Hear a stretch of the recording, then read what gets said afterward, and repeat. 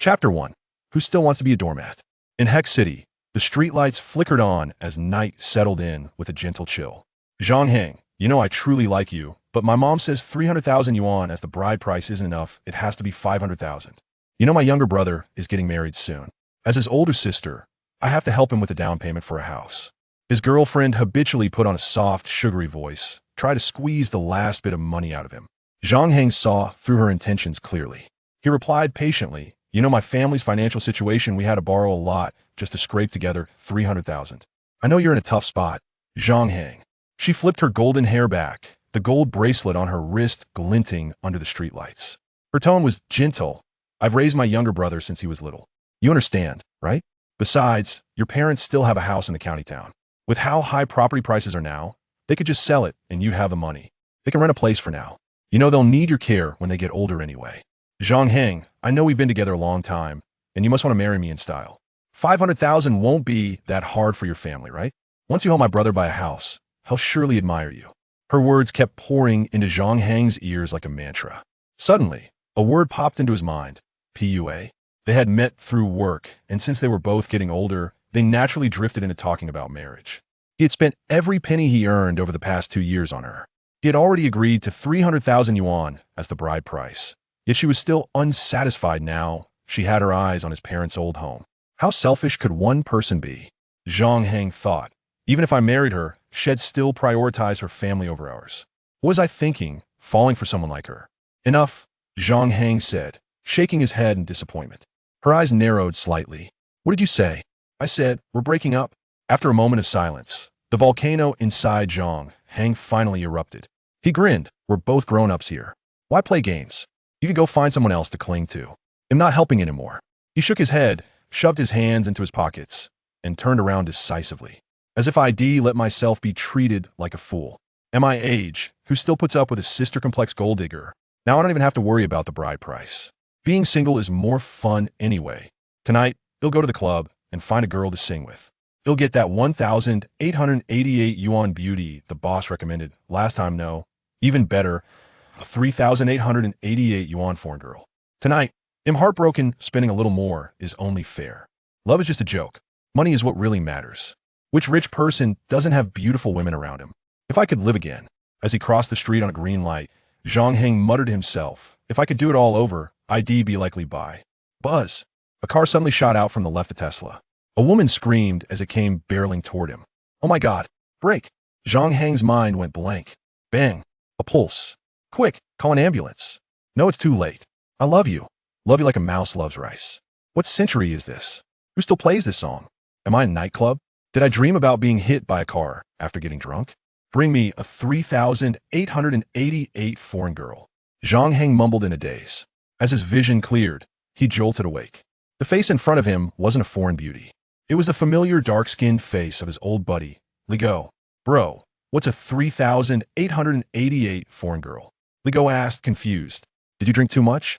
They were in a barbecue restaurant, each holding a beer bottle. Around them was the usual noise, music, chatting, laughter. Am I reborn? Reborn to the day after the 2008 college entrance exam, the first time he and Ligo ever got drunk together? Zhang Hang tried an experiment. Ding? What are you dinging about? You're acting weird, Ligo blinked. Zhang Hang felt a wave of emotion. He really was reborn. But no ding, no system appeared. Bro Zhang. Ligo's voice brought him back. Looking at Ligo, Zhang Hang felt a rush of mixed emotions. Dog, promise me don't ever go to Myanmar this life. What kind of place is that? Not even a dog would go there. Ligo chuckled, grinning like a fool. If you're trying to chase our class beauty, Jian goddess, I don't think she'll agree. Everyone's after her. Who the hell are you? Who said I want to chase her? Zhang Hang slowly pieced things together. During high school, he had secretly liked Jiang Ying for 3 years. He had confessed on graduation day and got rejected a memory he'd rather forget. Aren't you the one who said you were going to confess to her tomorrow at school? Ligo scratched his head. How do I not remember that? You must have misunderstood. Now that I'm reborn, who the hell still wants to be a doormat?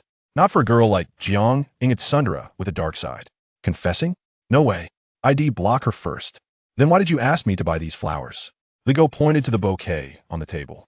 You said earlier, life is about taking chances. Forget it. She's not my type anymore. Zhang Hang waved it off. But didn't you like her all along? Ligo was confused. I'm not drunk, okay? I just don't like her anymore. Zhang Hang shook his head. Don't deny it. I won't laugh at you. Li Go smirked. Screw you, I'm serious. Zhang Hang laughed. Li Go realized he wasn't joking. He asked curiously, if you don't like Jiang Goddess, do you have someone else in mind? Who is it? Maybe an older woman, Zhang Hang said casually. Really? Of course. Youth doesn't appreciate a mature woman until it's too late. You'll understand someday. Li Go got even more curious, scanning the room. What kind of woman is an older woman? Like that one.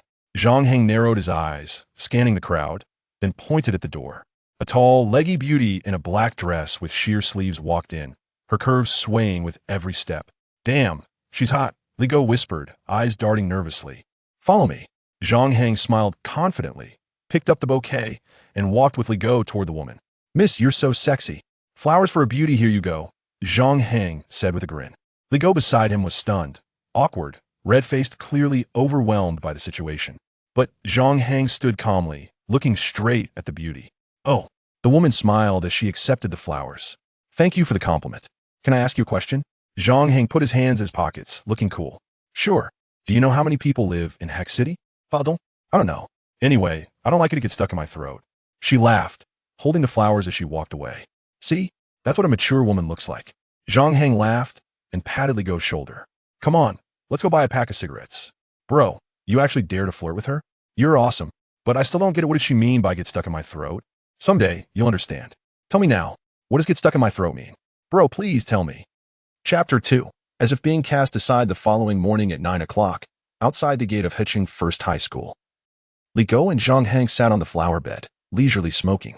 Zhang Hang squinted thoughtfully at the students bustling by, feeling the invigorating essence of youth and freedom.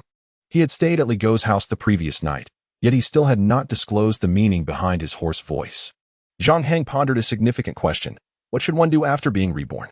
He concluded that life should be lived to the fullest, and the mistakes of his past life would not be repeated in this one. Particularly, he found the roles of being a sycophant, a backup, or entangling in romantic affairs to be exceedingly draining.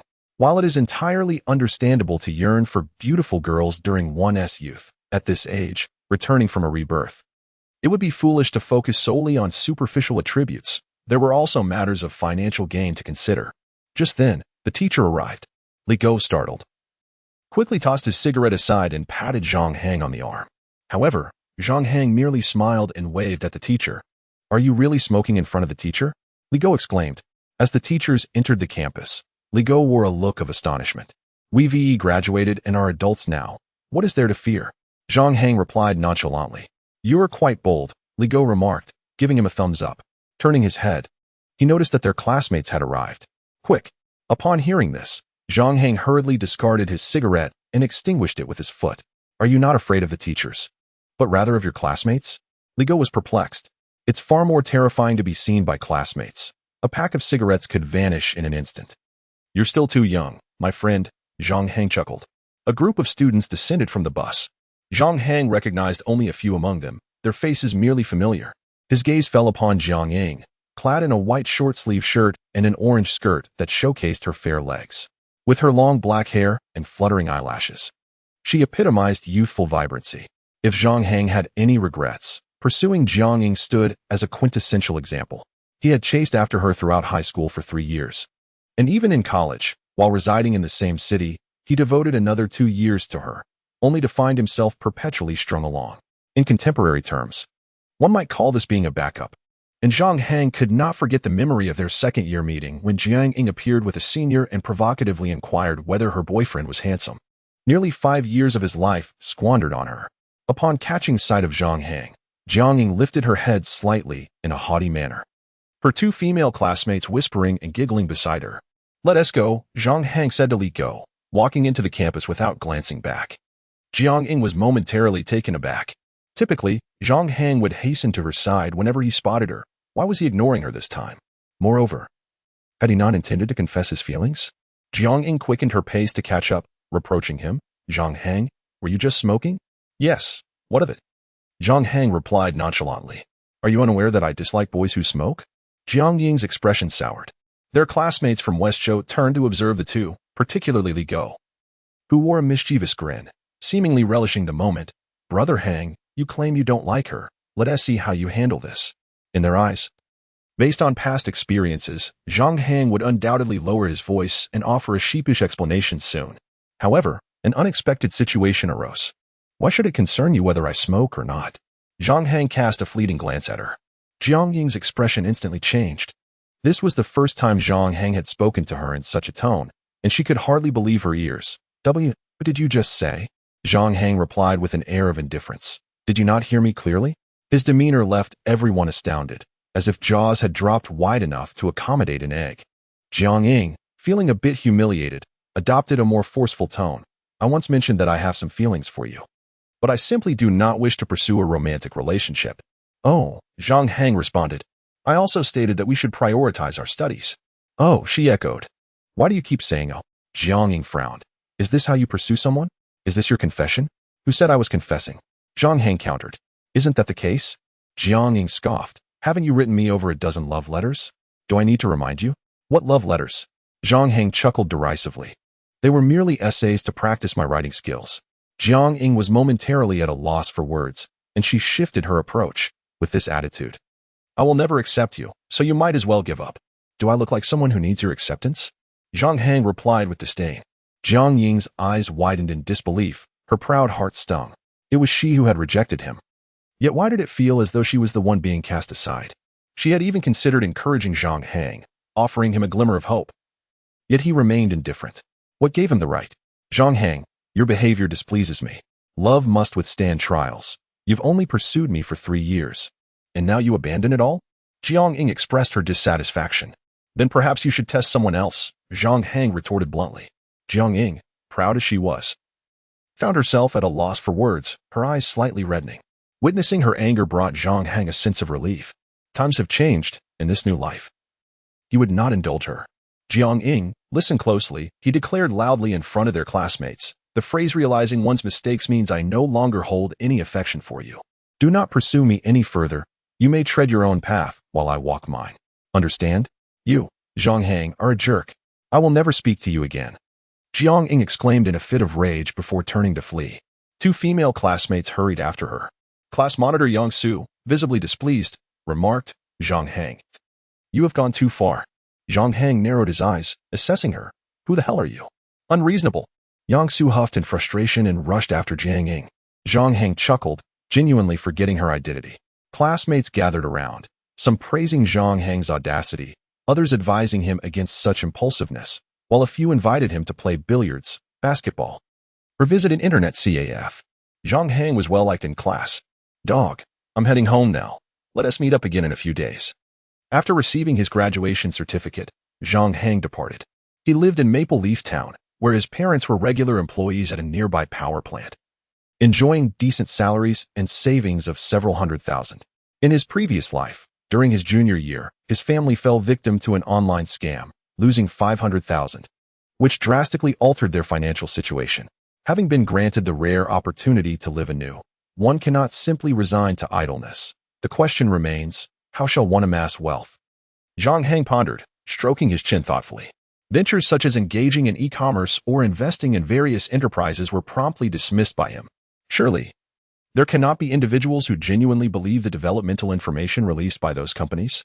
Oftentimes, the dynamics between the acquiring and acquired companies are intricately intertwined, and the paths to success of the magnates cannot be replicated. I must earn my fortune through diligent and grounded efforts. Suddenly, Zhang Hang's gaze fell upon a village, surrounded by a refuge site, located just beyond the city limits. Chengyan Village. This was the site that had announced sudden demolition in mid-July of 2008, reportedly in connection with a substantial foreign investment. His knowledge was keen, as his friend Li Go's grandmother resided there. Typically, demolition compensations range from 15 to twice the amount, yet Chengyan Village boasted a staggering 3-fold multiplier. Indeed, we are in an era of demolition freedom. A smile spread across Zhang Hang's face. Possessing an advantage of foresight, this method of capitalizing on demolition was not only stable, but also precise. Chapter 3. The hardest to guard against in a northern region of Maple Leaf Town, several rows of independent 2-story houses, affectionately dubbed small villas by the townspeople, stood. These were the abodes of the town's middle-class families. Upon returning home, Zhang Hang found his father, Zhang Chenguan, preparing a fish in the front yard, while his mother, Wang Caixia, stood nearby with a bowl of chicken by an outdoor iron stove. "Oh, my son has returned. I thought you would linger at your friend's place for a few more days," Zhang Chengwen exclaimed with surprise and delight. With the children grown, he understood their inclination to socialize outside, yet 2 days apart made him miss his son dearly. Zhang Hang felt warmth envelop him as he beheld his familiar home and cheerfully inquired, "What delectable dishes have you prepared today?" "Today we are making 6 dishes." His mother replied with a radiant smile. "Sweet and sour ribs, chicken stewed with mushrooms, braised fish. These are all your favorites." "How fortunate I am." Zhang Hang laughed heartily. It had been quite a while since he had savored his parents' cooking, and he longed to sit down and indulge himself immediately. "Uncle Qiao has returned from his business trip." Zhang Chengwen wiped his hands clean. "They will be dining with us tonight, so I prepared a few extra dishes." Uncle Qiao, whose full name was Qiao Liang, worked in the finance department at the power plant and shared a good rapport with Zhang Chengwen. In his previous life, Zhang Hang had frolicked outside for over a week before returning home, thereby missing this meal. Wang Caixia, smiling, added, "Xiao Yuqi scored 651 points and plans to apply to Jiangzhou University. What about you, son? You scored 640. What are your intentions?" Qiao Liang's daughter was an academic prodigy from the 3rd high school. Indeed, fewer than 50 students from Heqing could secure admission to Jiangzhou University or more prestigious institutions each year. Her achievements were exceptionally rare. Zhang Hang, reflecting on his past, lamented his foolishness in not applying to Jiangzhou University out of dejection after being rejected by Jiang Ying. Each recollection of sacrificing his future due to Jiang Ying's dismissal led him to chastise himself. "I certainly could have attended Jiangzhou University," Zhang Hang mused, stroking his chin with a smile. "I shall apply shortly." "Very well," Zhang Chengwen nodded. "Yuqi tends to be a bit reclusive. Your uncle is concerned that she struggles with social interactions. If you have some free time, perhaps you could take her out for a stroll." "Doesn't she have any friends?"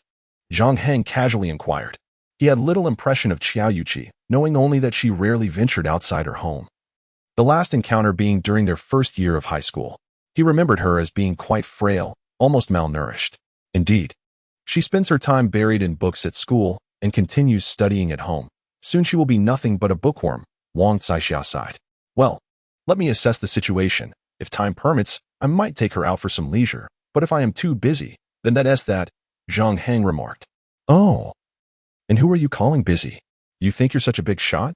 Wang Caixia chuckled. "Of course, I have grand ambitions, perhaps in a few days. I shall surprise you all." Zhang Hang laughed heartily. After his rebirth, the first lesson he imparted to his parents was that guarding against internal thieves is challenging. The memory of his parents' astonished expressions upon discovering their savings depleted by him brought a smile to his face. His father's bank card, ID, and the phone call to arrange a large withdrawal for his entrepreneurial seed money had to be executed in this manner. He had already devised the steps. But one cannot conceal fire forever. Once the money was withdrawn, his father would receive SMS notifications. By then, he should have already purchased the house in Qing'an village. This was a classic case of acting first and reporting later. Of course, if the money was squandered on indulgences, it would be a case of acting first and facing consequences later.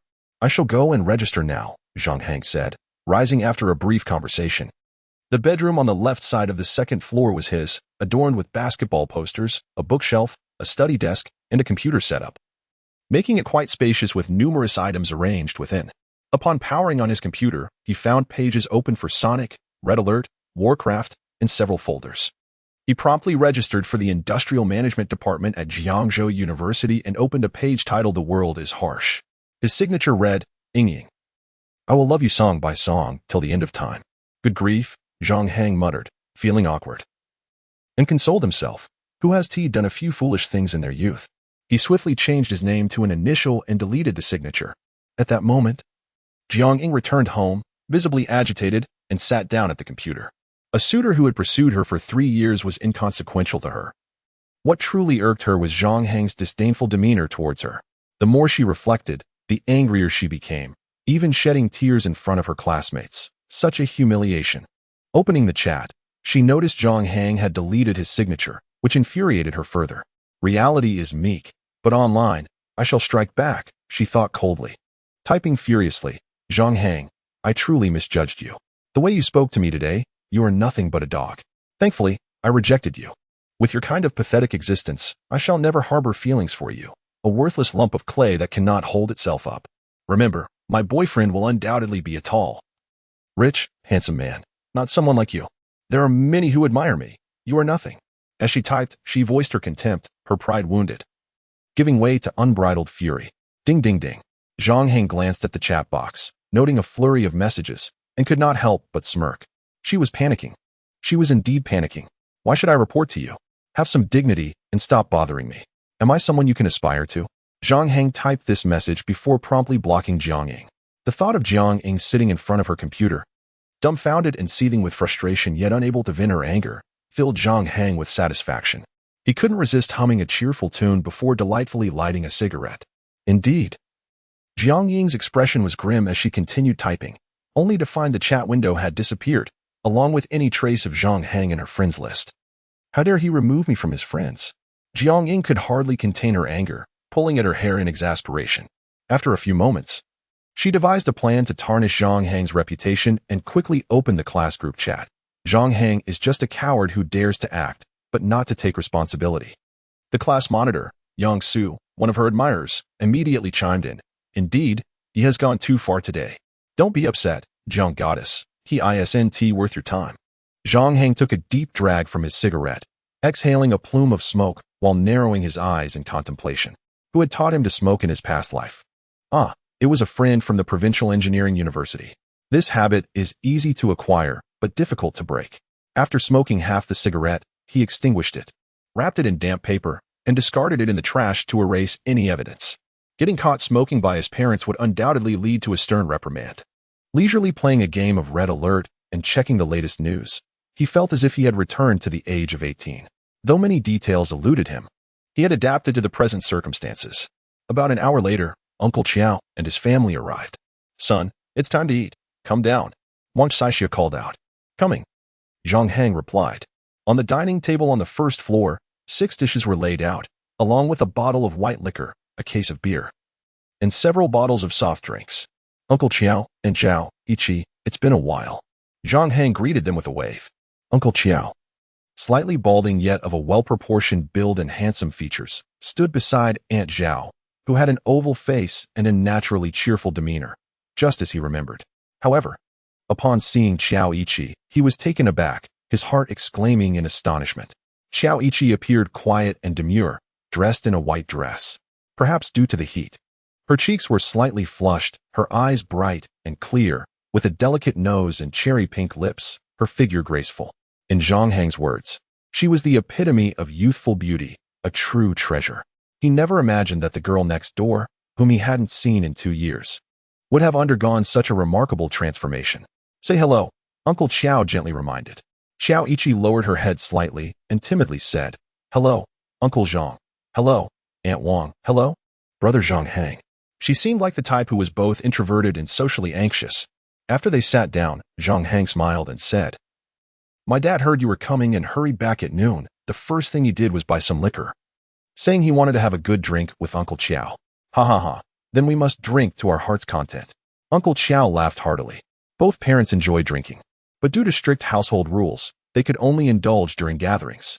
Come, let us fill our glasses, Zhang Chengwen said, pouring wine for Uncle Qiao. Rain Chi, do you prefer cola or black tea? Zhang Hang casually inquired. Thank you, Xiao Yuchi replied as she reached out to accept a bottle of black tea. When she attempted to twist off the cap, she discovered that Zhang Hang had already loosened it for her. She took small sips of her drink while enjoying her meal, embodying the essence of a quiet and studious girl. Occasionally, she stole glances at Zhang Hang, who, despite being of the same age, conversed effortlessly with the adults, exhibiting a remarkable prowess. After 10 minutes, Xiao Yuchi blinked and lowered her gaze slightly. Typically, one would offer a farewell when leaving the dining table as a guest, but she felt a twinge of shyness. Thus, she quietly rose and made her way to the adjacent sofa. Rainchi, are you full? Wang Saixia asked. Yes. Xiao Yuchi nodded. You hardly ate. No wonder the child is so slender, Wang Saixia remarked to Zhao Wan. Not slender at all. Zhang Hang shot a glance at Xiao Yuchi's ample bosom, finding it quite alluring. I've finished eating. Dad, Uncle Qiao, please take your time, Zhang Hang announced before leaving the dining table. Seated on the sofa, Xiao Yuchi was engrossed in reading Romance of the Three Kingdoms. Who is your favorite character in the Three Kingdoms? Zhang Hang asked casually. Zhuge Liang, Xiao Yuqi answered softly. Ah, Zhuge Liang, a near mythical figure. He is capable of everything, outwitting opponents, strategizing brilliantly, invoking the east wind, and even performing rituals, Zhang Hang remarked with a smile. In contrast, Cao Cao's philosophy is one of self-interest, believing it better to betray the world than to be betrayed by it, as exemplified by his ruthless actions against the L family, all under the guise of supporting the Han and saving the common people. Do you like Cao Cao? Xiao Yuqi asked, a hint of confusion in her voice. Cao Cao is the quintessential antagonist. Surely many wouldn't have affection for him? I wouldn't say I like him, merely that I admire him. Zhang Hang waved his hand dismissively. If we're talking about favorites, then it would be Diao Chan, Kaiwenji, and the two Chaos. Xiao Yuqi parted her lips slightly, murmuring an O. In her mind, she labeled Zhang Hang as someone particularly fond of women. Did you get the last question on the science exam correct? Xiao Yuqi inquired, curiosity piqued. A naive soul in life, an elite in academics, she mused about Zhang Hang. He hardly recalled the exam questions. If he were to relive the night before the exam, he would likely be at a loss. What question? He asked. It was about pressure in physics. It was quite challenging, and I didn't solve it correctly, Xiao Yuqi whispered. Pressure? Huh, Zhang Hang pondered. The deeper you press, the more water you have. There is no wasted force. Xiao Yuqi looked perplexed. That is true in principle, but the answer is quite complex. Haha. The funny part is I've forgotten the question too. Rain Shi, the scores are out now.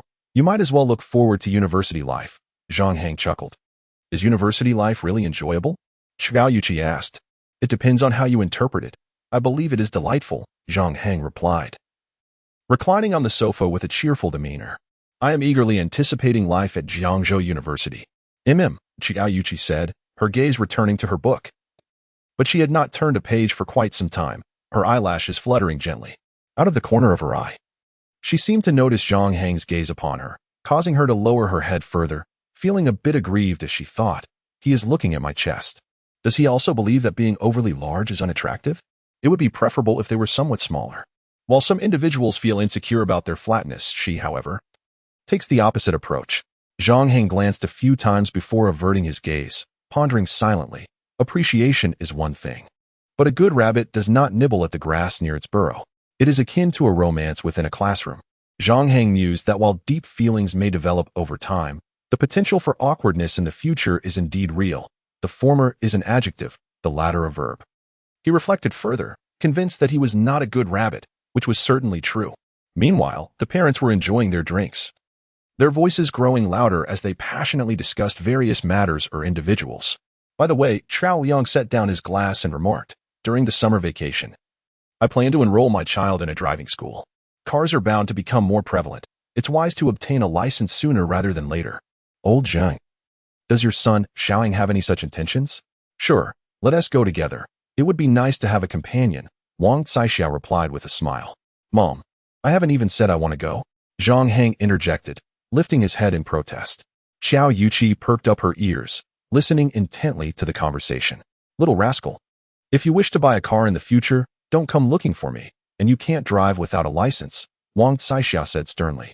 Oh, come on. Can I go? Zhang Hang playfully protested, prompting laughter among several parents. Thus, the decision to pursue a driving license was made. Zhang Hang called Li Go to inform him of the matter. Li Go, in a rush, sought his father and, after 2 hours of persuasion, finally received his consent. The next day dawned bright and sunny. In addition to the 2,100 yuan for the driving license, Wang Caixiao also handed Zhang Hang an additional 800 yuan, urging him to take Xiao Yuqi out for some fun. After waiting a few minutes in the courtyard, Xiao Yuqi arrived, dressed in a white short-sleeve shirt, light blue shorts, white shoes, and a round hat. She stood approximately 1.7 meters tall, about 10 centimeters shorter than Zhang Hang, and her figure was commendable. Noticing Zhang Hang staring at her, Xiao Yuqi slightly lowered her head and said, Zhang Hang ji. Let's go, Zhang Hang replied, breaking his gaze with a slight smile.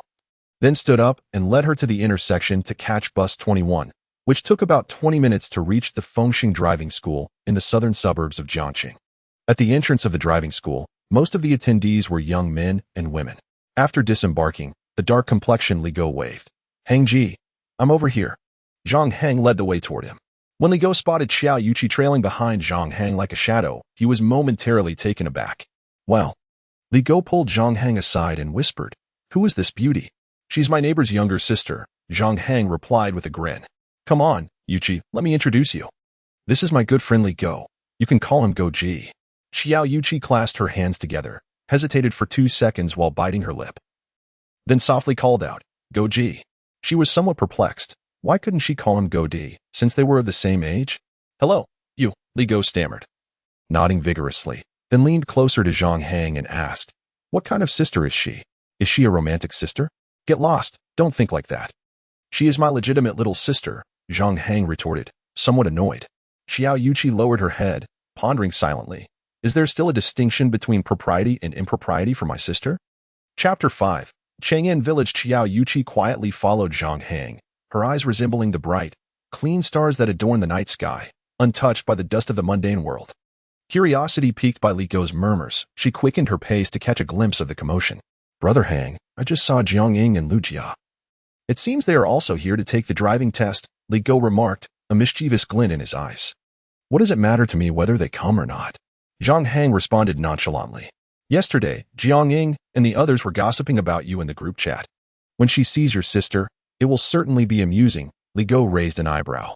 "Brother Hang, to be honest, I admire you greatly. You don't indulge our goddess Jiang in the least. She was brought to tears by your remarks." Upon hearing this, Xiao Yuqi paused slightly, her expression conflicted. "If Brother Zhang does not indulge beautiful women, can I still ask him to take me out for some fun?" Just as she was contemplating, Zhang Hang suddenly halted in his tracks. Xiao Yuqi, caught off guard, bumped into his back. "What's so soft?" Zhang Hang instinctively leaned back, the sensation of softness intensifying. Turning around, he found Xiao Yuqi standing behind him, her face flushed crimson. Zhang Hang chuckled inwardly. "You truly are something." "I didn't mean to," Xiao Yuqi murmured. Lowering her head, her features shadowed beneath the brim of her hat, her voice tinged with nervousness.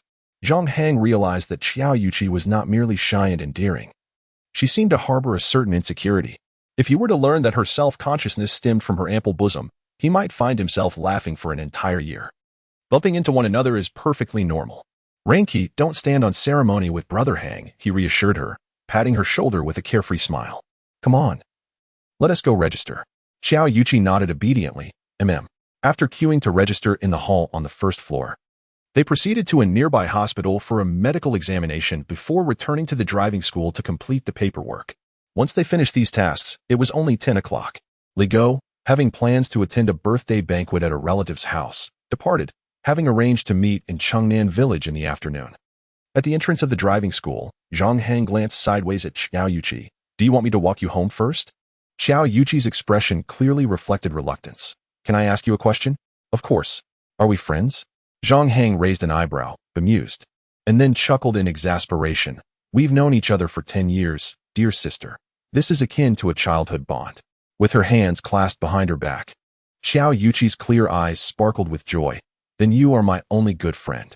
Zhang Hang looked at the girl before him, his smile tinged with tenderness. "This silly girl. Could it be that you have no other friends?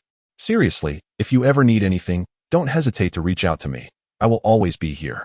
As Zhang Hang gently brushed her hair aside, a sudden surge of emotion flashed through his mind, reminiscent of lost youth, rekindling a vibrancy within his heart. Xiao Yuqi, deeply touched, smiled radiantly. "Then may I make a request?" Zhang Hang, with an air of generosity, replied, "Feel free to ask. I would like to visit Sanhuang Street." Sanhuang Street is a bustling thoroughfare, teeming with an eclectic array of goods. However, the disarray of the street often attracts loiterers. Zhou Yuqi's parents have never taken her to such places. A request so simple must surely be fulfilled. After 20 minutes, they arrived at their destination. The weather was rather warm, and the two walked side by side along the pedestrian street. The atmosphere was vibrant with the cacophony of voices. While numerous stalls lined the sides, their vendors creating a symphony of urban life. "Would you like some ice cream?" Zhang Hang suggested, pointing to a nearby cold drink stall. Zhou Yuqi hesitated slightly. "Is that okay?" "Why would tea it be? If you want it, just have it," Zhang Hang chuckled. After spending a few dollars on 2 ice creams, Zhou Yuqi held hers up to her rosy lips and delicately licked it with her little tongue. Zhang Hang couldn't help but marvel at how endearing the neighborly girl was, even while eating.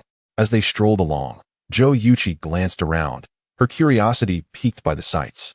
Zhang, what does that cola-flavored drink taste like? It's a knockoff cola, he replied. What about the certificate for beauty and handsome? Should we get one? That certificate ISNT earned. It costs $2 each. Why does that rabbit tail have a smooth little ball in front? That's a decorative piece, not a toy. After half an hour of exploration, they reached the end of the pedestrian street. Zhou Yuqi, still eager for more, suddenly spotted a KFC nearby, her eyes sparkling with excitement. Can I treat you to KFC? Zhang Hang realized that Zhou Yuqi's parents were quite strict with her, as she rarely indulged in fast food like fried chicken. Once seated inside, Zhang Hang observed Zhou Yuqi relishing her meal, lost in thought.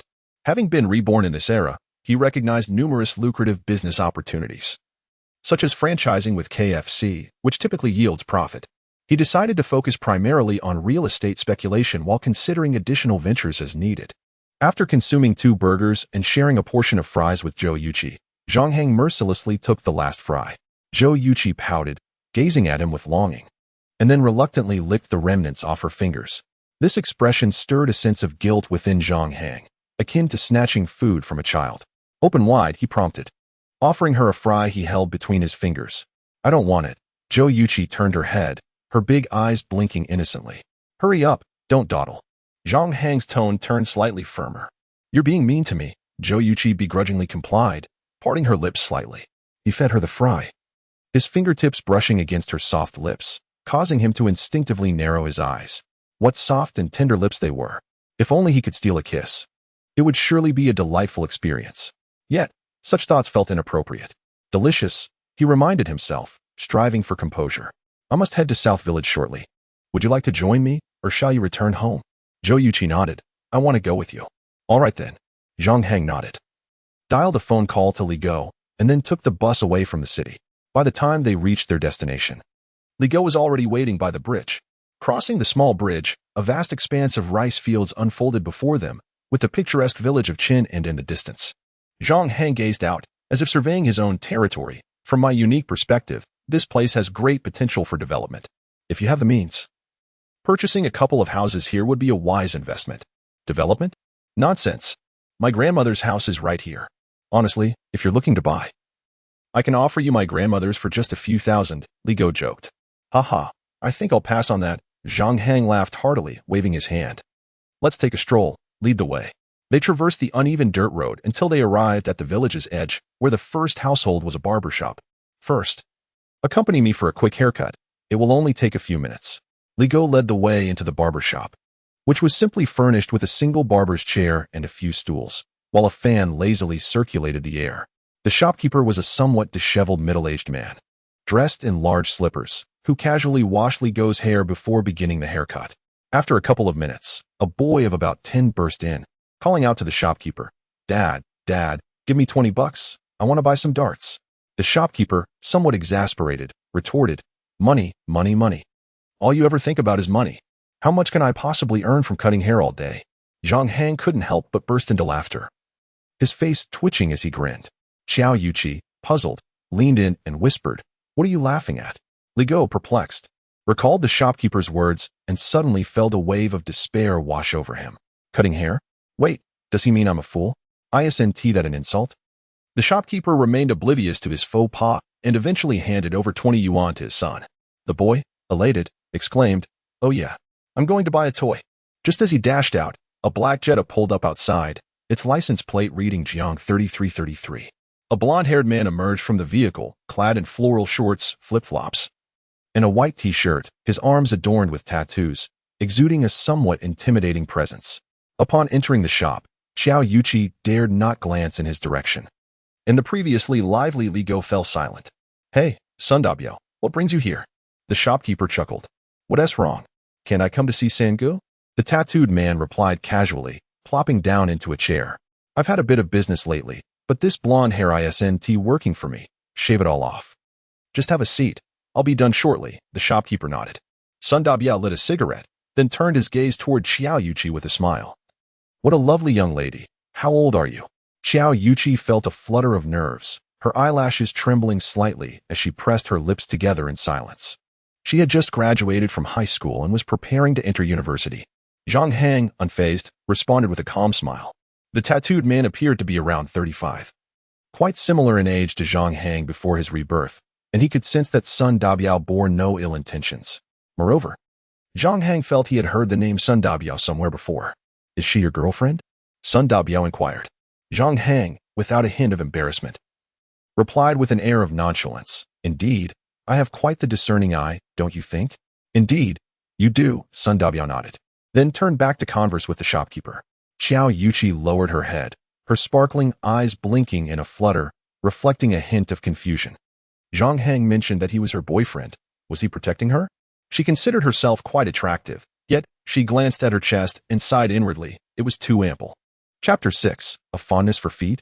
While the young girl's mind wandered, Zhang Hang finally recalled the identity of Sun Dabiao, the notorious figure from Huqing.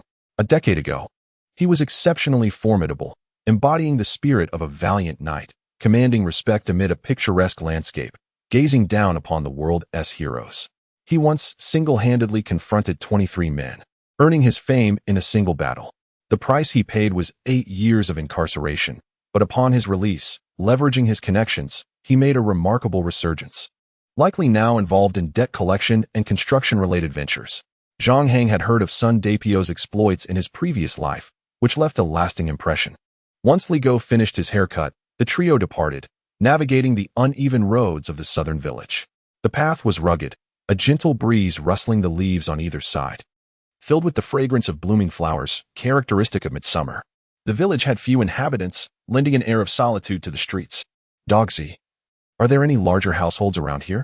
Zhang Hang inquired, scratching his nose. Given the varying quality of houses, each could cost between 50,000 to 150,000 yuan.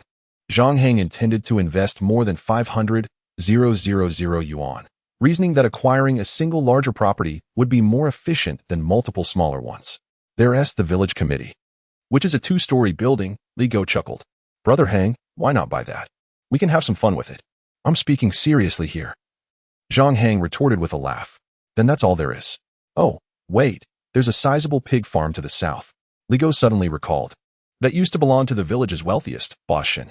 I heard from relatives that he moved to Jiangzhou 10 years ago and has become quite a big shot. The pig farm had been abandoned for a decade, featuring a vast factory space and a residential area over 20 meters long, with a courtyard of cracked concrete resembling a spider's web, overrun with weeds. This place is excellent, Zhang Hang remarked, walking around the pig farm, thoroughly satisfied. However, dealing with a businessman would likely prove challenging. Dogsy, find out Boss Shin's contact information for me, Zhang Hang said earnestly. Seriously, Brother Hang? Li Go blinked in surprise. Of course. We've been walking for over half an hour. Do you think this is a leisurely stroll?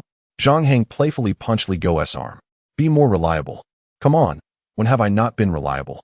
Li Go exclaimed, bouncing up. Just wait. I'll make sure this gets sorted. All right, we'll head back for now.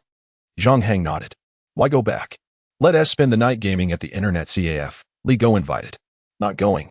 I have the first subject exam in 5 days. I need to focus on studying. Zhang Hang led the way onto the main road. Xiao Yuqi followed closely behind, her gaze shifting as she noticed a house to her left. The earthen dwelling was covered in moss, and the yard was overgrown with weeds. An elderly man tended to the garden with 2 young boys. She recalled a line. In the desolate alley, few visit. Just a few grandchildren accompany the white-haired elder. Just as she was engrossed in the scene, she suddenly stepped on a broken tile, twisting her ankle and losing her balance, falling to the ground. Ah! Xiao Yuqi cried out in pain. Alas, what has happened to Sister Yuqi? Li Go was taken aback. Has she sprained her ankle? Zhang Hang crouched down to inspect. Beneath her duckbill cap, Xiao Yuqi squeezed her eyes shut, gritting her teeth, her face contorted in pain, beads of sweat glistening on her forehead. Allow me to assist you to that shaded stone over there. Zhang Hang helped Xiao Yuqi to a rock under the tree's protection, gently grasping her left foot. Does it hurt terribly? Yes, it does. Xiao Yuqi bit her lip, her eyes brimming with tears, on the verge of crying. An image of sweet vulnerability. What are we to do? Li Go scratched his head, feeling utterly helpless. Zhang Hang promptly removed Xiao Yuqi's little white shoe. Inside, she wore immaculate white silk socks. The graceful shape of her foot was quite enchanting, and with the silk's elegance, Zhang Hang momentarily forgot about her sprained ankle. Instead, he raised her foot slightly, observing it closely. It seems fine. As long as it doesn't smell, I shall give it a gentle rub. Xiao Yuqi's body tensed. Her cheeks flushed, her tear-filled eyes glistening. She softly murmured a faint no and allowed Zhang Hang to attend to her. 20 minutes later. Brother Hang, isn't that enough? Li Gao gently prodded Zhang Hang's back. What did you say? Zhang Hang did not even lift his eyelids. Li Gao crouched down, whispering in his ear, if you keep rubbing, her skin will peel off. You know nothing. This is to alleviate the pain. Zhang Hang grinned and boldly inquired. Yuqi, do you feel any better? Much better, she replied, her head bowed, still blushing, her eyes shimmering shyly. Try standing up. Zhang Hang chuckled lightly as he helped her into her little white shoes. Just as Xiao Yuqi attempted to rise, a sharp pain forced her to sit back down swiftly. Never mind, I shall carry you back. Zhang Hang shook his head with a sigh and then crouched before Xiao Yuqi. After a moment's hesitation, she leaned closer, her hands resting on Zhang Hang's shoulders to minimize contact. As Zhang Hang stood up, his weight shifted backward, causing both to stumble. Fortunately, Zhang Hang reacted quickly, stepping back while bending forward, and Xiao Yuqi collided against his back. What is wrong with you? Zhang Hang said irritably. Hold on tighter, if you fall. I want to be taking you home, but rather to the hospital. Yes, I understand. Why must you be so fierce? Xiao Yuqi retorted somewhat plaintively, then bit her pink lips and obediently wrapped her arms around Zhang Hang's neck. Zhang Hang's hand rested on her thigh, their contact undeniably intimate. The soft sensation sparked Zhang Hang's imagination, yet the journey stretched on, and after a quarter of an hour, he was drenched in sweat, panting heavily. Li Gao observed the scene, internally lamenting. And you say she is not your girlfriend? Goodness, Brother Hang, you certainly know how to deceive me. Zhang Hang, you shameless rascal. Secretly courting such a beautiful girl. Seeing Zhang Hang in this state, Xiao Yuqi pulled a tissue from her pocket and dabbed the sweat from his brow. Her gaze turned forward, her eyes reflecting a hint of confusion. This feels so embarrassing, being carried like this. The intimacy quickened her heartbeat, like a startled deer. An unfamiliar sensation flooding her senses. Furthermore, Zhang Hang, why does he enjoy playing with feet? Carrying the soft and delicate girl to the intersection. He gently placed Xiao Yuqi on the seat after boarding the bus. Zhang Hang felt a sense of relaxation, yet there lingered a feeling of unfulfilled desire. Reflecting inwardly, her body is truly soft, as if one could squeeze water from it.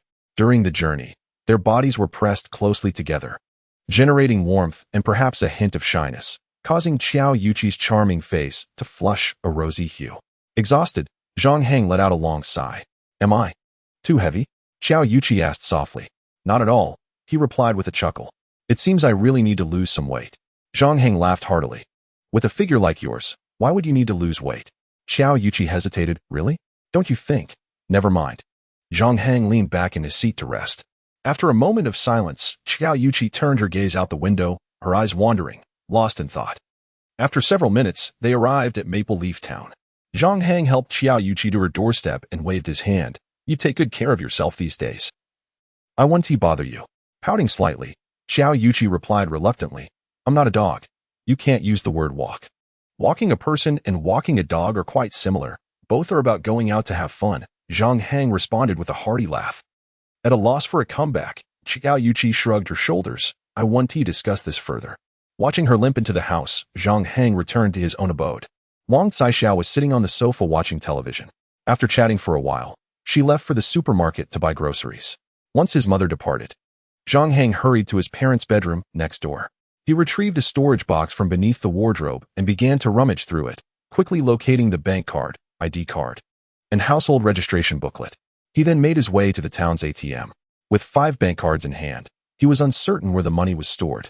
If the funds were dispersed across different accounts, it could be troublesome. Inserting the first bank card, he was prompted to enter the password. Zhang Hang chuckled. It must be my birthday. Incorrect password. His smile faltered. What else could it be? He furrowed his brow in contemplation. Oh, right. It was their wedding date, the 12th at 10:58. This time, he successfully accessed the bank card page. The first card had a deposit of 721 yuan. The second contained 292 yuan. When checking the last card, a string of numbers flashed. 56, 754, 900. Over 560,000. A beaming smile spread across Zhang Hang's face as he withdrew the card and left. This was the initial capital for his entrepreneurial venture.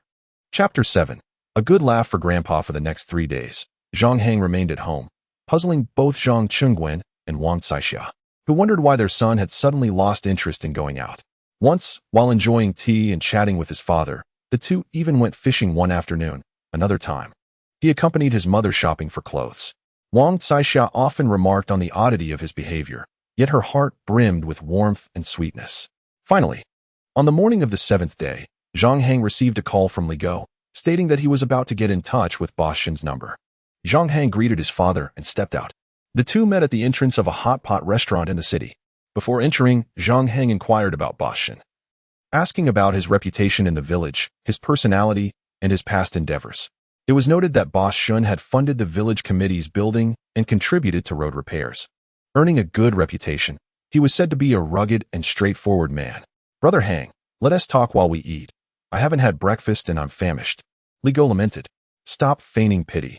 Wait until I finish my call," Zhang Hang replied, squatting beside him, lighting a cigarette, and thoughtfully exhaling smoke. After 2 minutes, he took out his phone and decisively made a call. "Who is this?" came a strong, robust voice on the other end as the call connected. "Hello, Boss Shin. I am a relative of Li Aiqin from Chengnan Village. My name is Zhang Hang. I don't know you." "No matter. I'll hang up. I'm busy," came the curt response. "I apologize for the interruption. I'm calling to inquire about the pig farm owned by Boss Shin. I'm interested in purchasing that property for investment." Zhang Hang earnestly expressed his intentions. "The abandoned pig farm?" Boss Shin suddenly showed interest. "Is that place still usable?" "I've assessed it, and it's quite good," Zhang Hang replied with a smile, thinking to himself, "This could work. If I were to sell, how much could you offer?" "It cost me 600,000 to build the place. The land must have appreciated by now," Boss Shin stated. Boss Shin had built his reputation on the village's pig farm, becoming a legendary figure in the community. "I aspire to establish myself on that land as well." Hoping to benefit from Boss Shin's legacy, Zhang Hang remarked, engaging in a lively conversation filled with an array of topics. Li Go watched in astonishment. He had heard that when the village head called Boss Shin, the call was typically cut short within 2 minutes, yet Brother Hang was conversing merrily with him. After several minutes, Zhang Hang laughed heartily. "Brother Shun, I can only muster 56,000. I'm not lying. More than 50,000 isn't worth my trip," Boss Shin chuckled. "Well, let us consider this a little trip back home to support a fellow villager's entrepreneurial spirit. Here's the plan. Once you're ready, I'll head back, and we can finalize the matter on the morning of the 5th, after which I'll return." Zhang Hang clenched his fist, exhilarated. "Rest assured, brother. I will make all the necessary arrangements. I'll call you again soon." After hanging up, Zhang Hang couldn't help but laugh. It's done. He had not anticipated the conversation would go so smoothly. However, sealing the deal and executing it were two different matters until the property deed was in hand. True success remained elusive. "Let us go, Guzzi, first we eat." Zhang Hang patted Li Go on the shoulder. "Wait, Brother Hang, do you really have over 50,000? Are you truly going into business? Wow, you're amazing." The hot pot restaurant was quite spacious, featuring elegant and quiet individual booths. The female servers, clad in red cheapao dresses, led the two to their seats. "I'll take a look at the menu first," Zhang Hang casually remarked as he picked it up. Li Go, too hungry to wait, eagerly said, "I can't wait any longer. Waitress, please bring me a pot of water to quench my thirst." The waitress was momentarily taken aback, her cheeks flushed, and she couldn't help but exclaim, "Sir, you truly have a penchant for cleanliness. If you truly need to relieve yourself, please do so in the restroom." Upon realizing the implications of her words, Li Go felt an acute sense of embarrassment and was left speechless, unable to articulate a response. Zhang Hang stifled his laughter while placing their order and enjoying their meal. 2 hours later, upon returning home, Zhang Hang found his father seated on the sofa, engrossed in a television show. He casually fabricated an excuse to borrow his father's mobile phone, then distanced himself before crouching at a street corner to dial a local bank's number. "Hello. I would like to schedule a large withdrawal of 560,000 to be collected at 9 o'clock on the 5th. After completing the necessary verification, he proceeded with the transaction. Zhang Hang glanced around, lighting a cigarette and savoring a few puffs. Tomorrow marked the 6th. He intended to take the first part of the driving test, secure a hotel for Boss Shin, and ensure a lavish evening, which would likely cost several thousand. Where could he procure such funds? Asking his family would be far too troublesome. His close friend Li Go was as financially strapped as he was, and among his classmates, the wealthiest, like class leader Yang Su, were out of the question. That fellow was too busy fawning over Jiang Ying to lend a dime. If push came to shove, he would have to lay his cards on the table. As Zhang Hang pondered his predicament, he suddenly spotted Xiao Yuqi and her mother passing by in the distance. Her foot had nearly healed. A memory surfaced. Back in their first year of high school, he had seen her enormous piggy bank, filled with years' worth of accumulated red envelope money, surely amounting to several thousand. A grin spread across Zhang Hang's face as he made his way home. The following morning at 8, with the sun rising and the morning breeze refreshing, both his parents had already departed for work.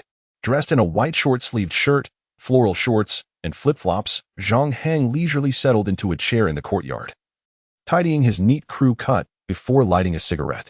Upon catching sight of Xiao Yuqi approaching, he slumped back in his chair, staring vacantly at the sky. "Zhang Hang, I'm here," Xiao Yuqi announced, clad in a white dress, her long black hair swaying gently. As she entered the courtyard, she softly reminded him, "Smoking is detrimental to your health." "Ah," Zhang Hang sighed, his expression clouded with sorrow. "What troubles you?" Xiao Yuqi instinctively held her breath, sensing that someone as optimistic and cheerful as Zhang Hang must be experiencing a profound sadness, which made her heart ache for him. "I suddenly recalled a saying," he mused. "What is it?" "I sit in the courtyard smoking. Half the cigarette is consumed by me, half by the wind. I do not begrudge the wind. Perhaps it has its own troubles." Xiao Yuqi slightly parted her pink lips and gently tugged at his arm. "If something is bothering you, you can share it with me. I can offer comfort. It's nothing too grave, just a lack of funds," Zhang Hang replied with a bitter smile. "Huh." Xiao Yuqi was taken aback. "Why is a lack of money something to be upset about? How much do you need?" "About 18,000, Zhang Hang extinguished his cigarette, only to see Xiao Yuqi turn and head back home. "Hey, where are you going?" "I haven't even mentioned borrowing money yet." Zhang Hang raised his hand, but upon seeing her retreat, he couldn't help but smile. Clearing away the ashes, after a brief wait of 2 minutes, I witnessed Xiao Yuqi approaching with an elegant and enchanting stride, cradling a pink piggy bank. "I have money. I can lend it to you," she declared, slightly raising her chin with a proud demeanor as she placed the pig on the stone table. "Is this appropriate?" Zhang Hang felt a bit embarrassed. Before he could finish speaking, his right hand seized a hammer and, with a single strike, shattered the pig. "Yuqi, you have done me a great favor. I can hardly repay you. In the future, I shall gift you a golden pig." Zhang Hang gazed at the notes inside, totaling over 11,000, with each bill being no less than 50. "Ha ha ha, you truly are a wealthy lady." Zhang Hang laughed heartily. "As long as you are happy," Xiao Yuqi replied, somewhat bewildered, as if Zhang Hang had been prepared with the hammer all along. Zhang Hang ruffled Xiao Yuqi's hair and said, "Come, let us first take the driving test." "Ah, my hairstyle," Xiao Yuqi muttered, shaking her head to smooth her hair before following Zhang Hang out. "Why do you need to spend so much money? Isn't it to entertain Bashan? He is a major figure. We cannot skimp on his hospitality." The two conversed as they made their way to the bus station. At that moment, a crowd of dozens gathered in front of the driving school, the scene bustling with excitement. Among them stood Li Go, anxiously awaiting Zhang Hang, his gaze fixed on the entrance. "Li Go, are you also taking the driving test?" Female classmate Lu Jia approached from the side.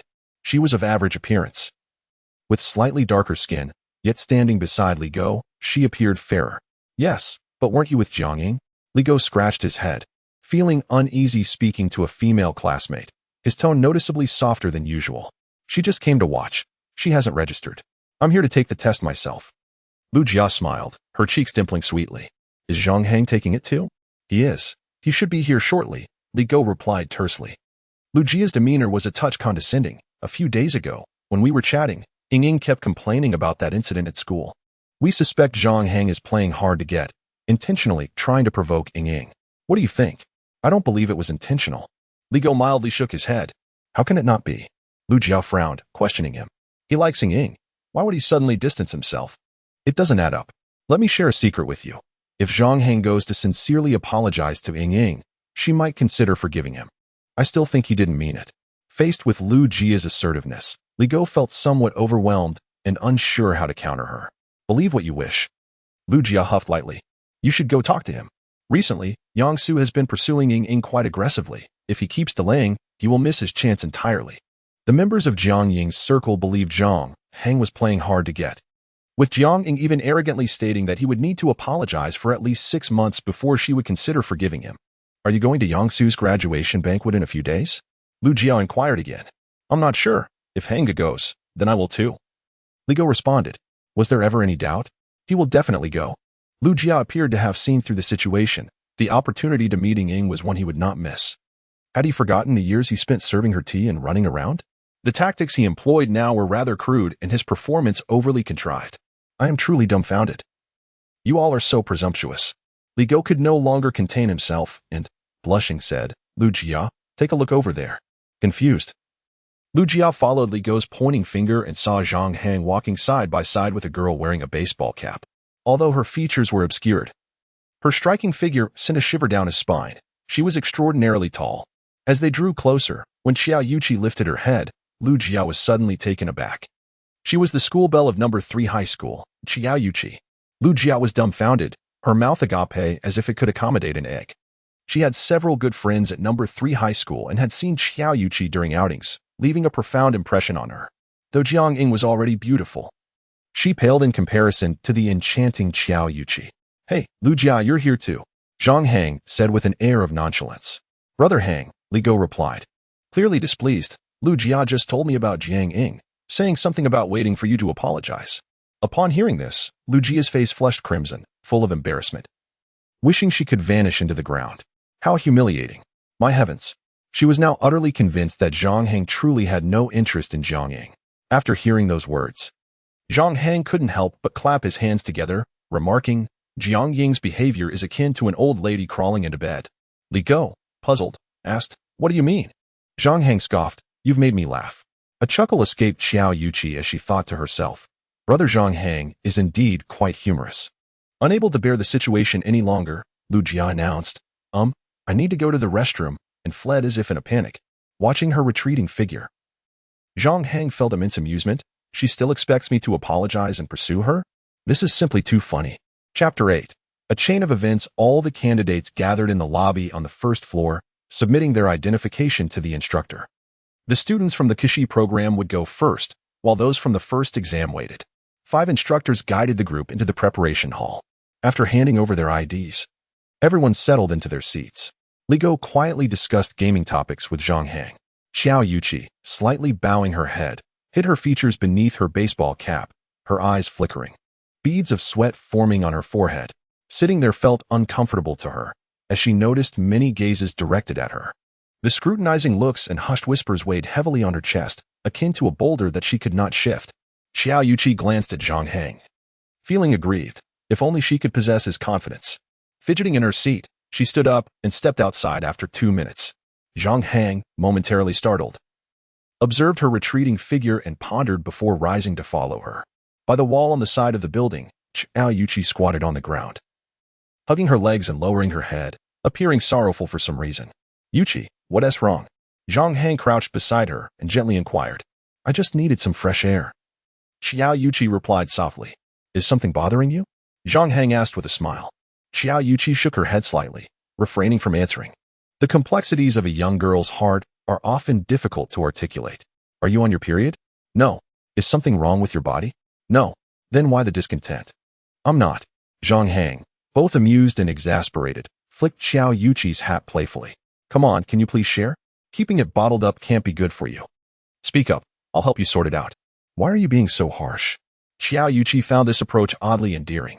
She lifted her gaze slightly, pursed her red lips, and confessed, It's just, so many people are looking at me, discussing me. It feels really awkward. Zhang Hang burst into laughter. Well, that's a good thing, he exclaimed, clapping his hands. It means you're attractive. Honestly, everyone is drawn to beauty. It's perfectly natural for them to talk about you. But I don't like it, Xiao Yuqi mumbled, lowering her head again. Her expression of vulnerability caused Zhang Hang to soften his smile, pondering deeply. It was peculiar that a girl as beautiful as she was plagued by social anxiety. If there were any perceived flaws or differences she held, could it be her ample bosom? Or perhaps her prolonged seclusion at home had fostered her lack of confidence? Zhang Hang was puzzled. Yet he recognized that instilling confidence in someone often begins with sincere praise. Yuqi, what do your classmates and others at school call you? He asked earnestly. Some call me by my name, while others refer to me as Goddess Qi, School Belle Qiao, Beauty Qi, or Pretty Qiao. They aren't wrong. I remember you in freshman year, looking so frail, and now you're so voluptuous and alluring. Xiao Yuqi froze, her cheeks tinged with a delicate blush. Don't be shy. Everyone grows, Zhang Hang chuckled casually. For instance, my growth has been such that I can no longer associate the phrase torrential waves with the sea. What does that mean? Xiao Yuqi shot him a glance, only to discover his eyes fixated on her chest. You, Xiao Yuqi said quietly, you keep looking at my chest. Multiple times a day. If it were a bashful boy like Li Go facing such a question, he would likely turn crimson. But Zhang Hang was different. He laughed and replied, honestly, it's not my fault. My eyes just wander there. Have you ever heard the saying? Xiao Yuqi began. Zhang Hang patted her shoulder, saying, when you look down, you miss the beauty around you. Frankly, you are stunning, not just your face, but your curvaceous figure. In ancient times, you would undoubtedly be that kind of woman who could bring a kingdom to ruin. Somehow, as Xiao Yuqi contemplated his words, a wave of joy surged through her, permeating every cell of her being. All right, you can't wear a hat during the exam. Zhang Hang removed her cap and ruffled her hair playfully. I'll share a little trick with you. Once we return to the hall, observe how others react to your presence. Do their gazes falter? Generally, when faced with you. Most people feel inadequate and won't dare to meet your eyes. Intrigued, Xiao Yuqi pondered this notion. Will it really be like that? Let us go, Zhang Hang said. Leading her back, as Xiao Yuqi stood up, she deliberately lifted her chest, then lowered her head, her large eyes blinking in innocence. She truly could not see her toes. The corners of Xiao Yuqi's mouth subtly curled upwards as she shook her head, allowing her hair to cascade gracefully and with a joyful stride. She followed Zhang Hang back to the hall. Although she still felt a twinge of unfamiliarity and nervousness, Xiao Yuqi noticed that the majority of gazes directed at her would shy away. This sensation was unprecedented for her. It seemed as though ripples of self-confidence began to stir deep within her. Silently, she awaited her examination. During this time, Zhang Hang stepped outside for a smoke and made a call to Boss Shin. The first stop for Boss Shin upon his return was Chengnan Village, and Zhang Hang would accompany him throughout. He had already booked a suite at the hotel, reserved a restaurant, and secured a private room at a nightclub, ensuring everything was meticulously prepared. As for the driving school exam, it was exceedingly simple for both him and Xiao Yuqi. Xiao Yuqi scored a perfect 100. Zhang Hang received a 96, and Li Go achieved a 92, all passing smoothly. Having scheduled practice for the second subject in 2 days, they left the driving school and saw Xiao Yuqi off in her car. She had a strong desire to go out and have fun with Zhang Hang. However, recalling that he had matters to attend to in the next couple of days, she resolved to return home and watch the story of Diachan from the Romance of the Three Kingdoms, pondering whether she too would be unable to see her toes when she looked down. Let us go to the internet CAF for a bit, Li Go suggested, throwing an arm around Zhang Hang's shoulder. No, Boss Shin will probably arrive in about an hour, Zhang Hang replied, glancing at the time. Then I'll just go online and wait for you. Aren't you just having dinner with Boss Shin? Li Go chuckled. You're thinking too simply, Zhang Hang said, slightly raising his head and taking a drag from a cigarette. Ding. Li Go produced a lighter, lit the cigarette, and inquired, Isn't it just about the property transaction? Fool, Zhang Hang exhaled a plume of smoke. Remember, before the transaction tomorrow, Boss Shin can back out at any moment. And the essence of the matter is that I am at his mercy. Therefore, I must meticulously arrange every detail of this trip. Li Go scratched his head. It feels too complicated. Hey, to avoid you having to run off to northern Myanmar for a 30,000 monthly salary in the future, just follow my lead and learn. Remember one thing. What is it?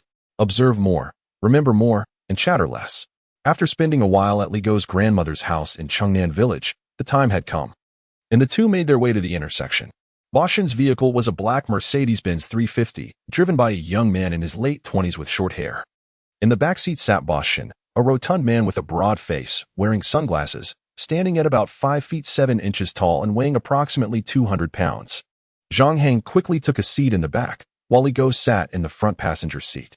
After exchanging greetings, Boss Shin removed his sunglasses, glancing up and down at Zhang Hang with a hint of disdain in his expression, speaking in a coarse tone. You're the one who called me? Yes. Zhang Hang nodded. You dare to call me old brother? Boss Shin patted his belly. From now on, call me Uncle Shun. You might not even be bigger than my daughter. All right, Uncle Shin, Zhang Hang chuckled. Had I known you were just a kid, I might not have come. Boss Shin seemed reluctant to conduct business with someone so young. I understand. Rest assured, everything is arranged properly. Zhang Hang exhibited a demeanor of propriety, speaking little as the journey was brief, lasting merely 5 minutes until they reached the village. Thereafter, Boss Shin distributed gifts from the trunk, which contained cigarettes, liquor, local delicacies, and more. After making the rounds and exchanging pleasantries with the villagers, Zhang Hang meticulously observed Boss Shen's every action. Though he appeared carefree, he possessed a keen attention to detail. At 3 in the afternoon, Boss Shen declined the villagers' invitation to dinner and accompanied Zhang Hang to the finest establishment in Huqing, the Yuntian Hotel. Uncle Shen, I have already made a reservation at the restaurant. Would you prefer to dine first or rest for a while? Zhang Hang inquired. Let us rest for a bit. By the way, do you know how to play chess? Boss Shen asked as he exited the car. I do. Zhang Hang replied with a nod. Let's go upstairs and play a game, Boss Shen suggested. Upon entering the hotel, the driver carried a crystal chess set. While Li Go silently followed, with Zhang Hang leading the way. Upon arriving at the spacious two-person suite that had been prepared, Boss Shen subtly nodded, acknowledging the young man's efforts. Come, Zhang Hang, let us have a match. With an aggressive opening, Boss Shen displayed a keen interest in the game. However, as they progressed, beads of sweat began to form on his forehead. By the tea table, the driver and Li Go observed intently, refraining from speaking. After a few moments, Boss Shen slapped his belly and exclaimed, Alas, I've lost. It seems I am truly aging and losing my touch. Zhang Hang couldn't help but chuckle inwardly. With such skills, it's not age that hinders you. Even in youth, one might falter. Nevertheless, his expression conveyed admiration. Boss Shen's chess style was grand and expansive, commanding the board with an impressive presence. His own victory was merely a minor calculation. In terms of style and strategy, he had much to learn from Boss Shen. Boss Shen laughed and pointed at Zhang Hang. You, young man, have quite the way with words. Come, let us play another round. In the second game, Zhang Hang remained focused and steadily defeated Boss Shen. The emotional surge of victory would be even more fulfilling when built gradually. As anticipated, in the third game, when Boss Shen captured Zhang Hang's veteran piece, he erupted into laughter, exclaiming, Ha! I have won. Ah! I used 80% of my effort, but I finally managed to best you. Zhang Hang felt a twinge of disbelief. It seemed Boss Shen was rather concerned about his pride. Choosing to conclude the chess match, Zhang Hang shifted the conversation towards dining. Aside from this hotel's restaurant, I have also reserved a private room at Brother Pang's barbecue. You may choose where to dine. Uncle Shen, is Brother Pang's barbecue still open? Boss Shen clapped his hands together. It's been ages since I've had it. Xiao Xiao. It's the perfect opportunity for you to experience the flavors of Huqing barbecue. 20 minutes later, they arrived at the barbecue restaurant's private room. Zhang Hang had prepared a bottle of Fei Tian Mitai worth 1,500 yuan in advance. As he unveiled the liquor, Boss Shen and the driver regarded Zhang Hang with newfound respect, sensing that this young man possessed a certain understanding. As the skewers of meat were served, a hush fell over the room. Boss Shen rubbed his hands together, eager to indulge, yet instinctively paused, uncertain whether Zhang Hang was familiar with the customs of a drinking gathering. Driver Zhou and Li Go were enjoying beverages, while Zhang Hang poured wine for Boss Shen, standing and expressing his gratitude. Thank you, Boss Shen, for taking the time from your busy schedule to return from afar to Huqing, supporting and nurturing the entrepreneurial endeavors of the younger generation. Today, let us feast and drink well. Uncle Shen, I shall finish this drink, and you may indulge as you please. As they were there to dine rather than to listen to lengthy speeches, Zhang Hang's opening remarks were succinct. Good. Boss Shen drained his glass, containing approximately a couple of ounces of liquor. Come, Uncle Shen, Brother Zhou, Guzi, let us begin our meal, Zhang Hang orchestrated. Li Go nodded silently, observing the eloquent Zhang Hang, feeling a tinge of unfamiliarity yet harboring admiration. Having just graduated from high school, to possess over 500,000 for entrepreneurship and engage in conversation with a figure like Boss Shen was quite impressive. A bottle of white liquor was quickly consumed, and Zhang Hang and Boss Shen transitioned to beer. Upon finishing 3 bottles, both were feeling the effects. Boss Shen's eyes reddened as he draped an arm around Zhang Hang, choking back emotions. I have only one precious daughter, yet her mother passed away early. She does not acknowledge her 2 stepmothers and constantly argues with me. What can I do? As one enters middle age, family matters become a frequent topic, and Boss Shen expressed his helplessness regarding his daughter's rebelliousness. I completely understand, Uncle Shen. Zhang Hang reassured, thumping his chest. Come on, with our bond, we should not call each other uncle. Call me brother. Boss Shen appeared displeased. His name was Shen Bin. And Zhang Hang exclaimed, Brother Bin. All right, Hang Di, let us drink to that. To be honest, I never expected you to venture into entrepreneurship at such a young age. You were far ahead of where I was at your age. By 8 o'clock, the drinking session concluded. Driver Zhou assisted Boss Shin, while Li Go supported Zhang Hang. Brother Ben, we've eaten enough. Shall we head to the next venue? Zhang Hang proclaimed loudly. Oh, there's a next venue? Boss Shin appeared surprised. Beishan nightclub. Zhang Hang replied. You rascal. Boss Shin exchanged a glance with Zhang Hang, and they both burst into laughter, as if they had discovered kindred spirits. Chapter 9. 1,000 joys and 1,000 drinks. Li Go followed them to the nightclub. Upon entering the opulent hall for the first time, he felt a mix of nervousness and curiosity. The private room was spacious, and 2 waitresses were busily attending to matters. Come, let us get the drinks flowing. Zhang Hang gestured. Brother Zhou, Guzi, you two enjoy cold drinks. Eat and drink plenty. Let us have a splendid time today. Zhang Hang and Boss Shun had arranged dozens of small beers, along with fruit platters and snacks.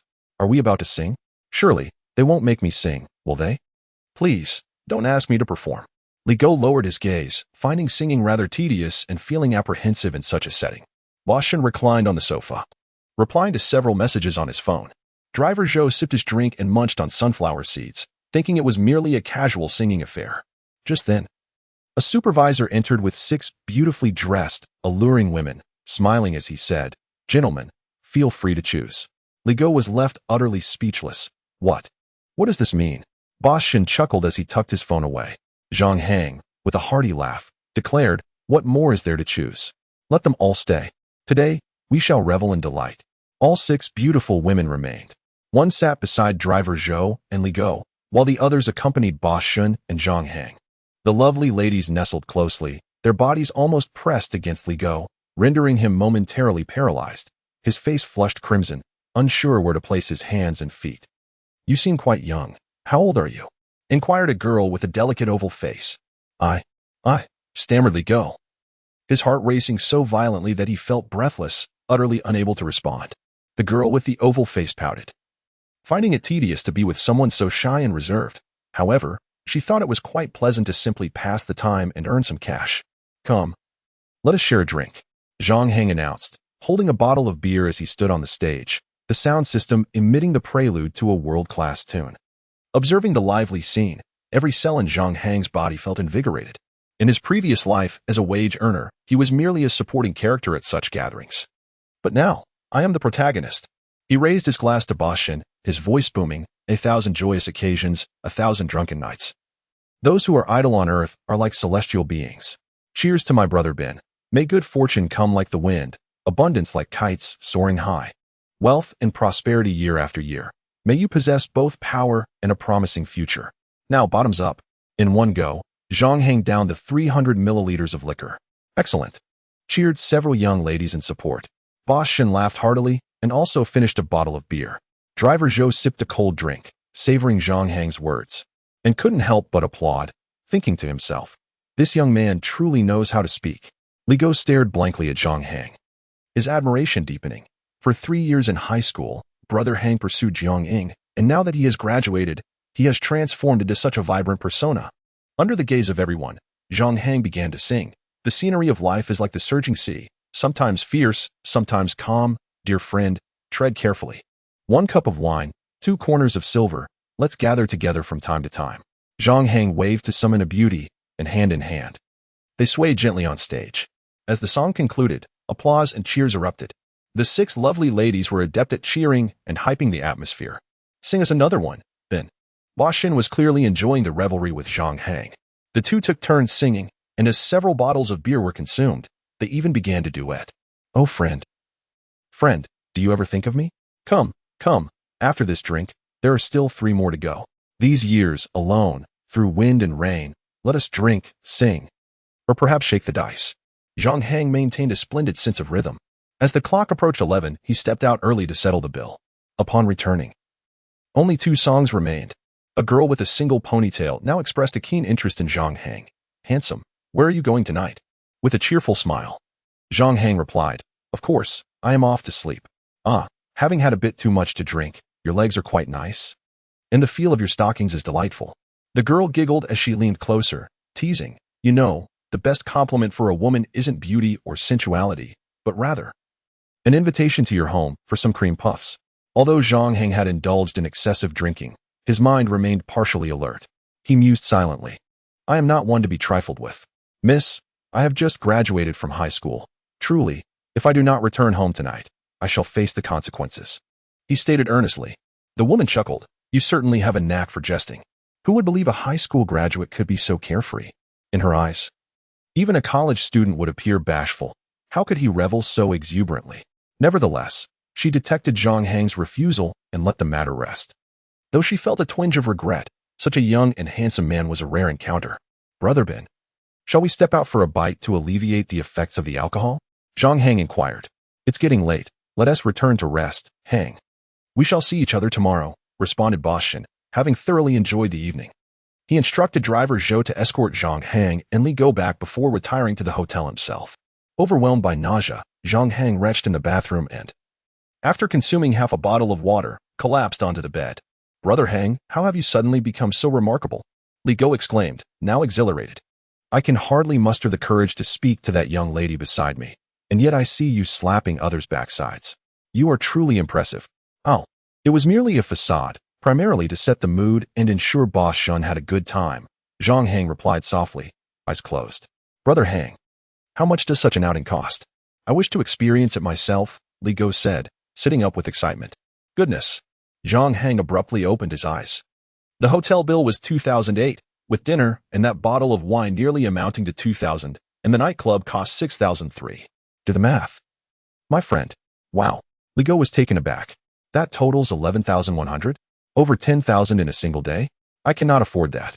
By the way, if Boss Shen were to back out of selling the house, wouldn't that mean a loss?" "Risk is a part of business," Zhang Hang exhaled deeply, shifting into a more comfortable position. "Brother Hang, honestly, I believe you will certainly become a millionaire in the future," Li Go remarked with admiration. "A millionaire? I shall soon be one," Zhang Hang scoffed. "Enough talk. I am tired." Li Go lay back, staring blankly at the moon outside, the events of the day leaving a profound impact on him. Meanwhile, in a hotel suite, driver Zhou prepared a pot of tea for Boss Shun, who was engaged in a phone call with his daughter. "Darling, I am on a business trip, not out gallivanting. Do you not trust your father? When have you ever had business?" "I cannot be bothered to argue with you," she replied, and the call ended abruptly. "That troublesome girl," Boss Shin chuckled, glancing at driver Zhou. "What do you think of Zhang Hang?" "Well," driver Zhou pondered, "I believe he is quite mature, not at all like a typical high school graduate." "Indeed," Boss Shin exclaimed, slapping his thigh. "It's downright uncanny. I felt like I was playing with someone my own age.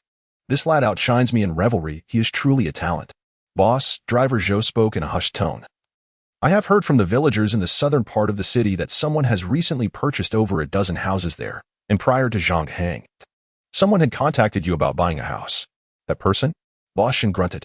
Before Zhang Hang, someone had contacted him, but the tone was rather brusque, urging Boss Shin to make an offer. He dismissed them, stating he had no time. Could it be a development project? Driver Zhou speculated. Boss Shun, unfazed, remarked, "How much can demolition really fetch?" "Whatever. That kid Zhang Hang is quite commendable, suits my taste. I must fulfill my promise to him. Rest now. We shall sign the contract tomorrow around 9, and then we can head back." The next day, at 7:30 in the morning, the alarm clock by the bed rang incessantly. Zhang Hang sat up, still feeling a bit dizzy. "Dogsy, time to rise," he called. After splashing some water on his face, his consciousness gradually sharpened. Glancing at his reflection in the mirror, he chuckled. "Ah, the vigor of youth. One night is all it takes to sober up." "Brother Hang, what are we up to today?" Li Go mumbled, still half asleep. "First, we need to withdraw some cash." Li Go's parents were working the night shift at the paper mill and had yet to return home. After tidying up, the two headed out, enjoying breakfast at a nearby bun shop before arriving at the bank. "This is my ID, household registration, and bank card. I made an appointment in advance." The bank teller's eyes sparkled slightly as she glanced at Zhang Hang. A young and handsome man withdrawing 560,000 is indeed rather charming. The cash filled a backpack. "This is the first time I've seen so much money," Li Go exclaimed. Zhang Hang smiled, likewise. In his previous life, after experiencing a scam, Zhang Hang's family circumstances had deteriorated. He felt it essential to have a serious discussion with his family before university about avoiding high-return investment traps. Zhang Hang contemplated with a grin. "In this life, I do not seek the opulence of being the richest, but rather a luxurious residence in the west of the country. An ample collection of luxury cars and a few beautiful companions. Most importantly, with wealth, I can pursue my passions." Since I've been granted a second chance at life, I shall not hide my ambitions. I aim to establish a media empire and invest in producing meaningful films. After waiting for a bid in the bank, Boss Shen arrived. They drove to the real estate agency, signed the contract, and commenced the necessary procedures. The new property title would likely be ready in about a week. Hang, don't you have my brother's number? When you come to Jiangzhou for university, let me know a few days in advance, and I'll show you around. Boss Shen extended his hand to Zhang Hang, a broad smile on his face, clearly appreciating him. Rest assured, Brother Ben, I will inform you when I go to Jiangzhou. Zhang Hang replied with a grin. All right, see you then. Boss Shen nodded and got into the car. Goodbye, Brother Ben. Zhou, drive slowly and have a safe journey. Zhang Hang beamed as he watched the Mercedes drive away. Brother Hang, we've sealed the deal, Li Go chuckled. Now we can enjoy a few days at the internet CAF, right? Ha. Zhang Hang laughed heartily, filled with joy as things had fallen into place. Now, he merely awaited the demolition. However, he suddenly remembered something, his expression tightening. I need to hurry home. What is the point of going home? Li Go replied, perplexed. Aren't you going to accompany your good brother to the internet CAF for some gaming? Zhang Hang took a deep breath. I must first return home to face the music. He could only imagine how his father would be startled and perplexed upon seeing the message about the money being withdrawn, likely needing a moment to calm his anger before the inevitable storm of fury erupted. This was precisely what Zhang Hang intended to accomplish. I must return quickly, my friend. We shall meet at the driving school tomorrow. With a wave of his hand, Zhang Hang decided against waiting for the bus, opting instead to hail a cab and hurry back to Maple Leaf Town. Chapter 10, Driving Skills Ding. Mr. Zhang Qingwen. Your bank savings card ending in 6171 has withdrawn 56,000,000 yuan at 9:03 a.m. on July 5th, leaving a balance of 754,900 yuan. Upon receiving this message, Zhang Qingwen found himself utterly bewildered. What does this mean? The money is gone? In a state of urgency, he exited the factory, standing by the flower bed while dialing the bank's customer service. The outcome of his inquiry confirmed his worst fears. The money had indeed been withdrawn. It had been prearranged, using my identification card, bank card, and household registration by none other than Zhang Hang. Consumed by fury, Zhang Qingwen's eyes reddened. Was a lifetime of savings so casually squandered? He called Zhang Hang again, only to be met with the cold response of a disconnected line. Clenching his fists, he experienced a level of indignation he had never known before. He promptly took leave from work and returned home, where he found Wang Saixia applying a facial mask. Aren't you on the day shift? What brings you back? She inquired with a smile, sitting up from the sofa. The money is gone, Zhang Qingwen said, advancing towards her with agitation. Our son withdrew it. 56 million. All of it. What? Wang Saixia's eyes widened in shock. This revelation struck them like a bolt from the blue. They understood that children might indulge in playfulness and rebellious phases, but the thought of depleting the family's savings was simply intolerable. He dialed the phone again, but it was still off. What was going on? Had he been robbed? The withdrawal had clearly been premeditated. What on earth had transpired?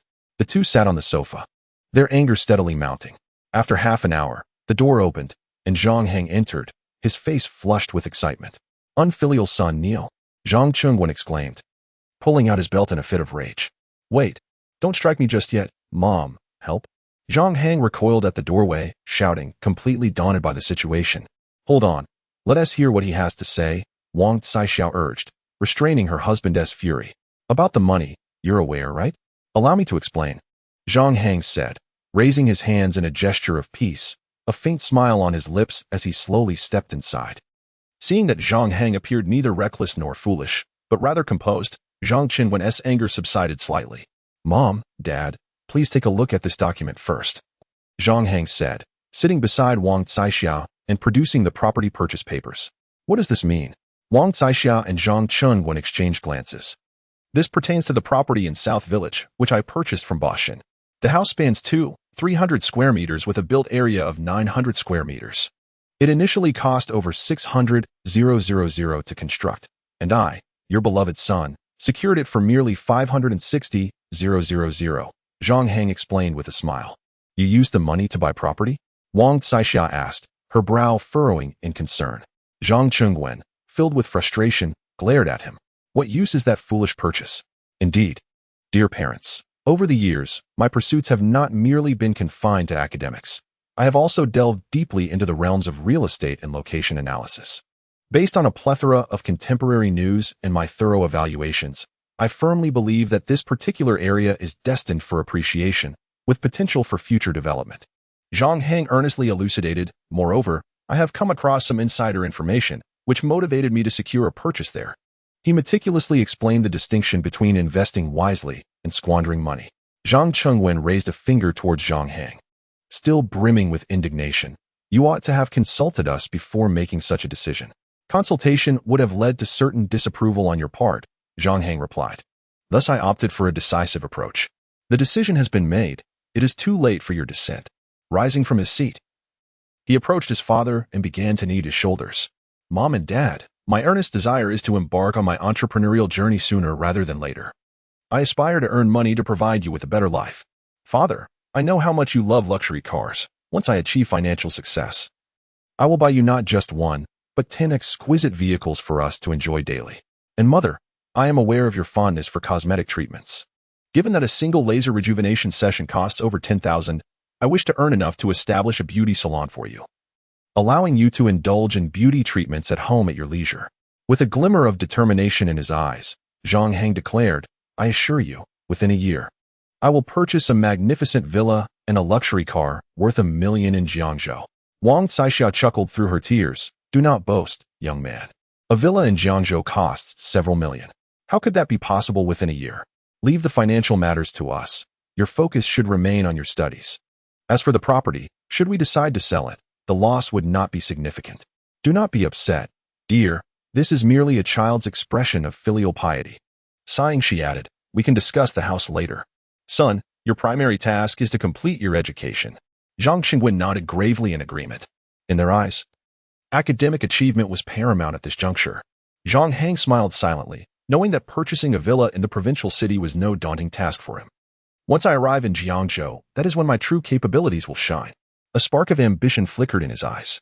He yearned to provide a better life for his parents, and he was determined to fulfill that dream. With Zhang Hang's profound understanding of his parents and his exceptional ability to communicate beyond his years, it was not long before he managed to lift their spirits, even prompting his father to venture out to buy a fish and prepare a meal. After dinner, the family of three settled on the sofa, engaging in extensive conversation, which helped to alleviate the tension surrounding the sudden depletion of their savings. The following morning, shortly after 7, Qiao Yuqi, adorned in a floral dress with her long hair flowing, stood at the doorstep of Zhang Hang's home. Just before entering, she instinctively glanced down. Oh dear, I still can't see my toes. Why are you wearing a long skirt? Zhang Hang coincidentally opened the door, his gaze involuntarily darting towards her before he remarked with a smile, it's south uncomfortable to drive in a skirt. Ah? Qiao Yuqi was momentarily taken aback, then promptly returned home to change her attire. She emerged dressed in a light pink short-sleeve top, white shorts, and crisp white sneakers. Upon seeing her ensemble, Zhang Hang nodded appreciatively, silently acknowledging her fine figure. They drove to the driving school, where those preparing for the second driving test gathered in the plaza. Around 8 o'clock, 5 instructors from the driving school arrived. Zhang Hang and his companions were assigned to Coach Gaoyi, a man in his mid-20s, whose demeanor exuded a casual charm. Today's agenda entailed a full day of driving practice for all students. The first hour was dedicated to steering. They were instructed to turn left 2.5 times and right 2.5 times, leading some to become quite disoriented. Following this was the exercise of reversing into a parking space, where each student took turns sitting in the driver's seat, aiming for designated targets while learning side parking, navigating bends, executing precise turns at intersections, and performing uphill starts. During practice, some students pressed the accelerator to the floor, fortunate that the instructor in the passenger seat could apply the brake. There were instances of stalled engines, students struggling to find the center of the steering wheel, and a myriad of other issues. It was truly exhausting. Coach Gaoyi assessed the quality of this group of students as alarmingly subpar, fearing his commission might be jeopardized. The sole consolation came when Coach Gao took a moment to step away, allowing other students to practice steering adjustments. He positioned himself in the shade beside Zhang Hang and Li Go, lighting a cigarette and glancing at Zhang Hang. Your driving skills are impressive. Have you practiced before? Zhang Hang consistently executed maneuvers flawlessly, even using his left hand to steer single-handedly, revealing a level of experience that brought a sense of satisfaction to the coach. What car are you referring to, coach? Zhang Hang replied with a carefree smile, his eyes hinting at deeper meaning. Gaoi visibly noted the playful banter, his expression shifting. Regardless of the car, what was your top speed? Zhang Hang, reminiscing, smiled broadly. I can't recall the speed, but I remember being so exhilarated that I accidentally caused the engine to leak oil. The car shook violently, the headlights flickered between high and low beams, and the horn blared incessantly. How about you, coach? A true expert. Gaoi stroked his chin and grinned, but I hold my own. I recall after a 20-minute highway drive, I stepped out to buy a pack of cigarettes, and the engine continued to tremble upon my return. Wow, impressive, coach. Zhang Hang exclaimed, giving a thumbs up. Laughter ensued. Zhang Hang, Gaoi chuckled, practice well. You are the most composed among this group. After finishing his cigarette, he returned to the vehicle, only to find a student spinning the steering wheel wildly, which ignited his frustration. What on earth are you doing? Can't you find the center of the wheel? Look at the emblem, man. Meanwhile, Zhang Hang noticed Li Go leaning in, whispering, what were you two talking about? How can you complete a 20-minute highway run? Isn't it supposed to take several hours? Zhang Hang patted his shoulder earnestly. This car is not that car. Let us go practice. Chapter 11. Navigating social nuances. By 3:30 in the afternoon, the coach organized the students into groups, with the Westerners assigned to one. Each day, they would practice driving during different time slots. Zhang Hang, Xiao Yuqi, and Li Go stood together, while the last remaining student, Lu Jia, was invited to join their group. Their designated practice time was set for 9 to 10 in the morning. The next day, upon arriving at the driving school, Zhang Hang managed to execute his maneuvers flawlessly, engaging in lively conversation with the coach on various topics. Coach Gao, you should take a break.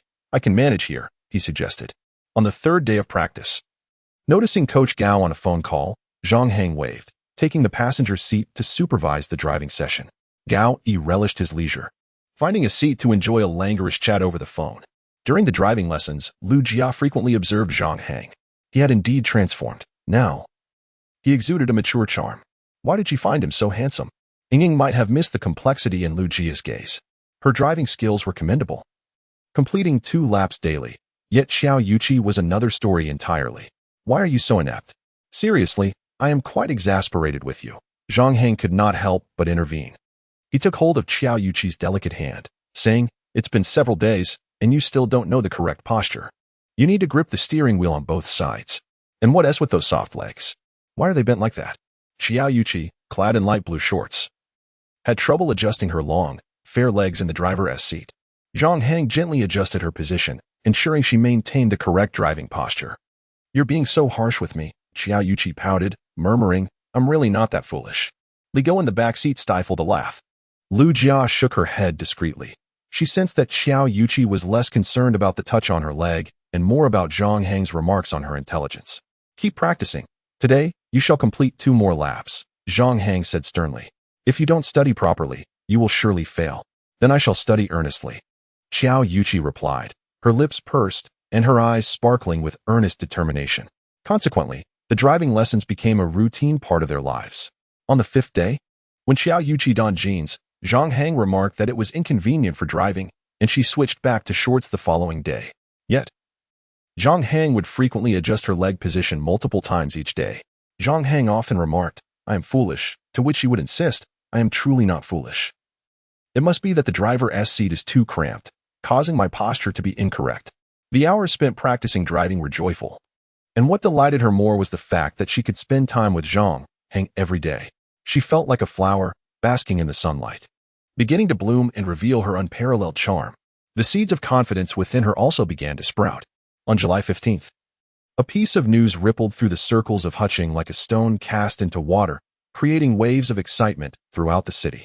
Chengmian Village confirmed its demolition and redevelopment, with compensation rates set at 13 and property evaluations commencing on the 18th, expected to conclude by the 25th. What was utterly unexpected was that such a dilapidated area adjacent to a landfill would indeed be demolished, with compensation rates soaring to 3 times. Many exclaimed, damn it. This is unfair. Why isn't it my area being demolished? Even Zhang Hang, who was diligently focused on his driving lessons, received a call from his father.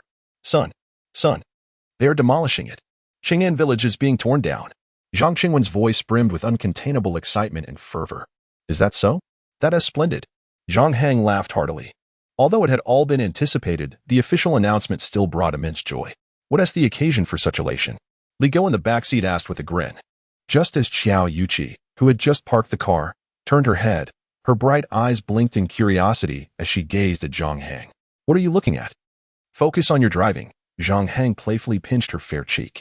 Xiao Yuqi turned away slightly, pouting. You're being so harsh with me again. Haha. Tonight my family is having dinner. My father is in a good mood and wants to treat us. Zhang Hang chuckled lightly, then turned his gaze towards the window, cheerfully whistling a tune. After a short while, Li Go received a call from home, and then the dog was astonished. What? It's going to be demolished? Oh my goodness. Brother Hang, you're incredible. The southern village is being torn down. Li Go's face flushed with excitement, filled with admiration for Zhang Hang.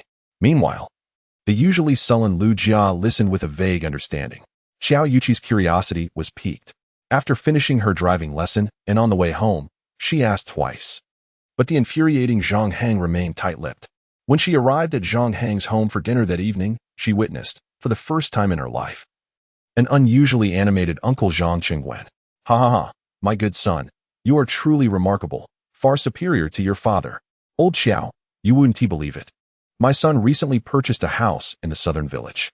Xiao Liang laughed, taking a sip of his drink. What luck! We all know that the compensation for demolition is threefold. A single house must be worth at least 100 to 80,000.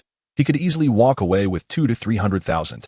Not so little, Zhang Qingwen laughed heartily. My son spent over 500,000 to buy a pig farm. Xiao Liang burst into laughter, spitting out his drink. With an investment of 560,000, the area acquired must be worth at least 150 to 160,000. Wang Xiexia and Zhao Wan conversed softly. The parents were beside themselves with excitement, after diligently working for half a lifetime without ever seeing a million. They were suddenly on the brink of immense wealth, experiencing the sensation of overnight prosperity. Xiao Yuqi slightly pursed her lips, stealing glances at Zhang Hang beside her. Memories of their trip to the southern village flooded her mind. It turned out he had indeed made a significant profit from his investments. Zhang Hang appeared vastly different in her eyes now than before. He had matured, exuding a calm yet free-spirited demeanor, brimming with confidence and radiance. Although he occasionally exhibited a roguish charm, his numerous merits far outweighed any flaws. He brought to Xiao Yuqi an unparalleled sense of impact that was profoundly intense. Zhang Hang sat quietly, unlike his usual spirited self, wearing a contemplative expression. The assessment begins on the 18th. The evaluated price will determine the compensation for the demolition. There is potential here. His assessed cost was 560,000, with the area clearly defined. Yet, what if he could negotiate the cost or unit price to 60,000 or more? Zhang Hang naturally aimed to maximize his initial investment, seeking to secure more funds for Jiangzhou, allowing him to pursue grand endeavors. However, the question loomed. Whom should he approach for negotiations, and how? Li Go, I need a favor. Zhang Hang stepped out to call Li Go. In the coming days, stay in the southern village and find out who is in charge of the demolition matters. The next day, Li Go learned from his grandmother that the individual responsible for the intricate details of the demolition was Sun Dabiao. It turned out that the day they were at the barber shop, Sun Dabiao had mentioned business related to the demolition. After finishing their driving lessons, Zhang Hang and Li Go arrived at the southern village, smoking under the shade of a tree at the village entrance. Brother Hang, Li Go slyly remarked, are you looking for Sun Dabiao to discuss the demolition compensation? I fear it may not be feasible. I overheard my grandmother mention that many have sought out Sun Dabiao, only to be dismissed by him. Zhang Hang, noticing a black sedan approaching in the distance, squinted and discarded his cigarette. But success lies in human endeavor. To negotiate effectively, one must employ the right methods. The art of conversation is crucial. If one can persuade him, matters will be much easier to handle. With that, Zhang Hang strode confidently towards the vehicle, blocking the road ahead. What are you doing, Brother Hang? Li Go asked, beads of sweat forming on his forehead. Sun Dabiao, renowned in Huqing for his formidable reputation, now sported a shaved head and an intimidating demeanor. The sight of him made Li Go's legs tremble slightly. Who are you? What do you want? Sun Dabiao halted the car, leaned out, his brow furrowed, and his tone unfriendly. Zhang Hang, with a beaming smile, waved his hand. Ah, Brother Biao. Good to see you. Clear the way. I want to ask again, Sun Dabiao replied impatiently.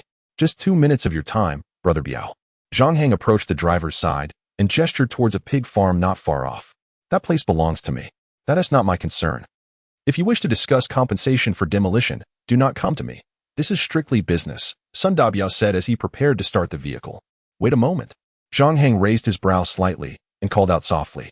This startled Li Go, fearing the confrontation might turn violent. And no, it's fine. Please go ahead, brother. Li Go stammered nervously. What do you want? Sun Dabiao asked, his expression stern. Zhang Hang's demeanor shifted to seriousness as he fixed his gaze upon Sun Dabiao. Unwavering in his stance, yet speaking in a calm tone. On July 5th, I purchased the pig farm, and on July 15th, the demolition was announced. I respect you, which is why I address you as Brother Biao. However, I can surmise who entrusted this task to you. Many business dealings rely on persuasion, without the ability to boast. One struggles to amass wealth. Zhang Hang's talent for negotiation was indeed exceptional. His words caused Sun Dabiao to hesitate momentarily, his eyes revealing a mix of scrutiny and curiosity, suggesting he was now inclined to hear Zhang Hang out. Let me put it this way, Zhang Hang said with a slight smile. The person who informed me about the demolition possesses far more knowledge than your connections. Sun Dabiao narrowed his eyes. Is there someone influential behind this? To invest tens of thousands in a pig farm at such a critical juncture indicates a certain level of strength. What is your intent? Sun Dabiao's tone softened considerably as he pulled out a pack of cigarettes and offered one to Zhang Hang. Exhaling a plume of smoke, Zhang Hang chuckled lightly. My family has entrusted me to handle this matter myself, driven by the desire for profit. As I embark on this venture, I aim to maximize benefits and achieve success. Therefore, I am eager to meet a certain individual, one whom I require your introduction to, Brother Biao. Supervisor who from the Tycoon group? Sun Dabiao grasped Zhang Hang's intention. To gain an advantage in valuation, a meeting with supervisor who was essential. This revelation prompted Sun Dabiao to ponder. Did he need to assist? What would he gain from this favor, and what risks would he incur? Brother Biao, to speak plainly, there is wealth to be shared, I assure you. I will not shortchange anyone in this regard, Zhang Hang asserted decisively. Moreover, as you venture into business, having more friends will undoubtedly ease your path. From Sun Dabiao's subtle expressions, Zhang Hang sensed that success was nearly assured. Sun Dabiao stepped out of the car, carefully scrutinizing Zhang Hang while absent-mindedly touching his bald head. I can assist you in sending a text message, but whether the recipient responds is uncertain, as the group is currently conducting stringent checks. This was the final test. And Zhang Hang understood clearly that Sun Dabiao was assessing his capabilities. Allow me to demonstrate my unwavering resolution. After contemplating for 2 seconds, Zhang Hang broke into a bright smile. I am organizing a dinner gathering, and Brother Biao will serve as the intermediary. This matter is trustworthy. Kindly convey to General Manager who my sincere gratitude to Tycoon Group for its development in Huching, which has greatly benefited me. I have long heard of General Manager whose esteemed reputation and wished to find an opportunity to raise a toast. I have specifically reserved a table at a Jiangyu restaurant. I sincerely hope General Manager who can grace us with his presence. Sun Dabiao remained silent for 2 seconds, gazing deeply at Zhang Hang before extending his hand with a smile. Let us exchange contact numbers. I will inform you when there are updates. Very well. Zhang Hang grinned. And after a brief handshake and exchanging phone numbers, Sun Dabiao called out a farewell and departed. Watching the vehicle fade into the distance, Li Go wore a bewildered expression. Wow, Brother Hang, was it really that simple? Simple? Zhang Hang couldn't help but tap Li Go on the head. Do you realize that an ordinary person might attempt to reach him 100 times without success? Had I uttered a single wrong word just now, this opportunity would have vanished. What do you mean? Li Go scratched his head in confusion. Although we did not speak much, I have clearly expressed my position regarding this demolition project, my intentions, along with his contributions and expectations. If it were you inviting General Manager who, how would you phrase it? Zhang Hang inquired. Li Go pondered for a moment. How else would I say it? I would simply state that I wish to treat General Manager Hu to a meal, expressing my hope that he would honor us with his presence, and that we would enjoy ourselves. Navi, Zhang Hang chuckled. When inviting certain leaders to a dinner, one must be formal. Begin with a note of gratitude. Then present specific instances. This is crucial in conveying your intentions, ensuring the other party understands your purpose, while subtly indicating that you harbor no ulterior motives, thus allowing them to feel at ease. Finally, request their favor, rather than delivering a dry invitation like yours. Goodness, this feels more challenging than studying. Li Go shook his head in dizziness. Zhang Hang patted his shoulder, smiling lightly. To navigate life successfully, one must grasp the nuances of social interactions. Study well. Chapter 12. The aquatic realm, shall we simply await news? Li Go felt confident that this endeavor was destined for success, while challenging for others. It posed no difficulty for Brother Hang. Not necessarily. Zhang Hang frowned, casting a glance into the distance. Sometimes, even if every detail is meticulously attended to, business may still not materialize.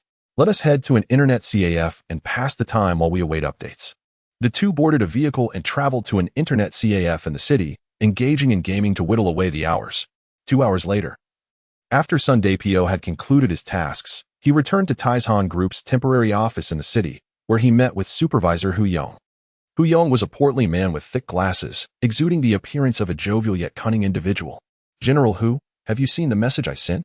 The individual in question is named Zhang Hang, who has recently acquired a pig farm.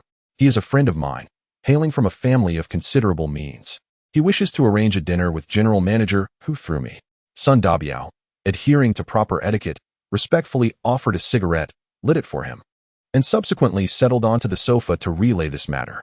Hu Yong, wearing a smile, inwardly scoffed at the notion of dining with him, thinking it overly ambitious.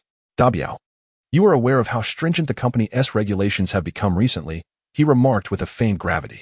Currently, banquets and alcohol are prohibited. You are familiar with our 10 directives. To suggest that I engage in social gatherings is akin to digging a pit for me. It's not a banquet.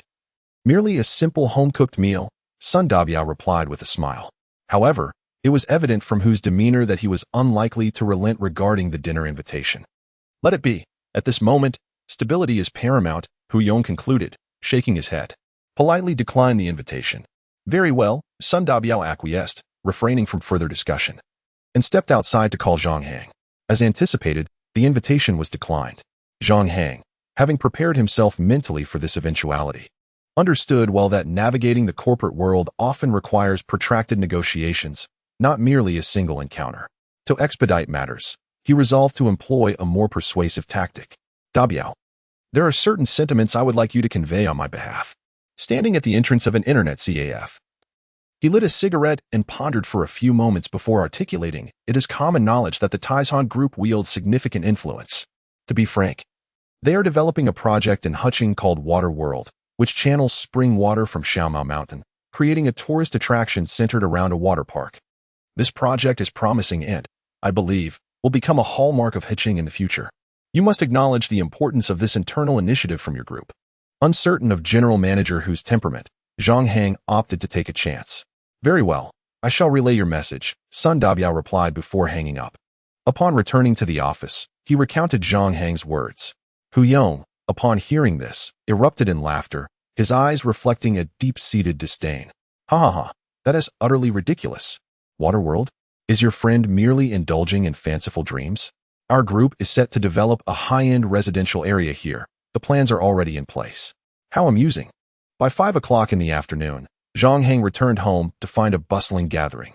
His father had invited relatives over, and the names in the older generation were quite distinctive. Zhang Hang's father had named his sons with a blend of literary and martial prowess. The eldest, Zhang Qingwen, followed by Zhang Qingwu, Zhang Qingshuang, and Zhang Qingquan.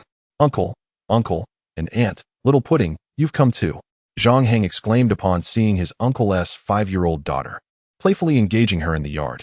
Little Hang is indeed flourishing, investing in real estate, demolishing properties worth over $1 million. His relatives, though feigning indifference, could not hide their envy, acknowledging that fortune plays a significant role in such demolitions. Zhang Hang enjoyed a close-knit relationship with his relatives. The previous generation had several siblings, fostering a harmonious atmosphere of mutual support throughout their upbringing. In response to the many praises from his relatives, had he been younger, he would have humbly deflected their accolades, attributing his success solely to luck. Now, this fellow grinned widely, readily accepting the praise. Indeed, my insight is infallible. After the drinking session concluded, it was already 11 o'clock at night. Zhang Qinwen slumped on the sofa, his face flushed, his gaze dazed. Why drink so much? Wang Saixia said, displeased. My sister and her family are coming tomorrow night, and we'll have to drink again. I think you've been excessively indulgent lately. Ha ha, I'm happy. My son is successful. It brings honor to me, Zhang Qinwen replied, belching. Tomorrow, after we drink, I'll stop. He chuckled foolishly. Zhang Hang, sitting nearby, felt a warm surge in his heart. This cozy family atmosphere was a sanctuary for his soul. Mom, please keep a closer eye on Dad. He drinks too much every time. Zhang Hang expressed concern. Excessive drinking harms the body. Exactly. Wang Saixia rolled her eyes and patted Zhang Qinwen's leg. Even your son understands this. Why don't you? All right. I'll drink less next time, Zhang Qinwen responded, his face aglow. Zhang Hang smiled, noting that those who wish to impress at the drinking table often end up intoxicated. To persuade his father to drink less was simple. He would buy him a car. After all, the principle of not drinking while driving was deeply ingrained. Within a year, he planned to purchase a villa in Jiangzhou and a luxury vehicle for his father. Zhang Hang silently resolved this, eagerly anticipating his university life in Jiangzhou. Of course, the most pressing matter at hand remained the demolition issues. He hinted at the planning news from the Tycoon group, uncertain of how General Hu would respond. However, some matters cannot be forced. They must follow their natural course. The next day, relatives from his mother's side visited. 6 siblings gathered, except for the younger uncle who was out of town. They enjoyed a lively family feast. And relatives praised Zhang Hang endlessly.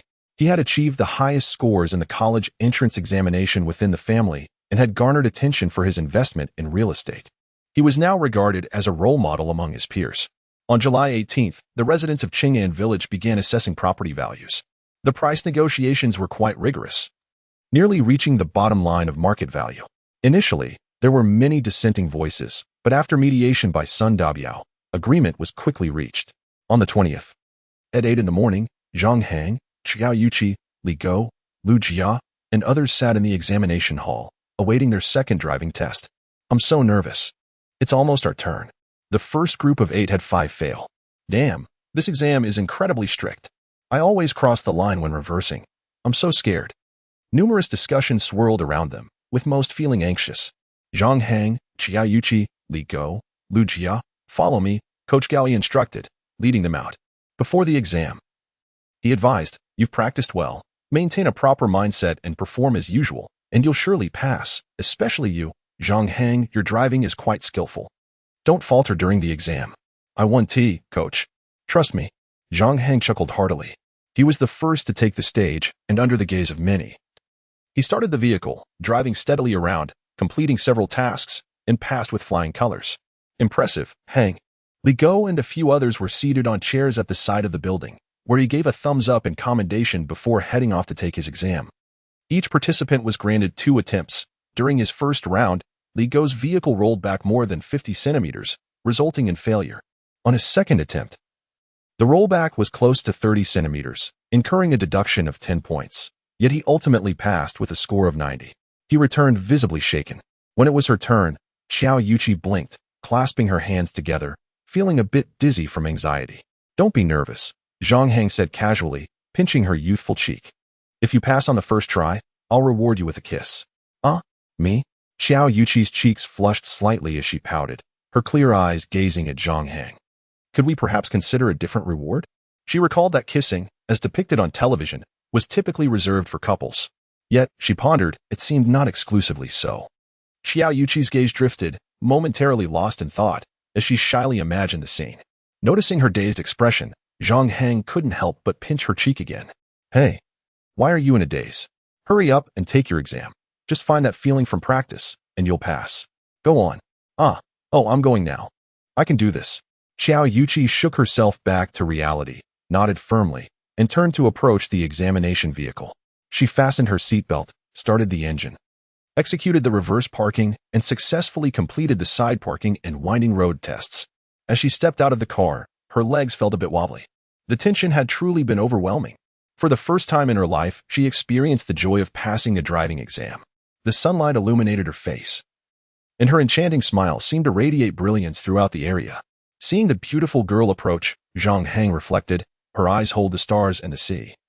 Her heart blooms like a garden in spring. He never imagined that in a previous life, while indulging in frivolities, he would miss out on such a remarkable neighbor. She was as innocent as a blank canvas, delicate as flowing water. Admiring Xiao Yuqi's beauty, Zhang Hang reminded himself, but one must not graze the grass nearby. Just a little flotation, nothing more. Let us go out for lunch to celebrate our success. Zhang Hang cheerfully led the 2 of them away. Having completely forgotten about Lu Jia, Jiang Ying's close friend, who was still taking her exam.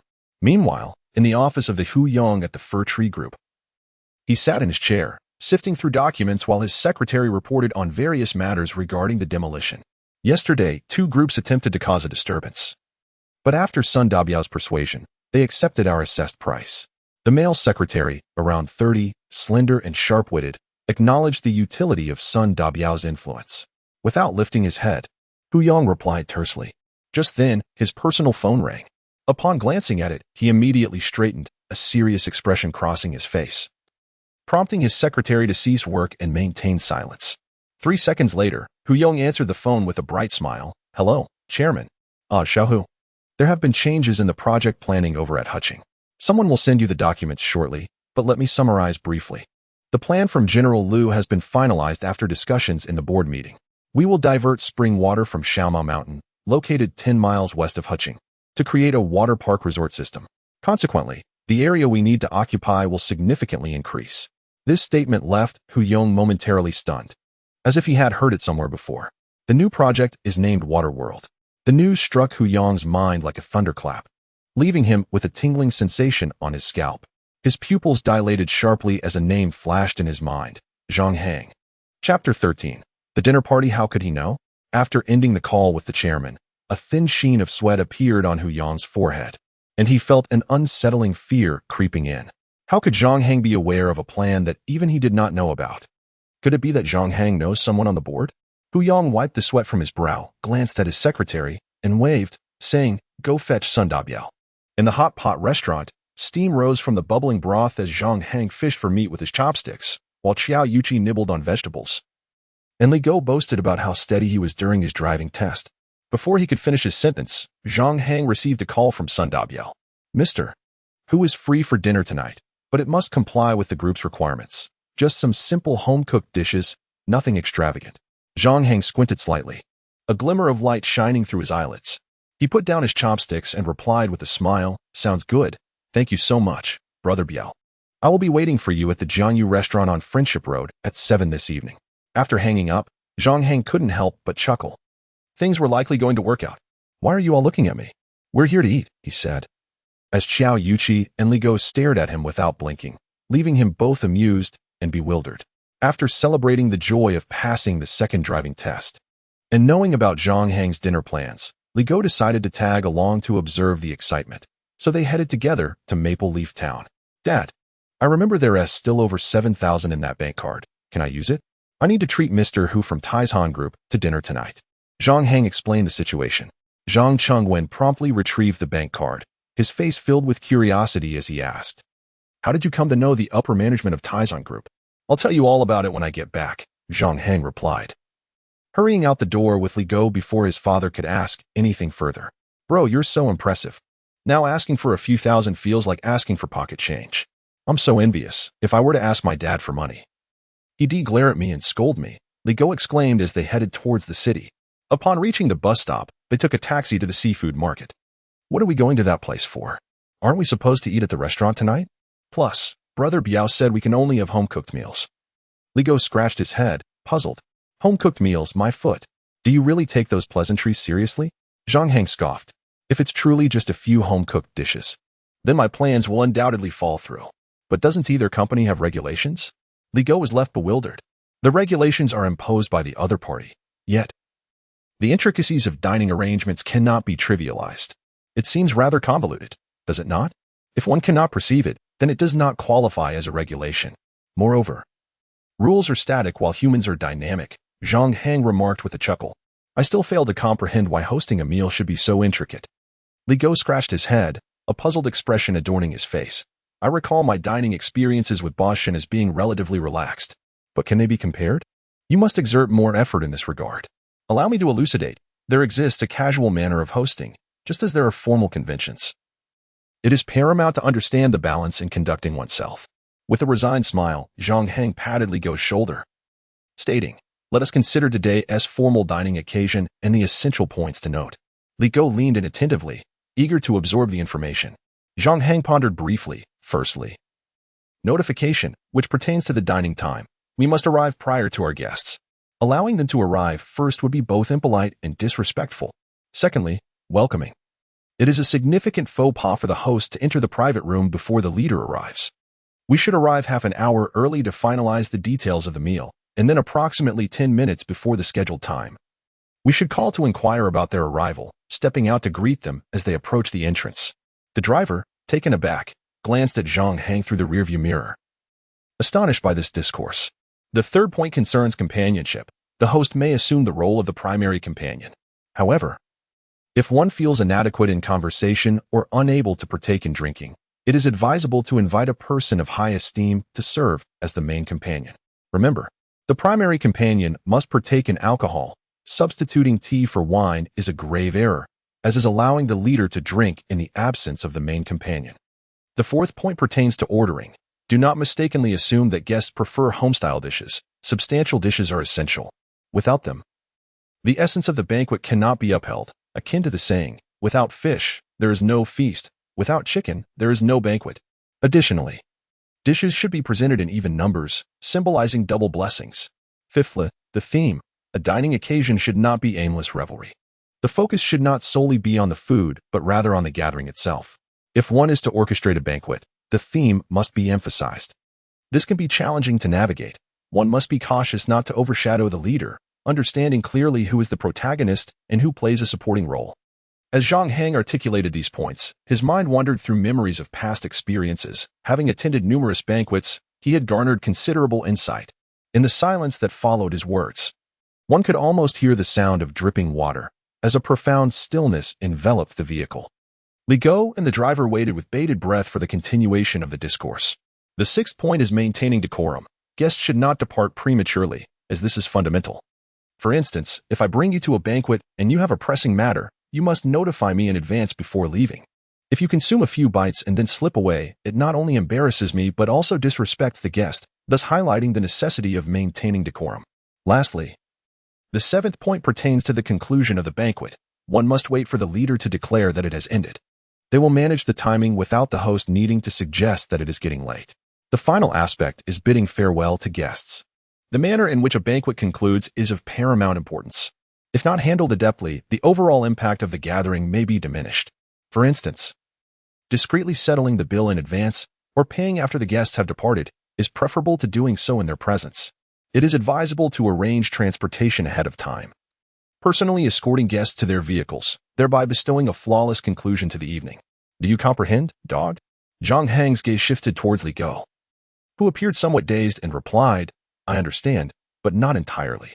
You, my friend, are a blockhead, Zhang Hang exclaimed, both exasperated and amused at the naivety of his once close brother. I get it, the taxi driver chimed in, his expression jubilant and somewhat exhilarated. Thanks to you. I have learned something today. Your fare is on me. Consider it my tuition. As they conversed, they arrived at their destination. A few words exchanged resulted in a saving of 10 yuan, which was not insignificant. Zhang Hang and Li Go proceeded to a seafood restaurant.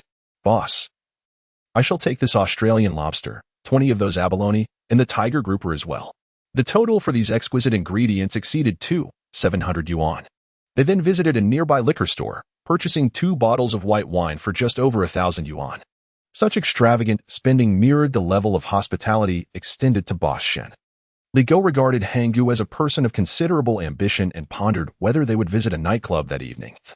He felt compelled to engage in conversation with the beautiful women nearby, having hesitated previously. Upon arriving at the Jiangyu restaurant, Zhang Hang conversed with the proprietor for a while, reserving a private room and delivering the ingredients, while requesting that the 2 bottles of wine be decanted into a decanter half an hour prior to the commencement of the meal. This is the rationale behind not bringing the wine bottles to the table. The quality of the wine can be discerned at a single sip. Given the formal nature of the banquet, numerous details warrant attention. Do not regard this as a nuisance, for you shall encounter such situations in the future, provided you do not venture into the northern regions of Myanmar. Zhang Hang patiently imparted wisdom to Li Go, aiming to foster his growth so that he may eventually manage his own business sector. Perhaps it was due to the memory of Li Go lending him every penny of his meager 30,000 yuan during his most trying times, a gesture that he would forever cherish. As time flowed steadily, Li Go observed quietly. He discerned that this banquet closely aligned with Zhang Hang's previous teachings. Zhang Hang had made inquiries in advance, and when Sun Dabiao arrived, he stepped outside to greet him. 3 guests accompanied him, Sun Dabiao, Hu Yong, and his secretary. The menu consisted of familiar dishes, certainly within acceptable limits. Rest assured, Mr. Hu and Secretary Dong, Zhang Hang assured them with a smile. Li Go glanced at the table, which boasted an array of 16 dishes, including lobster, abalone, chicken, duck, and fish. He pondered where Hang Go had acquired such an impressive talent for embellishing the truth. This is an aged beverage from my home. Do give it a try, he offered. Is this what it means to be the primary host? Li Go mused. Zhang Hang's ability to command the room was remarkable, as he appeared to have an endless repertoire of topics to discuss with his guests, effortlessly blending formality with casualness. Moreover, the esteemed leader, fully aware that they were consuming white wine, made no effort to curtail the pouring, despite having stated his inability to drink upon arrival. He had already consumed 3 glasses and continued to partake. Moreover, there is Secretary Dong, a true connoisseur, who single-handedly devoured half of the lobster. Li Go, sipping on his cola, appeared somewhat inebriated, lost in a haze. Zhang Laodi is indeed a person of remarkable stature and wit. Hu Yong, patting his ample belly, chuckled. But I am quite curious, my dear brother. Do tell me honestly, are you acquainted with that individual? Zhang Hang's spirit surged. The main event had arrived. As for who that individual mentioned by President Hu was, he had no inclination to speculate. He wore a knowing smile and remarked, "It matters not who I know. What truly counts is that I am now acquainted with President Hu." Laughter erupted from Hu Yong, followed by Sun Dabiao and Secretary Dong, who joined in merrily. Zhang Hang understood the underlying implications. He recognized that it was time to address the matter at hand. I must say, fortune has smiled upon me. I have acquired Boshin's pig farm. That place cost him 600,000 to establish back in the day, and now, with the impending relocation, I have stumbled upon a significant opportunity. The mention of 600,000 indicated Zhang Hang's minimum valuation in his mind. By the way, I just saw Secretary Dong holding a book. It seemed to be Romance of the Three Kingdoms. President Hu. I have read that book no fewer than 5 or 6 times and have many passages committed to memory. My favorite part is when the realm was divided into 3. It truly ignited my passion. Wouldn't you agree, Biaogo? Zhang Hang casually glanced at Sun Dabiao. His implication was clear. The so-called tripartite division represented the additional valuation he aimed to secure, which he intended to split equally among himself, President Hu, and Sun Dabiao.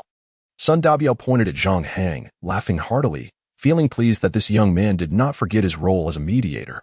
From the beginning of this gathering, everything had been meticulously arranged, revealing him to be quite an extraordinary individual.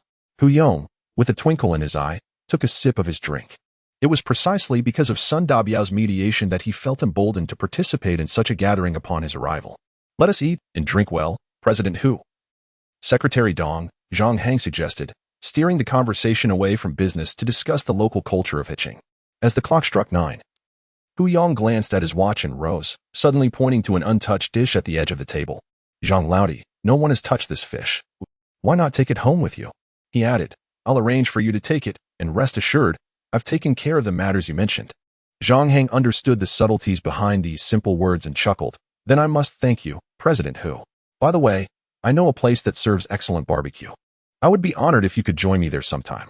By expressing his intention to host a meal, he signified that he would reciprocate the favors owed. This sentiment caused Sun Dabiao, Hu Yong, and Zhang Hang to exchange knowing smiles.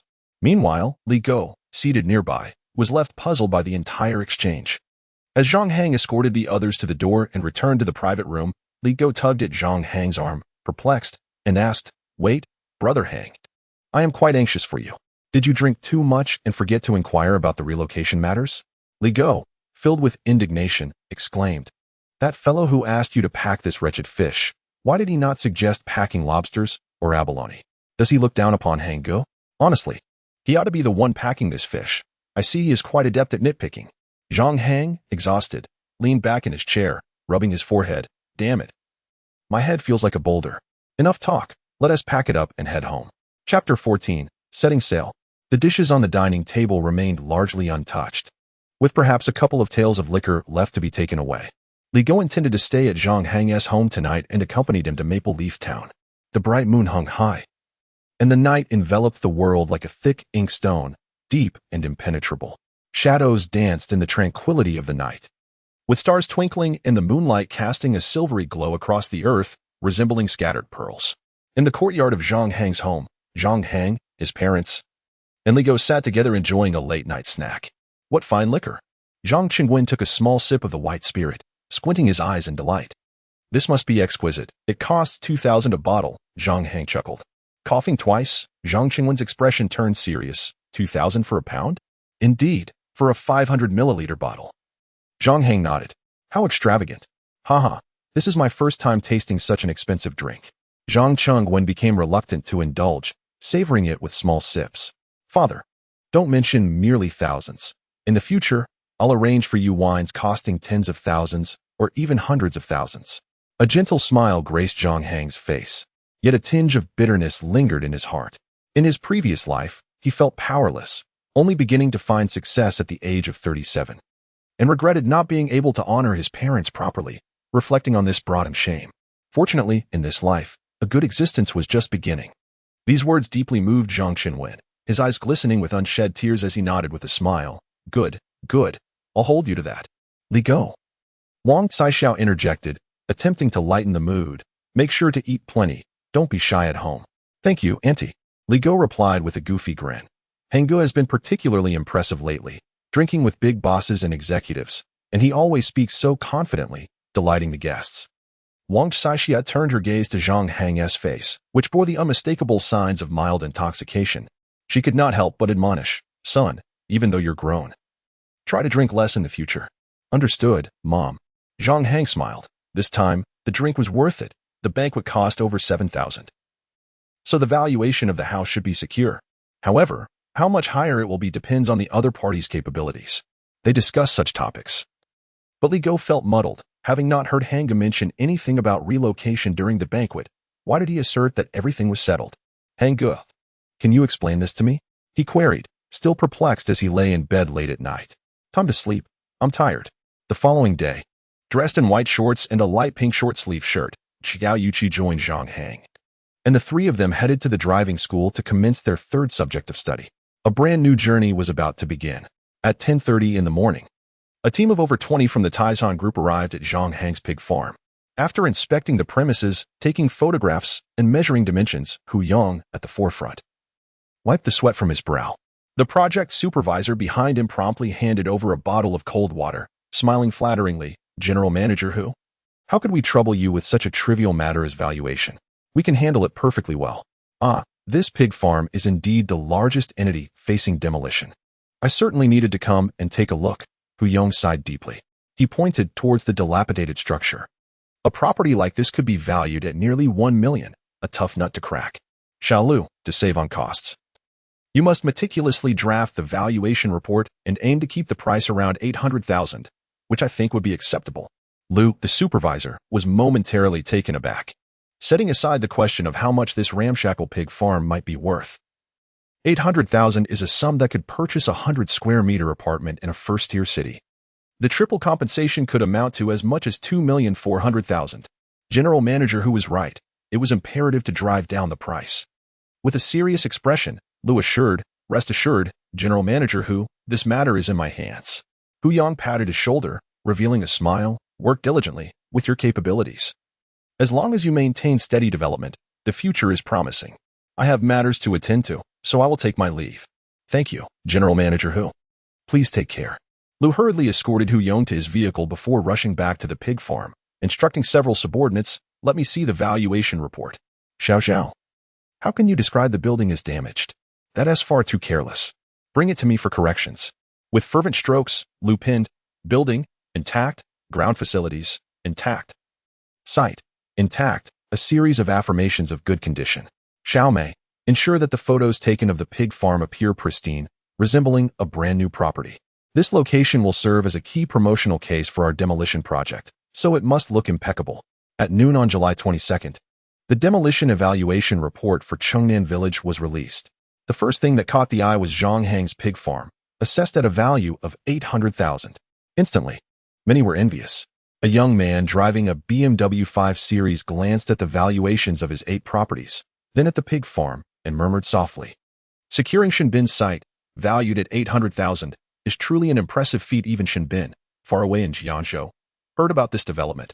Sitting on the sofa in the living room of his luxurious villa, casually watching the news, he received a phone call. Upon learning the news, Shinbin patted his ample belly, pondering deeply before arriving at a conclusion. Zhang Hang has someone backing him. After a moment's reflection, he dialed Zhang Hang's number. When it connected, he greeted with a hearty laugh. "Brother Hang, I heard Chengnan village is being demolished. Congratulations."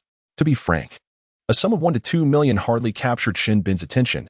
He held Zhang Hang's capabilities in high regard, unable to conceal his admiration in his tone. "Haha. Thanks to Brother Ben, your pig farm is truly a treasure trove of good fortune. I genuinely appreciate your support. Stop joking. When will you come visit Jiangzhou?" "I'll come to Jiangzhou to visit you once I finish my driving test." "All right. I'll await your news." After hanging up the phone, Shinbin cast a glance at his device. At that moment, a graceful woman in her 30s, clad in a nightgown, approached with a platter of fruits. "What brings you such joy?" Her voice was as soft as cotton. "The house in Cheng'an village has been sold, as I mentioned regarding Zhang Hang a few days ago. It was demolished, and I am astounded by how he managed to secure an evaluation of 800,000. The compensation amounts to over 2 million. Shinbin's expression was mixed with astonishment. Though the demolition compensation appeared substantial, he was genuinely curious about the underlying maneuvers involved. "Isn't that akin to losing 2 million? The woman replied with a puzzled look. "Then what is the reason for your delight?" "My joy stems from Zhang Hang himself," Shinbin chuckled, patting his abdomen. "Ever since my elder brother went abroad and the company dissolved, I have been at a loss with this wealth. I believe Zhang Hang might offer me some valuable insights in the future. I truly admire his competence and character. He is quite an intriguing individual." More importantly, Shinbin believed that Zhang Hang had influential connections, which indicated extraordinary potential and significance. In business, as long as one aligns with the broader direction and seizes policies and trends, success is inevitable. Later that evening at 6:30, Zhang Hang sat on the sofa. Having just ended a call with Sun Daipyo, Zhang Chengwen leaned closer, his expression animated as he clenched his fist. "Son, your dinner meeting has increased the valuation by 200,000. After compensation, that's a net gain of 600,000. I can hardly believe how you accomplished this." Upon hearing the news, both Zhang Chengwen and Wang Zaixiao were utterly astonished. Their son had managed to secure a pig farm with one dinner and achieved a high valuation with another. When had he developed such remarkable skills? "If we allocate the West 10, we could secure 200. Zhang Hang reclined on the sofa and briefly explained the situation. The additional 60,000 would be divided among 3 parties, with 100,000 earmarked for Sun Daipyo. As for their share, Zhang Hang speculated that Hu Yong would likely take the lion's share, while Sun Daipyo would relinquish some benefits. "That's still an extra 20,000, Wang Zaixiao remarked, bringing the last 2 dishes to the dining table, her face beaming. "The average person earns only 2,000 to 3,000 a year. Indeed, for many, a monthly salary of merely 2,000 made 200,000 an extraordinary sum. Mom and Dad, when the money comes through in a couple of days, I will return the principal to you, and I intend to invest the remainder in real estate in Jiangzhou, as you both previously agreed." Zhang Hang smiled slightly, speaking candidly. "Rest assured, my investment will not hinder my studies." His words plunged his parents into silence. Over 1 million to invest in real estate, while Zhang Hang was merely 18 and about to commence his university journey. Zhang Chengwen and Wang Zaixiao exchanged glances, their expressions a blend of concern, joy, and anticipation regarding their son's investment plans. "Son, just transfer 30,000 back to me. If you encounter losses, you will still have funds for your future wife." Wang Zaixiao quickly reassured herself with a smile. "Our child is growing up. He must pursue entrepreneurship, and as parents, we must certainly support him." "Ha ha ha. I promise not to disappoint you, Mom and Dad." Zhang Hang grinned widely. "I have one request," Wang Zaixiao said earnestly. "Please inform us every time you make an investment." "Of course," Zhang Hang replied nonchalantly, waving his hand. "Mom, in a few days, let us go shopping. We can buy some nice clothes and also get that laser skin treatment you've been longing for. After all, it's pointless to earn more if we don't spend wisely." The family enjoyed a harmonious dinner together. On the afternoon of the 25th, the demolition compensation arrived. Zhang Hang scheduled a withdrawal of 600,000 cash for the next day and transferred 300,000 to his father's bank account. The following evening, at the Air Pang barbecue restaurant, a private room hosted 8 individuals, led by Sun Daipyo, accompanied by his brothers. Upon witnessing this gathering, Zhang Hang quickly grasped Sun Daipyo's intention. He wanted to openly take the 600,000 cash to showcase his strength and stabilize his followers. Perhaps even to instill a sense of ambition in them, suggesting that those who followed him would eventually prosper. However, Li Go felt uneasy upon seeing the crowd. He worried that Sun Dapio might be planning to confront them. His face turned tense and flushed, beads of sweat forming on his forehead, feeling parched and numb. Brother Piao. Zhang Hang placed his backpack on the table. I've brought the money. Please count it. Good. Sun Dapio smiled, rubbing his bald head, and poured the cash from the backpack onto the table, counting it stack by stack. The sheer amount of cash left everyone present momentarily stunned. 600,000, just right. Sun Dapio declared, retrieving a brand new phone box from his bag. Zhang, my brother, I noticed your phone was rather worn. I brought you a gift. The Nokia 95. Priced at 5,999 yuan, was a high-end device of the moment. Oh, just what I needed. Thank you, Brother Piao. Zhang Hang beamed as he accepted the phone box. Now, let me formally introduce you. Sun Dapio stood up, holding a glass of wine, and said with gravity, this is Zhang Hang, a good partner of mine. From now on, you all should address him as Brother Hang. His circle of friends included those with dyed hair and crew cuts, all sharing the common trait of having tattoos, giving off an intimidating presence. Even the fierce warriors stood up and respectfully greeted Zhang Hang, Brother Hang. Too kind. Zhang Hang rose and returned the toast. We are all friends of Brother Piao. If you need anything, don't hesitate to let me know. I'll gladly help. The group cheered. Good. How refreshing. Brother Hang is truly generous. Li Go sat to the side, glancing around, feeling out of place. When would he ever feel at ease in such a setting? He fell into deep contemplation. With a smile, Sun Dapio raised his glass and said, honestly, Brother Zhang, our relationship is as solid as gold. If you ever need anything, feel free to speak up. Your matters are my matters. Brother Piao, we're good friends. No need for such formalities. Zhang Hang replied naturally, engaging in the convivial atmosphere, exchanging pleasantries that were enjoyable to hear, simply relishing the moment. Words alone are but mere illusions. Only the currency in one's wallet holds true value. The 1.7 million resting in my bank account is the first fortune earned upon my return to life. As I indulge in spirits, the thought of a singular phrase often dances through Zhang Hang's mind. Set sail, embark. Chapter 15. The essence of money. The pursuit of wealth is akin to chasing the rainbow at dawn, driven by the desire to savor a life filled with beauty and aspiration. Hence, on the very next day after acquiring my funds, I sought to indulge in some expenditures. At noon, I ventured to the largest shopping mall in the city center, purchasing a pair of black and red athletic shoes, a pair of black casual trousers, and a white short-sleeved shirt, complemented by a sleek black jacket. The entire ensemble cost just over 3,000. Following this, I visited a barber shop. My slightly long hair, sculpted by the stylist's deft hands, resembled a polished gem radiating an alluring glow from within. With my chiseled features exuding masculinity, my overall aura was significantly enhanced. Upon seeing me, Li Go exclaimed, Hanggu, wow, you become so much more handsome all of a sudden. I adjusted my hair in the mirror and smiled nonchalantly. Clothes make the man, and money truly refines one's essence. After a leisurely stroll, I gifted Li Go a new outfit, and we both emerged refreshed. We then proceeded to the computer market. As I preferred using a laptop, I intended to purchase one. However, having experienced technologically superior products in my previous life, I found most of the offerings in this era unremarkable. Then I spotted a laptop from the 61 series, boasting commendable performance, albeit at a steep price. Newly launched in May, it was priced at 24,800. After a moment of contemplation, I raised 2 fingers with ease and declared, I'll take 2. The salesperson's eyes gleamed at the prospect of such a substantial purchase. Li Go nearly choked, his eyes wide with disbelief. Hanggu, I really can't accept this. Besides, I have no use for it. I squinted at him, playfully tapping his head. The other one is a gift for you, Chi. Li Go paused, then exclaimed, What the heck? Hangdog, you prioritize women over friends. Indeed, I nodded, teasingly. I would gladly stab my brothers twice for a woman, as my friend. You ought to tread carefully. Li Go gave me a thumbs up. One word, awesome. After some lighthearted banter, the 2 new laptops were tested and packaged, and we completed the payment before departing. I also acquired a golden piggy bank, depositing over 11,000 in cash. Repayment and gifts are distinct matters and should not be conflated. Dog, take these items to your place. My parents are coming to the city this afternoon. and I'll be shopping with them. I'll call you in advance when we're ready to head back tonight. Carrying multiple bags would be cumbersome, so I entrusted them to Li Go.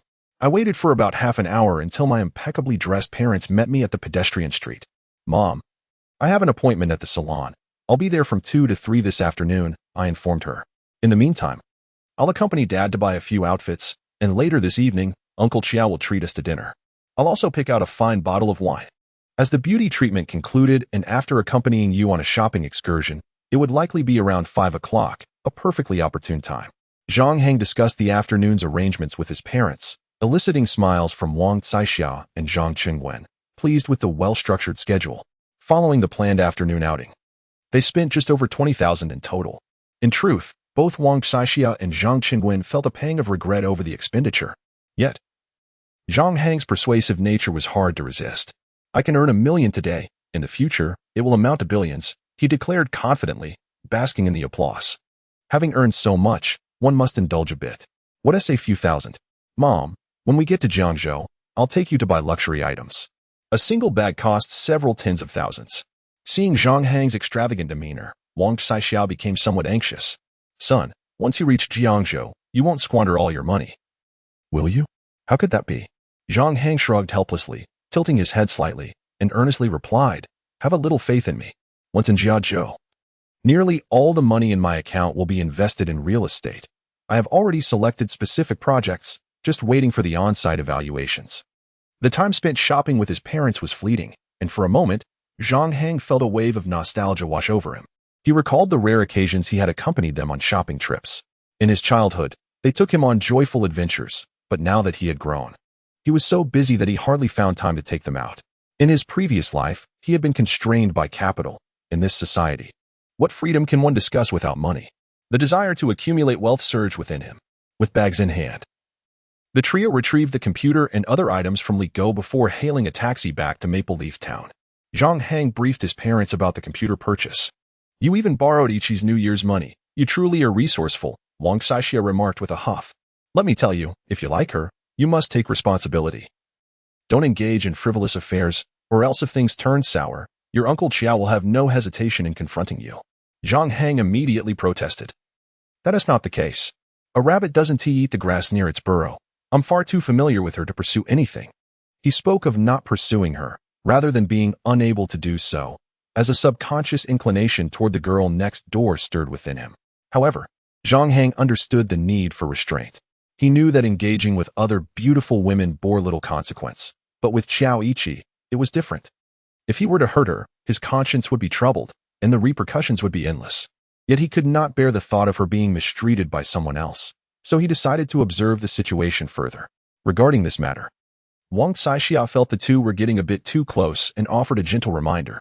Upon returning to Maple Leaf Town, they saw a silver Volkswagen Bora parked in Uncle Chiao's yard, surrounded by an array of colorful flowers, and the interior of the house exuded an antique charm. Oh, old Zhang has arrived. Please, take a seat. Since you're here, what need is there for wine? Truly fine wine, indeed. Come, Wang Jie, Zhang Hang. Let us sit down for dinner, Uncle Chiao and Aunt Zhao warmly invited. Xiao Ichi sat on a wooden chair, engrossed in a copy of Romance of the Three Kingdoms. Upon hearing the voices at the door, she slightly turned her head, her bright eyes glancing towards the entrance, and waved to greet the guests. Yuqing, it's time for dinner, Xiao Liang said with a smile. Oh, Xiao Yuqing replied, putting down her book and rising.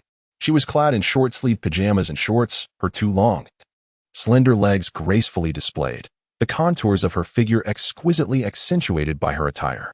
Zhang Hang, what is the golden pig you are holding for? Aunt Zhao asked curiously, blinking her eyes. I'm returning it to Yuqing. I had borrowed her New Year's money previously. Zhang Hang nodded with a smile. In that instant, the atmosphere grew silent.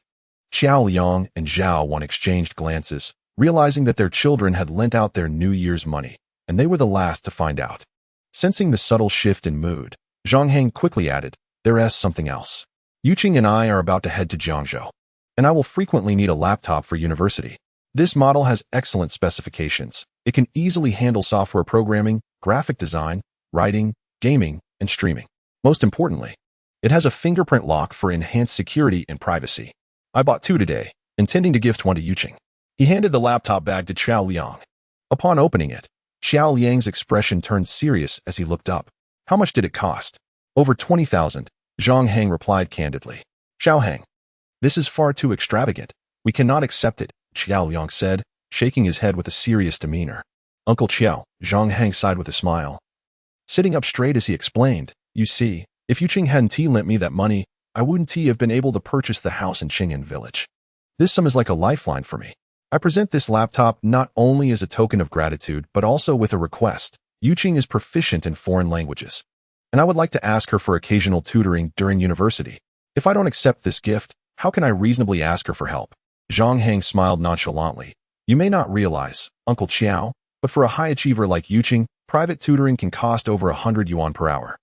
If I were to study with her for a year and a half, I can't even imagine how much I would save. The art of gift-giving often requires negotiation. Xiao Liang hesitated, pondering the implications of Zhang Hang's words. It seems as if you're not a high achiever yourself, Zhao Wan remarked. Her expression a mixture of amusement and disbelief. Old Xiao, just accept it.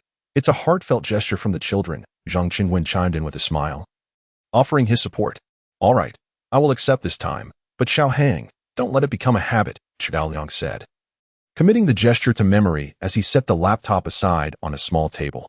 Xiao Yuqing sat beside Zhang Hang, appearing as an onlooker in the midst of the unfolding events, her large eyes blinking, lost in thought. Ha ha ha, the dishes prepared by Uncle Xiao and Aunt Zhao smell incredible. This feast is filled with all my favorite foods, Zhang Hang exclaimed, rubbing his hands together with an eager expression. If you like it, then eat more, Xiao Hang. Dig in, don't be polite. We are all family, Zhao Wan said warmly. The family banquet was thoroughly enjoyable. Half an hour later, Zhang Hang, letting out a satisfied burp, bid his farewells from the dining table and moved to sit on the sofa. Xiao Yuqi sat on the wooden chair to the side, casting a glance to the west, slightly lowering her head. She approached and tugged at Zhang Hang's sleeve, whispering, Zhang Hang, let's put away the golden pick. As they walked, Zhang Hang followed her, striding confidently into the school beauty's chamber. The moment they entered, there was a fleeting silence at the dining table. Several parents were aware of one thing. Xiao Yuqi had never liked anyone entering her bedroom since she was little. Each parent harbored their own thoughts. But in the next moment, their faces lit up with smiles as they continued to chat, restoring the lively atmosphere. Xiao Yuqi's room was spacious, adorned predominantly with pink furniture. Thank you for the gift, she said, her steps cheerful as she placed the golden pig in an empty spot on her desk. When she did not hear a response, she couldn't help but glance back and found Zhang Hang sprawled lazily on her bed. Huh? Xiao Yuqi was momentarily stunned. Stop high and G and come over to chat. Zhang Hang patted the space on the right side of the bed. Xiao Yuqi lowered her head slightly and responded with an O. There was only one study chair in the room, making it quite normal for her to sit on the bed. Sitting beside Zhang Hang on the bed, an odd sensation washed over her, leaving her a bit bewildered. What are you thinking? Zhang Hang casually inquired. I was contemplating how to teach you a foreign language. I remember your English grades were quite good. Xiao Yuqi turned her head to glance at him. Foreign languages aren't just English. Zhang Hang chuckled and quickly remarked with a playful tone, Can you teach me Japanese? Well, I don't know much. I only know that kawaii means cute. But I can learn, Xiao Yuqi replied earnestly. Ha ha, I was just joking, don't take it seriously. Zhang Hang couldn't resist pinching her cheek, teasing. Your silly demeanor is quite kawaii. Do you really think I'm silly? Xiao Yuqi shrank her head back, pulling her face from his grasp, mumbling softly, no pinching. Zhang Hang narrowed his eyes, assessing her alluring figure, then nodded. I do think you're quite silly. Xiao Yuqi pouted, her expression one of despair. Your words are really hurtful. I had prepared a gift for you, but now I don't want to give it to you. Xiao Yuqi shifted her body, her whole demeanor pleading, Come and comfort me. I was joking, Yuqi. You're so cute and charming. How could anyone think of you as silly? Zhang Hang's playful banter left her flustered, her cheeks tinged with a rosy hue. She hopped off the bed and retrieved 2 items from the desk drawer. Look, we each have one, and they're the same. A pure and enchanting smile graced Xiao Yuqi's face as she held up 2 identical keychains, one black and one white.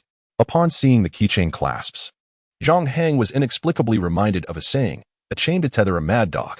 Chapter 16, Not Human. As night deepened, silence enveloped the surroundings, broken only by the distant barking of dogs, like solitary boats traversing through the darkness, resonating with an unusual remoteness in the tranquility.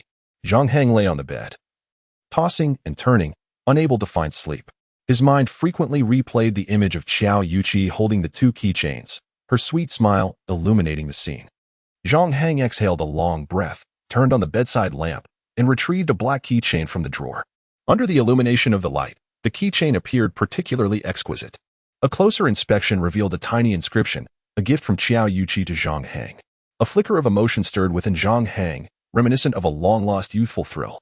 At the same moment, Qiao Yuqi lay on her bed, her legs curled. The pale soles of her feet swaying gently as the glow from her computer screen illuminated her strikingly beautiful face. Feeling the need to commemorate something, she set her password to 200800729. After inserting her network card and connecting to the internet, Qiao Yuqi searched for a few keywords on Baidu, Japanese basics. The long night stretched on, with moonlight flowing like a silver river, winding through every corner of the city. The following morning, it was time for their usual driving lesson. Since Zhang Hang changed his hairstyle and tidied up his appearance, he became increasingly pleasing to the eye. Even classmate Lu Jia couldn't help but admire him secretly, though she still harbored resentment over being left behind after the last driving test. Consequently, she decided to join a different group this time. The sky was clear, with no clouds in sight, and the venue for the third driving test was located behind the main building of the driving school. Zhang Hang, Li Go, and Qiao Yuqi stood beneath the shade of a tree. Li Go was still pondering a matter, how Zhang Hang managed to earn money so swiftly. What was the secret to his success? Zhang Hang replied that the greatest challenges in becoming wealthy were twofold, having a far-sighted vision and securing the initial capital, both of which he possessed. Thus, his rise in life was only natural. While they were chatting, Lu Jia approached from a distance, standing before Zhang Hang with a somewhat bashful demeanor. Zhang Hang, the class leader's graduation banquet is this noon. Are you going? Without a moment's thought, Zhang Hang declined, casually lighting a cigarette and exhaling a plume of smoke, stating flatly, "We've all graduated, and we'll be going our separate ways. There's no point in attending." Qiao Yuqi's lips moved slightly, her gaze somewhat bewildered. She tugged at Zhang Hang's sleeve and whispered, "You will seem very heartless like this." "You've misunderstood," Zhang Hang chuckled. "I've been quite busy with serious matters lately, leaving little time for such gatherings." The reason Zhang Hang had purchased a computer early on was to study the maps of Jianzhou, drawing upon his memories from a past life to outline potential investment locations. In truth, he was unfamiliar with most of the areas slated for redevelopment, but he had memorized the significant renovations and projects that had caused a stir throughout the city. Lu Jia nodded slightly, casting another glance at Li Go.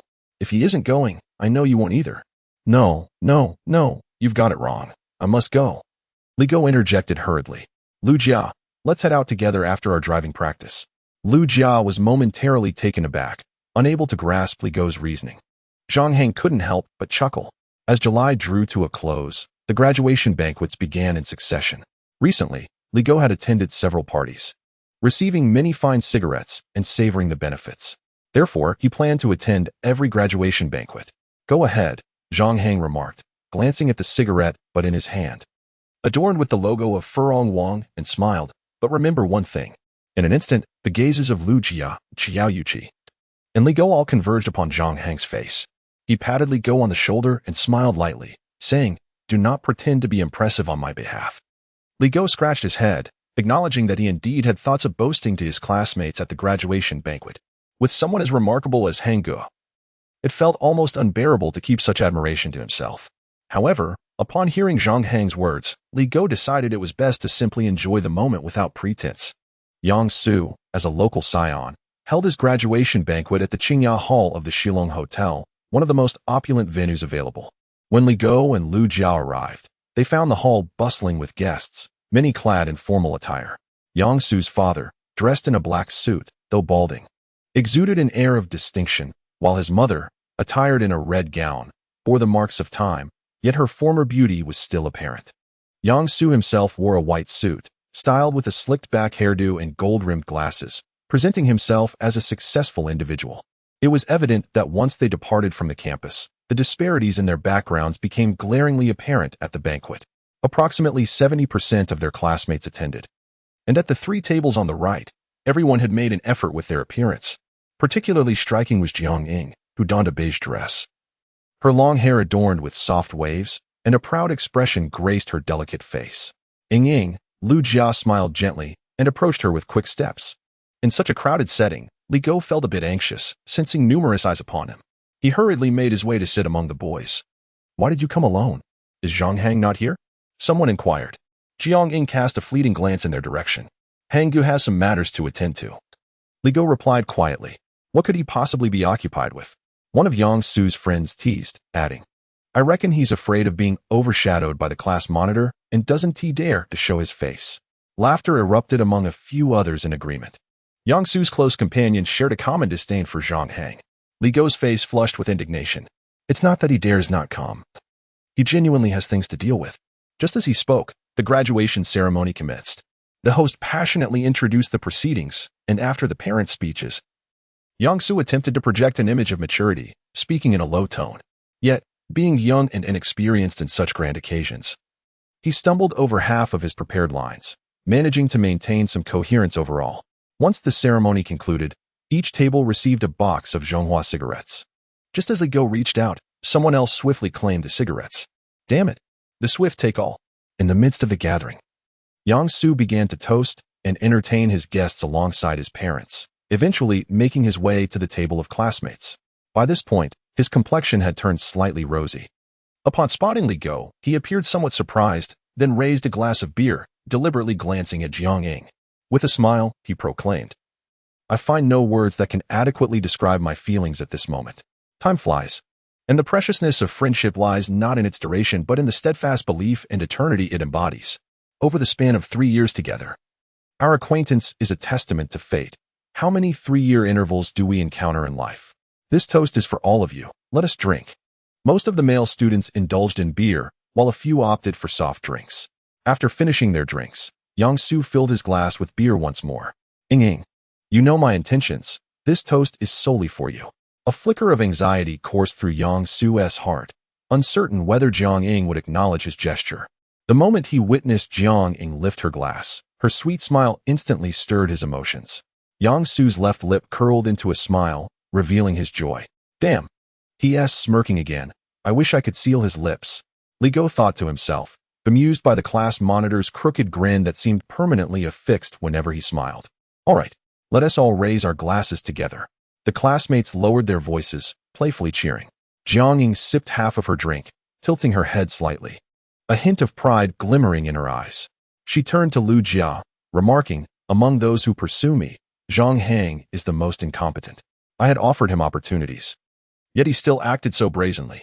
I truly do not understand his arrogance, especially when compared to Yang Su. It's like comparing heaven and earth." Lu Jia hesitated, her lips moving as if to speak, but refraining. She sensed that Zhang Hang was currently indifferent to Jiang Ying, while Jiang Ying seemed particularly concerned about him. Li Go is here, yet he is quite petty. Yang Su, on the other hand, is a good person, she mused.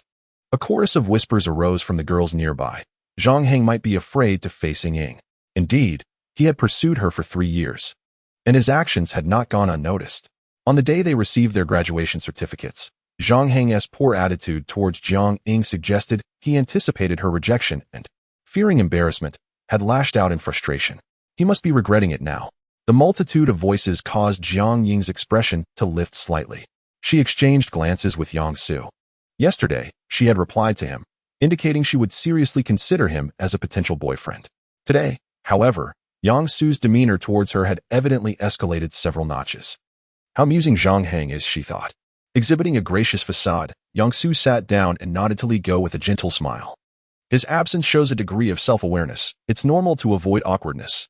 However, Li Go, please convey to him that I sincerely hope he can apologize to Ying. His words that day were quite excessive. Li Go timidly countered, I don't think Brother Hang was overly harsh. Jiang Ying coldly retorted, he nearly drove me to my wit's end. Isn't that excessive? If he wishes to apologize now, it's too late. I will not forgive him unless he offers 100 apologies. Only then might I consider slightly addressing him. Otherwise, it's out of the question. Jiang Ying held her own convictions. Frankly, compared to the class monitor, Zhang Hang was insignificant. Apart from being taller and better looking than Yang Su, what else did he possess? He is unworthy even to carry Yang Su's shoes. He boasts without substance.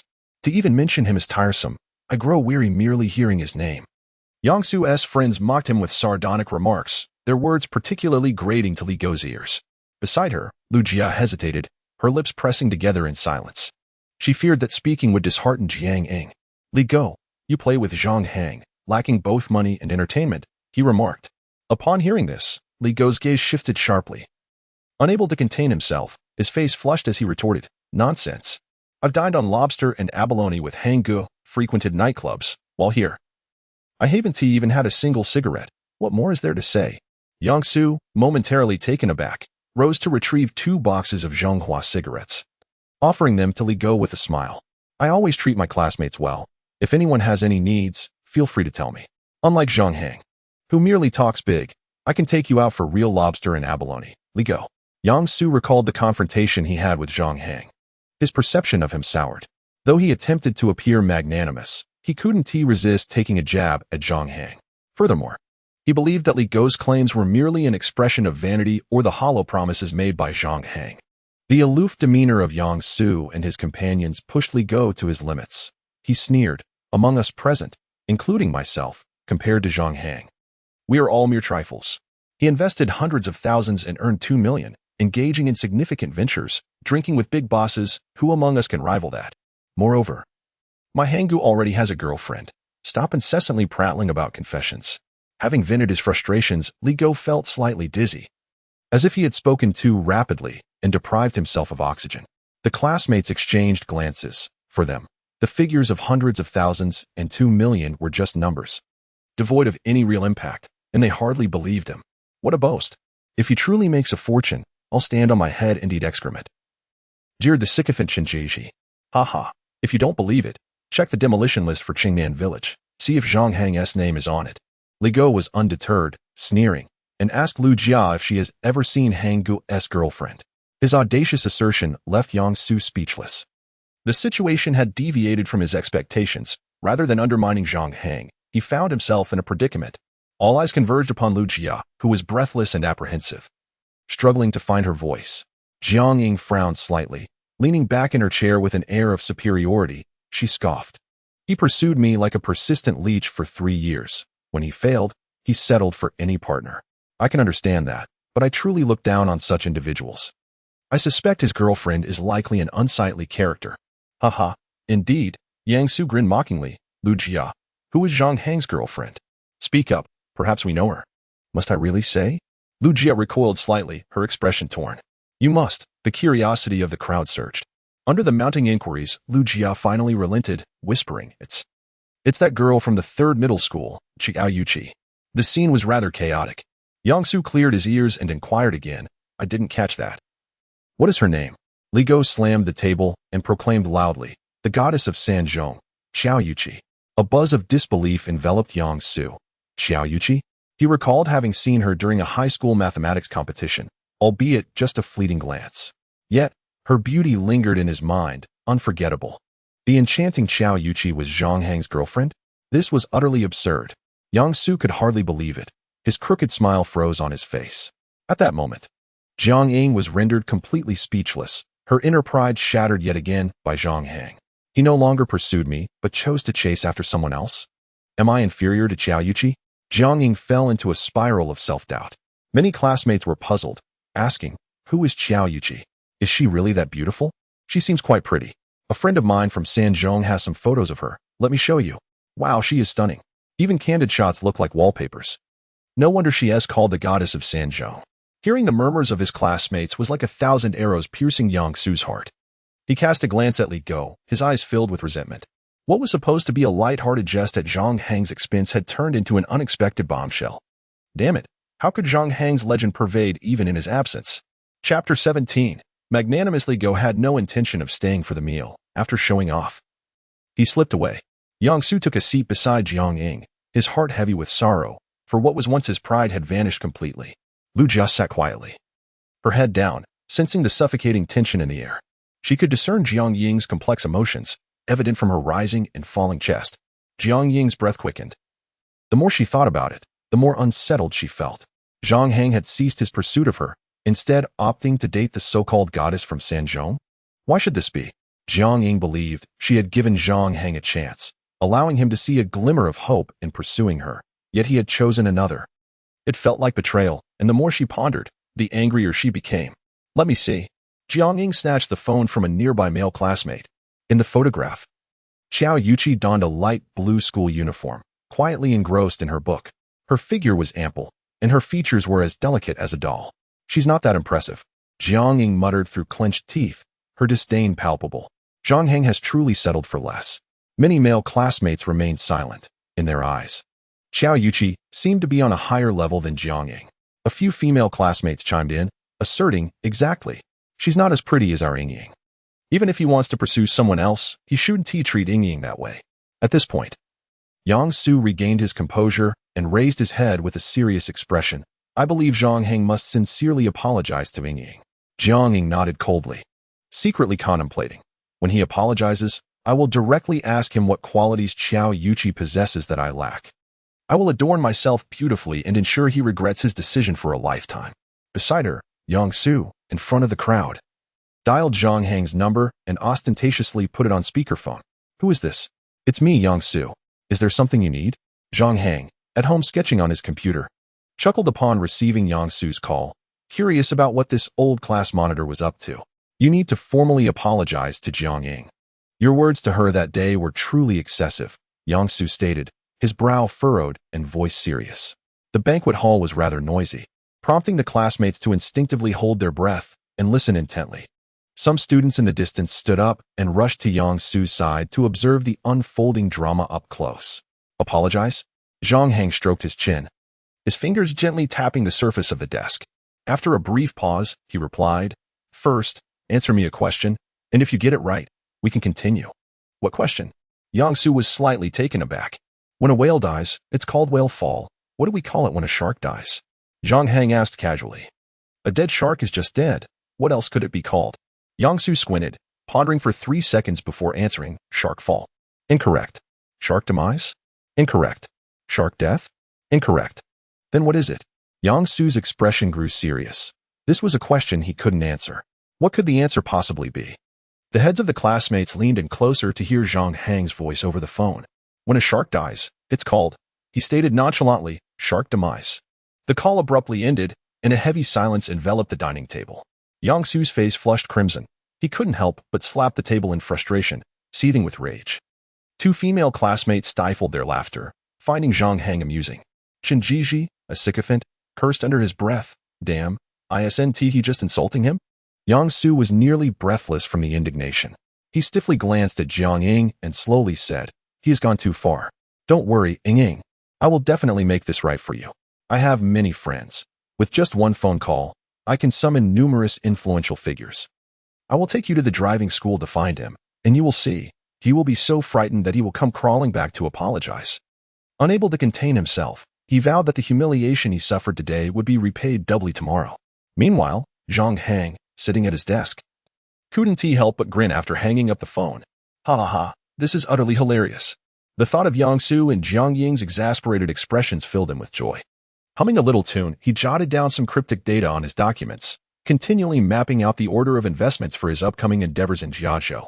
The demolitions he was aware of were all once sensational cases. Once he secured these, his assets would multiply exponentially.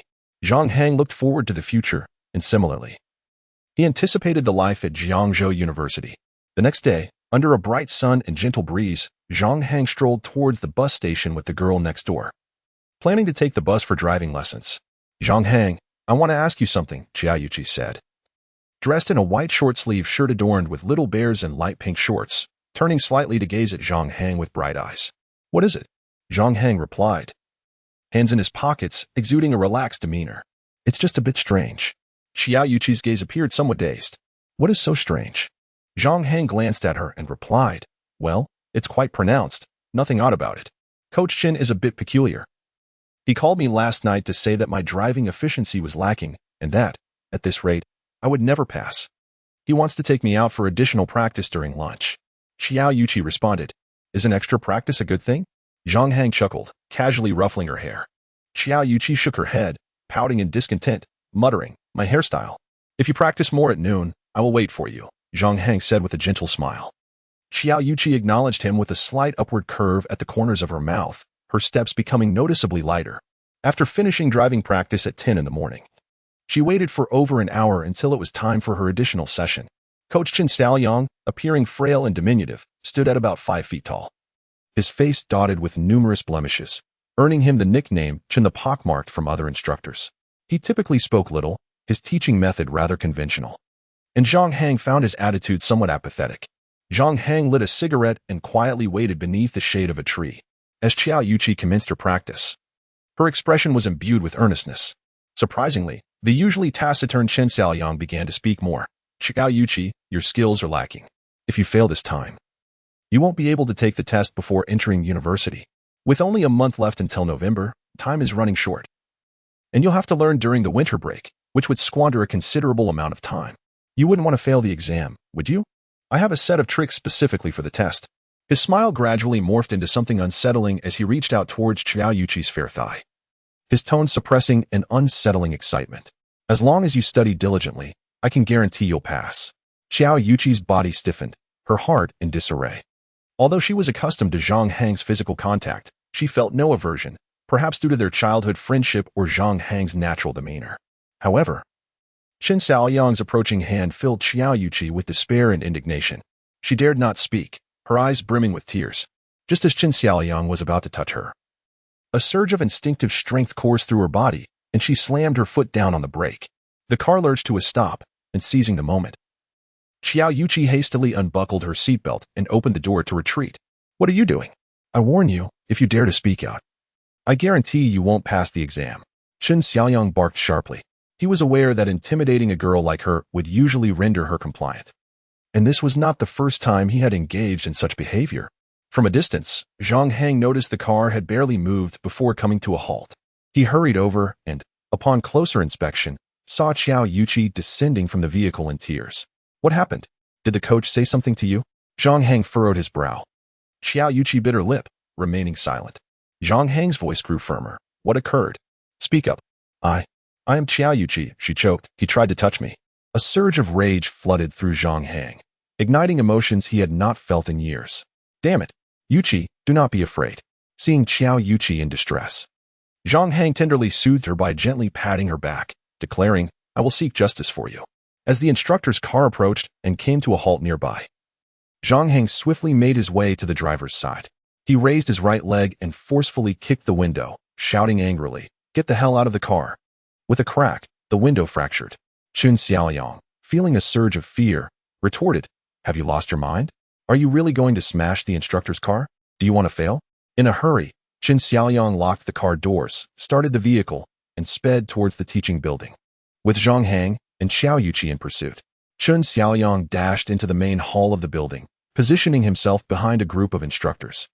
When Zhang Hang demanded an explanation, the vice principal displayed blatant favoritism towards the instructor, dismissively asserting, without evidence, this is mere slander. Chen Xiaoyang sneered, Indeed. They are tarnishing my reputation. Vice principal, I suggest you revoke their examination qualifications. Such students should be expelled. You may pursue your studies elsewhere, as our driving school has no room for you. His expression conveyed an air of superiority, as if to say, What are you going to do about it? Zhang Hang, with a mocking smile, pointed at a few individuals. So you wish to play the rogue? Very well, just wait. Turning away from the hall, Zhang Hang dialed a number for Sun Dabiao. Oh, you're calling for reinforcements? Bring more people. I am eager to see what you can do. The vice principal, with a sarcastic tone, commented on Zhang Hang's retreating figure, eliciting laughter from several instructors. Meanwhile, at the entrance of Huqing No. 1 High School, 3 taxis were parked by the roadside, alongside 12 individuals. Among them were Jiang Ying and 2 female classmates, led by class monitor Yang Su, who was accompanied by a flamboyantly dressed man, sporting a rather ostentatious style. Ying, rest assured, they are notorious tough guys. I guarantee Zhang Hang will apologize to you today, Yang Su proclaimed, brimming with confidence. He pulled out his phone and dialed Zhang Hang's number. Zhang Hang, are you at the driving school? I remember you were never afraid of me. Why the silence now? Oh, you're at the driving school? Fine, wait for me. I have business with you. With a grand gesture, Yang Su commanded, Get in the car. His urgency stemmed from a conversation he had with Jiang Ying the previous night, where they united in their disdain for Zhang Hang. Jiang Ying expressed her annoyance towards Zhang Hang, stating she was no longer interested in romance. Eager to win her affection, Yang Su hastily arranged today as confrontation. Ying. The people Yang Su brought along seemed quite intimidating. Do you think they might harm Zhang Hang? One girl asked. No, as long as Zhang Hang apologizes.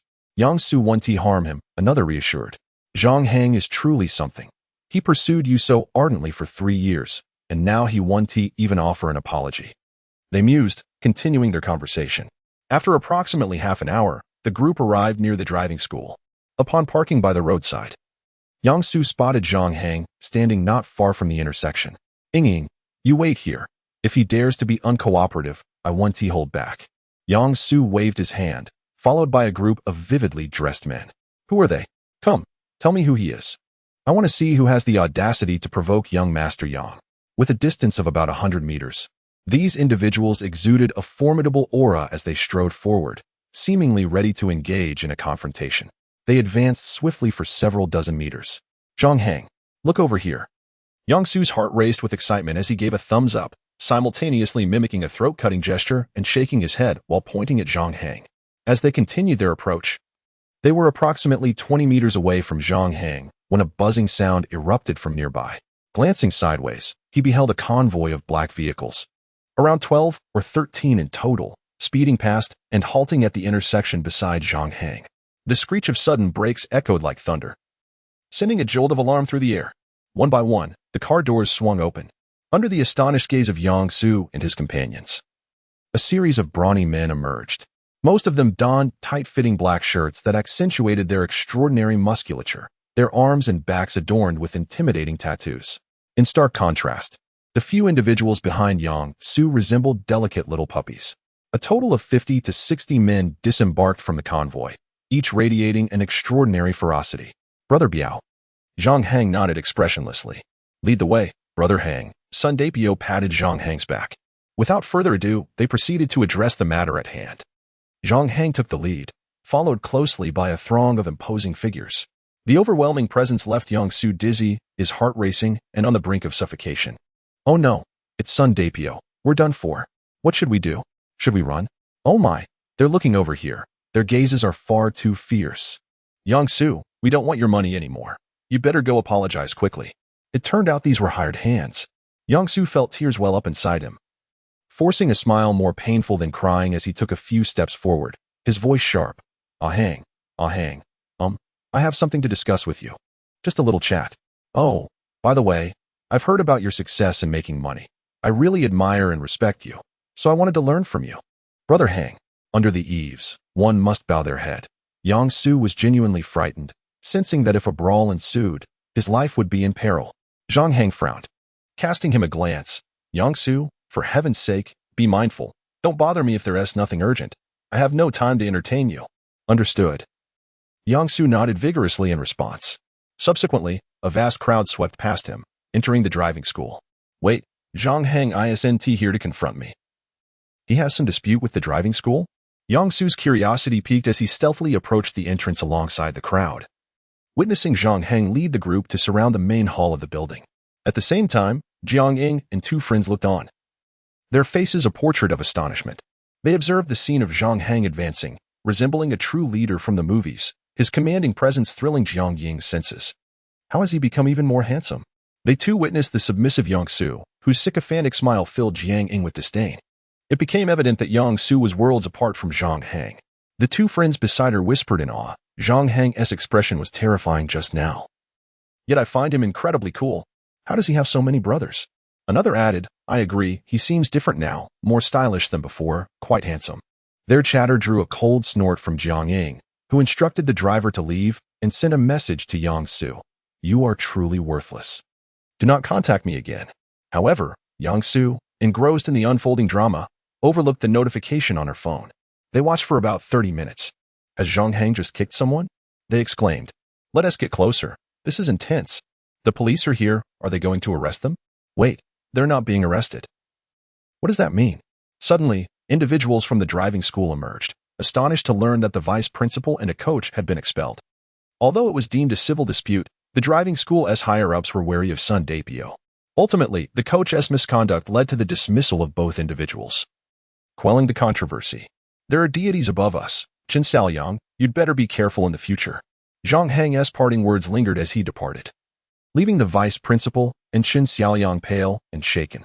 Witnessing this, Yang Su and her companions quickly retreated. Once they boarded a taxi, Yang-su finally noticed Zhang Hang's message. Damn, am I really that useless? Who could do better than me? Frustrated and helpless, she ultimately left in despair. Zhang Hang escorted his group to the car. Brothers, thank you. I'll reserve a few tables at Baixing Hotel tonight. There will be plenty of food and drink. Make sure to come. Zhang Hang greeted warmly, eliciting laughter from many. Hang, it was a big deal, Sun Dapio remarked with a faint smile. That is not acceptable. I must treat you all tonight. I have something I wish to discuss with you later, Zhang Hang insisted earnestly. All right, I'll stop by the construction site first. See you tonight. Sun Dapio nodded before departing. Xiao Yuqi lowered her head, biting her lip, appearing quite sullen, although she was also frightened by the intimidating crowd. She found their demeanor toward Zhang Hang surprisingly amicable. All right, don't be sad. Zhang Hang playfully tousled Xiao Yuqi's hair, smiling. Whether now or when you go to university, if you ever feel wronged, just reach out to me, no matter what it is. I'll take care of it for you. MHM. Xiao Yuqi felt warmth wash over her, as if she were basking in soothing spring water. She softly responded before shaking her head lightly. Observing her gesture, Zhang Hang sighed in relief, pleased to see her mood lightening. He glanced toward the driving school, where several instructors were watching him. It was clear that Zhang Hang had become quite renowned at the driving school. The subsequent instructors had temporarily assigned Gao Yi to teach Class 2, as familiarity with Zhang Hang ensured a smooth departure for him. A success in the eyes of the driving school. Sitting beside Xiao Yuqi on the bus, she gently nudged Zhang Hang's arm. Zhang Hang looked at her curiously. You mentioned that you've been too busy to take me out lately, and tonight you'll be dining with them for several hours. A look of confusion crossed Xiao Yuqi's face. Does he not want to take me out for fun? What is he thinking? Zhang Hang, amused, responded. You really think I'd let them go on a wild goose chase? That would be utterly unreasonable. One must never allow others to assist without reciprocation, for that is the very essence of human decency. So, you are helping me then? Xiao Yuqi pouted. What should I do? Zhang Hang paused, realizing he had overlooked this detail, and casually gestured to himself. How about you give me a kiss? In an instant, Xiao Yuqi blushed deeply, quickly averting her gaze to the car window, murmuring, I won't talk to you anymore. Chapter 18 This summer at the evening banquet. Zhang Hang broadly go along. After consuming 5 bottles of beer and feeling pleasantly tipsy, he engaged in numerous discussions with Sun Dabia regarding future developments. The times are advancing, Brother Biao. Just wait.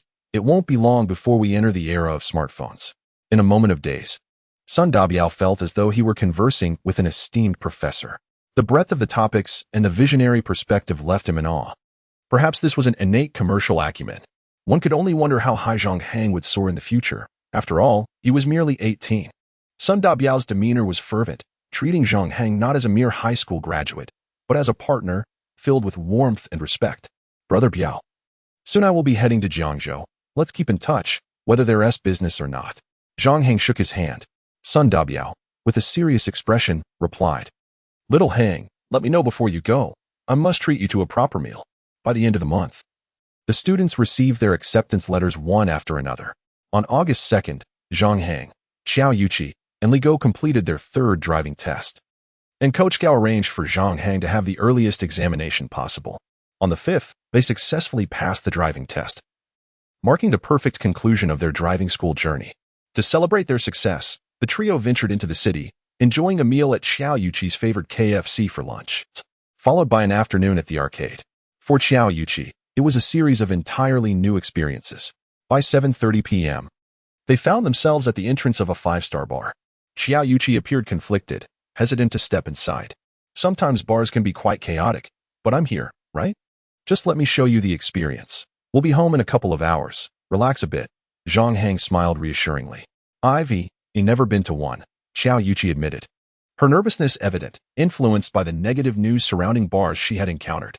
Zhang Hang laughed heartily. Yuqi, truth be told, the best part is just stepping inside. If you never enter, you'll never know the thrill and excitement within. Standing at the door won't give you a taste of it. Xiao Yuqi took a deep breath. Patting her chest, okay, I just need a moment to gather myself. After a few minutes, they entered the bar. The heavy metal music and hazy atmosphere, with people dancing energetically, overwhelmed Xiao Yuqi's senses. Later that night, upon returning home, Xiao Yuqi lay on her bed, her delicate feet swaying gently. She opened her computer and titled a new entry in her journal, this summer. On August 8th, my companion and I embarked on our first driving test. The day of the class reunion had arrived, meticulously organized by our homeroom teacher, Guo, at a banquet hall in the Guangqian Hotel, reserved for several hours. Our teacher mentioned that Xiao Jiu had gone abroad for studies. Zhao Qi was unable to return due to severe flooding in her hometown, which had halted bus services. Class leader Yang Su reported this news. By the way, isn't Zhang Hang coming? Guo glanced around but failed to spot the lad, prompting him to inquire. Oh, Brother Hang is on his way. I just called him, Yang Su replied with a smile. Since the incident with Sun Dabiao, Yang Su had come to understand what it truly meant to be a big brother, and he admired Zhang Hang for it. Within the hall, students were scattered about. Some seated while others stood in groups, engaged in lively conversations. As Yang Su wandered a few laps, he overheard discussions primarily centered on Zhang Hang. It was said that he had received 2 million from a demolition compensation, an astonishing feat that made him a millionaire. Zhang Hang had invested tens of thousands. A boldness not commonly seen. One word, impressive. 2 words, truly remarkable, they exclaimed, hardly able to believe it. While they spent their days gaming online, Zhang Hang was out there building a business. Rumor had it that his girlfriend was the goddess of the 3rd middle school, Qiao Yuqi, which only fueled their envy. Just moments ago, I heard Li Go mention how Zhang Hang had once brought along dozens of influential figures to negotiate with the driving school. Hearing such remarks, Yang Su couldn't help but sigh inwardly. Though he remained tight-lipped, he acknowledged Zhang Hang's achievements were indeed extraordinary. If the roles were reversed, he mused, his own family would likely host a grand celebration for any similar success. Thinking of Zhang Hang, Yang Su furtively glanced to his left. There sat Jiang Ying, adorned in a white princess dress and crystal sandals with 5-centimeter heels. Her fair calves and delicate feet were on display, accentuated by her meticulously styled wavy hair, giving her an air of maturity, particularly enhanced by her makeup, which rendered her even more stunning than usual. Everyone, please take your seats at 9 o'clock. Our program will commence, Yang Su announced, directing the proceedings from the front stage. The graduation performances featured classmates with various talents who had signed up long ago, all to be executed without rehearsal, relying solely on their impromptu abilities. Guo occupied the center of the front row as students settled in. Hosts Yang Su and Lu Jiao were poised at the side of the stage. As the atmosphere turned serene, a resounding voice broke the silence. Hello, everyone. It was a spontaneous response from the students. Hello, teacher. Some instinctively stood up in reflex. However, they soon noticed Zhang Hang entering through the side door, arriving precisely on time. Clad in casual black attire and sporting a neat short haircut, his tall figure and chiseled features were illuminated by a radiant smile, exuding an aura of charm and elegance. Hello, everyone, Zhang Hang greeted warmly, waving with a beaming smile. Zhang Hang has arrived. Cheers erupted, accompanied by applause, and the ambience transformed with his entrance, making him the focal point of the gathering.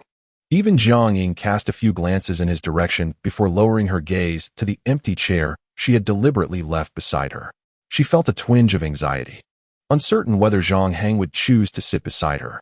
In the past, she would have been confident of his arrival, yet now, an unexpected doubt crept in, even regarding whether he would extend an apology. Regardless of his willingness to apologize, she resolved to speak with him, determined to convey that she was the unattainable goddess he could not hope to reach. Jiang Ying subtly raised her chin, casting a sidelong glance at Zhang Hang. As anticipated, after greeting the teacher, he scanned the room and made his way toward her. So, he has come to me after all, huh? I knew he couldn't maintain his fade. As he approached, the atmosphere in the classroom fell silent. Even Yang Su on stage regarded him with curiosity. Zhang Hang opted to sit beside Jiang Ying. He had not given up on her. Is this seat taken? He asked with an air of calm. No. Jiang Ying thought of saying, you might want to check other spots first. If there is no room elsewhere, then return here. She aimed to assert her refusal. However, before she could finish her thought, Zhang Hang lifted a chair and turned to sit beside teacher Guo instead. What? Jiang Ying was momentarily taken aback. Whispers erupted among the classmates. Yang Su felt an inexplicable mix of emotions as he glanced at Zhang Hang, pondering. This summer, a remarkable individual has emerged. One who eclipses me. Old Guo, sitting next to Zhang Hang, chuckled softly. You look well. Did the summer at home under the watchful eye of your wife lead you to smoke less and improve your health? Ah, haha, Guo laughed awkwardly. That is utterly unfounded. I am always in charge at home. I believe you. Zhang Hang raised an eyebrow, a teasing smile on his face. You rascal. Guo Chang chuckled helplessly, leaning slightly closer and whispering, I heard you made a profit of 2.4 million from your investments? Not that much. Zhang Hang shook his head. Indeed, it seemed his classmates had exaggerated the numbers. Guo Chang found it amusing. Then how much did you actually earn? After expenses and the initial investment. I netted about 1.4 million, Zhang Hang replied with a smile. Guo Chang coughed a couple of times, still visibly astonished. You truly possess remarkable talent. Could you share how you achieved this? It's quite simple, really. I purchased the largest house in Chengnan village from a businessman, Zhang Hang briefly explained. His words made it sound as if earning that money was astonishingly easy, merely a stroke of luck. Yet, the diligence behind Zhang Hang's efforts, his conversational skills, understanding of human relationships, and methods of communication were invisible to others. Investing over 500,000 in real estate, only to have it quickly redeveloped. Your foresight is truly impressive. Guo Chang remarked with a sigh. Just fortunate, Zhang Hang grinned, maintaining a humble demeanor in front of Guo Chang. Old Guo, try to smoke less. Ideally, quit altogether. As it's detrimental to your health. Zhang Hang spoke earnestly, yet discreetly slipped a box of cigarettes to the teacher. This box of Huazi is from Yang Su's graduation banquet, a token of respect for you. Hey there, Guo Chang glanced around, contemplating for a moment before he chose not to decline. He thought to himself that during the break, he would indulge in a smoke to ease his cravings. Zhang Hang. There is something I wish to convey to you, Guo Chang said, his expression turning solemn. What is with the formality? Zhang Hang inquired. Curiosity piqued as he straightened his posture. Guo Chang gently patted his shoulder, speaking earnestly, once you become a boss, ensure that you do not withhold wages from the migrant workers. Zhang Hang's smile faltered slightly. Am I the sort of person to do that? He retorted. Yet he responded earnestly. Understood. I shall not disappoint your expectations. Indeed, Guo Chang smiled, and upon noticing the host stepping to the center of the stage, he turned his gaze forward, a hint of pride gracing his features. This summer, a remarkable student like Zhang Hang has emerged. Since learning of the news 2 days prior, he had boasted about it to his wife, family, and fellow teachers from other departments. The appearance of a talented student was undeniably a source of pride for a teacher, a topic worthy of boasting. Before the program commenced, students often watched Guo Chang and Zhang Hang from behind. Unexpectedly, the two engaged in lively conversation, occasionally whispering to each other, their topics a mystery. Their dialogue concluded only when the program began. The first act was a song performed by Zhang Hang. As the opening melody of the gathering, her voice was enchanting. On stage, she resembled an untouchable princess, brimming with confidence and poise. Bravo! Goddess Jiang, you are stunning. Many classmates cheered. Amidst the applause, the second act commenced, a demonstration of nunchaku by a male student. Guo Chang and Zhang Hang beamed as they watched each performance, reminiscent of their youthful days, surrounded by the essence of their blossoming years. This gathering marked the final serenade of their high school days. Some students, who typically remained inconspicuous, revealed their remarkable talents during the performances. There were captivating vocal acts, street dance, breakdancing, flute playing, piano recitals, guitar performances, and even comedic skits. A break was taken midway, and while stepping outside to smoke and chat, some assumed Zhang Hang would exude arrogance, yet they found him to be remarkably affable. He engaged in light banter about games, billiards, and sports, making interactions with him feel relaxed and effortless. After finishing his smoke, just as he was about to return to the hall, Zhang Hang approached him. Standing with an air of superiority, she regarded him coolly. Zhang Hang, come here for a moment. Finally, Zhang Hang could no longer restrain herself from seeking him out. Do you have something to discuss? Zhang Hang glanced at her. Today, he was in a good mood and preferred not to engage in confrontation, provided she did not provoke him unnecessarily. Yes, I have a question for you, Zhang Hang replied, her expression devoid of emotion. Feel free to state it here. Zhang Hang responded dismissively. Zhang Ying's breath quickened slightly as she raised her gaze to meet his, her tone icy. Is your relationship with Qiao Yuqi genuine? Zhang Hang's reaction was swift. Without a moment's hesitation, he affirmed, yes, it is true. Why did you stop pursuing me? I had clearly given you hope. Zhang Ying questioned, visibly displeased. As Zhang Hang squinted and smiled, he spoke in a low tone.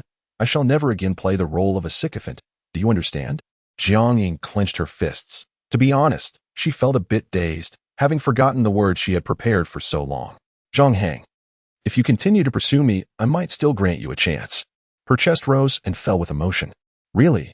Let it go. With an indifferent expression. Zhang Hang turned and walked away.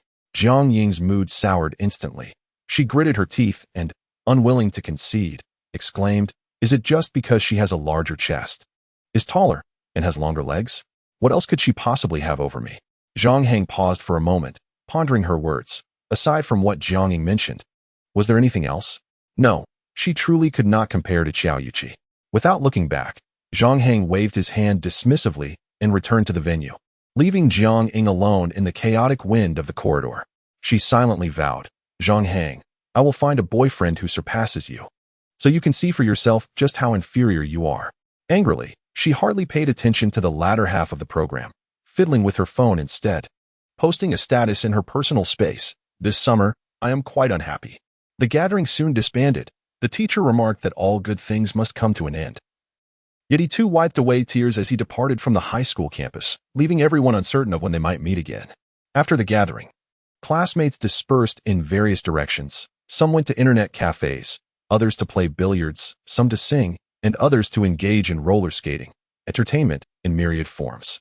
Zhang Hang went to Li Gou's house, where his parents prepared a family feast, discussing their plan to travel to Jiangzhou in advance, which Li Gou's parents readily agreed to.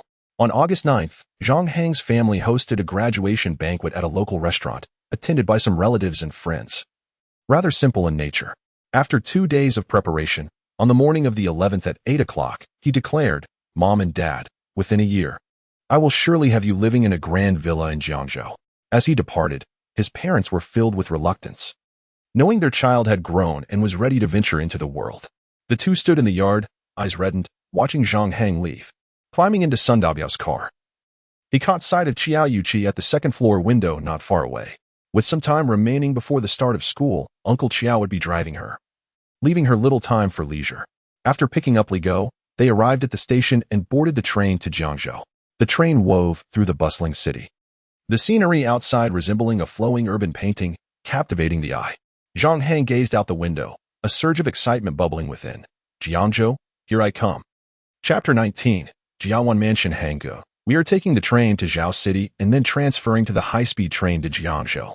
I am so thrilled. It's my first time on a high-speed train.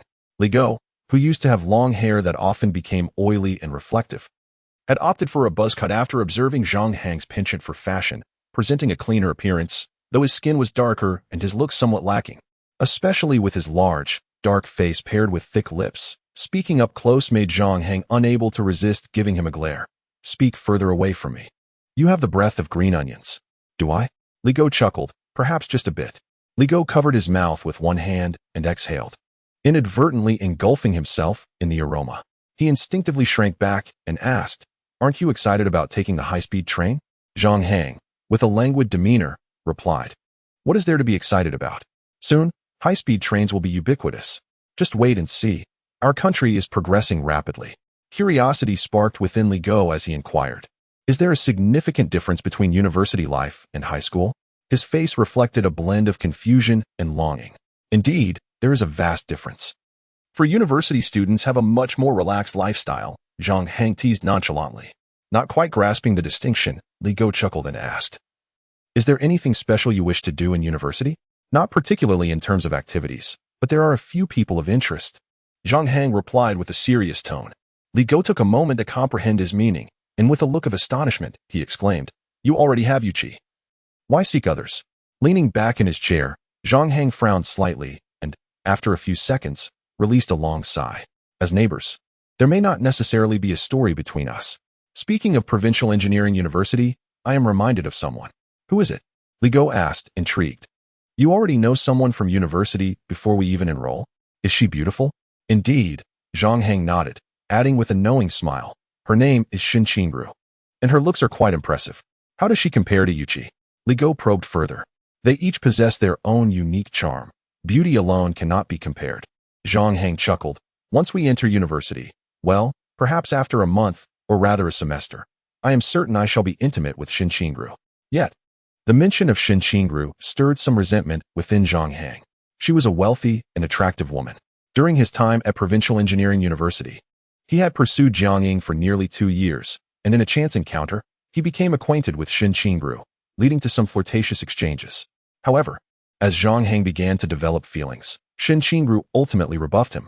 I only lost a bet with my roommate and thought to play with you. I never expected you to take it seriously. Relationships require compatibility. Apart from your looks, you possess little else. Wanting to date me is simply insufficient. Our experiences and aspirations are not on the same level, so I trust you understand. The words echoed in Zhang Hang's mind, a painful reminder from the past, yet now, the thought of being intimate with her seemed rather appealing.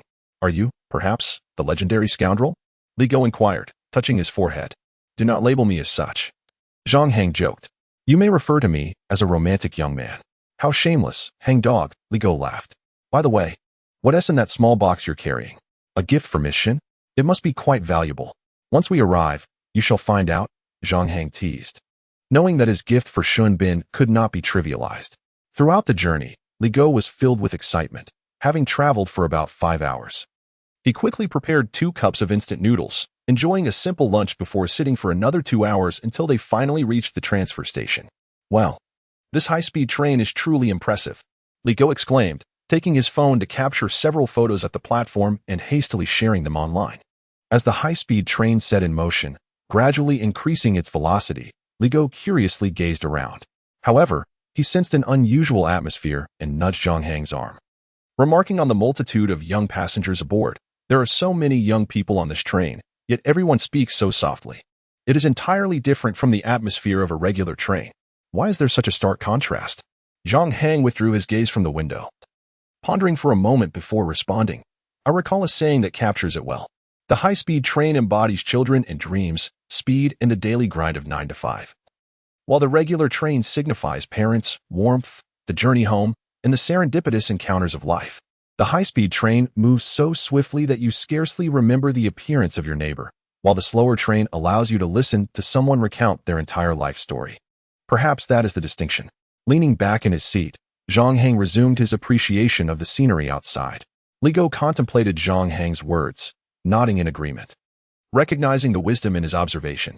After a 2-hour journey on the high-speed train, they arrived at the bustling city of Jiangzhou, a warm and picturesque water town. The city is divided by the Great River, with the vibrant southern bank contrasting with the newly developed areas to the north. In the future, many places here will be worth their weight in gold. Upon disembarking, Zhang Hang appeared contemplative. Their university town is situated in the southwestern part of Jiangzhou, surrounded by numerous universities and connected to a small town, which is currently quite underdeveloped. Zhang Hang recalled that the bus ride from the passenger station to the university takes an hour and a half due to a significant detour, as an empty expanse, marked by important railway tracks, separates the university town from the bustling urban center. News reports indicated that a conference would be held the day after tomorrow by the high-speed rail group, likely concerning the conversion of the railway tracks near the southern university town into high-speed lines, with construction set to commence at the end of the month. The renovation of the high-speed rail involves the underground tunnels near the southern university town, which is precisely Zhang Hang's objective. He intended to purchase property there before the conference concluded, as the most valuable aspect would be the land occupied by the tunnels. He needed to conduct a site visit in the coming days. Zhang Hang had acquaintances at the Provincial Engineering University, one of whom lived near the railway tracks. This individual, despite having a modestly sized home, received a substantial compensation of 1.5 million for the land taken for the tunnel. It was rumored that wealthier families received upwards of 3 million. Currently, Zhang Hang possessed nearly 1.6 million, and he believed that investing this capital could yield at least triple the return. The tunnel project marked the first significant step of his venture in Jiangzhou. As he proceeded, Zhang Hang remained lost in thought. Upon reaching the underground parking lot, he dialed the number of driver Zhou, who arrived in a brown Maserati Quattroporte. Zhang Xiao, Li Xiao. Driver Zhou greeted them with a warm smile. Li Go carried a suitcase while Zhang Hang managed a backpack, a computer bag, and a gift box. Brother Zhou, I brought you a pack of cigarettes. They're in the trunk. Zhang Hang indicated as he retrieved a box of Huazi and placed it in the left side of the trunk. Li Go observed quietly, sensing that Zhang Hang was adept in the ways of the world, quite unlike a recent high school graduate, but rather resembling a seasoned figure from the streets. Upon boarding the vehicle, Zhang Hang engaged in a myriad of topics with driver Zhou, who, in a moment of enthusiasm, revealed that he was the younger brother of Shin Bin's elder girlfriend. His name was Zhou Wei, and his sister was Zhou Xinran. Shinbin had another girlfriend named Wang Shan, and both women resided harmoniously in a villa.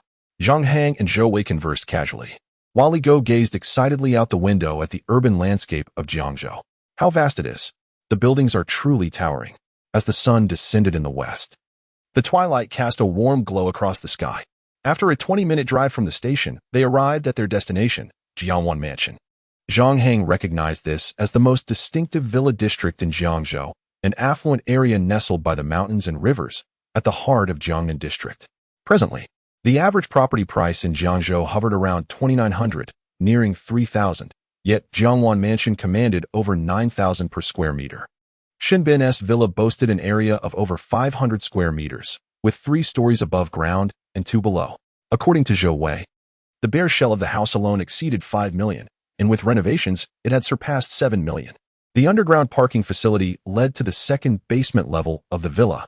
What a bright and spacious parking area. I have never seen such a fine one before. Li Go exclaimed in awe.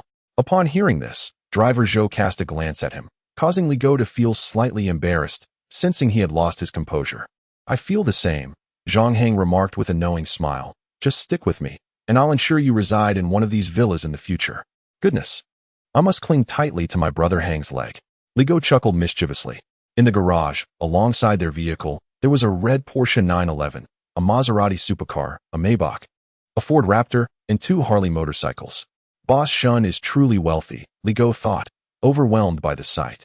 Zhang Hang, glancing at the array of vehicles, shared the common male fascination with such grand toys. Within a year, he aimed to purchase a villa here and become neighbors with Ben Ge. Earning millions and spending millions are fundamentally different concepts. If every penny earned were invested in real estate, the capital would double at a swifter pace. However, balancing the pursuit of wealth with the enjoyment of life is essential. One should not diminish life's pleasures solely in the quest for profit. That was Zhang Hang's philosophy. On the second basement level, he noticed 2 maids carrying garments to the laundry room, who greeted the guests warmly upon seeing them. They took the elevator to the first floor, where the spacious lobby exuded opulence, clearly designed for entertaining guests. In the reception area, the rotund Shinbin sat sipping a glass of ice water, flanked by 2 women. Zhou Xinran, with her bright, expressive eyes and elegantly styled hair, projected an image of gentleness and grace, while Wang Shan, casually draped in a short dress, lounged on the sofa with a relaxed demeanor. Boss, the guests have arrived, Zhou Wei announced softly, dragging Li Go's suitcase and carrying Zhang Hang's backpack. Aha. Shinbin laughed heartily, rising to greet them. Welcome, Hang dear. Greetings. Brother Ben and esteemed sisters-in-law, Zhang Hang cheerfully greeted. Li Go felt somewhat anxious in such a setting. His face flushed as he awkwardly returned the greeting. Fortunately, the attention of the gathering was focused on Zhang Hang, which provided Li Go a moment of relief. Yet, a tinge of disappointment lingered in his heart. Despite his social shortcomings, he often dreamed of one day being the center of attention. Xiao Hang has arrived. Please take a seat. I did not expect the talented Xiao Hang, whom Ben often speaks of, to be so remarkable. You must be Li Go. Come sit here. Don't be shy at home. As for Zhou Wei, the guest room has been prepared. You may place their luggage there. Shinbin warmly welcomed them. Zhou Xinran and Wang Shan were equally effusive in their hospitality. Once seated, Zhang Hang placed the gift box he had brought on the coffee table, smiling as he said, Brother Ben, I was uncertain what to bring you, so I specifically ordered this ornament. Having you here is gift enough. No need for presents. Shinbin chuckled. Shall I take a look? Inside the cake-like box lay a golden ornament, a 5-clawed dragon flanked by 2 phoenixes. This is a depiction of a dragon and 2 phoenixes soaring through the skies, gilded, not solid gold. I present this ornament to wish Brother Ben and his 2 sisters-in-law a harmonious, blissful, and prosperous future, Zhang Hang intoned, eliciting hearty laughter from Shinbin. His 2 girlfriends could not help but smile, leaving them with a very favorable first impression of Zhang Hang. Xiao Hang, when does your school start? Shinbin inquired. We begin reporting on the 28th, Zhang Hang replied. Excellent. I shall take you out to enjoy yourselves in the meantime. Shinbin seemed eager to arrange some recreational activities. Brother Ben, I might have to step out for a bit in the next few days. I have some matters to attend to, Zhang Hang stated. Come, Xiao Hang. Xiao Li, have some water. Zhou Xinran poured them both a glass. After expressing their gratitude, they sipped the water. What are you busy with? Shinbin asked, his expression curious. Engaging in some investments, Zhang Hang replied with a smile. What kind of investments? Shin Bin's interest peaked. Real estate. Real estate? Where? Shin Bin's eyes dimmed slightly, as he found the notion rather uninteresting, perceiving it as a slow return on investment. In the university town. Zhang Hang replied with a subtle smile. Since purchasing Brother Bin's property, I feel incredibly fortunate and wish to try my luck further. Haha. Shin Bin shook his head in amusement. Investing in real estate requires caution. How about this? Tomorrow, wherever you need to go, let Xiao Shou provide transportation. If Li Go were to respond, he would likely insist, no need, truly, yet Zhang Hang graciously accepted. Thank you so much, Brother Bin. He understood that excessive politeness could be counterproductive, and effective communication often depends on the individual. Whoever it is, Xiao Ma, instruct the chef to begin preparing the meal. It's nearly time, Shin Bin announced boisterously. A suited butler promptly set about his task. Come, Xiao Hang, let us play a few rounds. Shin Bin and Zhang Hang began a game of chess, while the others quietly observed. After a while, they transitioned to the adjoining lounge to play a few rounds of billiards, before Shin Bin led Zhang Hang for a leisurely stroll. In the outdoor area, there lies a swimming pool, and not far away, a lawn spanning over 100 square meters, where a golden retriever frolics happily. Wonkai, come here, Shin Bin calls out. And the golden retriever rushes over. With a hint of nostalgia in his expression, he remarks, my daughter has a fondness for dogs. This one is hers, named Wonkai. Those who cherish small animals are often kind-hearted individuals. Zhang Hang chuckles lightheartedly. Binji's daughter must indeed be a benevolent little beauty. Ha ha, indeed. But she has entered her rebellious phase. Everything else is just fine. Nearby, in a shaded pavilion, dinner is prepared. As they engage in casual conversation, the dishes are soon served. Lobster, gigantic mantis shrimp, abalone, conch, grade 5 steak, roasted chicken, and a plethora of delicacies adorn the table. Shin Bin had specially taken Zhang Hang to visit the wine cellar. Meanwhile, Li Go sits alone on a chair, feeling somewhat numb. Unsure of where to place his hands and feet in the presence of Shin Bin's two girlfriends. With Hang Go absent, he feels a considerable amount of pressure. Fortunately, 5 minutes later, Shin Bin and Zhang Hang return, each holding a bottle of fine white wine, the value of which remains unknown. Today, let us enjoy a good drink with Bin Gu. Zhang Hang laughs heartily. To be honest, your wine cellar is truly exceptional, Bin Gu. It's evident that it has been meticulously curated. Of course, Shin Bin responds confidently, I assure you, the wines here are of extraordinary quality. Just wait and see. As the food and wine are served, Shin Bin remains somewhat reserved. He glances at Zhou Xinran and urges, call again to check. I just did. Xiao Rou said she has already eaten and will be home in 5 minutes, Zhou Xinran replies. Well then, let us not wait for her. Let us eat. Shin Bin sighs lightly. Let us wait a bit longer, Bin Gu. There is no rush. We had a late lunch in the car and aren't particularly hungry. Zhang Hang smiles. It is evident that Shin Bin genuinely cares for his daughter, far more than for his two companions. Forget it. She has already eaten. So no need to wait. Let us start. Shin Bin waves his hand, raising his glass. I propose a toast to welcome Xiao Hang to our home. And oh, to Xiao Li, you're a bit too quiet, my friend. I almost forgot you were here, haha. Make yourself at home. Enjoy the food and drink. Zhang Hang responds with a grin. Bin Gu, let us take it easy. We should savor this feast. I must indulge in all this exquisite cuisine. Agreed. Let us take it slow. They both sip their wine, appreciating its quality. Ah, what a fine wine. Zhang Hang notes, though he cannot discern just how remarkable it is. Now, let us eat, Zhou Xinran suggests with a smile. The group begins to serve themselves. Shin Bin is quite casual, relishing the conversation while engaging loudly with Zhang Hang. Zhou Xinran and Wang Shan eat elegantly, while Li Go remains very reserved, only daring to take food from directly in front of him. Observing this, Zhou Xinran offers him a large crab, leaving Li Go momentarily bewildered, unsure of how to tackle such a dish. Noticing Li Go's predicament during his chat with Shin Bin, Zhang Hang raises his arm high, grabs a large crab, and cheerfully exclaims, Bin Gu, how does one eat this hairy crab? Allow me to demonstrate. Shin Bin personally demonstrated the task at hand. So this part cannot be eaten, and is this the esophagus? A.O. Zhang Hang casually inquired. It dawned on Li Go that one could indeed ask questions when in doubt, even using them as topics for casual conversation.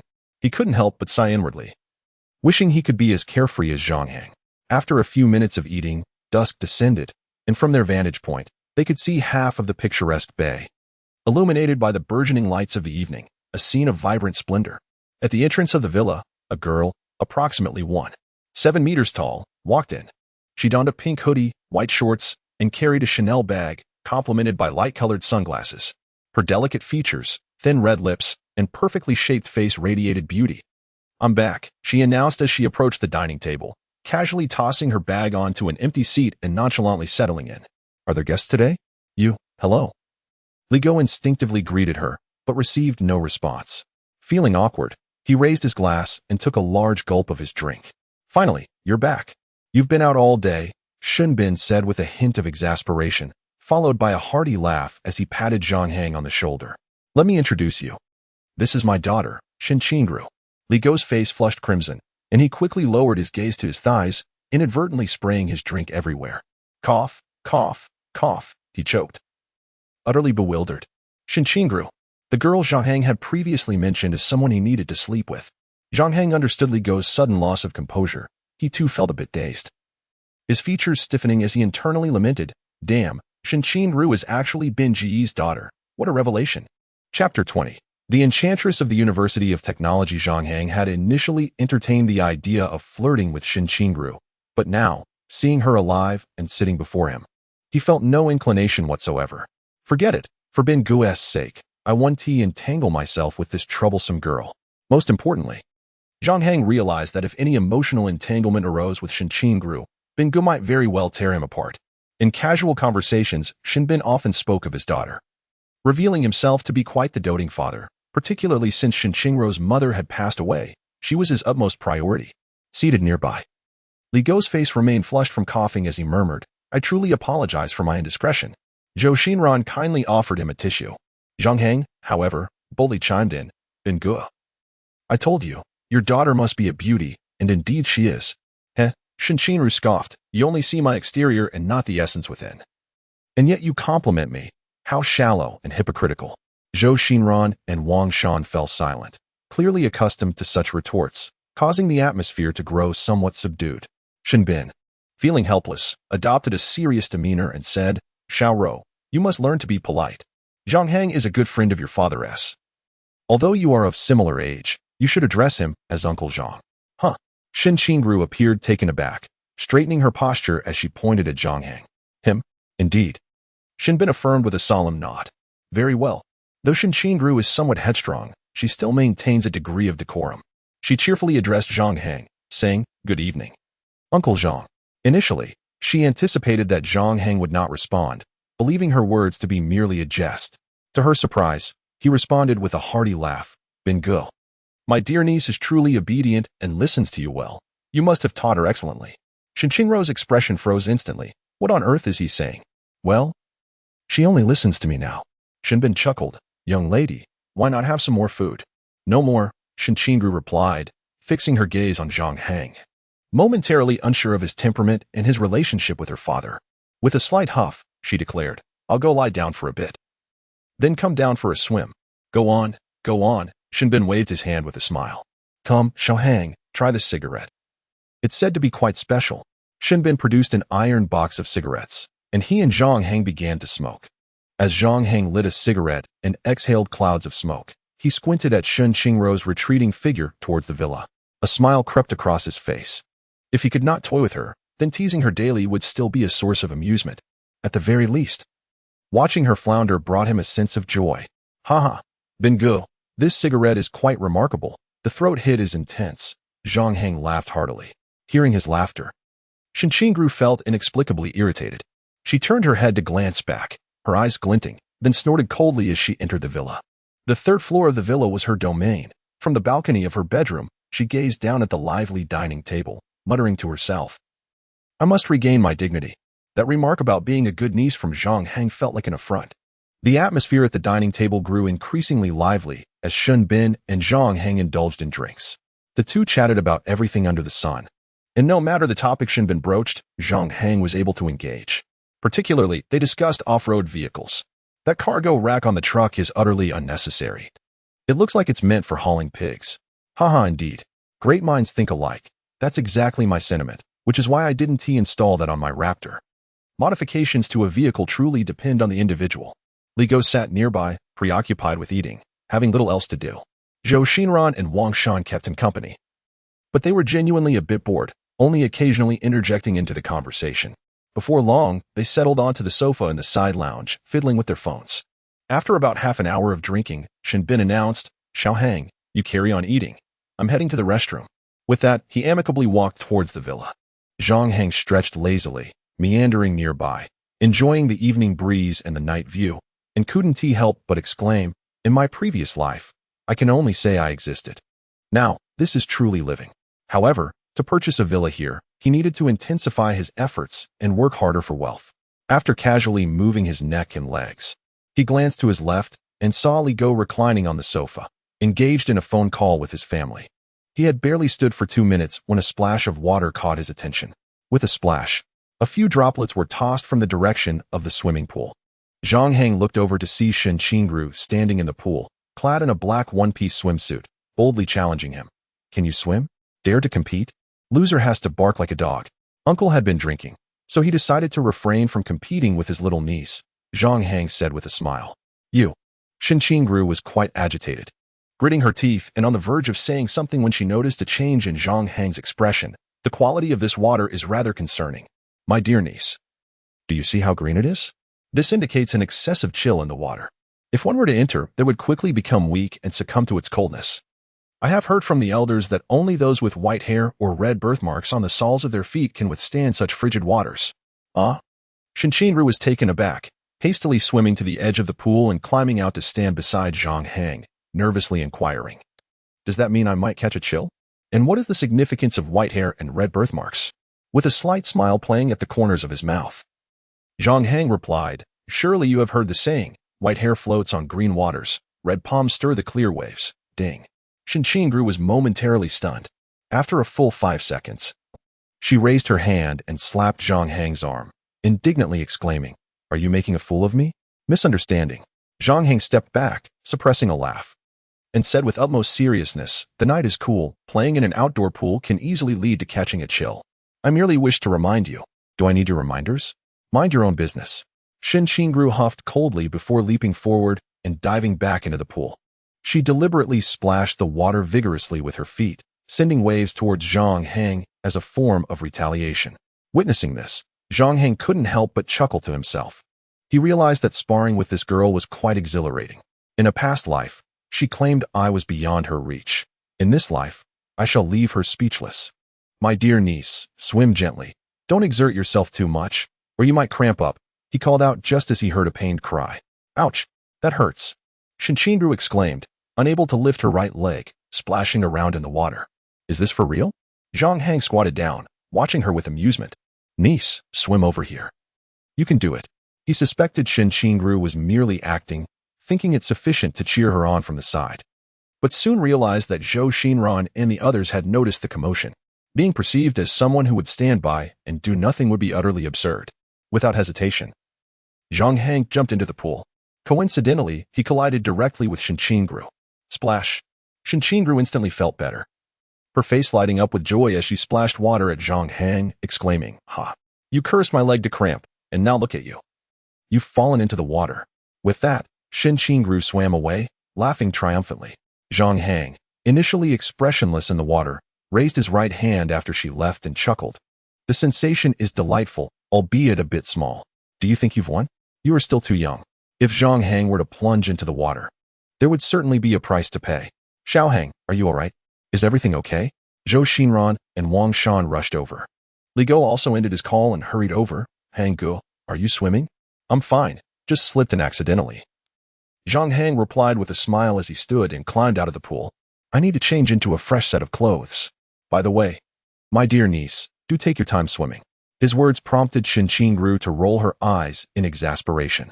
Zhang Hang, drenched from head to toe, entered the villa with the housekeeper trailing behind him, mopping the floor. He and Li Go had been assigned to 2 guest rooms on the first floor, where they quickly showered and changed into fresh clothes. Upon stepping outside, they found Shen Bin already waiting. "Little Hang, how did you end up in the water? Did you drink too much?" Shen Bin chuckled heartily. "Indeed, I may have indulged a bit too much," Zhang Hang replied, shaking his head. "Once we're well fed and refreshed, let us head out for the next adventure." Shen Bin patted Zhang Hang on the shoulder, saying, "Today, we'll have fun at home. in a few days. I'll take you out for some excitement. Sure, I'll follow your lead, Brother Ben, Zhang Hang smiled. As they returned to the villa, Shen Qingru emerged from the swimming pool, heading to change her clothes. Descending to the basement level, they entered a lavishly decorated room where the butler, Xiao Ma, had prepared a platter of fruits, snacks, and an assortment of beverages, including premium beers, fruit wines, and cocktails. Xiao Ma sat by the karaoke machine. And as the large screen lit up, Zhou Xinran and Wang Shan settled on the right side of the sofa, with Shen Bin in the center, while Zhang Hang and Li Go occupied the left. Come on, let me kick things off. Xiao Ma, play a kiss goodbye for me, Shen Bin announced, microphone in hand, and began to sing. I bid you farewell on an empty street, bravo. Zhang Hang, Li Go, Zhou Xinran, and the others applauded. The atmosphere was electric, enhanced by top-notch sound equipment. Aside from the absence of wild companions, the experience surpassed that of any outside venue. Little Hang, your turn. Shen Bin waved, adding, I must tell you all, Little Hang has a remarkable singing voice. Hard to believe, came Shen Qingru's teasing remark as she entered. Having overheard her father praising Zhang Hang, dressed in a blue dress, she felt a twinge of discomfort in her left chest. A reminder of her earlier encounter with Zhang Hang. It's all his fault. While others leap in to rescue, he jumped onto me instead. If I weren't such a good swimmer, I might have swallowed some water. Settling down, Shen Qingru casually snacked on the treats from the table, casting a dissatisfied glance at Zhang Hang. She felt she hadn't yet regained her standing, constantly overshadowed by him. Yet, she harbored a certain curiosity about Zhang Hang. It was puzzling how someone her age could befriend her father so easily. I'll sing 1,000 Reasons for Heartbreak, Zhang Hang announced, taking the microphone and positioning himself beside the screen. As the instrumental began to play, he was reminded of a song he held dear in his previous life and began to hum a few lines. For a handful of silver, for the soup at every meal, for the car and the house, whom do you seek? Yet it is this handful of silver that calms the world as worries. The melody enveloped the room in silence. Everyone was captivated by his unexpected rendition, even though it deviated from the original lyrics. What is he singing? It sounds strange, Shen Qingru muttered. Impressed by his impromptu performance, Zhou Xinran thought. Zhang Hang truly possesses a talent for crafting evocative melodies. The young man possesses quite a handsome visage and is eloquent in speech. Wang Shan blinked her eyes and mused. Now that he is in college, I wonder how many girls will be enamored by him. Shen Bin squinted slightly, reflecting on the lyrics, which he found to be profoundly meaningful. He believed that money could resolve 99% of troubles. Without it, one could hardly manage. Those whom I have loved, I no longer possess. Many stories bear reasons for sorrow. This time, my love cannot reach eternity. Although Zhang Hang may not possess formidable vocal prowess, his heartfelt performance, imbued with emotion, is sufficient to illuminate his personal charm. With a carefree and extravagant spirit, Shen Bin felt as though he were gazing at his younger self, overwhelmed with nostalgia. As the song concluded, applause erupted around them. The next performance was by Zhou Xinran, singing Penghu Bei. Gradually, the atmosphere became vibrant, and Shen Qingru, in high spirits, sang several songs. Her voice was both soft and melodious, akin to a finely crafted instrument. Each note flowed as smoothly as velvet. Each melody sparkled like precious jewels, and every word was steeped in poetic beauty.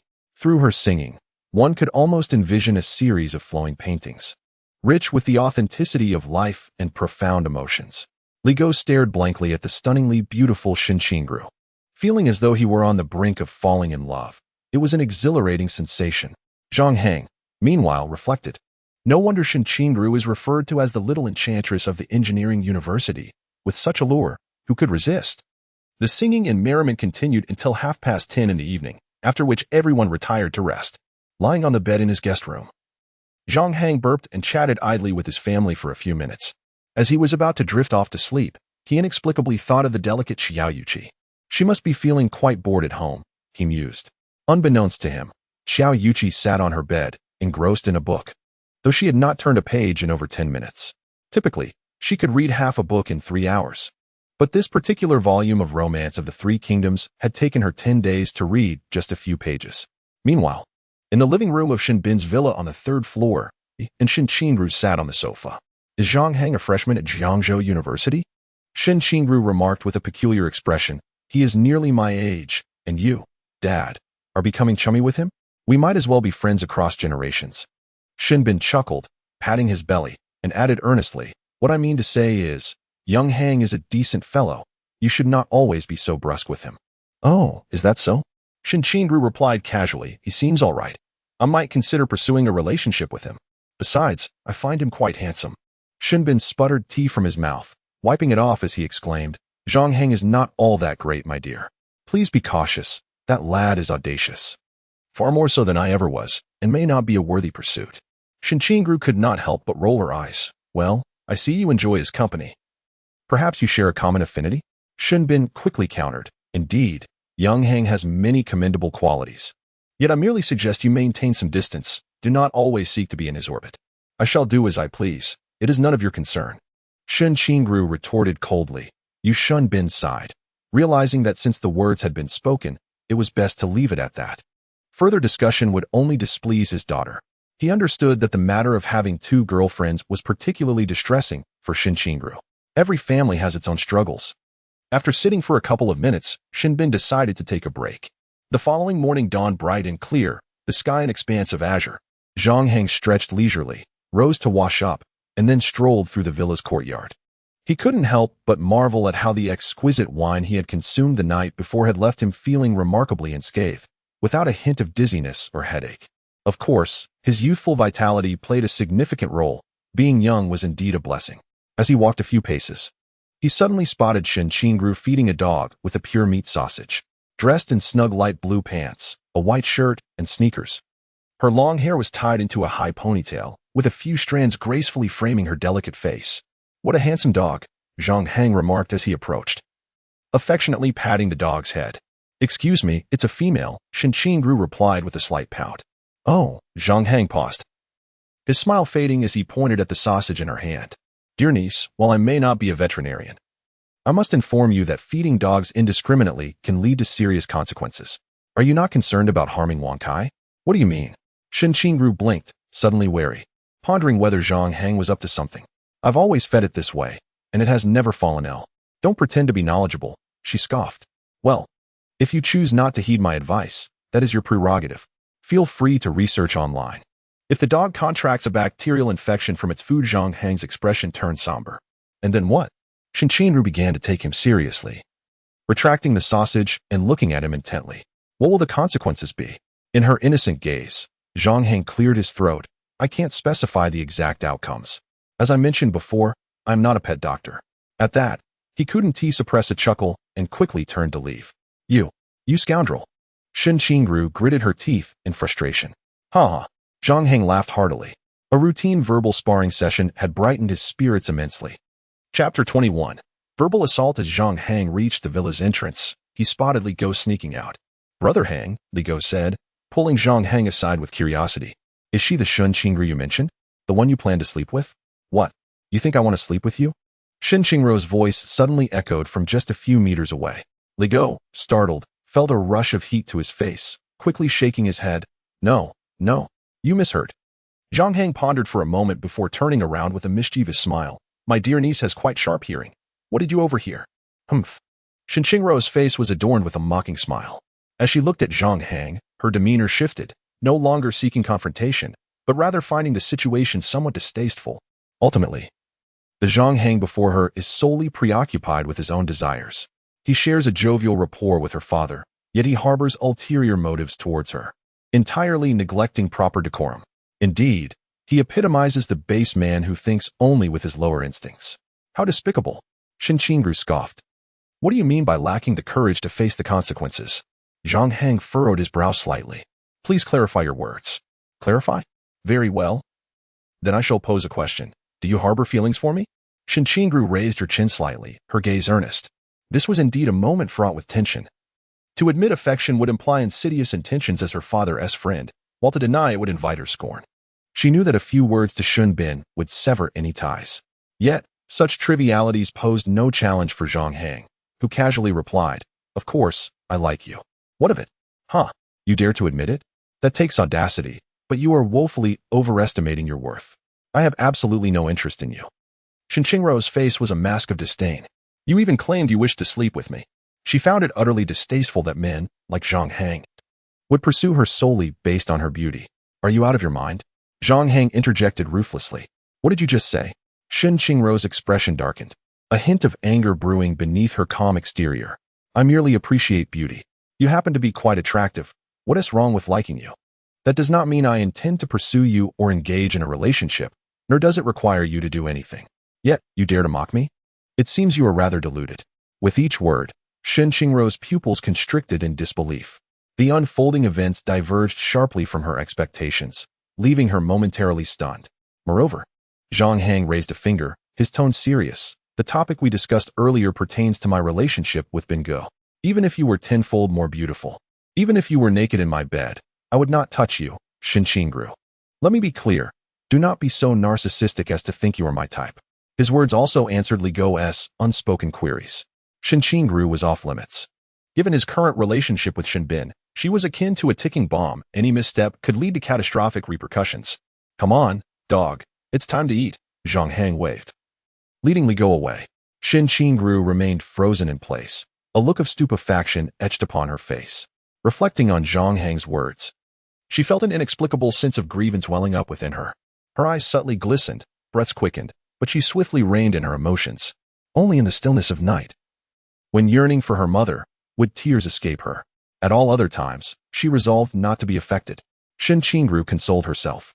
Throughout her life, she had never endured humiliation from outsiders. Now, Zhang Hang's words had sparked a fury within her. Scoundrel! Wretched fool! How dare you bully me? I shall ensure you learn that I am not to be trifled with. After a fleeting moment of vulnerability, all that occupied Shen Qingru's mind was the desire for retribution against Zhang Hang. Indeed, as the saying goes, enduring for a moment only breeds further anger, and taking a step back leads to greater loss.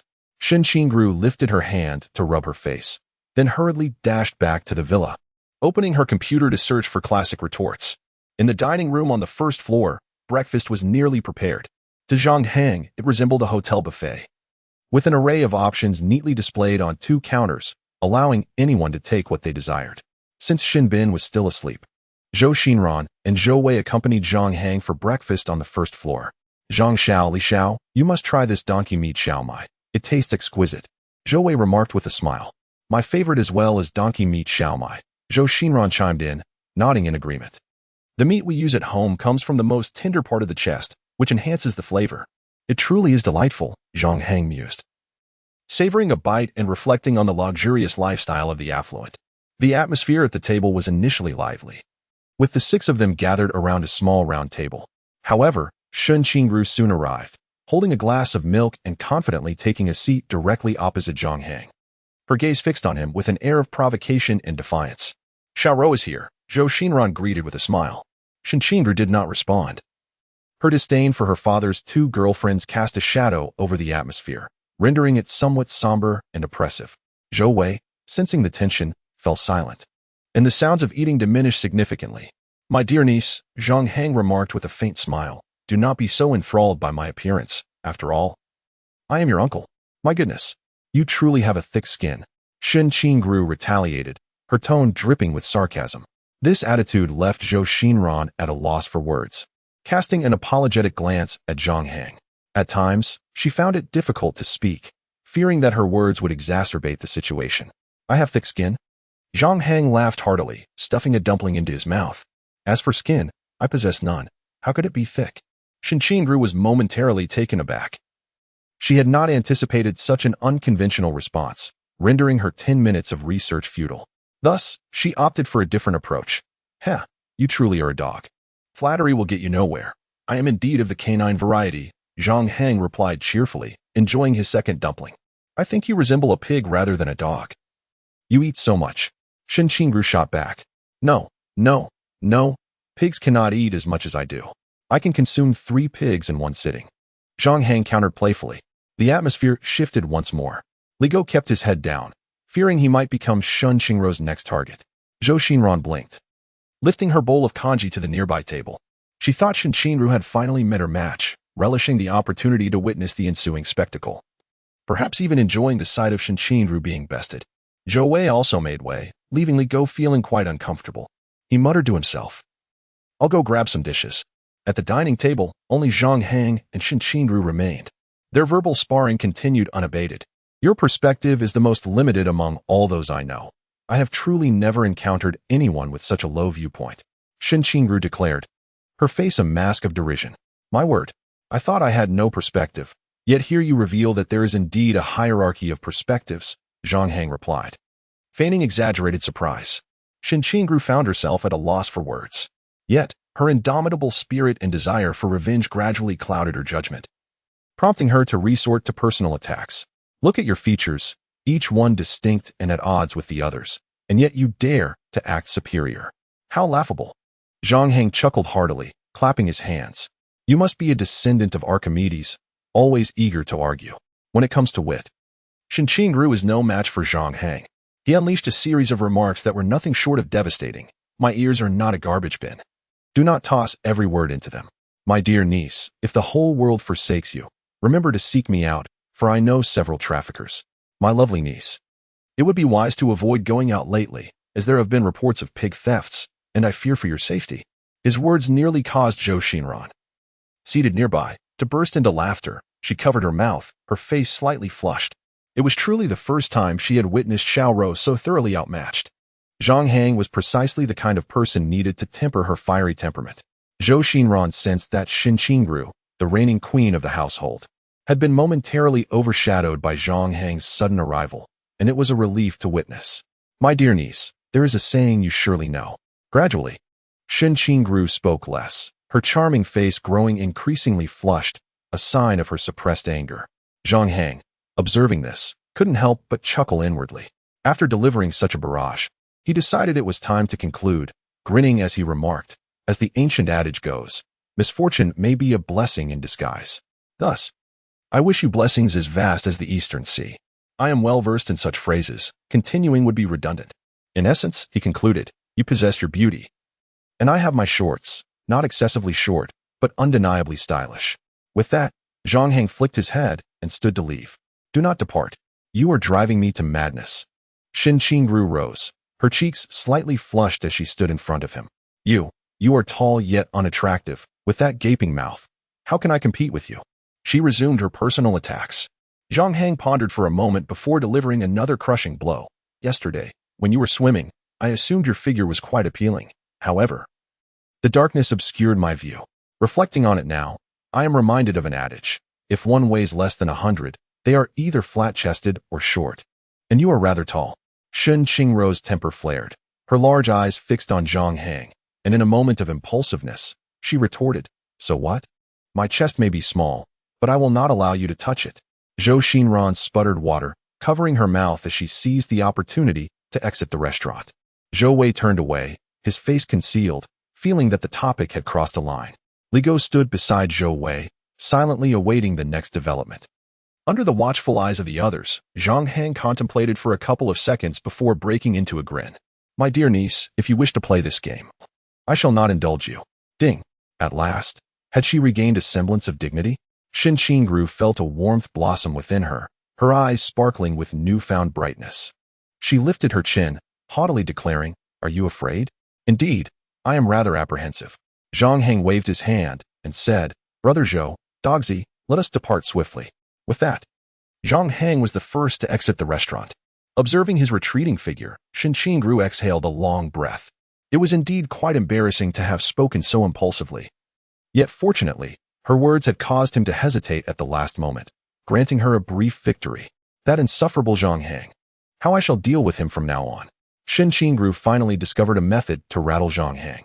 For instance, she could have altered her final remark to, whether my chest is small or not, why not feel for yourself? Come on, let me give you a touch. If you don't, you must be a coward. She was quite adept at drawing inferences. Although she felt a tinge of shame, she was fully aware that given Zhang Hang's relationship with her father, he would never dare to entangle himself with her.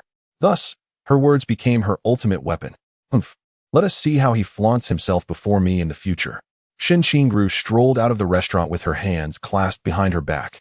Young Master Zhang, do not take it to heart. The young lady has that temperament. I have been with the Shen family for 3 years, and I understand her well. She has a sharp tongue but a soft heart. Zhou Wei, who was driving a black Maybach today, offered this explanation to Zhang Hang with a wry smile after they got into the car. It's nothing to be concerned about. She's just a young girl, and bickering with her is merely a source of amusement. Zhang Hang chuckled nonchalantly. Oh, Zhou Wei sighed lightly. Her mother passed away early, so the young lady can sometimes be willful and sharp-tongued.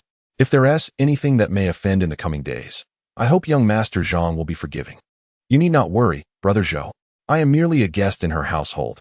It would be quite unreasonable to take her too seriously. Zhang Hang laughed heartily. Zhou Wei nodded in agreement before shifting the topic to their destination, the university town. Jiangnan University Town is lively during the school season, but it is somewhat remote, requiring a lengthy detour by car. Zhou Wei remarked. Indeed, hence we can go to the Provincial Agricultural Reclamation General Hospital. It should take about 20 minutes to get there. Zhang Hang replied with a slight nod. To the west of the railway tracks lies the university town, while to the east there is a tertiary hospital and several villages. Further east, approximately 5 kilometers of open land stretches before reaching the main city area. Beside the Agricultural Reclamation General Hospital, there exists only a cracked cement road, indicating poor conditions. Near the railway, a completed ring road has been constructed, but predominantly, the routes are unpaved, where passing freight trucks often raise clouds of dust.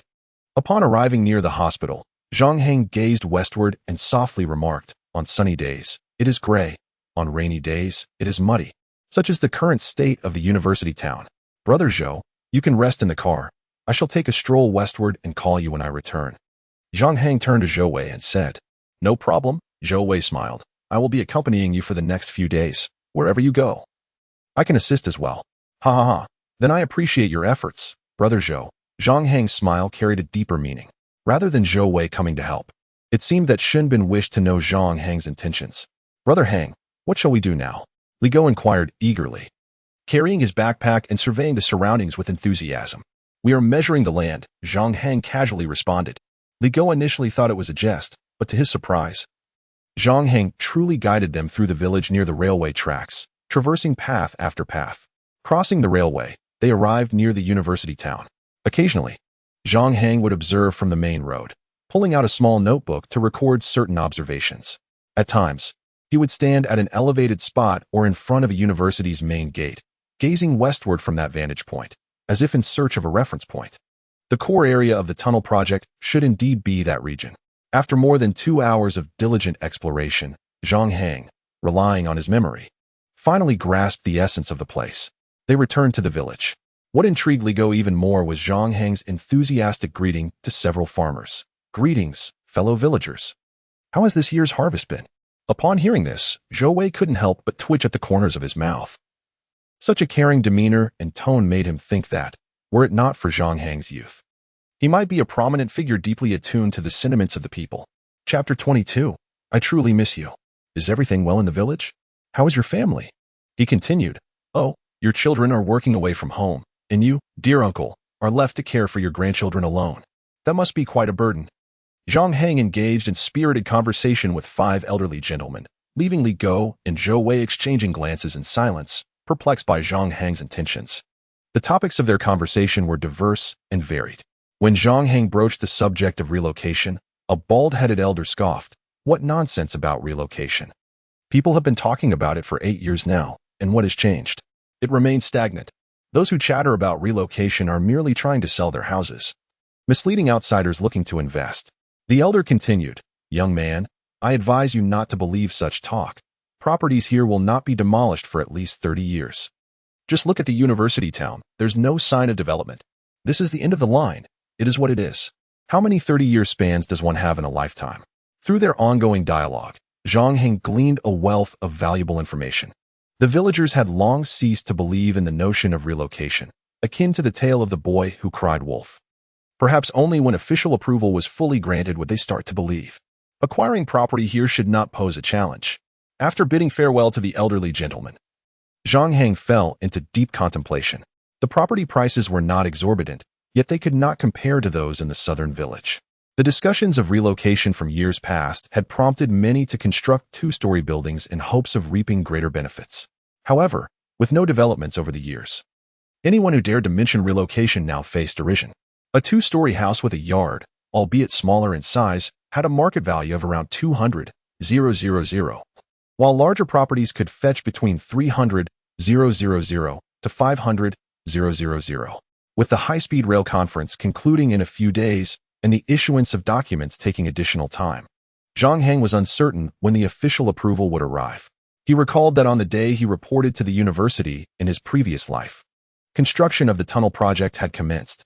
Coupled with real-time news analysis, he speculated that once the high-speed rail conference concluded, relocation would soon follow. We ventured to the university town for a meal, where I recalled a delightful rice bowl restaurant that boasts exceptional flavors. Zhang Hang's gaze was tinged with nostalgia, reminiscent of the days when he often dined at this establishment during his university years. The main dishes were simple: potato slices with meat and scrambled eggs with mushu pork. Yet, the flavors they conjured were truly extraordinary. After a half-hour walk, we decided it would be best to drive, as fatigue had begun to set in after our lengthy journey. We took a detour and reached our destination after a 10-minute drive. As we settled down and took our first bites, Zhang Hang squinted his eyes in sheer enjoyment. The taste was as he remembered. He recalled how, since graduating, he had yearned for a taste of that nostalgic rice bowl multiple times each year. With the passage of youth, memories often evoke a bittersweet longing. It is a reminder of an irretrievable past. The taste is rather mediocre, Li Go remarked. If you eat it a few more times, you'll discover its unique aroma, Zhang Hang replied with a chuckle. I think it tastes quite good. Zhou Wei agreed with a smile. Just as we were conversing, the three of us froze, simultaneously turning our heads toward the entrance. A tall, stunning woman entered the restaurant, clad in a black suit jacket, a white shirt, and a black skirt. Her long legs were elegantly encased in sheer stockings, and she wore 5-centimeter heels that accentuated her allure. Most striking of all was her beauty. Her face was exquisitely crafted like a princess from a fairy tale, characterized by an oval visage, delicate willow-shaped brows, enchanting peach blossom eyes, and sensuous red lips, all exuding a captivating aura of sophistication. What beautiful legs! Zhang Hang thought to himself, marveling at her figure, even daring to lock eyes with her a few times. As she approached, Zhou Wei instinctively averted his gaze, while Li Go lowered his head, too shy to look. The alluring woman ordered a rice bowl and sat nearby to eat, during which she received a phone call. Hello, Zhao. What have you decided about that house? It's truly a great deal, and now is the perfect time to buy. What should I tell the landlord? Her expression shifted slightly as she responded. I'm sorry, Zhao, but I won't engage in that sort of arrangement. Forget it. I remember your wife is pregnant. Perhaps you should pay more attention to her. All right, I have business to attend to. Goodbye. With a decisive click, she ended the call. It was evident she worked in real estate, leveraging her looks to navigate the industry, which unfortunately attracted unwanted advances. Within the restaurant, including Zhang Hang and his companions, there were only 6 or 7 patrons, and nearly all eyes were fixated on the striking woman. She appeared visibly upset, glancing at her phone screen and muttering under her breath, neglecting his pregnant wife while hoping to support me? What a foolish man. Though her words were hushed, Zhang Hang, sitting nearby, caught the tail end of her remarks and shook his head in disapproval. During our meal, Zhou Wei received a call from the young lady, inquiring when we would return. I told her we'd be back in the afternoon, Zhou Wei informed Zhang Hang. Is she waiting for me? Zhang Hang clapped his hands and chuckled. I never realized how intriguing Shen Qingru could be, haha. When he couldn't best someone in a verbal exchange, he resorted to a song to reclaim his dignity.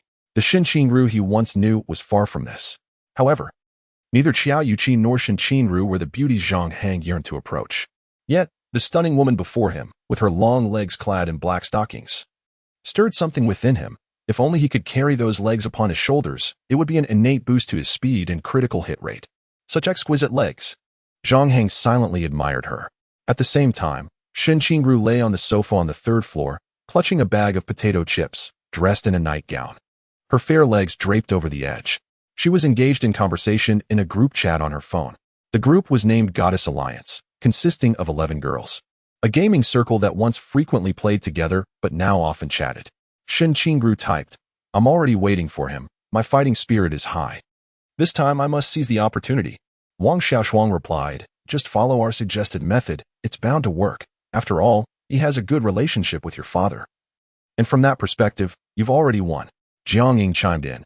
Exactly. Take down that scoundrel. Wang Xiaoshuang teased Ying. You haven't been active in the group for a while. What happened with that persistent suitor who chased you for 3 years? Jiang Ying shrugged. Oh, it's nothing. He's a dog after all. I haven't given him any attention lately, so he's a bit lost. I'll give him some care in a few days. And he'll return. Jiang Ying was also part of the gaming group. but her mood was relatively gloomy. Zhang Hang had become the pinnacle of their circle, and despite having re-added him as a friend, he had yet to accept her request. Was it possible that the suitor who pursued her for 3 years had truly distanced himself? Her emotions were complex. She eagerly anticipated attending Jiangzhou University, where she could see Zhang Hang and inquired directly about his intentions. As Shen Qingru read Jiang Ying's mention of ham and dogs, she inexplicably recalled Zhang Hang's teasing demeanor. How infuriating. His words were rather sharp. No, I must study harder. Shen Qingru opened her browser and began searching diligently. Meanwhile, after finishing lunch, Zhang Hang took a brief rest of 3 minutes. They exited the building almost simultaneously with the woman in black stockings. I need to find a real estate agent to discuss some business, Zhang Hang stated, pointing to the sign of Jianghui Real Estate Company in the distance. There were many real estate agencies in the provincial capital, but Jianghui, being the largest and most trustworthy, was his choice. Of course, Zhang Hang would not personally handle the buying process. It was best left to the experts. Though he said this, Li Gou had his gaze fixed on the direction Zhang Hang pointed, recognizing the beautiful woman, and nodded knowingly. Got it, Hang Go. You've taken a liking to that lady, haven't you? Zhang Xiao.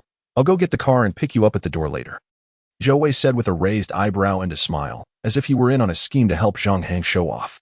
I'm genuinely here to conduct business, Zhang Hang replied with a bemused expression. Standing still, he took a puff of his cigarette before he and Li Gou made their way to Jianghui Real Estate Company. Hello, how may I assist you today? A suited gentleman greeted them with a smile. I'd like to inquire about purchasing a property. Zhang Hang nodded affirmatively. Please, have a seat. Seated in the designated reception area, the young man brought 2 glasses of water and then settled beside the table. At that moment, a boy dressed in sportswear rushed in, clutching a bouquet of roses. Ling Fei, I've liked you since my freshman year. Would you be my girlfriend? I promise to bring you happiness, he declared, his face brimming with hope. The elegant lady in black stockings moved her lips slightly and quickly responded, I'm sorry, but I am already someone else's mistress. Please do not seek me out again. Thank you. The young man stood there, stunned, as despair washed over him. Are you selling yourself for money?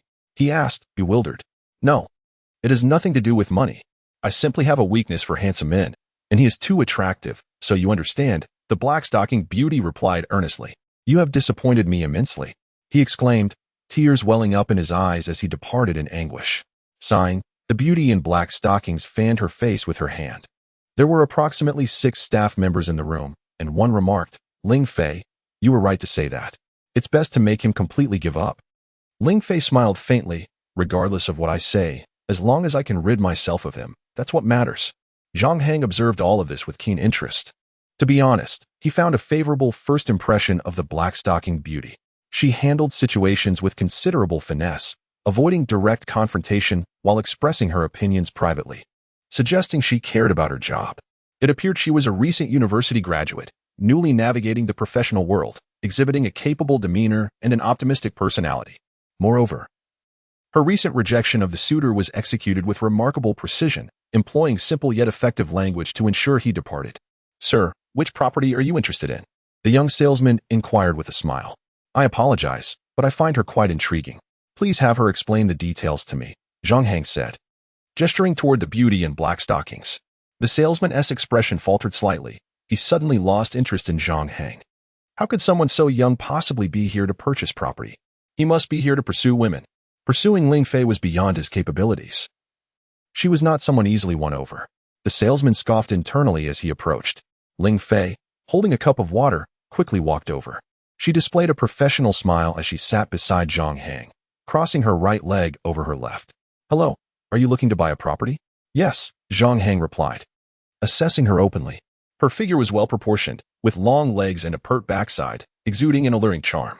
Please provide me with an overview of the local housing prices. Leaning back on the sofa, he maintained a calm demeanor. It was important to appreciate her beauty without being overly forward. The primary focus was business. Zhang Hang was genuinely there to purchase property and was rather urgent about it, with any romantic pursuits taking a back seat. There are numerous housing prices to discuss. It would be difficult to cover them all, Ling Fei remarked, her mood slightly perturbed. Earlier that morning, she had dealt with a potential buyer who had insinuated he wanted to support her financially. And now she found herself confronted by another suitor under the pretense of seeking real estate. It was truly vexing. For instance, The Yushun neighborhood has prices around 1,500, while the nearby community averages about 2,000, she summarized succinctly. Ling Fei gradually lost her patience and smiled as she said, "Here, let me give you a business card from the store. If you have any housing needs, you can select a location and then call for inquiries." "I want to take the card back." Zhang Hang stood up, clapped his hands, and said, "I am looking to purchase a property in Zhongzuan. Let me take you there to have a look." Ling Fei hesitated at the thought of that remote area. What if the person before her turned out to be a weirdo? That would put her in danger. She contemplated inviting someone to accompany her, but everyone was busy with work. Perhaps it would be best to decline. Just as she was pondering how to politely refuse Zhang Hang, a black Maybach suddenly pulled up in front of the store. A male salesperson's eyes lit up, and he rushed to greet the arrival, only to see the car door swing open. Zhou Wei, dressed impeccably and wearing white gloves, stood at the driver's seat, respectfully calling out, "Young master." Zhang Hang couldn't help but chuckle inwardly. He never intended to show off. He truly wasn't there to flirt. Zhou Wei had clearly misunderstood the situation. However, the effect was undeniable, as everyone in the room wore expressions of astonishment. Such a spectacle was quite rare. "You must be Ling Fei," Zhang Hang said with a faint smile. "Yes, sir," Ling Fei replied, her expression becoming serious. "Let us get in the car." Zhang Hang led the way outside.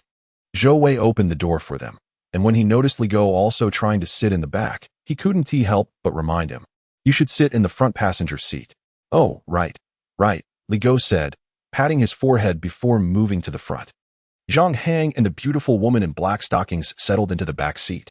Once they departed, the people in the real estate company erupted into chatter. "Well, they're driving a Maybach. That car costs over $1 million. With a dedicated driver, that person must be from a wealthy family." He asked the 21st person pursuing Ling Fei we've seen, and he seems quite formidable.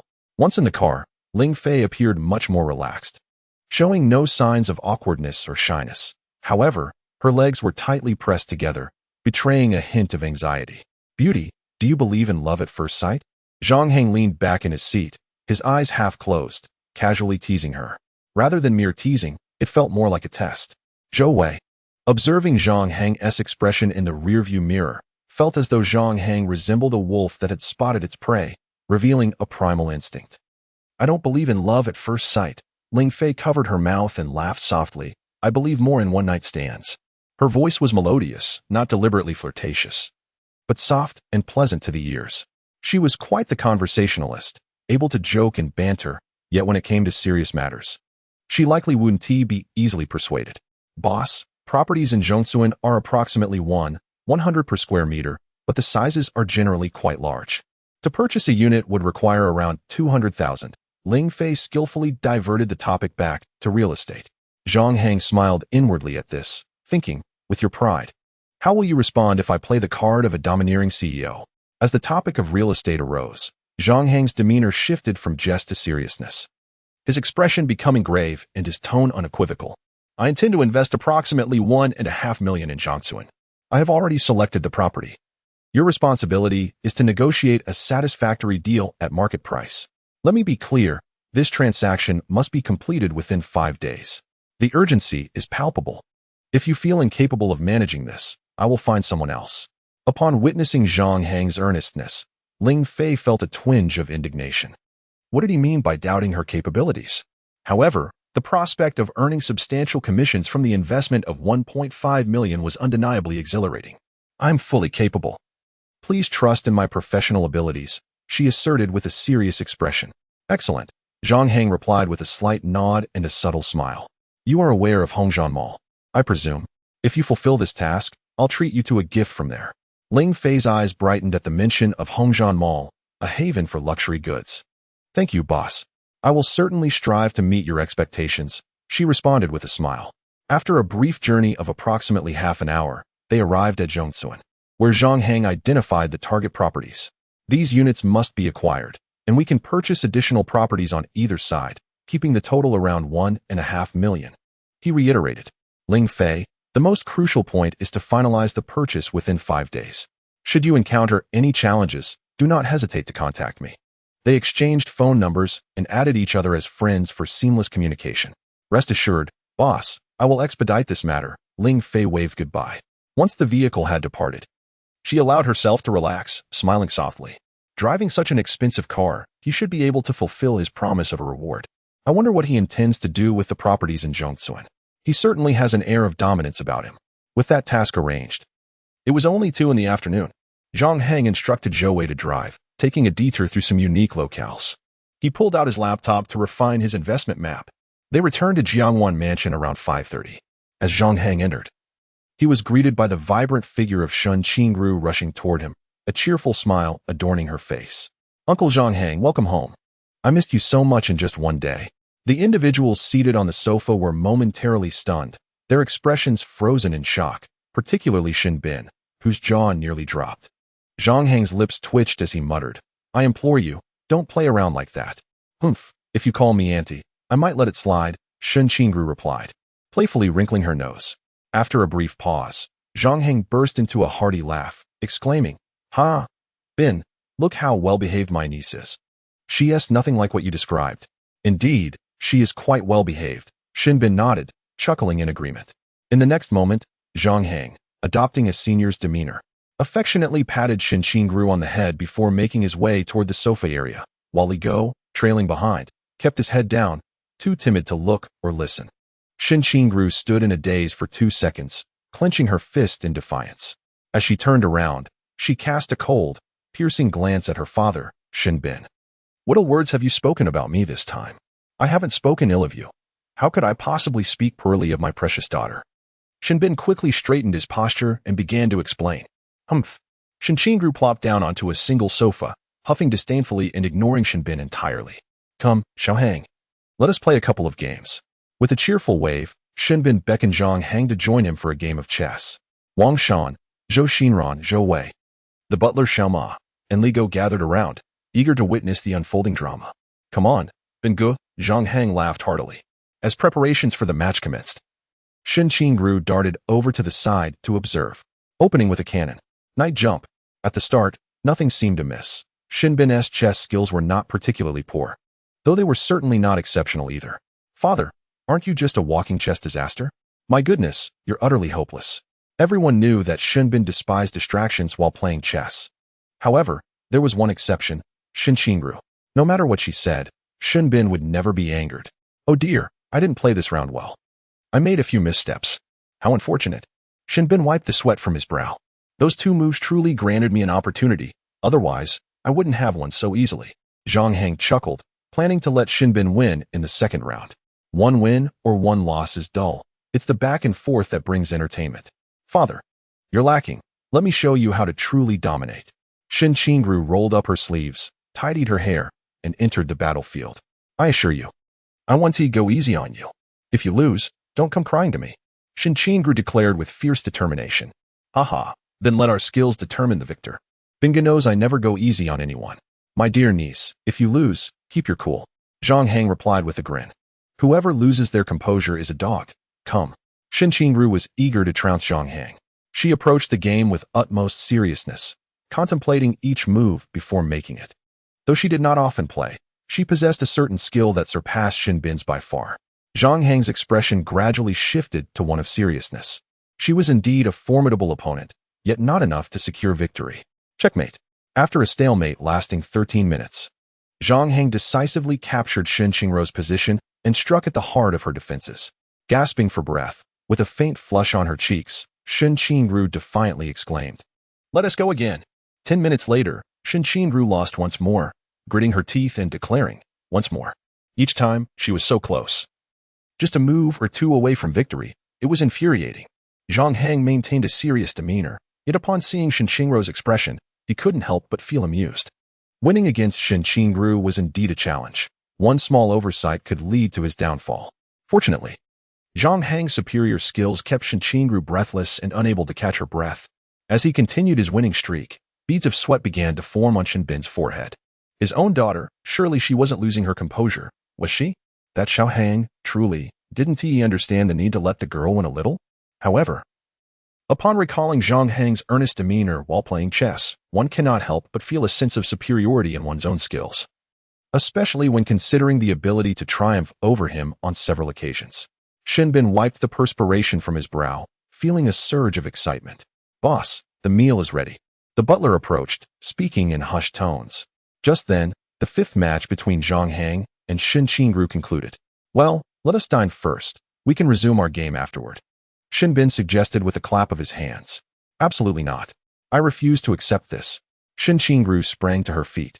Her face flushed with indignation as she grasped Zhang Hang's arm. You are not permitted to leave. Dear niece, it is only natural to win and lose in a game. Did we not agree to remain calm? Zhang Hang replied with a smile, attempting to soothe her. I am not agitated. I simply have not had enough of the game. Shin Qingru retorted, though reluctantly releasing her grip on Zhang Hang. Deep down, she felt a swell of frustration, ever since encountering Zhang Hang. It seemed every circumstance had favored him. When would she reclaim her dignity? In truth, Shin Qingru had forgotten that her initial desire to reclaim her pride stemmed from Zhang Hang's playful moniker of dear niece and his teasing remarks. Now, her sole ambition was to achieve a resounding victory over him, to see him humbled. Let us dine first, dear niece. You are quite slender and ought to eat more. Zhang Hang remarked with feigned concern, raising his hand to gently pat her head, reminiscent of a comforting elder. Shin Qingru's eyes glinted with defiance as she glared at Zhang Hang. His comment about her slenderness reminded her of his previous quip regarding his weight being under 100, implying he was either flat-chested or short, yet he was quite tall. Was he mocking her modest bust? How dare he? Shin Qingru's teeth gritted, her expression one of fierce determination to confront Zhang Hang. However, Zhang Hang was quick on his feet, hastening to Shin Bin's side. Brother Bin, let us go. It's time for dinner. I shall drink less today to accompany you. Shin Qingru, feeling thwarted, bit her lip, taking a moment to regain her composure. Stay calm. Do not act impulsively. Stick to the plan. She exhaled deeply. They then proceeded outdoors to the dining table, where a feast of exquisite delicacies and fine wines awaited. Shin Bin graciously hosted Zhang Hang, presenting wines of remarkable quality, each priced extravagantly, often exceeding 10,000. Come, Brother Bin, allow me to toast you. Conducting business outside is no easy feat, and you have managed your household with such finesse that it is truly admirable, Zhang Hang proclaimed earnestly. Shin Bin beamed with delight, thoroughly appreciating the compliment. Huffed, flattery, Shin Qingru muttered under her breath, unable to suppress her eye roll. The others either did not hear her or chose to remain silent. The atmosphere of the gathering was jubilant. Nearby, Li Go indulged in hearty portions of meat and copious amounts of drink, content to simply enjoy the moment. He had grown accustomed to Zhang Hang's social prowess and had no obligations other than to eat. After consuming half a jean of baijiu and 2 glasses of rum, Zhang Hang began to feel the effects of inebriation, his gaze becoming slightly unfocused. Shin Bin, letting out a hearty belch, engaged in animated conversation with Zhang Hang. Wang Shan and Zhou Xinran smiled amiably, accompanying them. Shou Jia, perhaps you should let him stay in your room tonight. I am in the mood, Wang Shan whispered. All right. Zhou Xinran replied with a smile. In a hushed exchange, Shin Qingru finally seized the opportunity to speak. With a beaming smile directed at Zhang Hang, she playfully uttered, Zhang Hang, I have a question for you. Oh, go ahead, Zhang Hang replied with a gentle smile. A hint of curiosity about what trick this girl might be up to. You know, since I met you, I've only wanted to become a certain kind of person. Shin Qingru's gaze was bold and challenging. What kind of person? Zhang Hang inquired, grinning. Yours. Shin Qingru answered with a proud demeanor. With a sudden burst, Shin Bin spat out his drink. Zhou Xinran and Wang Shan were left dumbfounded, their silence palpable. Li Go glanced up momentarily before returning to his plate of lamb chops. Young lady, have you had too much to drink? Shin Bin's expression was one of disbelief. Not at all. I'm quite serious, Uncle Zhang. You understand what I mean, right? Shin Qingru chuckled. Ha ha ha. Zhang Hang forced a laugh, taken aback by Shin Qingru's boldness, yet feeling unfazed. Dear niece, you are now of age, and by all means, you should seek a partner who can make you laugh. I, however, can only make you cry from laughter. Buzz. Shin Qingru, slightly tipsy, retorted. Is that even a sensible thing to say? Make me cry from laughter? That's quite enough. She provocatively continued. Don't say such useless things. I've liked you for more than 2 minutes now, and that can't be retracted. Her intention was to intimidate Zhang Hang with sweet words, a tactic of her own making. Yet, Zhang Hang remained unfazed, adept at diverting the conversation. Please, refrain from such talk. I fear I might fall ill from the shock. After all, with my looks. If I were to stay indoors for just 1 day, countless girls would mourn the absence of their handsome sight. Shin Qingru was visibly agitated, casting a fierce glare at him. You are utterly shameless, like unsold meat in the summer heat. You narcissistic fool. Ha ha, what good is your bravado? Only when you truly bite me will it prove your prowess, Zhang Hang chuckled.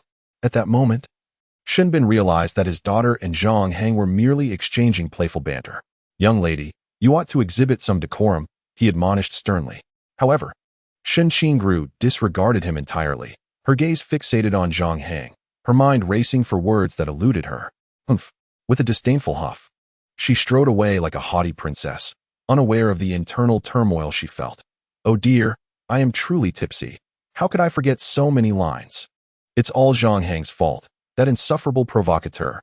At the dining table, Zhang Hang, with a smile, addressed Shin Bin. Brother Bin, have a sip. After taking a drink, he added, what I was telling my little niece were just some cheesy lines, playful banter among the youth, not to be taken seriously. Oh, I see. Shinbin responded with a hearty laugh. He gave it little thought, firstly because he understood his daughter's temperament. Her penchant for mischief was quite normal, and secondly, he had allowed Zhang Hang to address him as a brother, which meant his daughter would respectfully call Zhang Hang uncle, a title that would convey a clear message. There was a playful spirit at play, but he firmly believed that his daughter should not be the subject of jests. It wasn't just Zhang Hang.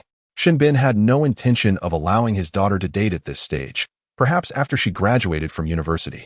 After indulging in food and drink, they settled down for a brief respite.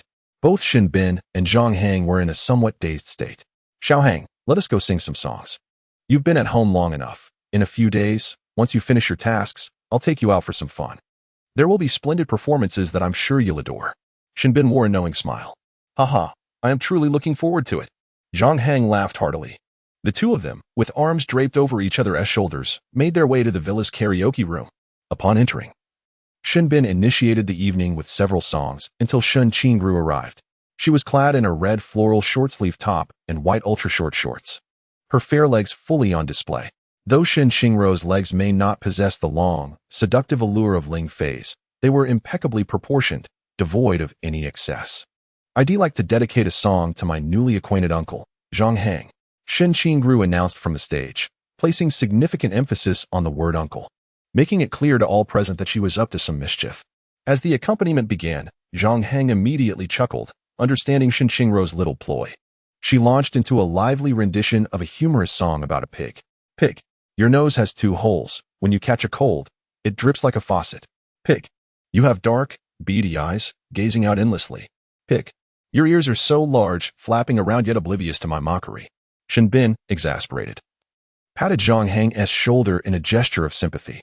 Zhang Hang waved his hand dismissively, quickly taking to the stage himself. My niece sings so adorably. I'd like to share a song as well, he said with a beaming smile. Shen Qingru instantly became alert, thinking, here comes the counterattack. The others were equally curious, eager to see how Zhang Hang would respond. To everyone's surprise, he chose a very earnest song. This year's new tune, a poem for you. Hear us wishing my dear niece's university life is filled with poetic beauty, Zhang Hang said, his expression solemnly sincere. He began to sing softly. Love is a peculiar affair. I find myself uncontrollable. Love is a skill. I begin to feel unrecognizable. For you, I have done many foolish things, the first being to write poetry for you. To write poetry for you, to stand still for you, to achieve the impossible for you. Shen Qingru was taken aback, completely unprepared for Zhang Hang's non-confrontational approach. She glanced at the expressions of others. Her father and 2 stepmothers appeared to be in admiration of Zhang Hang, while Li Go, seated nearby, wore a look of respect. What is happening here? Shen Qingru suddenly understood. It was a matter of perspective. Zhang Hang's song had broadened his horizon, deliberately showcasing her own pettiness. She was infuriated. Her teeth gritted in frustration. When Zhang Hang returned to the sofa, he was greeted with a resounding applause. Subsequently, Shen Qingru swiftly approached, leaning her body against the sofa. Her legs unexpectedly lifted and draped over Zhang Hang's. The intimacy of the gesture was palpable. Given that Zhang Hang was also clad in shorts, their legs made direct contact, allowing them to feel each other's warmth and the softness of their skin. With Shen Qingru's exquisite beauty, the situation was undeniably alluring. Embarrassment washed over her. Although Shen Qingru felt a twinge of discomfort, she maintained a smile, exclaiming, "You sing so beautifully. I truly adore it." Truth be told, this boldness made Zhang Hang feel somewhat uneasy. The gazes of Shinbin, Zhou Xinran, and Wang Shan were all fixed upon him. To put it plainly, Shen Qingrou's playful antics were acceptable, but any inappropriate actions on his part were out of the question. He certainly could not touch those two delicate legs resting on his. "Dear niece, please don't toy with me," Zhang Hang said, his smile stiffening. "Really, let's not play like this. It's quite perilous." He. Shen Qingru felt a hint of shyness, but refused to yield. She leaned in closer, huffing, "Call me Andy, and I shall let you off the hook." "Well then, I'll just lie back." "Do as you please," Zhang Hang firmly declined. Creak. Shen Qingrou's lips quivered. She hadn't anticipated his resolute stance. After contemplating, she decided perhaps she had been a tad hasty and opted for a more gradual approach. "Zhang Hang, flatter me, and I will let you go, otherwise it will be a catastrophic end for both of us," Shen Qingru declared through gritted teeth. Under the gaze of others, the two appeared to be whispering secrets. The atmosphere overly intimate. Zhang Hang pondered for a moment and resolved to bring the game to a close, smiling as he said, "You truly love to boast." Amidst the music, Shen Qingru inched closer. "What did you say?" "Speak louder. I can't hear you." "You are indeed beautiful," Zhang Hang quickly amended. "At least you know your place. I'll have you calling me Andy sooner or later." Shen Qingru retorted with a fierce remark before rising to depart. As her legs left his, Zhang Hang could not help but squint. Shen Qingru sought to leverage this situation against him, but in the end, it was uncertain who would truly suffer. Chapter 24. The master of pretense. Shen Qingru returned to her bedroom. She flung herself onto the bed and swiftly opened the Goddess Alliance group chat on her phone. "Shen Qingru, manipulating that boy is a piece of cake. I'm so pleased to have gained the upper hand today. Wang Xiaoshuang, what is going on?" Shen Qingru, "Humph, he told me I was truly beautiful. Honestly, he has no choice but to flatter me. Otherwise, it'll be a mutual destruction. Does he really think I'm easy to manipulate? It's no exaggeration. Eventually, he will be begging me to call him Annie while he sings Conquer." Wang Xiaoshuang, impressive. But there is one thing to consider. He merely complimented your beauty, and you're this ecstatic? Steady yourself. Don't get too carried away. It could lead to a downfall. Shen Qingru was momentarily taken aback. Indeed, why was her mood so exuberantly heightened? She soon understood it was due to the recent days of being bested by Zhang Hang. How could she have ever suffered such indignities in public? That insufferable Zhang Hang. Today was merely the beginning. The young lady would ensure he acquiesced completely. Shen Qingru let out a haughty snort, then continued to boast in the group chat. Meanwhile, Zhang Hang sang merrily, immersed in a life of indulgence and revelry. It was around 10 o'clock at night when Zhang Hang finally decided to rest. Lying alone in bed and gazing at the luminous moon outside, he felt a bit tipsy, as if he were lost in a dream. For some inexplicable reason, the image of Qiao Yuqi surfaced in his mind. He recalled the time in Chengnan village when he playfully held her delicate feet, elegantly wrapped in white stockings. For a good 20 minutes, the sensation was exquisite. On the way home, though weary, the soft, tender pressure of her feet had been striking. He remembered her captivating smile as she held a keychain in the bedroom, her bright eyes locking onto him in that fleeting moment. Countless images lingered in his memory. Damn it! Zhang Hang suddenly slapped his forehead. How can childhood friends be so alluring? Who could resist? Just as this thought crossed his mind, his phone rang. He picked it up to see it was a call from Qiao Yuqi. After a brief moment of silence, he answered. "What are you doing?" she asked. "Just hanging out." If it were a different beauty, it might have felt natural to say, "I've been thinking of you." However, in front of Qiao Yuqi, he held back a bit. "It's me, Zhang Hang. I might report in on the 29th. Will you come to pick me up?" Her tone was gentle, imbued with uncertainty and a hint of insecurity. Zhang Hang could easily imagine her anxious expression on the other end of the line. He couldn't help but chuckle. "Come on. It's only been a few days since I left, and you're already feeling down? I'm truly baffled. You, Uncle Qiao, and Aunt Zhao came here. How could I not come to pick you up?" "Really?" The joy in Qiao Yuqi's voice was palpable. "Then I'll see you then." "Yeah," Zhang Hang lazily replied.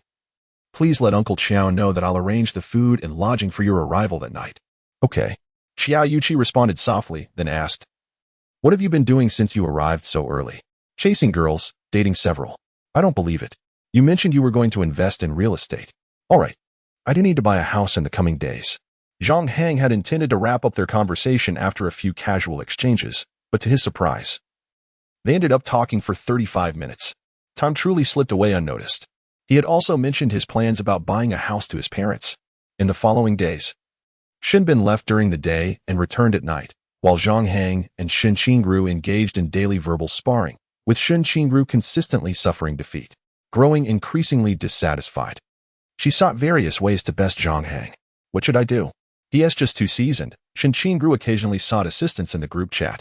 On the third morning, driver Zhou and Shun Bin headed out, while Zhang Hang took a taxi to the university town with Li Go.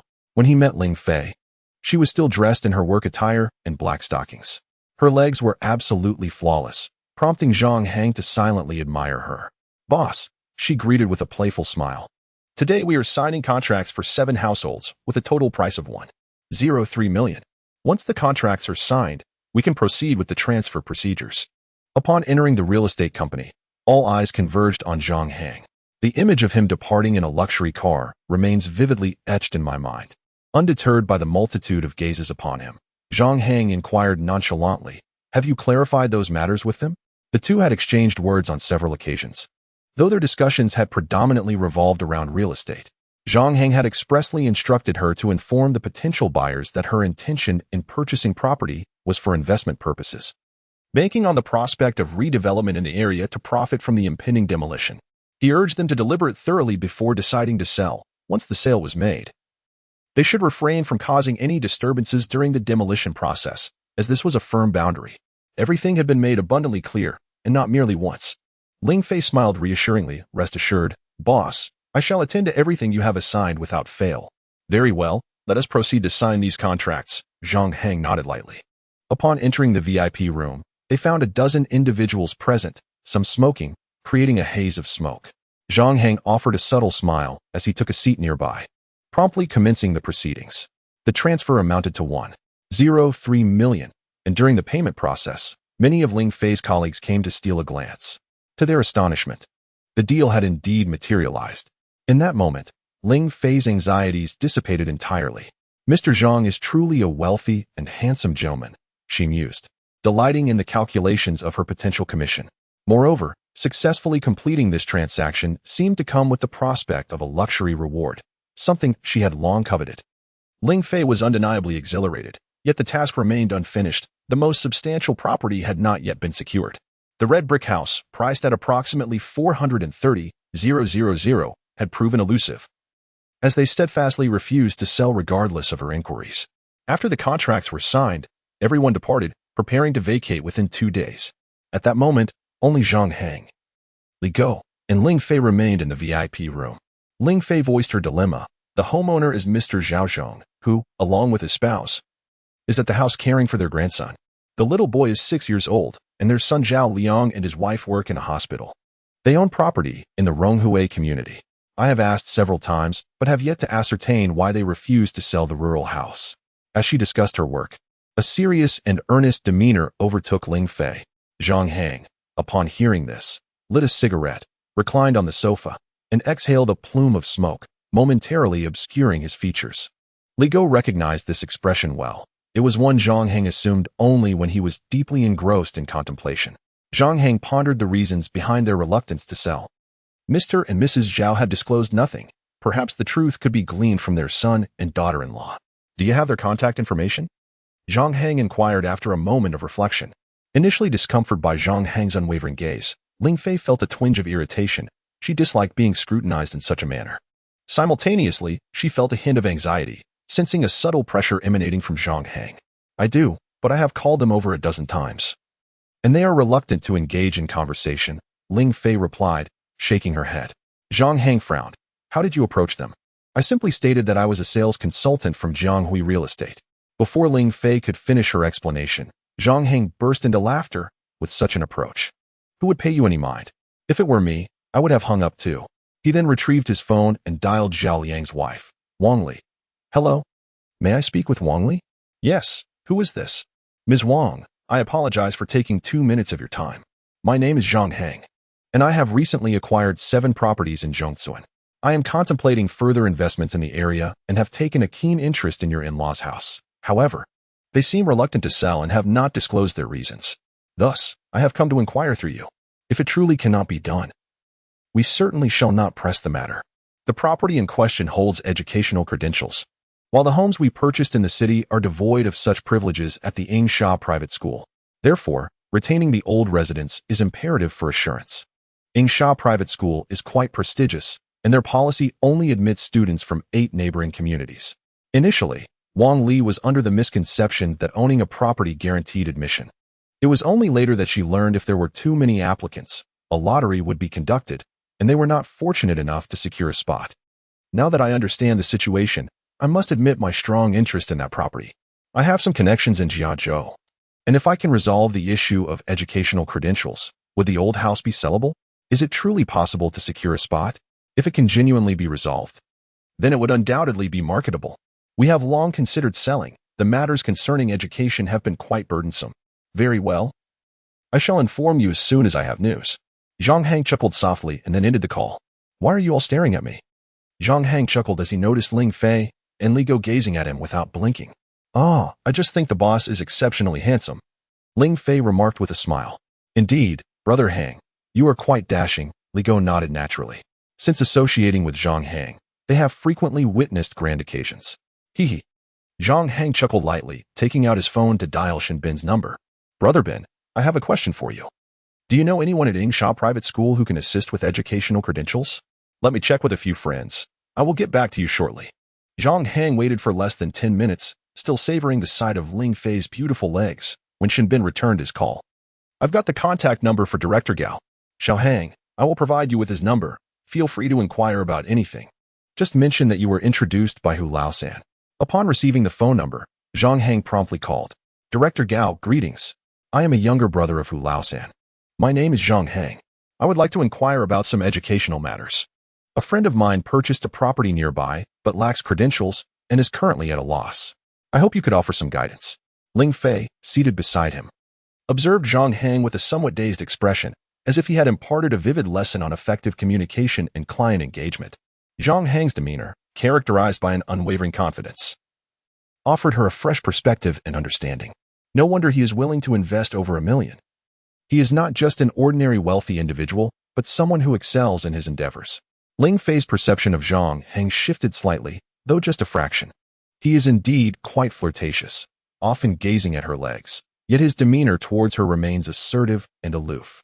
She felt a sense of pressure in serving such a domineering individual, realizing that if she were to falter in facilitating the property transaction, Zhang Hang would undoubtedly seek another salesperson, unaffected by her appearance. After concluding the call, Zhang Hang glanced at Ling Fei and said with a gentle smile, "Come. Accompany me on a trip." Huh? Am I going to? Ling Fei was momentarily taken aback. Indeed, the presence of a beautiful woman greatly enhances the likelihood of success. Zhang Hang waved his hand dismissively and rose to lead the way out, not affording Ling Fei the chance to decline. With a few internal complaints, she obediently followed him out of the office. After a 20-minute walk, they arrived at the Agricultural Reclamation Hospital, then took a taxi to Eagle Sand School. Boss, what brings you to the university town for investment?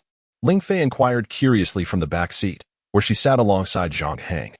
He withdrew his gaze from the window and glanced at her, replying, "Because I study here." Is that so? Which university are you attending? Ling Fei's eyes brightened. Perhaps we are alumni. Jiangzhou University. How about you? Zhang Hang asked casually. Me too. I just finished my junior year. I heard the internship salaries are quite low, so I decided to sell real estate during the summer. Ling Fei smiled. Are you my junior then? Zhang Hang grinned. What do you think? Ling Fei hesitated. You must be a senior, right? Graduated from Dashi and then started your own business? Chuckling softly, Zhang Hang replied, You are quite perceptive. Ling Fei felt her guess was confirmed, her tone filled with excitement. Then I can call you senior from now on. You look so young. This remark left Li Go in the front passenger seat, utterly astonished, his mouth agape, as if a chicken egg could fit. He was internally astounded. Zhang Hang had adeptly maneuvered the conversation, making the beautiful woman assume certain things and thus narrowing the gap between them. It was truly impressive. After 25 minutes, they arrived at Eagle Sand School. After notifying the gatekeeper, Zhang Hang led Ling Fei inside, instructing Li Go, wait here for a moment. It wouldn't be good if too many people see you. As he watched their retreating figures, Li Go silently criticized Zhang Hang for getting his friends for the sake of beauty. Upon entering the office, they knocked and stepped inside to find a balding man wearing glasses and a shirt, standing before a cabinet, arranging porcelain. The lower half of the cabinet was filled with books, while most of the upper compartments housed porcelain cups, leaving 2 spaces empty in front of the man. Zhang Hang surveyed the room, including the man, the cabinet, the desk, and a few decorations, attempting to discern the character of Director Gao. However, understanding the specifics would require some dialogue. "Hello, I am Gao Yi," the balding man said, glancing at Ling Fei with a hint of surprise before warmly extending his hand to Zhang Hang. Principal Gao, it's a pleasure to meet you." "I have long admired your reputation," Zhang Hang instinctively greeted. "I am the director," Gao Yi replied, his expression a mixture of amusement and exasperation. "Then I wish Director Gao a future promotion to principal," Zhang Hang said with a cheerful smile. "Please, have a seat," Gao Yi gestured with his hand. Zhang Hang and Ling Fei settled onto the sofa, while Gao Yi remained standing in front of the display cabinet, wiping the glass with a cloth. It's gathered dust after a few days without cleaning," Gao Yi sighed lightly. It was clear he would not initiate any discussions. The course of action would depend on the attitude of those seeking assistance. In essence, Gao Yi understood his position well. "Director Gao, to get straight to the point. I am here to gain a deeper understanding of the matter regarding the degree, and whether it can still be discussed," Zhang Hang stated directly. Ling Fei sat beside him, her right leg elegantly draped over his lap, embodying the demeanor of a poised secretary. Gao Yi withdrew his gaze from her leg, letting out a deep sigh. "Since you were introduced by Brother Hu, I must be frank, Zhang. This year's degree allocations are indeed challenging. The school's quotas are fixed. Granting you one would necessitate displacing another. I simply cannot operate in that manner. I genuinely find myself powerless in this instance." "I see. What a pity," Zhang Hang lamented, shaking his head with a wry smile. "Is there truly no other recourse? If a few tens of thousands could resolve this matter, I would deem it worthwhile. After all, the location and size of that property could yield me a net income exceeding 3 million when it comes to redevelopment. Larger areas hold substantial value. However, settling for another property is not out of the question.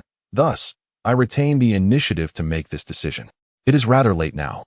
Had you arrived a month earlier, there would have been more opportunities," Gao Yi replied, shaking his head before abruptly shifting the subject. "Brother Zhang, what do you think of these porcelain pieces? They are round and lustrous, excellent decorative items." Zhang Hang grinned. "I wonder where Director Gao procured them? I should visit as well. I am in need of 2 porcelain cups, which I could bring on my next visit to Director Gao." Gao Yi's expression sharpened momentarily before he broke into laughter, pointing at Zhang Hang. "Ha ha ha, well done, Brother Zhang, you are quite astute." Zhang Hang immediately grasped the underlying implication of Gao Yi's words. There was likely some intrigue surrounding the porcelain. He inquired again, "Might I ask where these porcelain items can be purchased?" "Not far, just across the street at the Yunxiang boutique." "Brother Zhang, when you go, mention my name, and the owner will certainly offer you a discount." Gao Yi chuckled heartily. "That sounds splendid. I shall not intrude further today, and I will call next time to arrange a meeting with Director Gao," Zhang Hang replied, rising with a beaming smile. Their eyes met briefly, a spark of unspoken understanding passing between them, rich with significance. After departing the school, Li Go expressed his surprise. "You emerged quite swiftly. Are we headed over there?" Zhang Hang nodded slightly. "Senior, visiting the porcelain does not seem to lead to any conclusions, does it?" Ling Fei remarked, her face a mask of curiosity. Director Gao's implication was a clear refusal. Being introduced by a familiar face appears to hold little weight, so it seems the degree is indeed unattainable. "Ah, Ling Fei, you are truly quite young," Zhang Hang chuckled, patting her shoulder. "You must pay attention to what others say. Some prefer not to be overt. You must analyze their words." He expressed that it was difficult, not impossible. He also mentioned feeling powerless this time, without ruling out future possibilities, which is quite telling. To navigate society, one must comprehend the subtext. His specific mention of a boutique suggests it may not be as straightforward as it appears. Inquire further, and clarity will emerge. This exchange left Ling Fei momentarily speechless, and she could not help but exclaim, "Truly, you are impressive, senior. You possess such knowledge. I have learned much from you." After an 8-minute walk, they arrived at the Yunxiang boutique. The shop was modest, manned by a woman in her early 30s, who was quite pleasing to the eye. "What would you like to purchase?" she inquired. "I was sent by Gao Yi, hoping to browse some porcelain," Zhang Hang replied with a cheerful grin. "Ah, familiar face. However, the items introduced by Gao Yi are all exquisite. You'll need to come inside to see them." The woman's eyes sparkled slightly as she led the 3 of them through a small door into a back room. Inside, there were merely 2 rows of cabinets, displaying porcelain that looked similar to those outside. yet each piece was priced at a staggering 50,000 yuan. 2 porcelain cups would amount to 100,000 yuan, a sum that could secure a degree. Zhang Hang was aware of the stakes involved. However, whether Wang Li could be trusted remained uncertain. Ling Fei, please call Wang Li to confirm once more, Zhang Hang instructed. Understood, she replied promptly, stepping outside. A few minutes later, she returned, stating, Wang Li is very certain. If a degree is attainable, the old house will definitely sell. All right, I'll take 2 of the cups, Zhang Hang nodded. Many business ventures inherently involve an element of risk. If this deal fails, that 100,000 yuan would be lost, yet if it succeeds, it could yield over 3 million in profit. Previously, it was said that a 50% profit margin could drive one to madness, even lead them into darkness. In comparison, this amount seemed a negligible risk. He paid with a card and collected the items. Once outside, Ling Fei eagerly asked, should we go find Gaoi now? It would be unwise to rush today. It may seem too eager. He will surely learn about our purchase quickly. Let us allow him a night to handle matters. And we'll visit him tomorrow, Zhang Hang smiled. We'll leave it at that for today, Ling Fei. Let us part ways here. All right, Ling Fei nodded. Observing Zhang Hang and Li Go preparing to depart, hesitating momentarily. After a few seconds, she walked a couple of steps closer, smiling brightly. Senior, I would like to come by tomorrow to experience more and learn from you. Zhang Hang paused, a casual smile gracing his face. Sure, take this cup with you. We can arrange a time to meet here tomorrow. He nonchalantly handed her the bag, his carefree demeanor causing her heart to race. This was a porcelain cup worth 100,000 yuan. What if it were to break? All right, senior, I'll call you tomorrow to set a time. Ling Fei replied cheerfully. Set a time? Zhang Hang laughed heartily, teasing how delightful it would be to schedule a date. Ling Fei was momentarily taken aback. And as she watched Zhang Hang and Li Go leave, she couldn't help but roll her eyes. Zhang Hang's mature composure, coupled with his carefree and slightly rebellious charm, left a profound impression on her. Chapter 25. A new perspective. Zhang Hang and Li Go wandered for several hours and returned to Jiangwan Mansion at 3:30 in the afternoon. Upon entering, they spotted Shen Qingru waiting on the sofa. Wang Shan, not far off, cast Zhang Hang a knowing glance. You're in trouble. Shen Qingru was dressed in a white short-sleeve top and light blue ultra-short shorts, revealing her fair, slender legs, while her feet were adorned with casual flip-flops. Oh, my foolish uncle Zhang Hang has returned home. Welcome. Upon their meeting, Shen Qingru began to mock him with sarcasm. Li Gao smiled quietly to herself. Zhang Hang, exhibiting an expression of bewilderment, asked, what did you just say? I didn't quite catch that. I said my foolish. Before Shen Qingru could finish, Zhang Hang abruptly clapped his hands. Haha, this time I heard you. Oh, dear niece, why would you admit to being foolish? I think you are quite clever. Wang Shan stifled a laugh, nearly bursting with amusement. She was here to witness the banter between Shen Qingru and Zhang Hang, and each time Shen Qingru faced defeat, it brought her and Zhou Xinran immense delight. You. Shen Qingru gritted her teeth, clearly irritated. In her anger, she nearly forgot the carefully prepared retort she had in mind, which was quite vexing.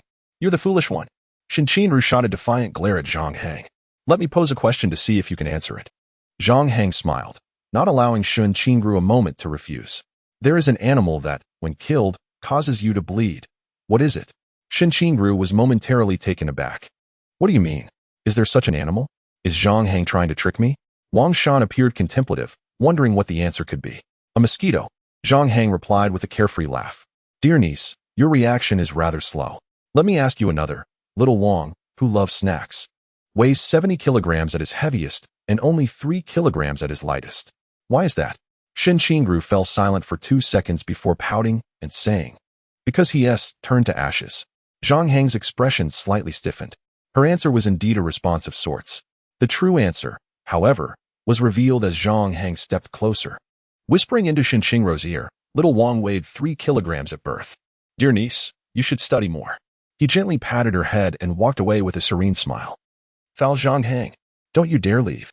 Shen Qingru blocked his path, exclaiming, let me ask you one. What place can you enter but cannot exit? If you can answer this, you're impressive. The grave. Zhang Hang squinted, responding swiftly. Ah, you. Shen Qingru was momentarily speechless, unable to think of another topic. Gritting her teeth, she said, Zhang Hang, every time I see you, I feel something special. Do you know what it is? Ha ha ha, please don't fall for me. I am merely a legend. Zhang Hang chuckled heartily. So self-absorbed. My feeling is akin to that of having a nightmare, Shen Qingru replied, lifting her chin with pride. Her arrogance differed from Jiang Ying's. Jiang Ying was a delicate girl, too centered on herself, unwilling to suffer any loss and enjoying toying with others' emotions. Shen Qingru, setting aside their past life, seemed rather endearing at present. Then I hope to be your lifelong nightmare, Zhang Hang said with a cheerful grin. You truly have thick skin. Shen Qingru could not help but retort. Thank you for the compliment. Zhang Hang nodded, then led Li Go back to the guest room. No, you can't leave. Shen Qingru exclaimed anxiously, her eyes darting before she declared loudly, I miss you terribly after just a day. Subsequently, she wrapped her arms around Zhang Hang's back. Shen Qingru was dressed lightly, her body pressing against Zhang Hang's, exuding a soft and silky touch. Her complexion was slightly flushed. Her loud proclamation was directed at Wang Shan. Yet she leaned closer to Zhang Hang and whispered, You scoundrel, always bullying me. If you don't call me Annie today, I won't let you off the hook. Just think carefully. Everything they see will be reported to my dad. It's impossible for me to call you that. Otherwise, I might as well give up entirely. Zhang Hang replied softly. Then compliment me 3 times, Shen Qingru huffed coldly. You are truly beautiful, exceptionally gentle, and quite petite, Zhang Hang quickly responded. Shen Qingru felt a sense of relief wash over her, and she promptly released him. At that moment, her heart raced slightly, tinged with a hint of embarrassment. She was determined to gain the upper hand. Wait, what do you mean by quite petite? Shen Qingru exclaimed, her expression turning fierce as she obstructed Zhang Hang's path. Ready to confront him. I was complimenting your youthfulness, miss, Zhang Hang said with a grin. You appear quite youthful, in the literal sense. Humph, you look quite old. Like a real uncle. Shen Qingru retorted with a scowl, tossing her head back as she swayed her ponytail and walked away.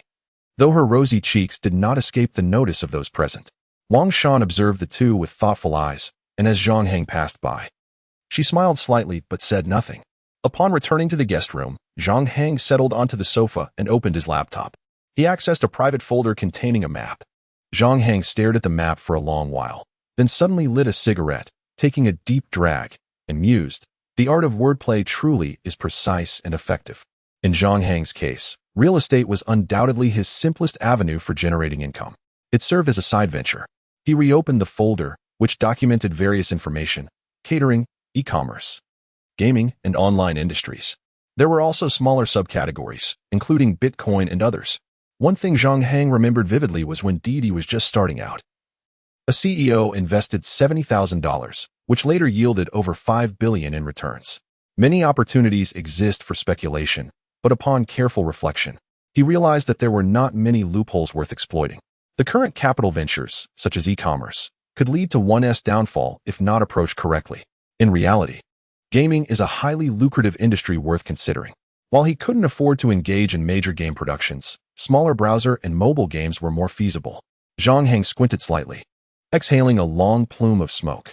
Many browser games had once achieved astonishing revenue records, with enduring memes like If You're My Brother, Come Chop Me. Games such as private servers and cultivation genres were rife with monetization opportunities. Establishing a small gaming company would require minimal investment to create such games. This side business could be a promising venture to pursue. However, a conundrum arises. The promotion of the game is vital, as only through its popularity can substantial profits be garnered. Zhang Hang pondered for a moment, then inscribed a few words on the document. Influencer promotion. A smile spread across his face as he realized his oversight regarding the formidable realm of influencer economics. He had witnessed the sheer might of the influencer economy in later times. In the present era, the platform Douya was just beginning its ascent, while YouTube was strategically positioning itself in the global market, and those familiar influencers were still oblivious to their potential. Zhang Hang initiated a new document, titling it Prospective Media Company. He aimed to strategically engage with the influencer economy to enhance the industry chain of his gaming company. Currently, the mainstream platforms included Douya and the overseas YouTube platform. He recalled the case of Li Ziki, whose immense success on YouTube was remarkable, and noted that the pioneers of YouTube were only just embarking on their journeys. I can cultivate a new generation of influencer pioneers, he thought. A surge of excitement coursing through him, his eyes sparkling with inspiration as he diligently recorded his thoughts. The overseas market, particularly YouTube, would be ideal for game videos, comedic sketches, music channels, and beauty and fashion content. Initially, he would develop on YouTube, and once Weibo opened next year, he could repurpose those videos, thereby creating a steady stream of influencers. This would involve a filming team, behind-the-scenes production, online operations, public relations, and utilizing beauty streamers to cut costs. The filming crew could also produce educational videos. As for the company, the finance and business departments would be integral. Upon reviewing his comprehensive data, Zhang Hang felt slightly overwhelmed. At first glance, the volume of information was daunting, a task not easily accomplished in a short span. His university life had yet to truly begin, yet he felt an impending busyness looming over him. He wished to avoid excessive strain on himself. After all, the ultimate goal of living anew was to enjoy life. With the understanding that expertise lies in specialization, he resolved to refine the information first and then seek trustworthy individuals. There was ample time. The explosive growth of the influencer economy was still on the horizon. Zhang Hang chuckled softly and proceeded to draft the development plan for the Douya platform. The phenomenon of shout-out streamers was once all the rage. And there were exemplary benchmarks in stand-up comedy, along with outdoor premieres and visually appealing streamers. The possibilities were abundant. As he typed away, time slipped by quietly. Before he knew it, night had fallen. As the saying goes, a good memory is not as useful as a bad pen. He believed in documenting every significant detail to avoid confusion in future investments. Just as he was concluding, his phone rang. It was his mother, Wang Caixia. "You little rascal. You never think to call home," she chided playfully, her voice filled with affection and longing. "Mom, I've been busy with investments lately," Zhang Hang replied, standing up to stretch.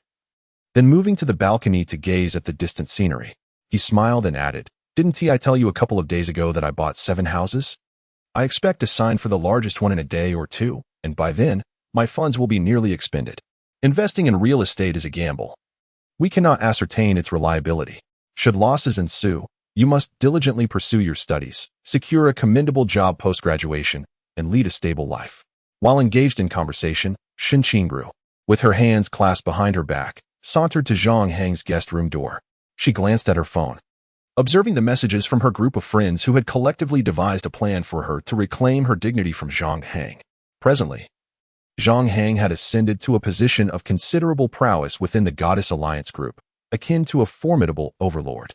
And they were all eager to unite in assisting Shen Qingru in managing him. Knock, knock, knock. Shen Qingru rapped on the door and called out, "Zhang Hang, I'm coming in to invite you to dinner." Upon pushing the door open, she entered the dimly lit room, where the glow from the computer on the table illuminated the space. From the balcony, she could faintly hear Zhang Hang's voice. Shen Qingru's eyes gleamed mischievously as she contemplated startling him. As she passed by the computer, her curiosity got the better of her, and she paused to take a glance. Media company foresight? Influencer economy? Development strategies for platforms like YouTube? The structural composition of the company? A detailed guide on training streamers? Wow, his notes are remarkably comprehensive. Is he planning to invest in a media company? Shen Qingru was momentarily taken aback, viewing Zhang Hang in a new light. The content ignited her excitement, akin to discovering a kindred spirit. To her astonishment, the seemingly insufferable Zhang Hang had some merit, his writing remarkably organized. She settled down, captivated by his work. "Hey!" Suddenly, Zhang Hang's voice emerged from behind her. Shen Qingru was startled, her body jolting as if her hair had stood on end. Her eyes widened in shock, and she let out a gasp. "Didn't your father teach you not to pry into others' computers?" Zhang Hang remarked, playfully flicking her forehead. Feeling guilty, Shen Qingru raised her hands to shield her head, pouting as she shot him a fierce yet endearing glare, this time refraining from retorting. Zhang Hang, still holding his phone in his left hand, chuckled, "It's nothing, Mom. Just a little girl came into my room, my good friend Ben's daughter, my little niece. I'll have to hang up now. I'm about to eat. We'll chat later." Zhang Hang quickly ended the call. At that moment, Shen Qingru, feeling feisty, exclaimed, "You're finished.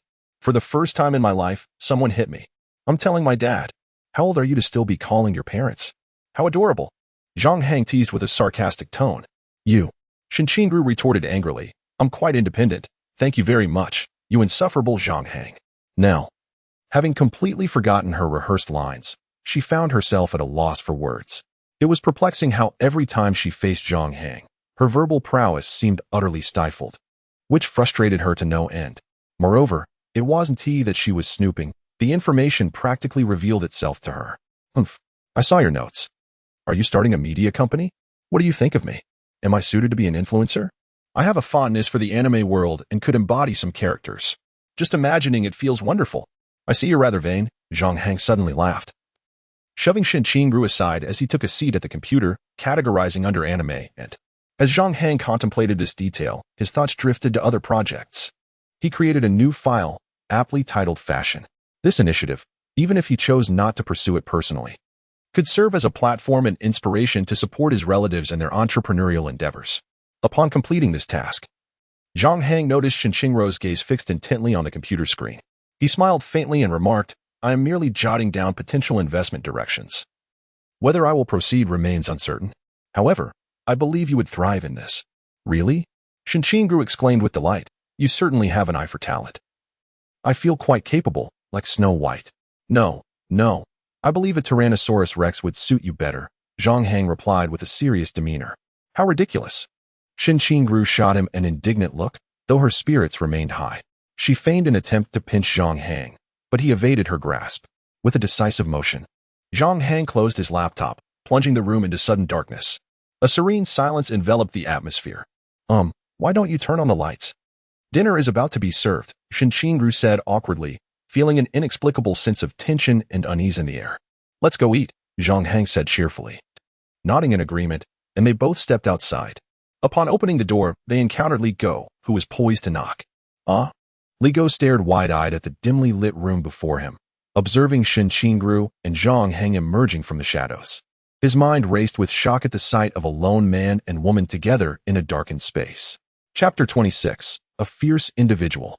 Shin Bin was out socializing, having called in advance to inform that he would not return home until the early hours.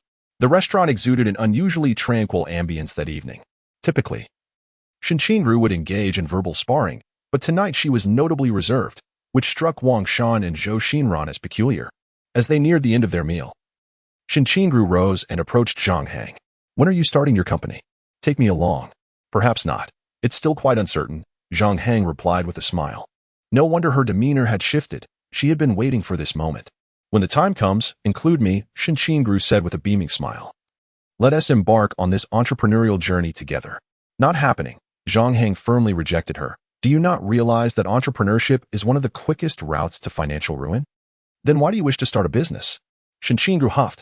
Don't make excuses. Just remember to invite me to invest. Such wishful thinking. I shall not involve you. Zhang Hang reiterated his refusal. Hey, you insufferable fool. Is it impossible to have a civil conversation with you? Shin Qingru chided. Her teeth clenched in frustration. Must I throw a tantrum for you to relent? Your tantrums sway me.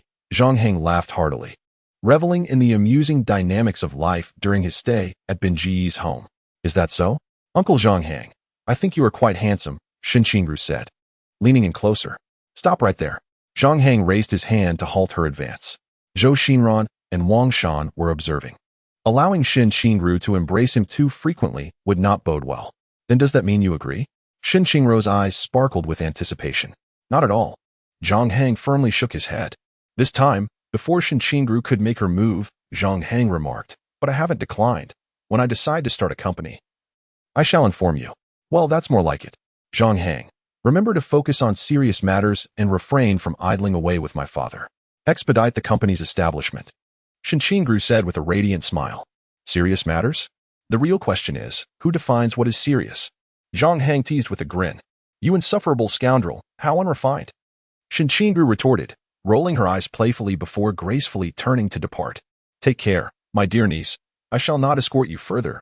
Zhang Hang waved cheerfully. After Shin Qingru exited, Wang Shan curiously turned to Zhang Hang. So, you plan to start a company? I have such intentions, but the specifics remain uncertain. It all depends on the circumstances. Zhang Hang nodded slightly. The type of company will depend on fate. It's not as if setting it in stone guarantees smooth sailing. After all, plans often change unexpectedly. After chatting for a while, around 8 o'clock, Zhang Hang returned to his guest room to refine some investment and entrepreneurial plans on his computer. The following morning at 9:30, Zhang Hang, Li Go, and Ling Fei met in front of Yingsha School. Senior, I've made a special effort to dress up today. Take me out for business. I must make you proud. Ling Fei's makeup was subtle, and with her alluring peach blossom eyes and delicate oval face, she was a captivating beauty hard for anyone to resist. Dressed in casual formal wear, with a collarless blouse revealing a hint of her ample décolletage and a black short skirt accentuating her long, slender legs clad in black stockings, complemented by high heels. Her figure was both tall and well-proportioned. I am curious about one thing. Do you have a boyfriend? Zhang Hang asked her earnestly. Not yet. Would you like to give it a try, boss? Ling Fei replied with a playful laugh. I certainly would. Zhang Hang responded with a cheerful demeanor. Please, don't tease me. Shall we get down to business first? Ling Fei smiled mischievously, gesturing towards the school. Very well. Let us proceed with business, Zhang Hang said, casting a deep glance at her. He confirmed his suspicion that Ling Fei was merely a playful conversationalist. She could engage in banter, but shied away from anything serious. His earlier question had instinctively caused her to distance herself a bit. Go ahead, you too. I'll stay here and have a smoke, Li Go said, keeping his head down, aware of his surroundings. Truth be told, he had surreptitiously admired Ling Fei's beautiful legs many times, but felt too bashful to do so openly, often lowering his gaze when they were together. Zhang Hang and Ling Fei returned to Gao Yi's office, and this time their conversation flowed much more smoothly. My dear brother, I truly appreciate your gift. These two porcelain pieces fit perfectly here, Gao Yi chuckled. To be candid, since you were introduced by old Hu, I shall certainly do my utmost to facilitate this matter. Last night, I made over a dozen calls and finally learned that a student is going abroad, freeing up a spot. Zhang Hang and Ling Fei conversed in the office for several minutes. Thank you immensely, Brother Gao. Next time, I will bring the student's parents. And we can sign the contract then, Zhang Hang said, beaming with joy. After their discussion, they departed from Yingsha School. Ling Fei, please reach out to Wang Li and inquire when she can complete the formalities for the old house, but allow no more than 2 days. If that is not feasible, then let it be. Zhang Hang had issued a stern command, which left Ling Fei quite astonished. He was willing to risk a loss of 100,000 yuan, but only granted the other party a mere 2 days. He was undoubtedly a person of strong convictions.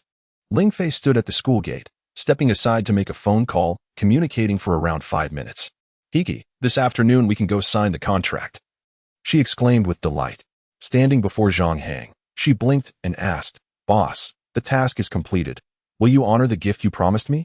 She was still fixated on the prospect of purchasing a handbag at Hongjian Mall. Zhang Hang, wanting to tease her, replied with a serious tone, Ling Fei, it seems that I personally secured the largest deal. Your task is not yet complete. What? I was involved too. Boss, can you consider my task finished? I beg you, Ling Fei said in a coaxing tone. Zhang Hang pondered for a moment and conceded, all right then. A seductive beauty who knows how to play the charm card is indeed quite formidable. Since we have the time, let us head to Hongjian Mall. Thank you, boss. Moi? Ling Fei cheerfully expressed her gratitude, blowing a kiss at Zhang Hang from 2 meters away, her expression radiating affection. Don't just play around. Let's see some tangible actions, Zhang Hang said as he suddenly stepped forward. Startled, Ling Fei quickly retreated and exclaimed, Boss, I was wrong. Meanwhile, Li Go, observing the exchange, looked around in disbelief before bowing his head in contemplation. Ever since Brother Hang graduated from high school, he has been surrounded by stunning beauties like Qiao Yuqi, Xin Xingru, and Ling Fei. Could it be that he was experiencing a streak of romantic fortune? Once in a taxi, Ling Fei curiously asked, Boss, why have you been taking cabs so often lately? What you see are other people's cars, Zhang Hang replied with a faint smile. My family is not local. I am currently visiting a friend. Li Go in the front passenger seat was momentarily taken aback. In his mind, if Brother Hang were to pursue women, he would surely boast about it. Why had he instead confessed? Which friend's house are you visiting? Ling Fei casually inquired. Jiangwan Mansion, Zhang Hang responded. Ling Fei's eyelashes fluttered in surprise. Jiangwan Mansion was the most luxurious villa area in Jiangzhou. To be a guest there indicated extraordinary means. He must be from a wealthy family. Ling Fei contemplated this intently. After a moment, she playfully said, Boss, I want to ask you something. Go ahead. Can the handbag be exchanged for cash? Are you in need of money? Zhang Hang shot her a sidelong glance. Only those who were truly desperate for cash, profoundly uninterested, or in urgent need would contemplate converting possessions into currency. I am indeed in need of money, Ling Fei admitted, her playful demeanor fading as she pursed her lips and nodded. Boss, could we possibly exchange it for cash? Not a chance. Zhang Hang firmly declined. Gifting you something is a reward for your work. Offering cash would diminish its value. Is this a form of patronage? Ling Fei's expression stiffened slightly, a flicker of disappointment crossing her eyes. but she quickly masked it with a smile, saying, "Very well, thank you for the reward, boss." Having recently entered society, her emotions were still evident on her face, the sense of loss making her seem all the more endearing. However, she soon regained her composure. The Hongjian shopping mall exuded grandeur, and at the entrance, Ling Fei exclaimed with excitement, "Wow, this is the first luxury item I've ever owned." Zhang Hang chuckled and shook his head. Li Go, who followed closely behind, had witnessed numerous grand occasions alongside Zhang Hang, and thus strolled through the mall with an air of nonchalance, observing his surroundings. "Can I have that handbag?"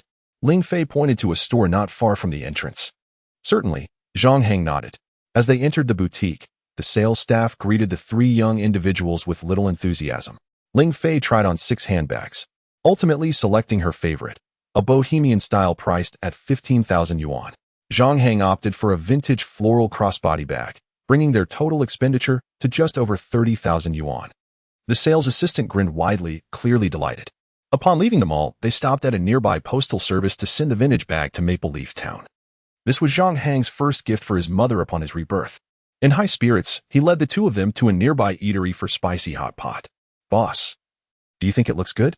As they settled at their table, Ling Fei, wearing the bag, spun around happily to show Zhang Hang. "Are you asking about the bag or yourself?" Zhang Hang replied with a smile. "Both." She shot him a flirtatious glance. "You look as captivating as a book," he said, maintaining a serious demeanor. Li Go, engrossed in his meal, couldn't help but glance at Zhang Hang, puzzled about what he was up to. "I resemble a book?" Ling Fei was somewhat perplexed. Zhang Hang nodded. "Indeed, otherwise, why would I find myself increasingly drowsy while gazing at you?" Ling Fei's lips quivered slightly as she blinked and smiled. "I've heard a saying that advises not to trust a man's words, although sometimes it can be quite pleasant." Did she truly comprehend such sentiments? Was she an experienced conversationalist? Zhang Hang suddenly found Ling Fei somewhat enigmatic. She seemed to possess a wealth of knowledge, yet emotionally guarded, presenting a contradiction that intrigued him further.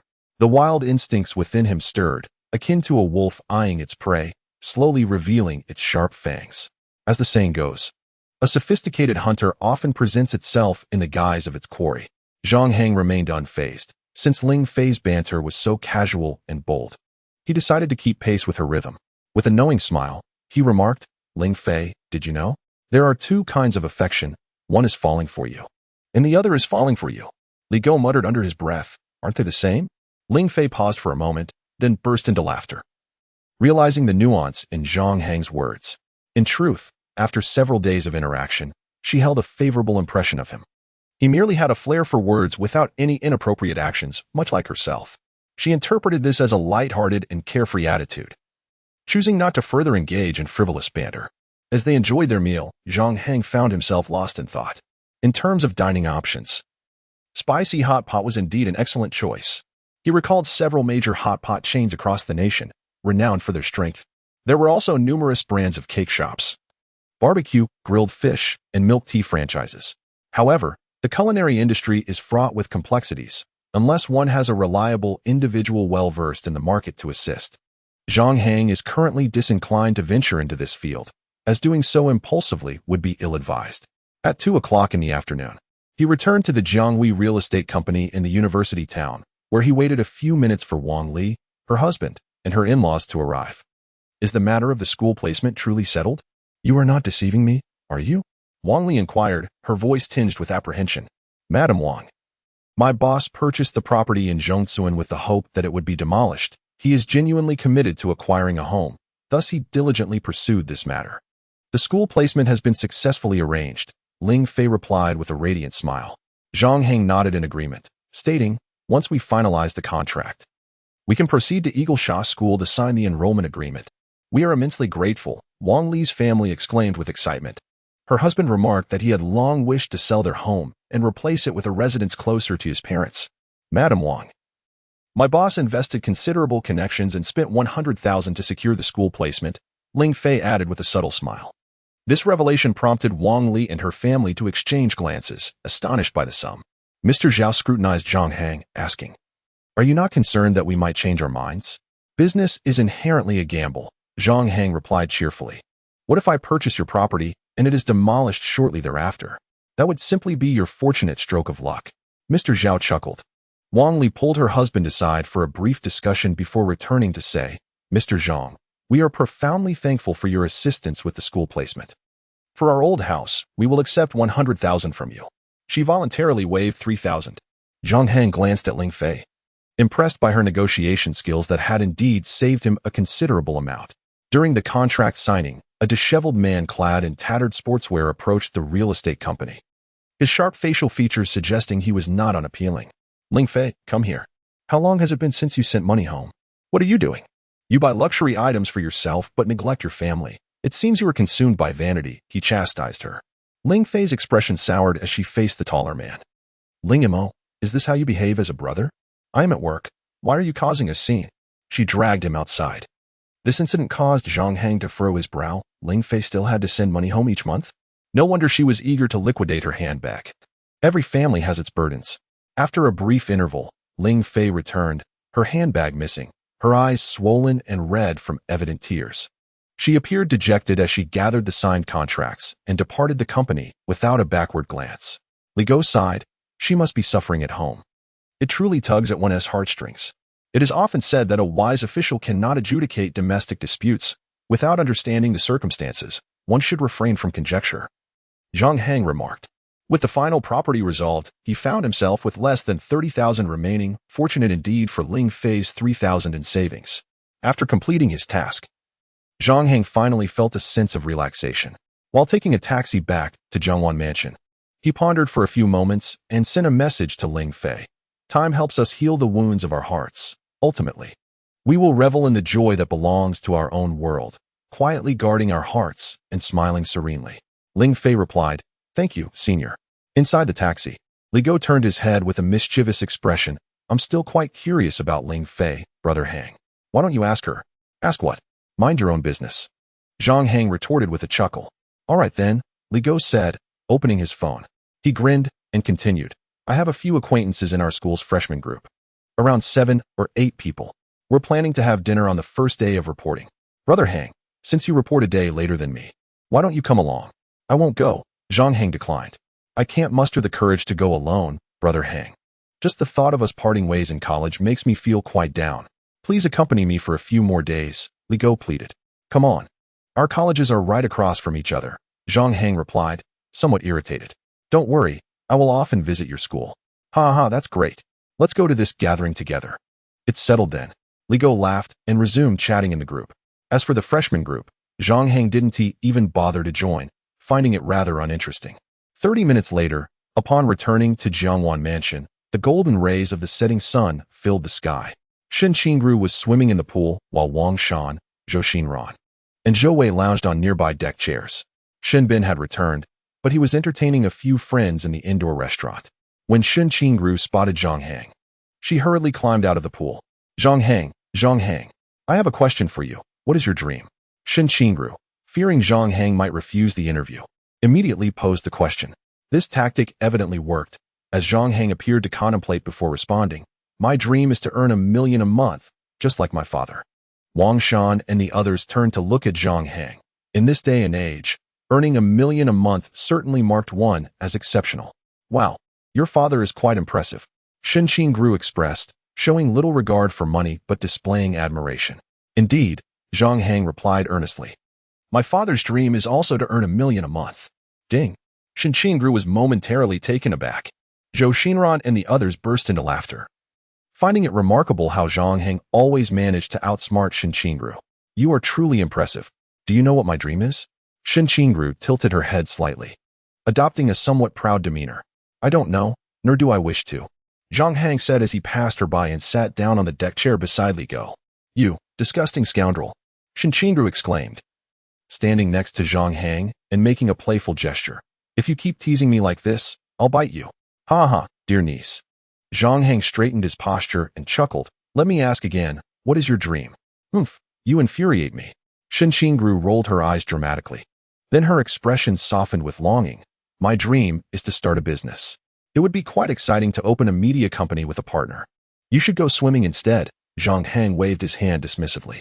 Humph, do not underestimate me. I am quite astute and fortunate, Shen Qingru scoffed. Fortunate? Is that what you call your dog? Zhang Hang chuckled, gesturing toward the golden retriever frolicking nearby. You are the dog. Shen Qingru bared her teeth in a playful snarl before plunging into the swimming pool, splashing water exuberantly at Zhang Hang to express her displeasure while provocatively challenging. Dare to come down and compete. Loser has to bark like a dog. How does one bark? In a low growl or a high-pitched yelp? Zhang Hang asked, bewildered. Just a simple woof woof. Shen Qingru replied nonchalantly. Ah, I see. Zhang Hang nodded in sudden comprehension. Zhou Xinran and the others burst into laughter. Shen Qingru, realizing something, shot Zhang Hang a resentful glare and muttered a curse before resuming her swimming. Meanwhile, Zhang Hang and his companions enjoyed their dinner at an outdoor restaurant, relishing the carefree days that passed. A few days later, on August 19th, the high-speed rail conference concluded successfully. At 6 that evening, Jiangzhou issued an announcement. The third railway line in southern Jiangzhou would be upgraded to a high-speed rail line, and effective immediately. Housing transactions in Gejia Village, Lian Village, and Zhongsuan would be halted. Residents on the affected land would begin relocation procedures starting on the 20th, and they expressed their apologies for any inconvenience caused. At that moment, Zhang Hang and Shen Bin were sharing drinks, accompanied by Wang Shan, Zhou Xinran, and Li Go, while Shen Qingru was out and had yet to return. These past few days have been busy, and I haven't had the chance to entertain you. Let us go out the day after tomorrow. My car has been modified, and we can participate in a desert off-road event, Shen Bin said with a smile, patting Zhang Hang on the shoulder. Haha, sounds great. I'll follow your lead. Brother Bin, Zhang Hang replied with a grin. I heard from Xiao Rou that you are considering starting a media company? Shen Bin inquired after clinking glasses with Zhang Hang and taking a sip. I have such thoughts, but whether they will materialize remains uncertain, Zhang Hang chuckled. You know, I only have one daughter, and she is quite interested in this matter. Please take her out to have some fun when the time comes, Shen Bin spoke earnestly. No problem. If I do start the company, I will reserve the position of vice president for her, Zhang Hang promised with a smile, setting aside other matters. During his stay at Shen Bin's home, the costs of food, drink, and entertainment were not insignificant. Zhang Hang was not the sort to take advantage of others or live off them. His relationship with Shen Bin was built on mutual understanding. For instance, Shen Bin would sometimes indirectly inquire about investment matters. In this regard, Zhang Hang's casual suggestions were worth their weight in gold. He also had similar intentions. If Shen Bin were to ask directly, he would offer valuable advice. To be honest, Xiao Zhou mentioned your plans to buy property in Zhongsuan. I spoke with 2 friends about it the day before yesterday. Shen Bin chuckled as he patted his belly. They share my perspective. The university town has no potential for growth. It has reached its peak. It would be wise for you to withdraw now, lest you find yourself in deeper trouble. His words carried the weight of a sage's advice. Zhang Hang laughed heartily. Brother Bin, that is not necessarily the case. Sometimes luck is simply inscrutable and unpredictable. At that moment, Zhou Wei glanced at his phone, his eyes widening in shock, resembling those of a startled bull. After a few seconds, he hurried over to Shen Bin, exclaiming, Boss, take a look at this announcement. The words Nakamura demolition matters instantly petrified Shen Bin, sending tumultuous waves crashing through his mind. They just bought the property a few days ago, and now it's being demolished? Goodness, Zhang Hang isn't just well-connected. He must have formidable power behind him. Chapter 27. Harvest. Zhang Hang's acquisition of real estate, concluded merely 5 days prior, was followed by the sudden announcement of demolition. The unexpected demolition of 3 villages sent shockwaves throughout the city, as such occurrences are rare and often elusive in a lifetime. The construction of the high-speed railway signifies a new phase of development for Jiangzhou's railway, and the compensation offered for demolitions in this domain is often exceedingly generous. Xiao Hang. Shen Bin hesitated as he dabbed at the grease on his lips with a napkin, sighing, I am genuinely curious. Did you have prior knowledge of the impending demolition? Wang Shan, Zhou Xinran, and the still-stunned Zhou Wei observed Zhang Hang with wide eyes. The coincidence of a demolition occurring so soon after a purchase could be dismissed as mere chance. But the recurrence of such events raises suspicions of a powerful figure providing him with insider information. Ha ha ha. Bin Gu, my luck is simply extraordinary, as you know. Zhang Hang laughed heartily. Luck? Shen Bin shook his head, clinking glasses with Zhang Hang and continuing to drink. He chose not to press further, understanding that Zhang Hang would remain tight-lipped. He could empathize. If he possessed such influential connections, he would certainly keep them under wraps. Xiao Hang, to be frank, I find myself with wealth but lacking promising projects. Shen Bin intended to seek advice. He was convinced that Zhang Hang had ties to significant figures, individuals of a caliber that could surpass his imagination. Indeed, a mere word from them could lead to substantial profits. Just as Shen Bin contemplated how to articulate his thoughts, Shen Qingru returned, her cheeks flushed, evidently having indulged in alcohol. Her demeanor appeared somewhat subdued as she cast a brief glance at Shen Bin before heading towards her room. "Have you been drinking?" Shen Bin furrowed his brow, addressing her. "Didn't I tell you not to drink? I'm an adult now. What's wrong with having a little drink?" Shen Qingru retorted defiantly. Shen Bin's temper flared as he struck the table, admonishing, "This is nonsense. Do you have no awareness of your limits when drinking? What if someone takes advantage of you outside? You are my only daughter." "Yes, I am your only daughter," Shen Qingru replied with a sarcastic tone. "Have you forgotten who I am?" At the mention of this, Shen Bin fell silent, though the rising and falling of his chest betrayed his smoldering anger. "I've finished eating," Wang Shan murmured, quickly pulling Zhou Xinran into the villa. Zhou Wei followed suit.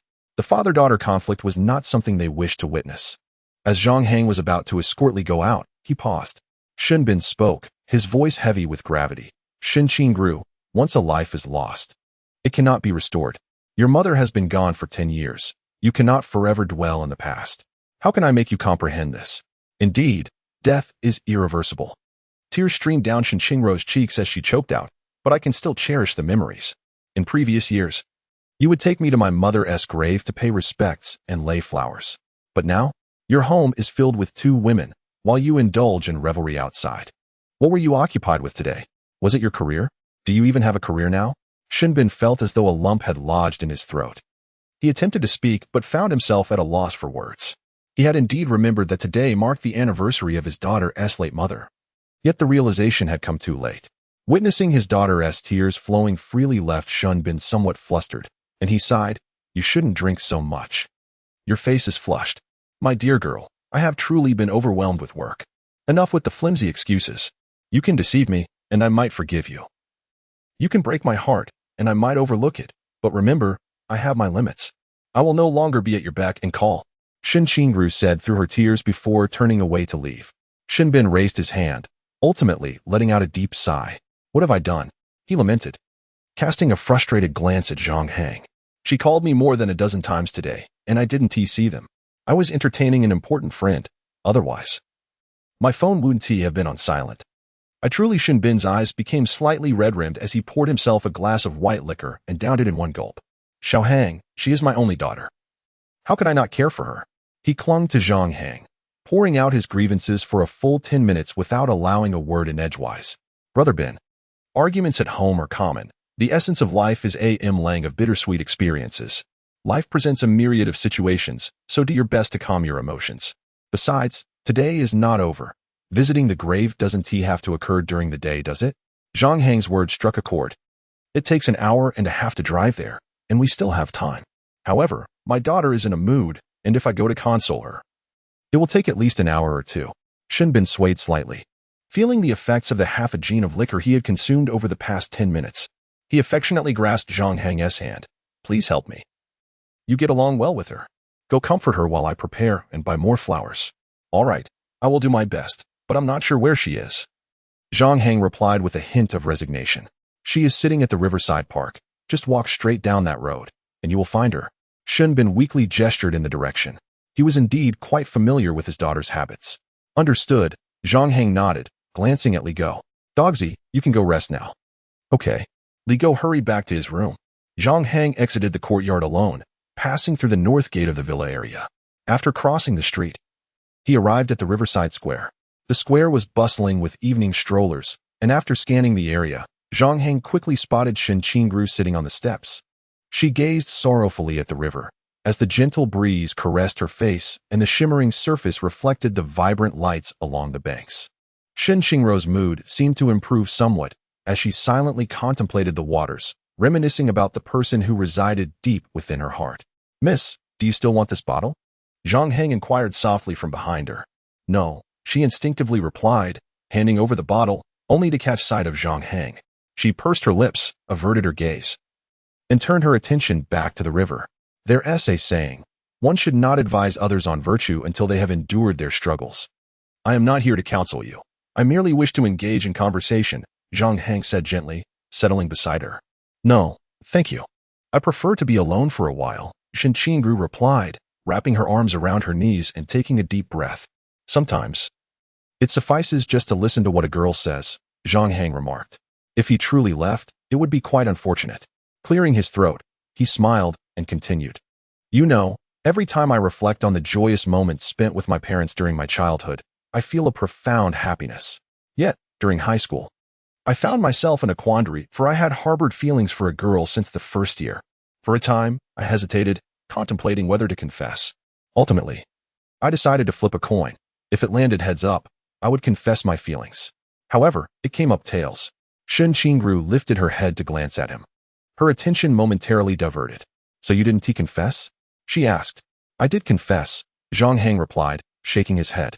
But you flipped tails, Shin Qingru reminded him. Indeed. But I flipped the coin again and went ahead with my confession, Zhang Hang stated matter-of-factly. And then I was rejected. Shin Qingru bit her lip, lowering her head slightly as painful memories flooded back and tears of frustration began to fall. In truth, being born into a wealthy family has its advantages, alleviating many worries. Zhang Hang sighed. When one is poor, they believe that wealth will bring happiness. Alas, he paused, noticing Shin Qingru still bowed in contemplation, pondering whether he carried his own burdensome story. After a moment, he gently patted her back. Only when I truly acquired wealth did I realize that being rich is not merely about happiness. It is an intoxicating bliss beyond compare. Shin Qingru paused in her tears, rendered speechless. With Zhang Hang's continuous flow of words, her thoughts indeed began to drift away from sorrow. Your family is quite affluent. Many envy you. You must know that saying, one relies on their parents at home, Zhang Hang stated earnestly. And outside, one relies on friends? Shin Qingru interjected through her sniffles. No, one relies on their parents to send money. Zhang Hang responded with a serious demeanor. You are insufferable, Shin Qingru wiped her tears away. Xiao, let us stand up and walk while we talk, Zhang Hang urged, pulling her to her feet as they strolled along the riverside road. The night along the river was somewhat dim. Zhang Hang glanced around the surroundings, inhaling deeply. I must confess, I am quite afraid of the dark. Especially when walking alone at night, he admitted. Shin Qingru, still somewhat choked up, responded, You, a grown man, are afraid of the dark? Indeed, he replied. Zhang Hang nodded. Acknowledging his fear, I am genuinely frightened, for the darkness conceals my handsome visage. A soft, tearful laugh escaped Shin Qingru. You truly have no shame. Her spirits visibly lifted. She gazed upon Zhang Hang. Under the streetlight, his chiseled features appeared distinctly bold, his deep-set eyes resembling tranquil lakes that captivated light and hue, while his tall frame exuded strength and dynamism. His movements and expressions seemed imbued with a unique aura by the warm glow of the lamp, rendering him utterly captivating. Indeed, quite handsome, Shin Qingru remarked wistfully.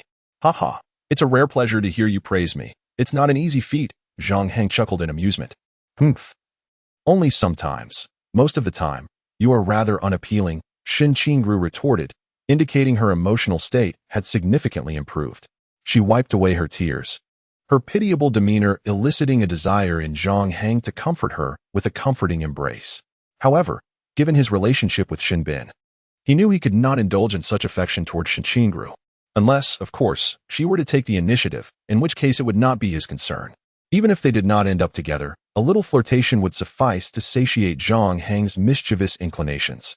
It was clear that Shin Qingru was merely feeling melancholic at the moment, prompting Zhang Hang to adopt a more serious demeanor. He gently tucked a stray strand of hair behind her ear and, with heartfelt sincerity, advised her, when you find yourself at a crossroads in life, uncertain of your path, pause and reflect on what you wish to eat tonight. Shin Qingru appeared momentarily stunned. Huh, what do you mean? Food is of utmost importance. You must not have had dinner yet. Let us return and eat something. Only then will you have the strength to be angry. Zhang Hang smiled, taking her hand in his, leading her toward the villa. Shin Qingru felt a slight tingling in her arm, her first experience of being held by a boy. It truly felt like something out of a television drama, evoking a unique sensation. She blinked, stealing glances at Zhang Hang's profile as they walked side by side under the night sky. The bright moonlight illuminated the earth, and in her eyes, the reflected moon seemed to imbue the night with extraordinary significance. Upon reaching the entrance of the villa, Zhang Hang released her hand, smiling as he stepped into the courtyard. Shin Bin was busy at work. Nearby, 3 workers were transporting bouquets of flowers to the villa's underground garage. although it was customary to visit the graves in the morning. Circumstances had necessitated a later visit today to fulfill his daughter's wishes. "Oh, my dear, you have returned," Shinbin exclaimed with a smile. "We can still make it." "I had flowers brought over." He called out, Xiao Shou, hurry up, we're ready to depart." Xiao Zhou rushed over promptly. "Brother Bin, you are quite considerate," Zhang Hang remarked, playing along. "Indeed, before midnight, it is still today." "Yes, I share your sentiments," Shun Bin replied, approaching. "Are you feeling dizzy, my dear? I had someone prepare a hangover soup for you. Shall we have a sip before we go?" "Humph." Shin Qingru let out a cold snort. "I only had 3 bottles of beer. There is no way I'm drunk." Good. My daughter takes after me. She has a good tolerance for alcohol. Ha ha ha." Shinbin finally felt at ease, secretly giving Zhang Hang a thumbs up. He hadn't expected this young man to possess such charm with the ladies, returning so swiftly. "Shall we prepare to set off?" "Miss, have you had dinner yet?" Shinbin inquired. "I haven't eaten. I'm starving." Shin Qingru dashed over to the dining table. Unpicky as she nibbled on some food, then wiped her mouth. "Let us head out." "All right, young Hang, do you have plans later? Would you like to join us for a chat during the drive?" Shinbin asked. "Can he go?" "He is afraid of the dark," Shin Qingru teased. "He says he fears being unseen when the sun sets." "Pfft, I don't think so. I want to be going. You two can go," Zhang Hang said with a smile, waving his hand. Shin Qingru's spirits had already lifted. He had no intention of intruding on their father-daughter time.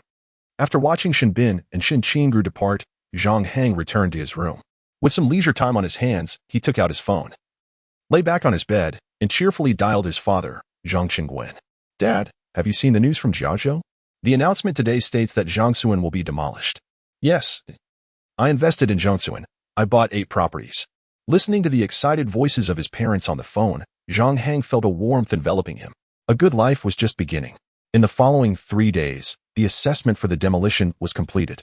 The largest property Zhang Hang purchased was appraised at 39.88 million, while the other 7 properties totaled 65.319 million, amounting to a grand total of 105.199 million. A millionaire, his goal was achieved. However, this sum was still insufficient to purchase a villa at Jiangwan Mansion. Earning millions and spending millions were 2 entirely different concepts. On the 3rd day, while signing the contract, Ling Fei also came to witness the excitement. "Boss, congratulations. The funds will arrive before the 28th. You are about to become a millionaire," Ling Fei exclaimed with admiration. It was truly impressive for a young senior to invest and reap such high rewards. At the intersection of Zhongsuan, Zhang Hang observed the bustling scene and smiled. "No purchase restrictions is simply delightful. Ling Fei, would you like to engage in a business venture? Are you taking me along, boss?" Ling Fei replied excitedly, her voice sweet and her gaze filled with anticipation. To the northeast, about 5 kilometers away, there lay a vast expanse of vacant land centered around Kaoshan village.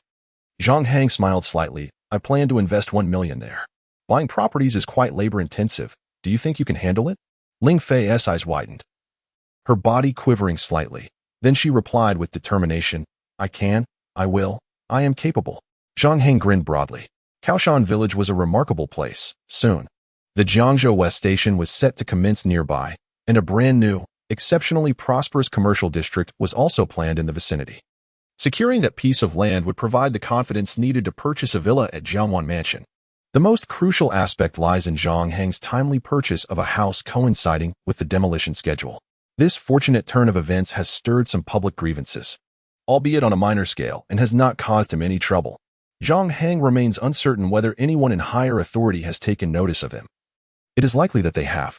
Nevertheless, the transaction is a mutually agreeable one, entirely legitimate and compliant with regulations. He contemplates further investments, aiming to accumulate sufficient initial capital before embarking on other ventures. However, plans often shift more swiftly than anticipated, compelling him to take one step at a time. Overall, the future appears promising. Chapter 28. The solitary smoke in the great desert Kaoshan village is a remarkable place. While the demolitions in Zhongsuan and other locales caught many off guard, Kaoshan village has truly garnered widespread renown. After the completion of the Jiangzhou West Station and the Western Business District, it has become the most distinctive cultural hotspot in Jiangzhou. The potential for development is immense. Yet Kaoshan village currently resembles a desolate wasteland, largely abandoned by its inhabitants, with prices astonishingly low. averaging around 500 yuan per square meter. That afternoon, Zhang Hang, along with Ling Fei and Li Go, took a stroll around Kaoshan village, which comprises approximately 100 households laid out in a rectangular formation. Ling Fei, starting tomorrow, you may commence this endeavor. Set the price at 1,000 yuan per square meter, under the pretense that a businessman intends to invest in a green vegetable cultivation base. Zhang Hang suggested, rubbing his nose thoughtfully. This vast expanse of land represents a pivotal opportunity for his prosperity. With the West Station plan in place, he not only envisions acquiring a villa at Jiaowan Mansion but also investing in properties elsewhere, as well as strategically positioning himself in the burgeoning influencer economy. He is particularly invested in establishing a media company, as he possesses a deeper understanding of this realm, thus wielding greater control. Boss, Ling Fei hesitated, her words faltering. For this deal, may I operate independently? I mean, I want to go through the company, and I'll deduct 20% from your commission. Would that be acceptable? I truly need the money. Zhang Hang remained silent for a moment, narrowing his eyes as he scrutinized Ling Fei. The heavy silence enveloped them, placing considerable pressure on her. She lowered her gaze, unable to meet Zhang Hang's penetrating stare, feeling a nervousness that rendered her almost numb. Zhang Hang observed her delicate oval face, enchanting almond-shaped eyes, cherry-like lips, and her long, perfectly sculpted legs. The sight of such a captivating creature in a state of bashfulness was rather endearing. Listen carefully to my demands, Zhang Hang said with a serious demeanor. Regardless of the methods you employ, you must invest a total of 10 million yuan by October 1st. I can entrust this task to you, but if you fail to complete it, how will you compensate me? Thank you, boss. I will certainly strive to do my best. But if I don't achieve the goal, how could I possibly compensate you? Ling Fei replied, her laughter tinged with nervousness. Better to be cautious than to face dire consequences, he mused. Should things go awry, what means would she have to make amends? What do you think? Zhang Hang inquired with a knowing smile. Li Go, standing behind them, glanced around, sensing the gravity of the conversation. Under his gaze, Ling Fei's cheeks flushed, gradually turning as red as a ripe cherry. Li Go was somewhat perplexed. How had the conversation taken such a turn? If I fail to complete the task, I shall offer myself in sacrifice, Ling Fei declared boldly. Offer yourself? Zhang Hang grinned. That won't do. I am not one to take advantage of another's misfortune. Ling Fei was momentarily taken aback, but then a smile crept onto her lips. She felt that her senior was quite considerate. She had anticipated a remark along the lines of, "Do you truly think you are worth 10 million? 10 million was a concept she had never encountered in her life. If all that money were gathered, it could form a mountain. Despite knowing her own beauty, she was acutely aware that the world was replete with stunning women. Thus, Zhang Hang's words instilled in her a sense of being valued, making her feel that in his eyes, she was not merely a decorative vase, but a person of substance and capability. However, Zhang Hang swiftly followed up with, "If you are willing to become my mistress, then we can consider it." Ling Fei fell silent for a few seconds. She lifted her head slightly and replied with unwavering resolve, "I will surely complete the task. If I fail, then I shall abide by the terms set forth by my employer. Deal." Zhang Hang extended his hand, and they shook on it. Li Go watched in astonishment, baffled by such audacious words. To make Ling Fei a mistress was indeed intoxicating. "Let's head back," Zhang Hang gestured dismissively. He believed that Ling Fei would have no trouble completing her task, as the price offered was double the market value. Moreover, the village was on the brink of collapse, akin to a slum, with everyone eager to escape the place, ensuring a smooth acquisition process. Upon returning to Jiaowan Mansion, Shenbin had taken his daughter out for a day of fun. Li Go retreated to his room to indulge in computer games, while Zhang Hang continued to refine the planning details for his media company. Time swiftly passed, and soon it was the 25th. Shenbin had arranged for this day to take Zhang Hang out for some excitement. At 6 in the morning, Shenbin, Zhang Hang, and Li Go arrived at the garage. At the forefront of the garage stood a black, heavily modified Ford Raptor pickup truck. "Get in," Shenbin said with a hearty laugh. He took the driver's seat, Zhang Hang settled into the passenger seat, and Li Go climbed into the back. The vehicle roared to life, and upon exiting the underground garage, they found the morning roads relatively clear, heading towards the expressway north of Jiazhou. At the exit, a long line of vehicles awaited by the roadside. There were Mercedes-Benz AMG G63S, Land Cruisers, Prados, modified Wranglers, Dodges, Pajeros, Patrols, Lexus 570s, among others, along with two mid-sized buses. Outside the vehicles stood numerous men and women, many of whom were strikingly attractive, mostly dressed in short skirts or shorts that showcased their longs. Fair legs, with hair of varying colors, yet sharing the common trait of enviable figures. The men ranged from 30 to 50 years old, with a few in their 20s. Casually chatting in groups. Upon Shen Bin's arrival, several older men came over to greet him. "Binzi, you're a bit late. You were the last to arrive," chuckled a bald man. "I had a bit too much to drink yesterday and overslept this morning." "Huh. Sangu, allow me to introduce my little brother, Zhang Hang." With a smile, Shen Bin introduced, "This is Hu Lao San, a prominent figure in the pharmaceutical industry." "Ah, Brother San, it's a pleasure to meet you," Zhang Hang beamed. Expressing his gratitude, "If it weren't for your assistance last time, I would have had no connections at all." "Oh, it was nothing." Hu Lao San waved his hand dismissively. The others gazed at Zhang Hang with a hint of intrigue. It seemed that he was someone of considerable significance to merit such a formal introduction from Shen Bin. However, in the circles of Jiangzhou, Zhang Hang was a mystery, and none could ascertain his true stature. "Brother Bin, I've arranged for plenty of ladies this time. We have 2 minibuses filled. Let's make sure we have a fantastic time," remarked another man in his early 30s with a smile. "All right, Shaoli, you are too thoughtful." Shen Bin chuckled. "Since everyone is here, let's set off. We still have a 5-hour drive on the highway." He glanced at the time and added, "Come on, let's go. Everyone get on board." Shaoli took up a megaphone and shouted a few words, prompting the group to board the vehicles. He then waved over 2 beautiful women before taking the driver's seat in Shen Bin's car. Notably, the prominent figures present had not brought their own drivers, as someone else would be driving for them. Li Go occupied the passenger seat, while Shen Bin and Zhang Hang settled into the back, flanked by 2 blonde beauties. These alluring women immediately nestled into their arms, leaving Zhang Hang at a loss for where to place his hands. Reluctantly, he ended up wrapping an arm around one of the women's shoulders. Shaoli began playing music. As the sun rose, the vehicles merged onto the highway, accompanied by enchanting melodies, heralding the start of an exhilarating journey. "I fear I may not have the chance to bid you farewell, for perhaps we shall never meet again. I will forever remember your face and cherish the memories you have given me." The occupants of the vehicle, particularly the accompanying beauties, sang loudly to elevate the atmosphere. Meanwhile, Li Go in the passenger seat, too shy to join in, kept his head down, occasionally sneaking glances at the scantily clad women in the back. His face flushed slightly. After 5 hours of driving, they arrived at the entrance of the desert. This time, Shen Bin was at the wheel.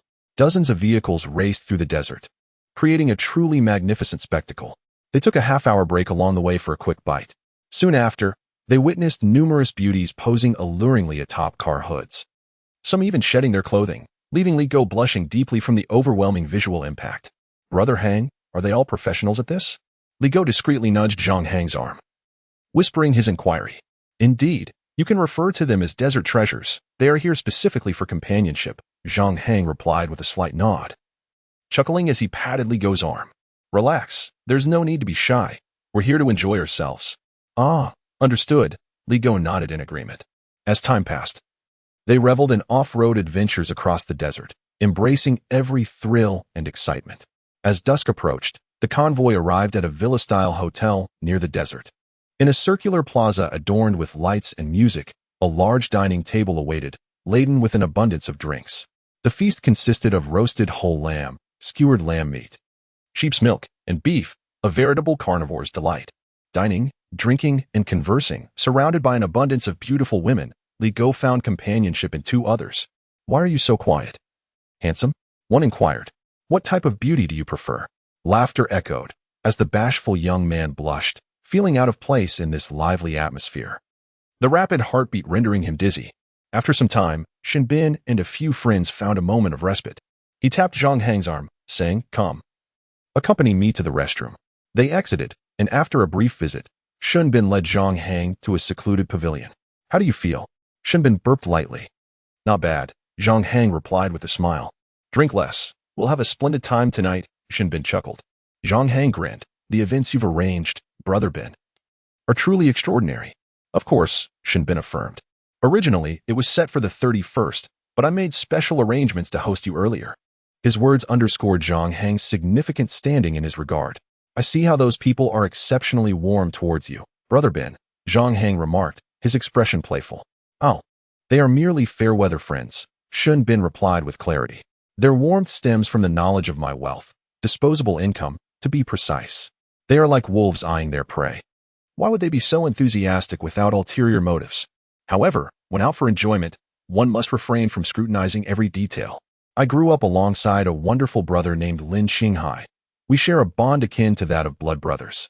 He is adept in finance, having acquired numerous certifications. Truly impressive. Shin Bin reflected.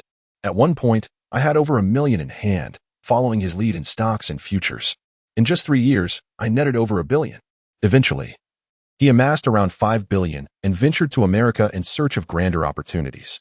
I did not accompany him, and now with my modest fortune, I find myself uncertain of my next steps. Zhang Hang. Shin Bin gently patted Zhang Hang's shoulder. You understand that upon reaching such asset levels, one contemplates appreciation and various related concerns. I've been without business ventures, which weighs on my mind.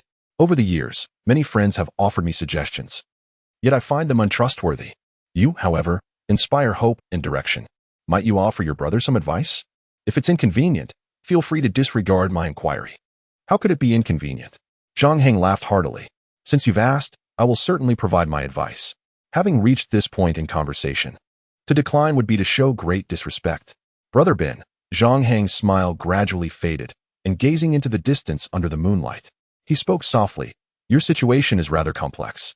You are accustomed to stocks and futures, and transitioning to real estate may leave you feeling unsettled. Shin Bin nodded in agreement. Indeed, unsettled, and those around me are hardly reliable. He gestured to a nearby group. My trustworthy friends have all advised me to wait. Zhang Hang nodded slightly. Acknowledging the point, it is indeed wise to observe investment trends. Moreover, with Brother Bin's substantial capital, entering the stock market as a financial magnate could attract unwanted attention from other investors. One misstep could lead to total loss. However, trivial ventures hold little intrigue for you. Shin Bin clapped his thigh in agreement. Exactly. I genuinely believe Zhang Hang possesses a keen business acumen, perceiving matters with clarity. His excitement grew as he anticipated Zhang Hang's direction and counsel. After all, in his eyes, Zhang Hang was associated with formidable figures. As long as the major direction is correct, everything else will follow. My suggestion is real estate. Zhang Hang smiled slightly. Property development is undoubtedly an exceptional investment sector for the next decade. Shin Bin paused for a few seconds. But real estate takes too long to yield results. It often spans 2 to 3 years. You see, you are accustomed to the rapid pace of finance. Zhang Hang laughed heartily. In business, one must possess patience. All right, Shin Bin remarked, casting a sideways glance as two individuals approached. He smiled and said, Zhang Hang, I will contemplate what you said thoroughly. If I find interest, I'll seek you for a private discussion. No problem. Zhang Hang nodded in agreement. Not far away, Hu Laosan and Xiao Li approached. Binzi, Zhang Hang, what are you two discussing? Hu Laosan asked, producing a cigarette. Come, let us share a smoke. The group engaged in casual conversation over cigarettes. Friends nearby occasionally glanced in their direction, intrigued by the conversation among 3 of the most prominent figures in their circle, Shin Bin, Hu Laosan, and Xiao Li. After a while, they returned to the dining table, continuing to drink and feast. The atmosphere grew increasingly vibrant, fueled by numerous beautiful women. I'll be right back. I need to use the restroom. Li Go excused himself midway through the gathering. Halfway there, he suddenly heard muffled sounds and turned to see a couple in a nearby pavilion, the man gripping the woman's hair in a rather peculiar manner. Li Go's face flushed as he quickly retreated. By midnight, the group dispersed across several villas. Li Go, noticing that his room was adjacent to Zhang Hang's, witnessed Zhang Hang entering his room with 3 alluring women. Hey, handsome, want to play some games with me? One of the women beckoned to Li Go. Startled, he replied, No, thank you. He hurried back to his room, shutting the door behind him, breathless. That night was anything but tranquil. Under the luminous moonlight, the villa's atmosphere was charged with passion, akin to a blazing fire, surging in waves. The following morning at 9 o'clock, Li Go lounged on the living room sofa. Before long, Zhang Hang emerged from his room, his hair tousled and his complexion slightly wan. Stretching his arms, he groaned. Oh, I'm utterly exhausted. Brother Hang, you're out. Li Go scampered over, curiosity piqued. What did you get up to last night? Last night, I played mahjong all night, Zhang Hang casually replied. Is that so? I thought I heard some commotion, Li Go whispered, lowering his voice. Must have been from another room, Zhang Hang shrugged off. Zhang Hang gently patted his shoulder and remarked, My friend, it's best not to inquire too much about the affairs of the world. Li Go, glancing around, inquired. What about those three beauties? They are resting inside, Zhang Hang replied, moving his neck with a smile. You may not believe it, but I won quite a bit last night. Brother Hang, what shall we do now? Li Go asked curiously. Is there anything planned for today? I would like to experience the thrill of playing mahjong tonight. Damn it, we're late. What were you thinking yesterday? Zhang Hang retorted with a hint of annoyance. After we have a light breakfast, we shall head back home. Oh, well then, Li Go mumbled. I was a bit shy yesterday. I'm only just starting to adjust. With no other option, they had their breakfast and their convoy set off on the journey homeward. As they traveled along the highway, they could see a village near the desert, with smoke rising from every household. This scene inexplicably reminded Zhang Hang of an ancient poem, In the Vast Desert. A solitary plume of smoke rises, the long river meets the setting sun. Life should encompass both poetry and distant horizons, as well as the grandeur of nature. Upon returning, he would soon embark on his university journey. A smile graced his face at the thought of soon seeing the girl next door. Chapter 29, Is It Not Delightful? A Kiss for a Kiss. At 8 o'clock on the evening of the 26th, a torrential rain fell over Jiazhou. The raindrops softly pattered against the window, like nature's fingers playing a beautiful symphony in the dark. The night was deep and somber. Under the damp glow of the streetlights, the raindrops danced on the ground, creating ripples that resembled dreams sparkling in the darkness. At Jiawan Mansion, upon returning, Shenbin, Zhang Hang, and Li Go found Shenqingru in the living room, fiddling with her phone. Oh, you actually remembered to come back? Shenqingru cast a fleeting glance at them. I wonder, Zhang Hang, why must you squander your time with my father instead of focusing on your studies? You truly do nothing of substance. Who says I'm not doing anything meaningful? Zhang Hang laughed heartily. Dear niece, have you been well behaved at home these past few days? Shenqingru rolled her eyes and huffed. Is there any credibility to your media company? Of course there is, Zhang Hang replied earnestly. Really? Shenqingru's eyes sparkled. Having credibility means I won't take you along. Zhang Hang, lounging on the sofa, playfully teased Shenqingru. Upon hearing this, Shenqingru immediately adopted a pouty expression and threatened, if you keep this up, I might just bite you. Her tongue was soft and pink, her small white teeth gleamed, and her alluring red lips were especially captivating in her nightgown, which accentuated her graceful figure. Zhou Xinran and Wang Shan quietly began conversing with Shenbin nearby. Xiao Hang, come here for a moment, Shenbin beckoned with a smile. Zhang Hang nodded and followed him to his study on the second floor. The lighting was gentle, and the study exuded an air of antiquity. The bookshelves, crafted from high-quality hardwood, were adorned with numerous pristine books. By the window sat an executive chair and an office desk, with a small sofa and a tea table positioned nearby. Seated on the sofa, Shenbin retrieved a tin box of cigarettes from the drawer. The two lit their cigarettes, exhaling clouds of smoke. The atmosphere in the room was tranquil, with the sound of rain clearly audible from outside. The two individuals were lost in their thoughts. Shenbin was preparing to pose some questions, while Zhang Hang seemed to have guessed the topic and was contemplating it carefully. Xiao Hang, although our time together has been brief, I have come to appreciate your character, Shenbin remarked, patting his belly with a smile. I would like to inquire about your media company's plans. Are they indeed serious? Of course, they are serious, Zhang Hang replied with a solemn nod. Suddenly, Shenbin produced a bank card from his bag, slapping it on the coffee table and sliding it toward Zhang Hang. His jowls quivered as he playfully asked, Can I invest? Brother Bin, how should I put it? I am truly grateful for your hospitality these past few days. Upon hearing this, Shenbin understood that Zhang Hang was declining, and he couldn't help but sigh. Indeed, Zhang Hang pushed the bank card back towards Shenbin's side.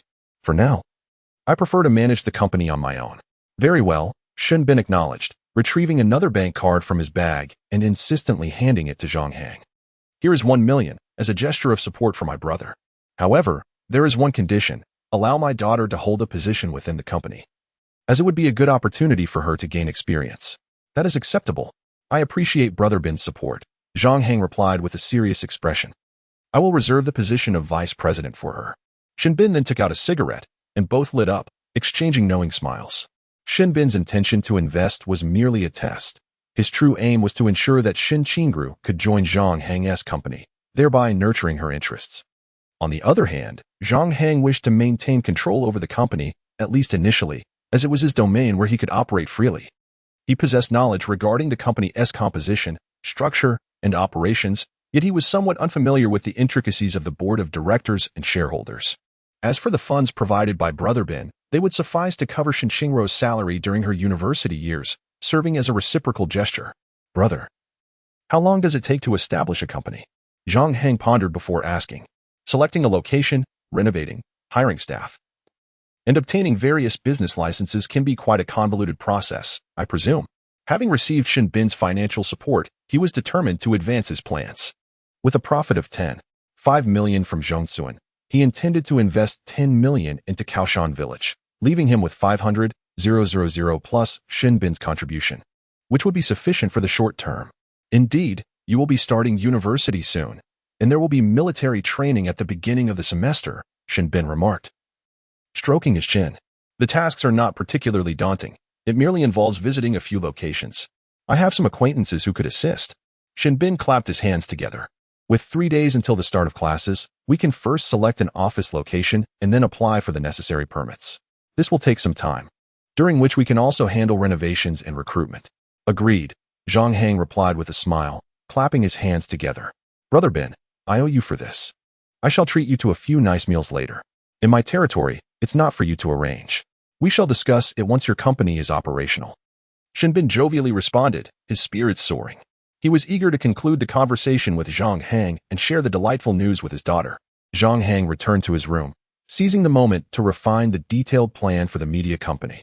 Just a couple of minutes later, he heard a delighted scream from the living room, a testament to the impressive acoustics of the space. The decibel level in the living room must have been considerable. Knock. Knock, knock. Shen Qingru shouted from outside the door. Zhang Hang, I'm coming in. Oh dear. Young Master Xiaoyang, you're writing the plan again. Such diligence, such effort. Shen Qingru exclaimed, her face radiating admiration. This time, it seems to align with your wishes.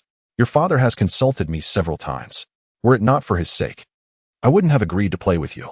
Zhang Hang replied with a smile, doing a favor for Shen Bin. Humph. Shen Qingru said with satisfaction, I've told you. I bring good fortune. Our company will surely succeed. By the way, what shall we name the company? Infinite Media? Prosperity Media? I haven't quite decided on a name yet. Zhang Hang appeared thoughtful. Naming is a matter of fate. What should it be? Madu, Cuckoo, or Jelly? Currently, it's just the two of us, one president and one vice president. Shen Qingru's bright eyes sparkled with excitement as she suggested, how about Shenzhong Media? Though that doesn't sound quite right, perhaps Shenhang Media? What does the name of the company have to do with you? You needn't concern yourself with it. Zhang Hang replied, casting her a disapproving glance. However, Shen Qingru, in high spirits, lost all her previous combativeness and sweetly proposed, how about Hangru Media? That sounds lovely. And we will be the founders of the company. No, Zhang Hang decisively rejected her. If my future girlfriend hears this, she'll be upset. That's of no concern. You won't be able to find a girlfriend. Shen Qingru retorted matter-of-factly. Don't be ridiculous. Girls who pursue me have to line up. Zhang Hang replied with utmost seriousness. Oh, Zhang Hang, let us just go with this name. Absolutely not. Just agree for me. Let me feel a sense of involvement. The young lady persisted. Go play somewhere else. It seems the rain has stopped. I'll step out to the balcony for a smoke. Zhang Hang stood up, took a box of yellow Crane Tower cigarettes, and headed for the balcony, not allowing Shen Qingru the chance to continue her pleas. I, Shen Qingru, have never begged anyone in my life. Zhang Hang, will you agree or not? Shen Qingru was becoming anxious. Really not possible. What if my admirers misunderstand? Zhang Hang maintained his resolute demeanor. You are my niece. Naming the company this way would suggest something inappropriate. What do you mean? Shen Qingru grinned. Are you worried they'll misunderstand our relationship? You're the one who finds me distasteful? Ha ha ha. I prefer tall beauties with long legs and ample figures. You, Zhang Hang teased, narrowing his eyes. To his surprise, she became quite flustered. What do you mean? You jerk, I'm going to take you on. Shen Qingru, fueled by her emotions, lunged forward, colliding with Zhang Hang's chest. Zhang Hang was momentarily taken aback, his body leaning back uncontrollably as he fell to the ground. Shen Qingru tumbled down alongside him.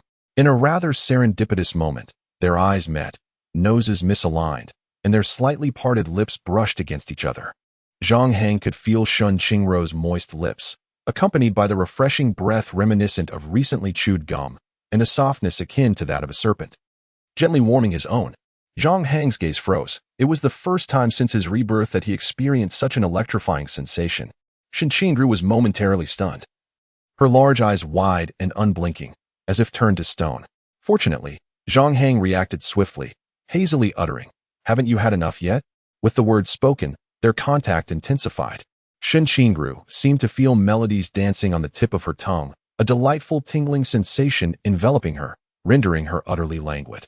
"Hang Ge, the late-night snacks are ready." Li Go called out as he approached the door, only to find the two sprawled on the floor. From Li Go's perspective, it appeared as though Shen Qingru was desperately kissing Zhang Hang, their passion unabated even in such an exposed setting. Li Go's voice jolted Shen Qingru back to reality. "Ah," she exclaimed, her cheeks flushing with a visible intensity. Suddenly fueled by an inexplicable surge of energy, she sprang to her feet, covered her face, and dashed out. "Young lady, it's time to eat." Downstairs in the dining room, Shen Bin noticed his daughter rushing toward the staircase and called out to her. Shen Qingru ignored him entirely, racing back to her bedroom on the third floor, where she collapsed onto her bed. "Oh no, how mortifying. How am I to face the world?" she lamented, cursing Zhang Hang for the embarrassment. In the guest room, Zhang Hang stood, brushing off his backside. He glanced at Li Go, his tone serious. "You didn't see anything, right? Wow. Hang Ge, when did you manage to charm Miss Shen?" Li Go exclaimed, his face a mix of astonishment and admiration. Zhang Hang wiped his lips. "Keep your mouth shut, or we'll both be thrown out in the dead of night if this gets out." "All right, I won't say a word, I promise." "You're incredible, Hang Ge," Li Go replied, his expression one of idolization. "What can I say? I'm simply lovable. Even the most beautiful and affluent women seek my affection," Zhang Hang replied nonchalantly. "You're amazing. Ever since you stopped pursuing Jiangning, it's like you've hit the jackpot. Beautiful women are lining up," Li Go said, utterly impressed. Zhang Hang patted his shoulder. "Let us go eat. Let us pretend we didn't see anything. Rest assured, if I leak a single word, I'll face divine retribution." At the dining table, the late-night snacks were light.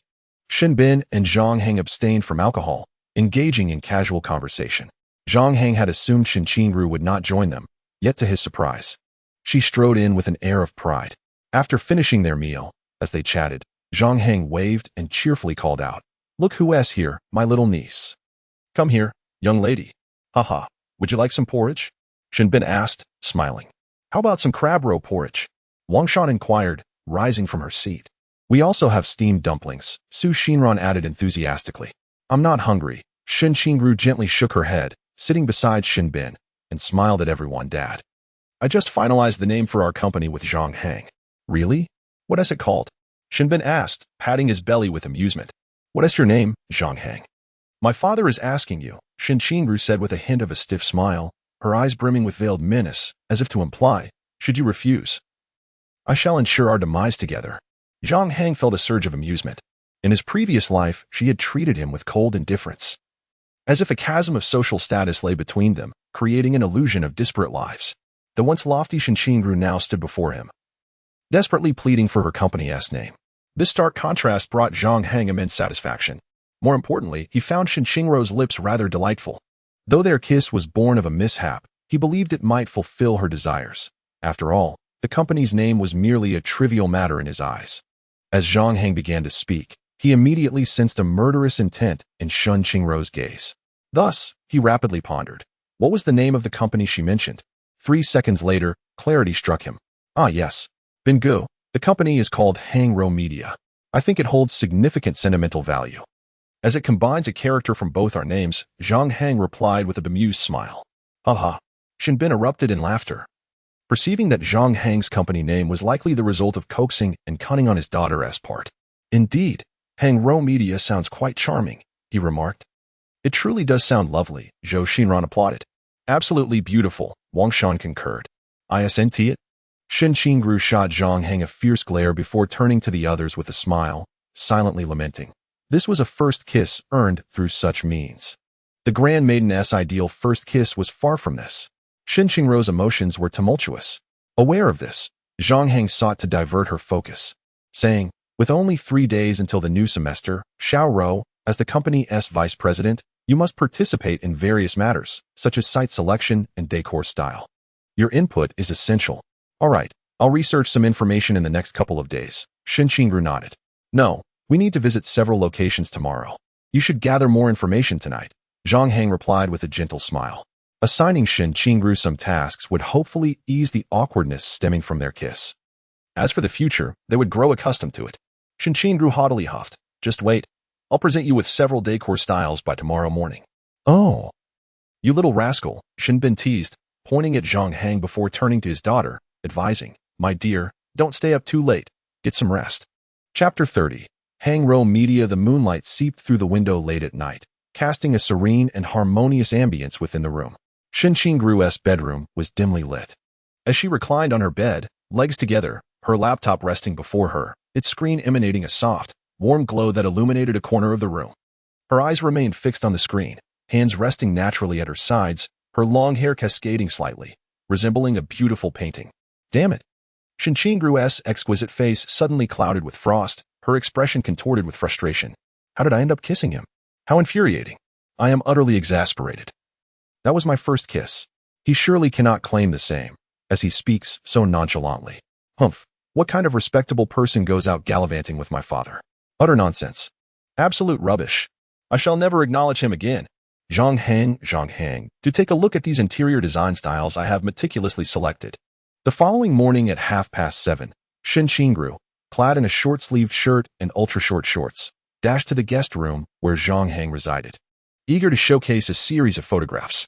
Each image radiated brilliance. The company's lobby was imposing, the office area impeccably tidy, and the layout of the workspace exuded opulence. What do you think? Quite splendid, isn't it? Shen Qingru's face glowed with excitement. Clang. Zhang Hang raised his right hand and playfully flicked her forehead. Ouch! Shen Qingru exclaimed, cradling her forehead, her expression turning indignant. What was that for? Cost considerations, Zhang Hang replied tersely. We are just starting out. The company scale is still modest. Must we go overboard? Renovations require budgeting, and following your line of thought would lead to substantial losses. I have money. What is there to fear? Shen Qingru retorted boldly. The purpose of starting a company is to earn profits, not to incur losses, Zhang Hang said, both amused and exasperated. These images are all rejected. Today, let us make an effort to find alternatives. Oh, very well then. Shen Qingru feigned compliance, nodding before stealthily inching closer to Zhang Hang. Immediately alert, Zhang Hang rose from the sofa and sidestepped. Dare to flick my forehead? I shall strangle you. Shen Qingru exclaimed as she charged towards him. With a swift motion, Zhang Hang evaded her grasp. You dare to evade, Shen Qingru proclaimed, pursuing him with a vengeful glint in her eyes. Dear niece, as your uncle, you must show respect to your elders, do you understand? Zhang Hang said while dodging her advances and escaping through the door. Shen Qingru chased after him.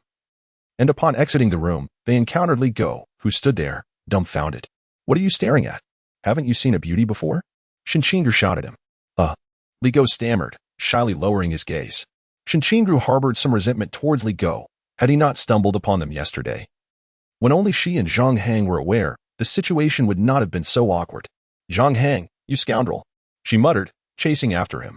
However, upon reaching the dining area, she found Shen Bin and Zhou Xinran already seated and dining, prompting her to cease her antics and sit down to eat respectfully. After the meal, Zhou Wei drove while Li Go occupied the passenger seat, and Shen Bin, Zhang Hang, and Shen Qingru settled in the back. Shen Bin had gathered information the previous day and identified 5 suitable commercial properties and bustling areas for setting up a company. Zhang Hang and Ling Fei had spent half an hour on the phone discussing matters. Ling Fei had already begun negotiations for the acquisition of a property near the mountain village, and the process was progressing smoothly. Furthermore, in a relatively remote area of the university town, there was a large building that had been vacant for 2 years and could be rented at a low price. Zhang Hang was particularly fond of the location Ling Fei mentioned, but the university town was the final stop on their itinerary for the day. Their first destination was a 3-story building located on a main road within a thriving commercial district, previously operated as a hotel and now available for lease. The leasing cost was $1.05 million, incorporating a rental fee for 1 year and 3 months, along with hotel facilities. The annual rent amounts to approximately $600,000. The space is indeed quite spacious, yet the price is undeniably steep. Zhang Hang noted that the building boasts a considerable height, and once adorned, it would undoubtedly exude grandeur. Shen Qingru finds this place particularly appealing. Let us look elsewhere, Zhang Hang suggested, shaking his head. Moreover, the equipment would need to be dealt with, complicating matters further. With both he and Shen Qingru preparing for school, the prospect of commuting an hour each way to the office seemed impractical. Consequently, Zhou Wei drove them to a second location. This time, they visited a 5-story building that previously housed a clothing store, now rendered obsolete since a large clothing mall opened 500 meters to the east 3 years ago. The space was expansive, yet upon seeing the 7-digit annual rental fee, Zhang Hang was lost in contemplation. Amidst their busy schedule, Shinbin arranged for them to dine at a steakhouse. Engaging in business is quite intriguing. How many places are we visiting this afternoon? Surely, we can find something today, he remarked. Shinchingru elegantly sliced her steak, savoring each bite. Particularly invested in the media company venture. Brother Bin, let us set aside those other locations for now and explore the university town. Wiping his mouth with a napkin, Zhang Hang replied, the university town is more convenient. A friend mentioned a 3-story storefront with a spacious layout, aligning with my expectations. All right, let us head to the university town then, Shinbin nodded in agreement. After their meal and a brief respite, they set off. En route, they passed by Jiangsuan, where the houses had been demolished, and a vast area was cordoned off, with construction vehicles, dump trucks, and excavators working diligently. They're quite swift. Shinbin remarked with a hint of admiration, aware of Zhang Hang's investment and returns, an investment of 1.5 million yielding a staggering 10 million. A net profit of 9 million in such a short span was indeed formidable. Taking a detour for about half an hour, they arrived at the university town. Specifically at 97 Xianyang Street. Such a dilapidated place? Shinchingru exclaimed, her face reflecting disdain. They found themselves on a remarkably quiet back street. The road recently paved with cement, leading to a 3-story storefront. The width was considerable, featuring around 5 prominent entrances. However, the building's walls were damaged, many windows shattered, and several iron gates rusted. To the right was a residential community, while to the left, there were a few storefronts, including an inn, a warehouse-like establishment, and a dance training center.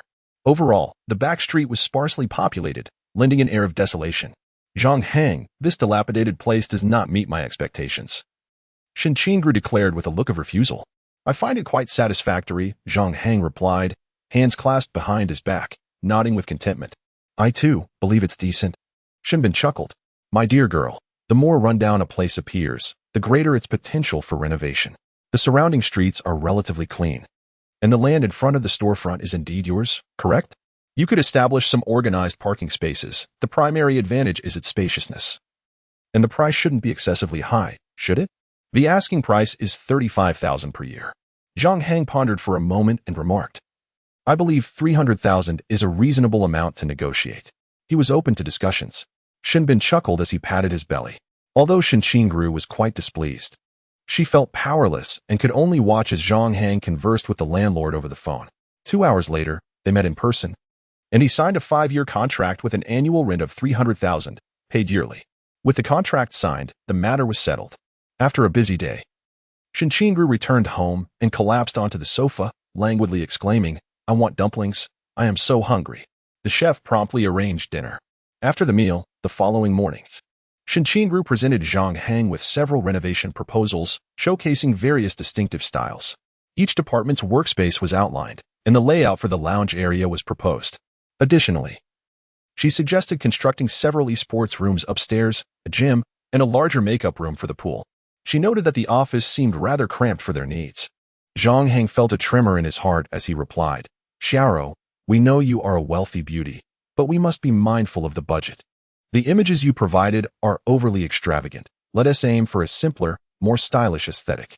However, I do appreciate the office layout you've devised. She beamed, of course.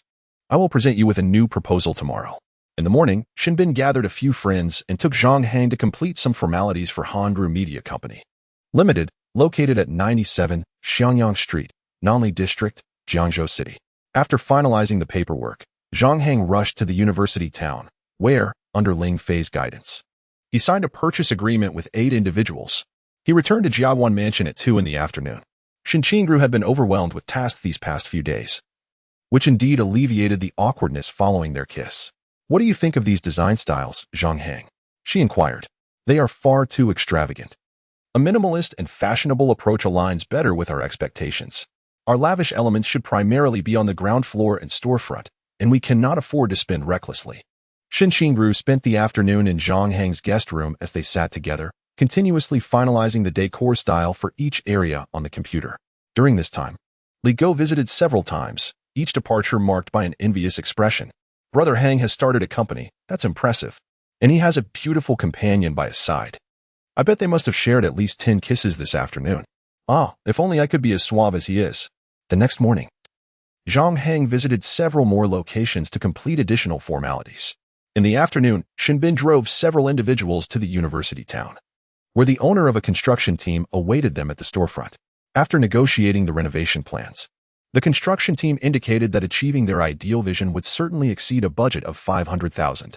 Zhang Hang meticulously calculated the expenses, including computers, gym equipment, office desks and chairs, televisions, refrigerators, and more. The 1 million he received from Bin was insufficient, and he would have to invest his remaining 500,000 as well. Once they began hiring, a multitude of additional tasks awaited him. Zhang Hang gently touched his forehead and remarked to Shinbin, "Establishing a company is indeed a cumbersome endeavor. Fortunately, with your assistance, things have proceeded smoothly. The renovation will take a month or two. During this time, we can refine our hiring processes. Engaging in the influencer economy is not merely a task to be documented. It requires dedication and effort to yield rewards." The following day, the 29th, marked the commencement of the freshman enrollment at the Provincial Engineering University, spanning 3 days from the 29th to the 31st. At 9:30 in the morning, Shinbin arrived at the campus gates in his Maybach. The neighboring Jiangzhou University began its enrollment on the 30th, creating a staggered schedule.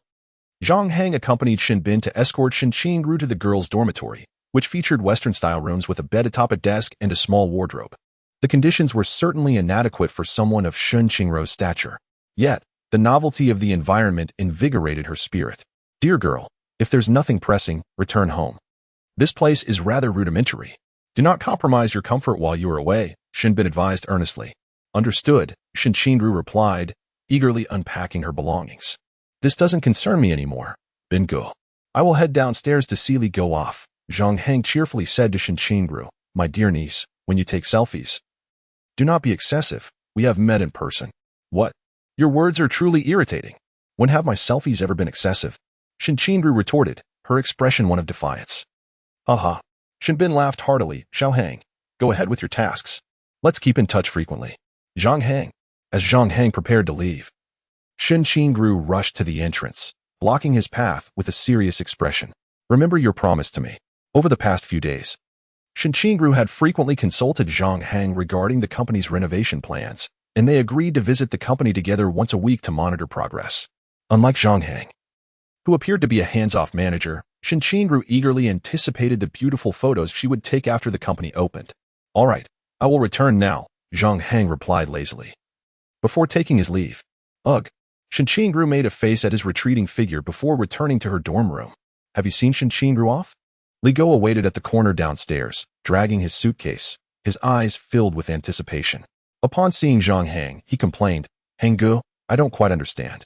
You have said you wouldn't pursue her, yet it feels like you two are quite close," joking and playfully teasing each other.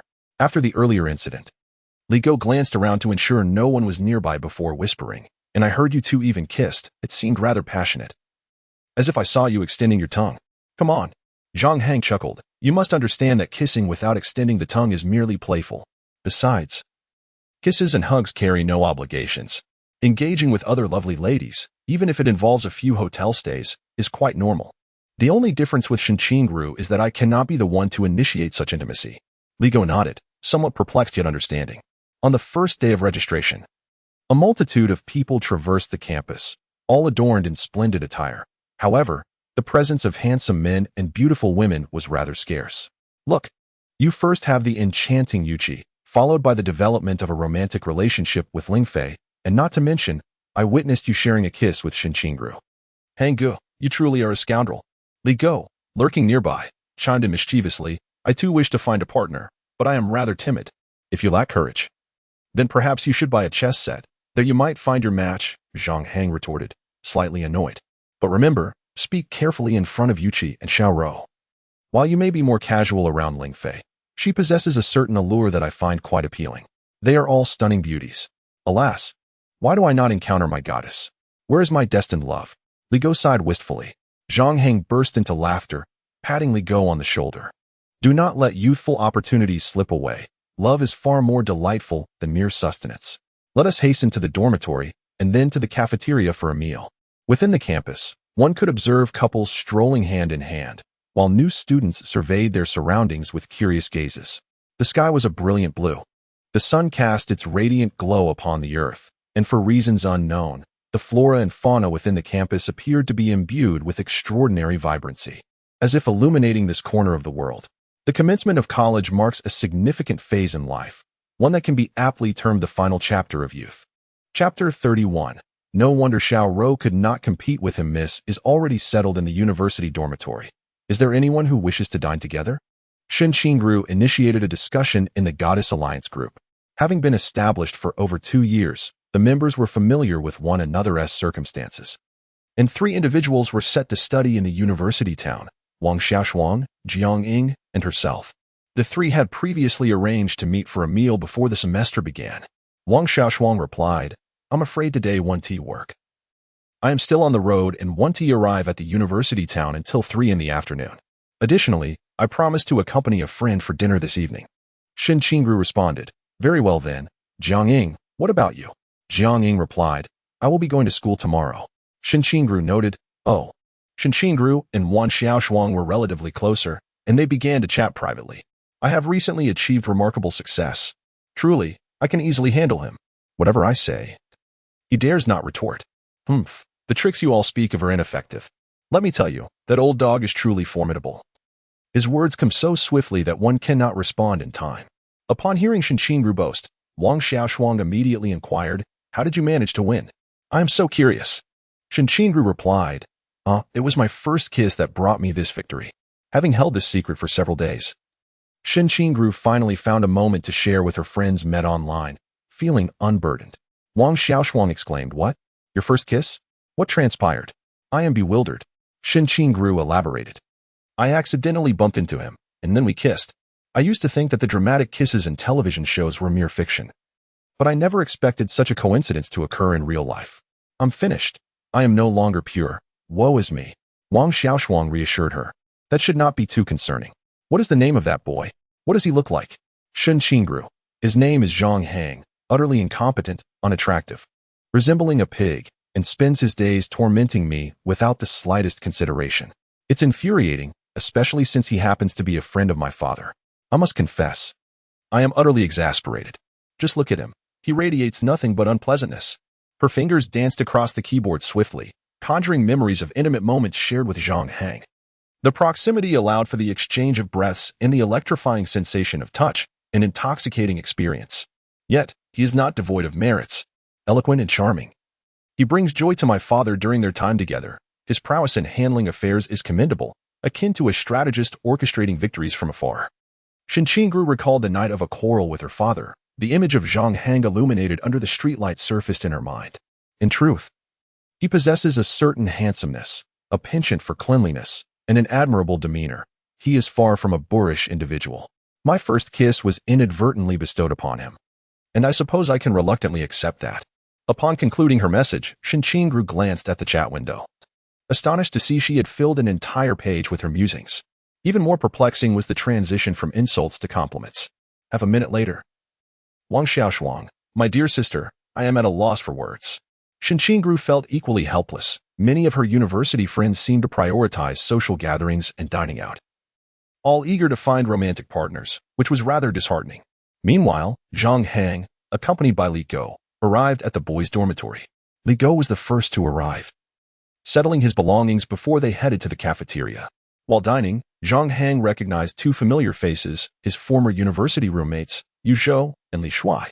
Nostalgia washed over him as he reflected on the camaraderie shared during their days in an 8-person dormitory. After leaving campus, the passage of over a decade had diluted their bonds, and some connections had even soured. At 37, Zhang Hang had ascended to the role of department manager, experiencing professional success and sharing his achievements on social media. One evening, he received a voice message from Yue. "You, who once borrowed money from me when times were tough, now that you're a manager, you've forgotten your old friends." That night, he had gone out for drinks with his boss, and the next day, he discovered a red exclamation mark beside the message. The sour undertones of the voice note, coupled with the act of unfriending, left Zhang Hang feeling disgusted. So what if he borrowed money once? In Yue's narrative, it had transformed into a recurring theme. His own struggles had bred envy towards others, leading him to sever friendships. Then, there was Li Go, who, after years of silence post-graduation, had reconnected with heartfelt support. Truth be told, Zhang Hang felt profoundly touched, as if he had been moved across lifetimes. "Buddy, you've seen it, my media company is about to launch," Zhang Hang said, patting Li Go's shoulder earnestly. "You're studying software technology. Focus on your studies. There will certainly be opportunities for you in this field. In the future, I'll ensure you have a meal to share." At this point, Li Go's expression became somewhat whimsical as he interjected, "What if my achievements surpass yours? What if I start my own company?" "Goodness." Zhang Hang laughed, playfully rebuking him. "Then I wish you every success." "Haha, just kidding, Hang Go. Keep talking. If there's a meal for you, what will there be for me?" Li Go chuckled heartily. Zhang Hang replied with irritation, "You're the only one who has to eat that nonsense. Damn it, I wouldn't touch it for anything in this lifetime." Li Go chuckled in response, his eyes slyly darting towards Shisho, and quietly remarked, "Brother Hang, look at all those bare legs and shorts, yet there is not a single beauty among them." Zhang Hang let out a hearty laugh. "You really are delightfully reserved. In the future, be bolder and more open about your intentions. If you know how to charm with your words, you'll never lack for a partner." "I think I'll pass," Li Go muttered, lowering his head to eat as two girls walked by, too shy to speak loudly. "I'll introduce you to a friend later," Zhang Hang said thoughtfully. "At Jiangzhou University, there is a new student named Ding Kai. We should hang out together." In his previous life, the closest companions to Zhang Hang were Li Go and Ding Kai. Ding Kai was someone he had met during his work life, who had lent a helping hand during Zhang Hang's toughest times, often taking him out for drinks to lift his spirits. In Zhang Hang's view, true friendship is not measured by quantity, but by quality. Having a few good brothers is sufficient. Now that Zhang Hang was also at Jiangzhou University, perhaps he would cross paths with Ding Kai, who was also a new student. However, he couldn't quite recall the specifics of Ding Kai's studies, so he would have to rely on chance. As for the roommates from his previous life at the Provincial Engineering University, they were now but a fleeting memory. Embracing the new beginnings of university life, Zhang Hang intended to revel in it. After finishing their meal, Zhang Hang and Li Go strolled through the campus. During their walk, Zhang Hang received a call from his mother. "You rascal, just when you've earned a little money, you start spending." Mom checked. "That package you sent is nearly 20,000. Too expensive." "Mom, just tell me if it looks good." "It does look good." "Then that is settled." "And your dad loves the belt you sent him. He is so proud that his son has grown up and can earn money." Both parents were well aware of Zhang Hang's investment success, which had even spread through the family circle. Zhang Hang's reputation among friends and relatives had taken on a legendary quality. Everyone would boast, "Our son just graduated from high school, invested and made over $1 million, then went to Jiangzhou and earned $10 million. He has just started university. Truly remarkable." Zhang Qingwen and Wang Caishiao walked with their backs straighter each day, as their hopes for their son to succeed had indeed come true. As for the money, Zhang Hang continued to invest in real estate. His parents not only refrained from discouraging him, but encouraged him to pursue his ventures boldly. After the call, Zhang Hang and Li Go exited the campus. The streets were bustling with people. Here, one could see parents quietly wiping away tears, and girls with puffy eyes from holding back sobs, each exhibiting the sorrow of parting. There were also upperclassmen laughing heartily, their jokes remaining a mystery. Directly across from the gates lay Jiangzhou University, and a short distance to the left were several commercial streets. After a 10-minute walk, they arrived at the entrance of a hotel. Yu Qi and Uncle Qiao should arrive around 7 tonight.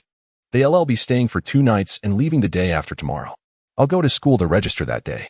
Dogsy, you don't need to accompany me these next few days. Spend some time getting to know your roommates, and if you encounter any difficulties, feel free to reach out to me.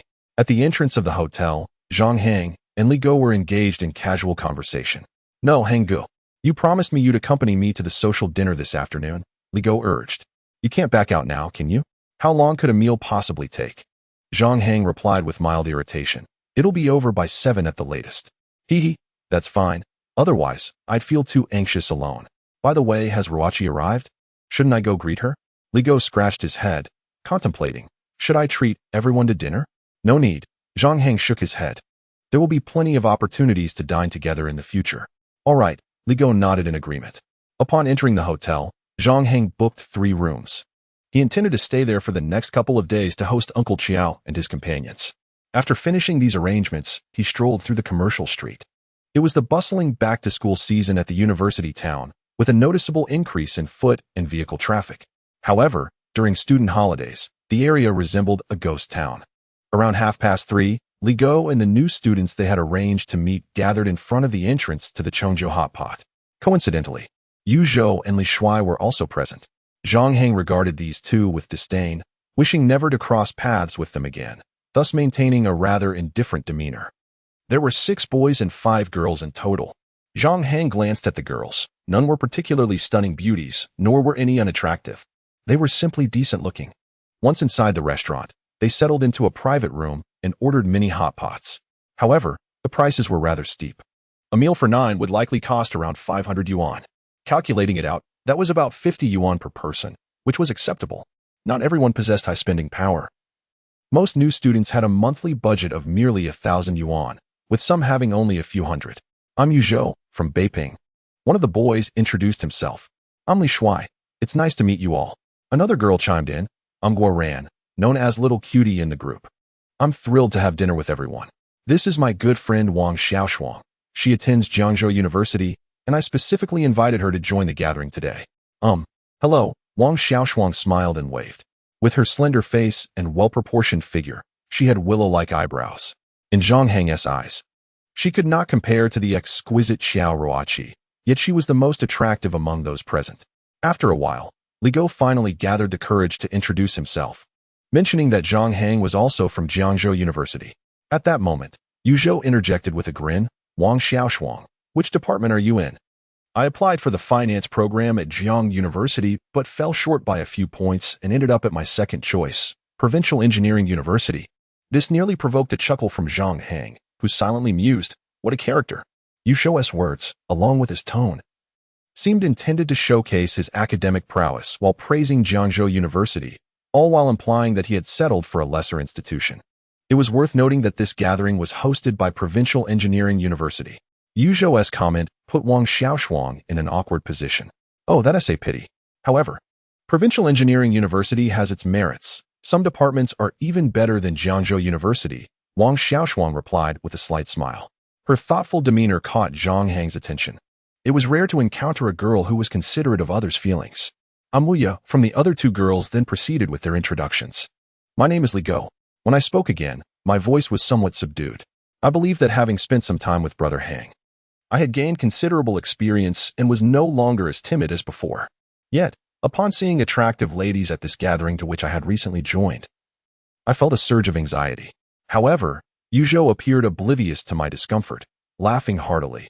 Our meeting amidst this vast sea of people is indeed fate. Let us eat and converse. He orchestrated the dining experience with the confidence of a host, eager to showcase himself. Li Shuai turned to Wang Xiaoshuang with a smile, saying, Beautiful lady, do indulge. There is no need for shyness. Wang Xiaoshuang chuckled and then turned to me, asking, You two have yet to introduce yourselves. All eyes converged upon me and Zhang Hang. From our initial encounter until now, it was evident that the ladies had taken the most notice of Zhang Hang. With his neat attire and handsome features, he sat quietly, exuding an air of refined elegance. Hello, I am Li Go, and this is my good friend Zhang Hang. Also from Jiangzhou University, I stated, my cheeks slightly flushed, yet I managed to articulate these words fairly smoothly. Zhang Hang. Wang Xiaoshuang suddenly appeared taken aback. It seemed she had heard that name before. After pondering for a moment, her eyes brightened as she hastily pulled out her phone to scour through her chat history with Shin Qingru, where she indeed found the name Zhang Hang. Is it the one from Mukong Hang? Wang Xiaoshuang quickly inquired. Zhang Hang casually replied, No. Have I mistaken you for someone else? Wang Xiaoshuang smiled faintly, her interest waning, and instinctively asked, Which character is it then? My Zhang consists of horizontal and vertical strokes, with a dot, a horizontal, a left falling stroke, and a right falling hook, Zhang Hang replied earnestly. A hush fell over the gathering. Suddenly, Wang Xiaoshuang burst into laughter. You're quite mischievous. Isn't that the character I mentioned? She mused. So it is indeed Zhang Hang. Could he be the person Shin Qingru spoke of? Ha ha ha. Zhang Hang laughed nonchalantly. Everyone, let us dig into the meal. We are all friends here, so let us converse freely. The atmosphere brightened immediately. Yu Zhou, feeling somewhat displeased, noted that he had made a similar remark to Zhang Hang, yet it had failed to garner any attention, making him feel overshadowed. Thus, he concocted a plan and, with a smile, suggested, "We seem to have a good rapport. Shouldn't we gentlemen take care of the ladies? I believe the meal should be complimentary for the men and women alike." He endeavored to exhibit his gentlemanly charm. This proposal left others reluctant to refuse. Anyone who opposed would not only offend Yuzhou, but might also alienate the women who wished to partake in the meal, particularly if a man were to object. It would cast him in a stingy light, leading women to appreciate the proposer while overlooking the other men's behavior. In such circumstances, men often felt compelled to accept the suggestion to enhance their standing in the eyes of others. How utterly frustrating! Zhang Hang cursed inwardly, feeling somewhat repulsed. A glance at the ladies revealed that two of them regarded Yuzhou differently, even expressing words of gratitude. Isn't this inappropriate? Wang Xiaoshuang's expression faltered. She had come along with a friend, intending to keep a low profile and not overshadow anyone. Thus her words were spoken softly. What is inappropriate? Zhang Hang took over the conversation, and all eyes turned towards him. With a warm and amiable smile, he remarked, "Brother Yuzhou, you are indeed generous and considerate. However, I believe this arrangement might come across as a bit too formal. Why don't we split the bill? You can treat the gentlemen present, and I shall take care of the ladies. What does everyone think of this proposal?" "A splendid suggestion. Let us proceed with that." Li Go readily agreed, nodding in support. Under the gaze of the group, Yuzhou felt somewhat embarrassed to refuse, and reluctantly acquiesced. "All right then, we shall do as you suggest. Yuzhou, you truly are magnanimous. I am fortunate to call you my friend." Zhang Hang laughed heartily, giving a thumbs up. "Our sole purpose today is to enjoy good food and drink. However, the selection of dishes seems rather limited. Waiter, please bring the menu." Li Go chuckled to himself, aware of Zhang Hang's substantial wealth. This shared arrangement would likely lead to Yuzhou's wallet suffering considerably today. He smirked inwardly, thinking, "Serves you right for trying to impress in front of Zhang Hang." Zhang Hang proceeded to order a considerable number of dishes. Wang Xiaoshuang glanced around, inwardly lamenting that Yuzhou was no match for Zhang Hang. With just a few words and glances, Zhang Hang had effortlessly commanded the atmosphere. These two were clearly not on the same level. Amidst the chatter, Wang Xiaoshuang discreetly snapped a photo of Zhang Hang and sent it to Shen Qingru. "Do you think this is the Zhang Hang you mentioned?" 2 minutes later, Shen Qingru replied, "Oh my, how did you end up dining with him? How outrageous. He didn't even invite me. Is it too late for me to join?" Wang Xiaoshuang responded, "You should still be able to make it. Do you want to come?" Shen Qingru replied, "I want to go and give him a scare." "All right, once we secure our seats." Wang Xiaoshuang smiled slightly. "Yuzhou, Zhang Hang, thank you for treating us. I have a friend who is alone. May she join us for some lively company?" Yuzhou graciously replied, "Of course, she is welcome to come. The bill will simply be divided by the number of guests. So the more the merrier for Zhang Hang." With a serious expression, Zhang Hang teased, "Do you not understand the principle of not inviting others when dining?" I find it amusing, while secretly chuckling at the prospect of playfully teasing Wang Xiaoshuang, curious to see if she could handle a joke. As his words hung in the air, the room fell silent. No one anticipated Zhang Hang's refusal. Even more surprising was that after a brief pause, his serious demeanor transformed into a warm smile. "However, it is only a beauty like you that could compel me to willingly treat Xiaoshuang. Please feel free to invite as many ladies as you wish. 1 would not be too few, and 10 would not be too many." Wang Xiaoshuang was momentarily at a loss for words, realizing she had felt genuinely nervous and awkward just moments before. It was as if Zhang Hang's first remark had thrust her into the spotlight, and his subsequent comment had eased the atmosphere significantly. The effectiveness of such playful banter was impressive. A flicker of realization crossed Wang Xiaoshuang's face. No wonder Xiao Rou could not compete with him. His prowess was simply too elevated. Chapter 32. The banquet is Brother Yuzhou from Beiping? As the meal commenced, Zhang Hang cast a mild smile in Yuzhou's direction, maintaining a facade of politeness that left no room for criticism. However, Zhang Hang was acutely aware of Yuzhou's true circumstances. Her uncle resided in Beiping, and he often boasted about his hometown being there. He would mention his aunt's family owning a BMW, claiming that his family drove such luxury in their previous lives. During his university years, Zhang Hang, brimming with youthful vigor, placed great importance on brotherhood, demonstrating considerable tolerance towards his roommates. In retrospect, he harbored a strong aversion towards Yuzhou. Indeed, there was a property in that area belonging to his family. Yuzhou presented himself with an air of nonchalance. "Impressive," a young woman exclaimed, Real estate in Beiping is exceedingly expensive. A chuckle escaped Li Gou's lips as he longed to interject. What is so remarkable about your hometown's property? My bro Hang's real estate portfolio is beyond counting. Flattered by the praise, Yu Zhou appeared slightly euphoric, adorned with a broad smile, endeavoring to exude maturity and composure. Yu Zhou, how much is your monthly allowance? Zhang Hang inquired casually after sipping his red tea. All eyes turned towards Yu Zhou, who relished the attention. The sensation of being in the spotlight was truly exhilarating. After a moment's contemplation, he replied, my parents indulge me rather generously, providing 3,000 yuan as my monthly allowance. I'm unsure if it suffices, but they assured me I could call them if I find myself in need. This statement elicited envy from Li Shuai, who lamented, my allowance is merely 1,000 yuan. I can't compare to brother Yu. I also receive 1,000, but it feels sufficient, a fair-skinned girl chimed in with a smile. Yu Zhou, 3,000 yuan is quite a lot. And what about you, Zhang Hang? How much do you receive in a month? Yu Zhou cast a casual glance at Zhang Hang, raising his glass to sip his beer. Among those present, only Yu Zhou and Li Shuai indulged in drinking. Believing that dining out and enjoying a drink was a sign of maturity, Yu Zhou suspected that Zhang Hang's allowance was far less than 3,000 yuan. Eager to make a grand impression at the dinner table, he exaggerated his monthly allowance of 800 yuan to 3,000. Zhang Hang was well aware of this. He recalled Yu Zhou mentioning that during the initial months of university, he spent around 5,000 each month, indulging in expensive cigarettes, frequenting salons, and often treating girls to meals, yet he failed to secure a romantic partner. Moreover, when requesting money from his parents, he cited various school expenses, tuition, class fees, club dues, and even the pretext of obtaining a driver's license. Many had engaged in such behavior, only to later reflect on their foolishness for squandering their parents' money while reveling in a carefree lifestyle.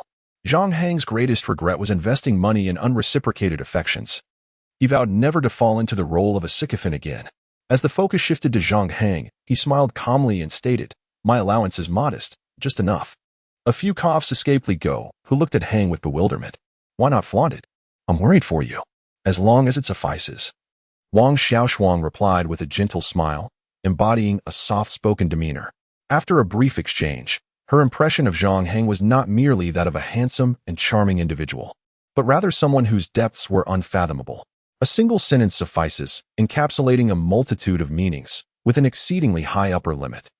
It belongs to that enigmatic category of responses that elude comprehension. In her eyes, Zhang Hang's stature far surpasses that of Yu Zhou. Zhang Hang, what was your score on the college entrance examination? Li Shuai inquired. Over 600. What is your major in university?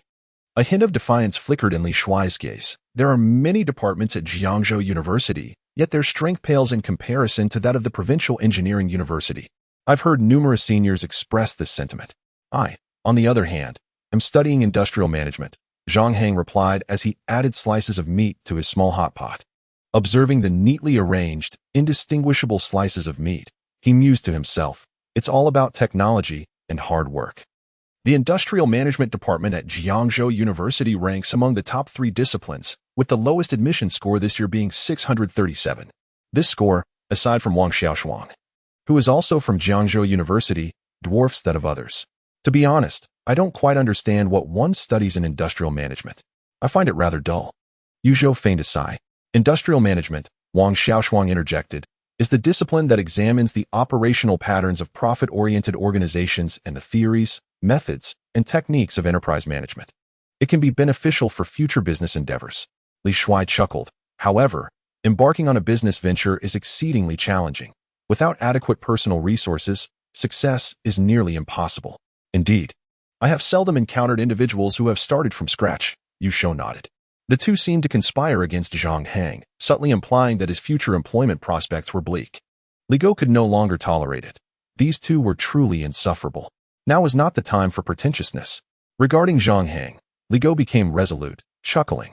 My brother Hang once stated that 2 challenges in business are initial capital and a visionary investment perspective, both of which he possesses. Oh really? So, does this mean Zhang Hang is already in business?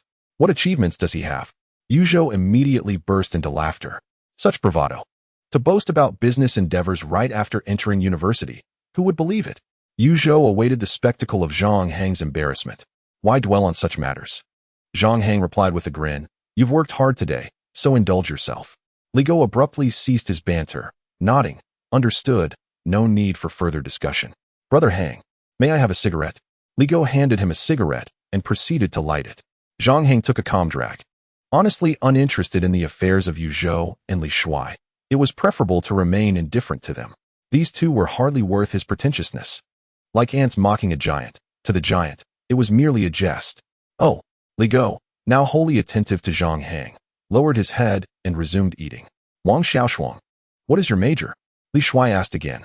I am studying in the foreign language department. Wang Xiaoshuang replied with a slight smile. What a coincidence. I have a friend who is also in the foreign language department. Perhaps you might meet someday. Zhang Hang laughed heartily. Xiao Yuqi is also in the foreign language department. Upon mentioning her, Zhang Hang couldn't help but glance at the time. Over 2 hours remained until he could see the girl next door. What a coincidence indeed. Wang Xiaoshuang nodded slightly. What is your friend's name? Xiao Yuqi, Zhang Hang responded with a smile. Wang Xiaoshuang silently committed the name to memory. Perhaps fate would allow them to cross paths. He was a friend of Shen Qingru, and they had shared an accidental kiss, which clearly influenced Shen Qingru's demeanor towards him. Now, he mentioned another female friend, and curiosity piqued Wang Xiaoshuang's interest about Zhang Hang's female acquaintance. After a casual chat for a few minutes, Wang Xiaoshuang received a phone call and stepped out of the private room, soon returning with Shen Qingru. Shen Qingru had changed into a new outfit, a light pink hoodie, blue jeans adorned with cartoon motifs, and white sneakers, exuding a hint of a hip-hop athletic vibe. Her hair was styled into a high ponytail, with strands framing her fair face, characterized by rosy lips and a delicate nose. Even behind sunglasses, her beauty was undeniable. Hello, everyone, my name is Shen Qingru. She introduced herself before taking a seat. At that moment, the room fell silent, and both Yu Zhou and Li Shuai stared in disbelief, their hearts exclaiming, an exquisite beauty. When Shen Qingru removed her sunglasses, Yu Zhou's pupils dilated. Oh no, it's that thrilling sensation. The goddess. My goddess has arrived. Why you, hello beautiful. Your name is truly lovely. Shen Qingru, clear as a gentle spring, soft as clouds. What a wonderful name. I am Yu Zhou, delighted to meet you, he stammered, genuinely excited. Shen Qingru cast a fleeting glance in his direction. Is that porridge you're referring to? She found his overly enthusiastic demeanor shallow and unappealing. No, it's the state of Jiuzhou, Yu Zhou replied with a smile. Hello, beautiful, I am Li Shuai. As everyone introduced themselves, only Zhang Hang and Li Go remained silent. Hey, why aren't you two speaking? Do you look down on me, Shen Qingru? She inquired, her expression icy. In an instant, the atmosphere grew tense. Everyone instinctively perceived Shen Qingru as a haughty individual. Yu Zhou pondered whether he could win over such a temperamental goddess. Meanwhile, Wang Xiaoshuang observed keenly, silently contemplating how Zhang Hang would respond to Shen Qingru's assertiveness. With a clap, Zhang Hang placed his chopsticks on the table, a half-smile on his face. Speak plainly. Zhang Hang, be a bit more courteous to the ladies. Don't frighten her with your harshness, Yu Zhou admonished, eager to showcase himself once more. However, the next moment, Shen Qingru cheerfully said, Uncle Zhang Hang, I didn't expect to see you here too. What a coincidence. We really seem to meet everywhere. They knew each other? Yu Zhou was taken aback. No wonder the beauty had been curt with them. It turned out they were acquaintances. And he had unwittingly made a fool of himself trying to impress her. He quickly took a sip of beer to mask his embarrassment. Little niece. It's not a good habit to come out and mooch on your first day, Zhang Hang chuckled. Who says I'm mooching? I have money. Shen Qingru retorted with a slight huff. No need to worry. Today's treat is on me. You ladies can eat to your heart's content, Yu Zhou proclaimed, attempting to appear magnanimous once more. Huh. Zhang Hang raised an eyebrow. Wasn't it just the two of us? Now you're treating? No need for such formalities. Yu Zhou remarked nonchalantly. My living expenses are quite high, and today, I shall treat everyone. No one is allowed to vie for the bill. His demeanor exuded an air of indifference. Haha, you is quite magnanimous, Zhang Hang casually commented, eliciting a sense of satisfaction in Yu Zhou as he mused to himself. This lad Zhang Hang is quite agreeable. Shen Qingru, why do you refer to him as uncle? Are you related? Yu Zhou inquired with a smile. Oh, he is a close friend of my father, Shen Qingru replied earnestly. In terms of hierarchy, I address him as uncle. She perceived Zhang Hang's attitude immediately.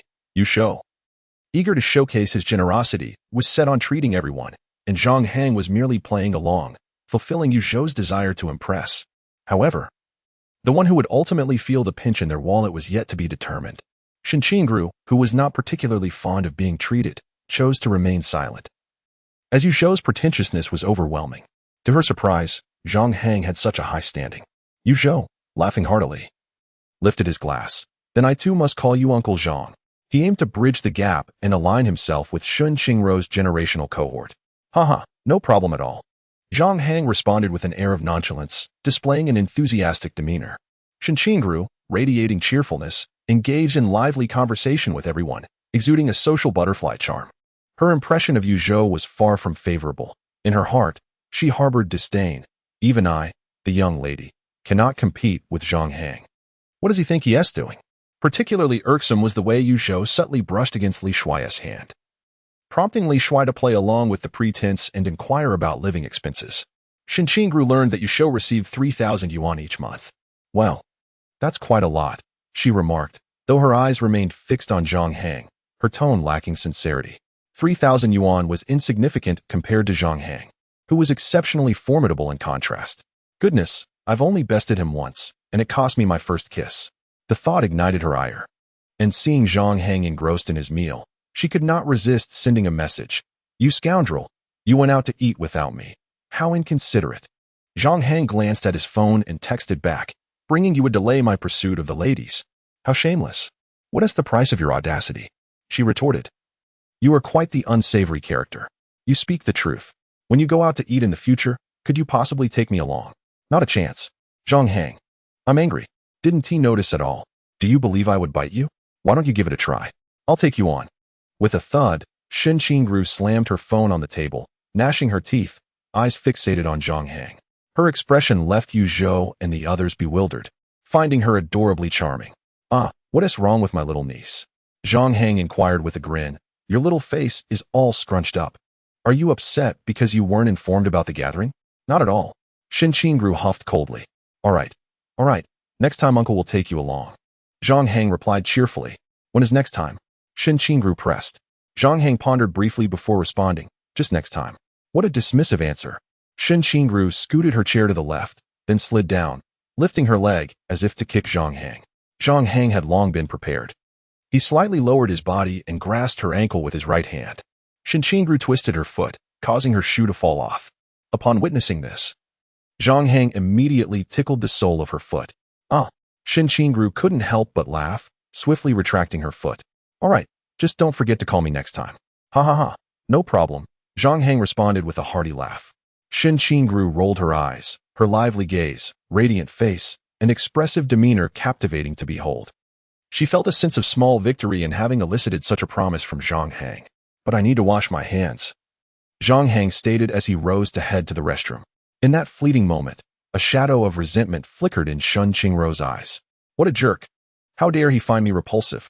My feet do not smell at all. My socks are brand new. At the dining table, Li Go quietly ate his meal.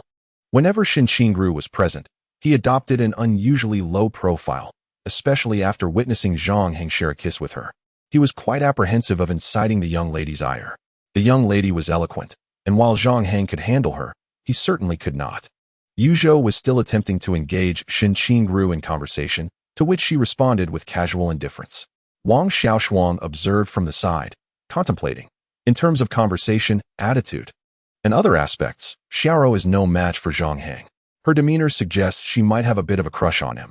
A few minutes later, Zhang Hang returned. Having not eaten anything further, the group chatted casually, and the meal came to an end. When the bill was settled, the total came to 631 yuan. Wang Xiaoshuang proactively suggested splitting the cost. Are you scolding me? I already said I would treat. Yu Zhou protested, though his face fell as he reluctantly paid the bill. Upon exiting, he hurriedly approached Shen Qingru. Shen Qingru, we are alumni. Could I have your number? No, she replied, dismissively and with ease. Yu Zhou was left in shock. Watching as Shen Qingru followed Zhang Hang, Li Go, and Wang Xiaoshuang out of sight. I have something to take care of. Xiaoshuang, little niece, enjoy your time. Zhang Hang said with a smile, waving his hand. What are you up to? Shen Qingru inquired. Going to pick up a beauty, Zhang Hang replied with a grin. Shen Qingru immediately adopted a playful expression, batting her eyelashes. Am I not pretty enough? Stop preening like a peacock and go back, Zhang Hang said, playfully pushing her face, making her step back, before waving goodbye and departing. Jerk. Stinky Zhang Hang. Shen Qingru muttered in dissatisfaction, letting him go. At the school gate, Li Go bid farewell to Zhang Hang before returning to the dormitory. Zhang Hang waited for over 10 minutes until he saw Uncle Qiao's car slowly approaching from a distance. Neighbor girl, I'm here. Chapter 33. Acknowledging intelligence, the silver Volkswagen Bora glided into view under the gentle glow of the streetlights. Xiao Hang, get in, Uncle Qiao called. Spotting Zhang Hang and steering the car over. Aunt Xiao occupied the front passenger seat, while Qiao Yuqi sat alone in the back. Uncle Qiao, Aunt Xiao, Zhang Hang greeted. Zhang Hang settled into the rear seat, exchanged greetings, and then turned his gaze toward the enchanting Qiao Yuqi beside him, adorned in a pristine white dress. The neckline was impeccably modest, gracefully concealing her well-defined collarbone. The hem of her dress rested at her knees, revealing her delicate, fair calves, complemented by rounded leather shoes and white ankle socks. The attire elegantly accentuated her exquisite figure. From Zhang Hang's vantage point, her profile appeared curvaceous and full, particularly her slender waist, which epitomized a sensual silhouette. With a youthful visage and striking beauty, her cascading long hair emitted a subtle fragrance, while her eyes, reminiscent of decorative contact lenses, fixed intently on Zhang Hang. Yuqi had undeniably blossomed into a stunning young woman, now that she had entered university. One could only imagine how many male classmates would be captivated by her charm. Although Zhang Hang wore a smile, his thoughts wandered to playful mischief, first teasing her feet, then caressing her legs, eventually leading to a more intimate connection, which was simply irresistible. Despite a twinge of concern regarding the opinions of those around him, he could not fathom allowing anyone else to squander the beauty of his childhood companion. After all, only one person was deemed worthy of Qiao Yuqi. However, Zhang Hang approached his relationships with a carefree attitude towards women like Ling Fei, but with Qiao Yuqi, he was intent on a more deliberate and long-term pursuit. The primary focus remained on his own career. Accumulating wealth was paramount. Qiao Yuqi gently pursed her lips, her voice soft and hesitant. Haha, sighed Xiao Liang, to be honest, I don't really recommend that she dive into romance during university. Little Hang, your Aunt Zhao agrees, believing that university life is incomplete without a passionate love affair. However, from my perspective, many university students seem too youthful and immature, except for you, of course. These words caused Qiao Yuqi to lower her gaze slightly, feeling a twinge of unjustified sorrow. Was Zhang Hang truly an exception? Did her father wish for her to be with him? But what did love even feel like? A hint of confusion flickered in her eyes. Her high school years had been spent largely in solitude, focused solely on academics, earning her a reputation as the aloof goddess. Yet, she considered herself not cold, merely lacking the savoir-faire in social interactions, except with him. When in Zhang Hang's company, she found herself effortlessly engaging in conversation, a sensation she cherished. Uncle Qiao, in this day and age, it's perfectly normal for university students to date, Zhang Hang replied with a cheerful demeanor, refraining from elaborating further. Mindful of the delicate nature of the conversation regarding his friend's daughter. There's a hotel just ahead, Zhang Hang gestured, directing the vehicle to a parking space. Let us take the luggage upstairs first. Your Aunt Zhao suggested we can manage it on the day after tomorrow. It's not too far. All right. Xiao Liang nodded in agreement. With a substantial suitcase and 2 backpacks in tow, they ascended the stairs and settled the luggage. The group gathered in Qiao Yuqi's room, engaging in casual conversation. Little Hang, I've heard about your investment endeavors. It's truly impressive. Your father is absolutely delighted every day. Xiao Liang beamed, his smile wide. Do share how you achieved such success in your investments. Qiao Yuqi immediately turned her gaze toward Zhang Hang, her eyes shimmering with reflected light, embodying both innocence and desire. Greetings. I often indulge in whimsical reflections and have developed a keen interest in real estate. Recently, I made a modest profit and invested in several properties near the university town, and fortune smiled upon me as some were slated for redevelopment. Zhang Hang chuckled. Uncle Qiao, I believe that in a bustling metropolis like Jiangzhou, real estate will prove to be an excellent investment over the next decade. If the opportunity arises, you might consider making an investment. Indeed, Xiao Liang laughed heartily in response. I do entertain such notions, yet purchasing property is a significant matter. We shall observe further before making any decisions. Xiao Hang, this is a special gift I selected just for you, Aunt Zhao said, retrieving an exquisite gift box from her bag. With a beaming smile, she added, men engaged in business often wear watches. I hope you will like it. Oh, thank you. Uncle Xiao and Aunt Zhao, Zhang Hang exclaimed as he accepted the gift box with both hands and opened it to reveal a Longines Master Collection automatic mechanical watch, adorned with a silver bracelet and a deep blue dial. Ha ha ha, this is precisely my favorite style. Uncle Xiao and Zhao, you have exquisite taste in gifts. This watch exudes elegance. Zhang Hang laughed heartily, his face brimming with joy. Let us give it a try, Xiao Liang grinned, his eyes reflecting a hint of envy. For the watch was valued at 27,000 yuan, a price he had never dared to wear on his wrist. Zhang Hang had gifted Xiao Yuqi a laptop worth 25,000 yuan, and in return, they presented him with this watch. Such is the essence of reciprocity in gifting. After adorning the watch, Zhang Hang rose and paraded before the group. What do you think, Sister Yuqi? Do I resemble a model endorsing this watch? He asked with a smile. Xiao Yuqi hesitated, pondering, what does a model look like? She had no clear impression, having had limited exposure to the outside world through television, computers, or mobile devices. Indeed, quite handsome. Xiao Hang, you possess a distinct charm, Zhao Wan remarked, her gaze growing increasingly admiring. Haha, thank you for the compliment. Zhang Hang replied with a hearty laugh. Aunt Zhao, I presume you are all quite famished. Shall we proceed to dinner? I have made reservations at a delightful restaurant, and we can converse while we dine. The group soon departed from the hotel and took a 10-minute stroll down the commercial street, arriving at a restaurant specializing in wild river fish. The signature dishes included wild river fish prepared 3 ways, sweet and sour ribs, 9-turn large intestines, pot-wrapped meat, stir-fried greens, and black-bone chicken mushroom soup. During the meal, Zhang Hang engaged in lively conversation with the parents while Xiao Yuqi occasionally glanced at him, reflecting, it feels so familiar. The dinner extended until 10 in the evening. Given that Xiao Liang had driven all day, Zhang Hang did not press for a leisurely stroll, agreeing instead to venture out the following day. On the way back to the hotel, Xiao Liang and Zhao Wan walked behind, engaged in private conversation, while Zhang Hang and Xiao Yuqi led the way. How have you been at home lately? Have you read any books? Zhang Hang casually inquired. Reading was the extent of Xiao Yuqi's daily activities. When prompted, she pursed her lips, a hint of distress flashing across her face as she murmured, I have only managed to read a few pages. In so many days, only a few pages? That doesn't align with your character, Zhang Hang remarked in surprise. I don't know. I just couldn't get into it, Xiao Yuqi replied softly.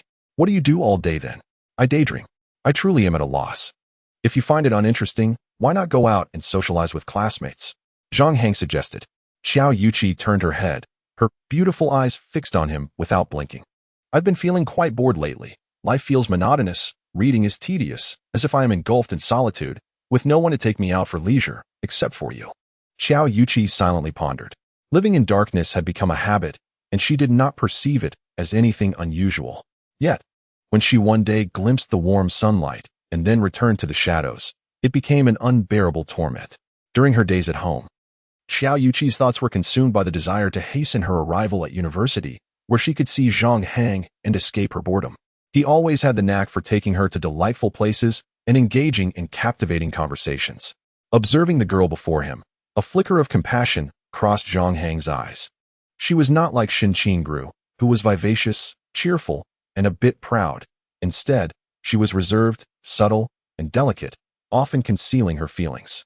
For her to express such sentiments indicated the melancholy that had recently settled within her heart.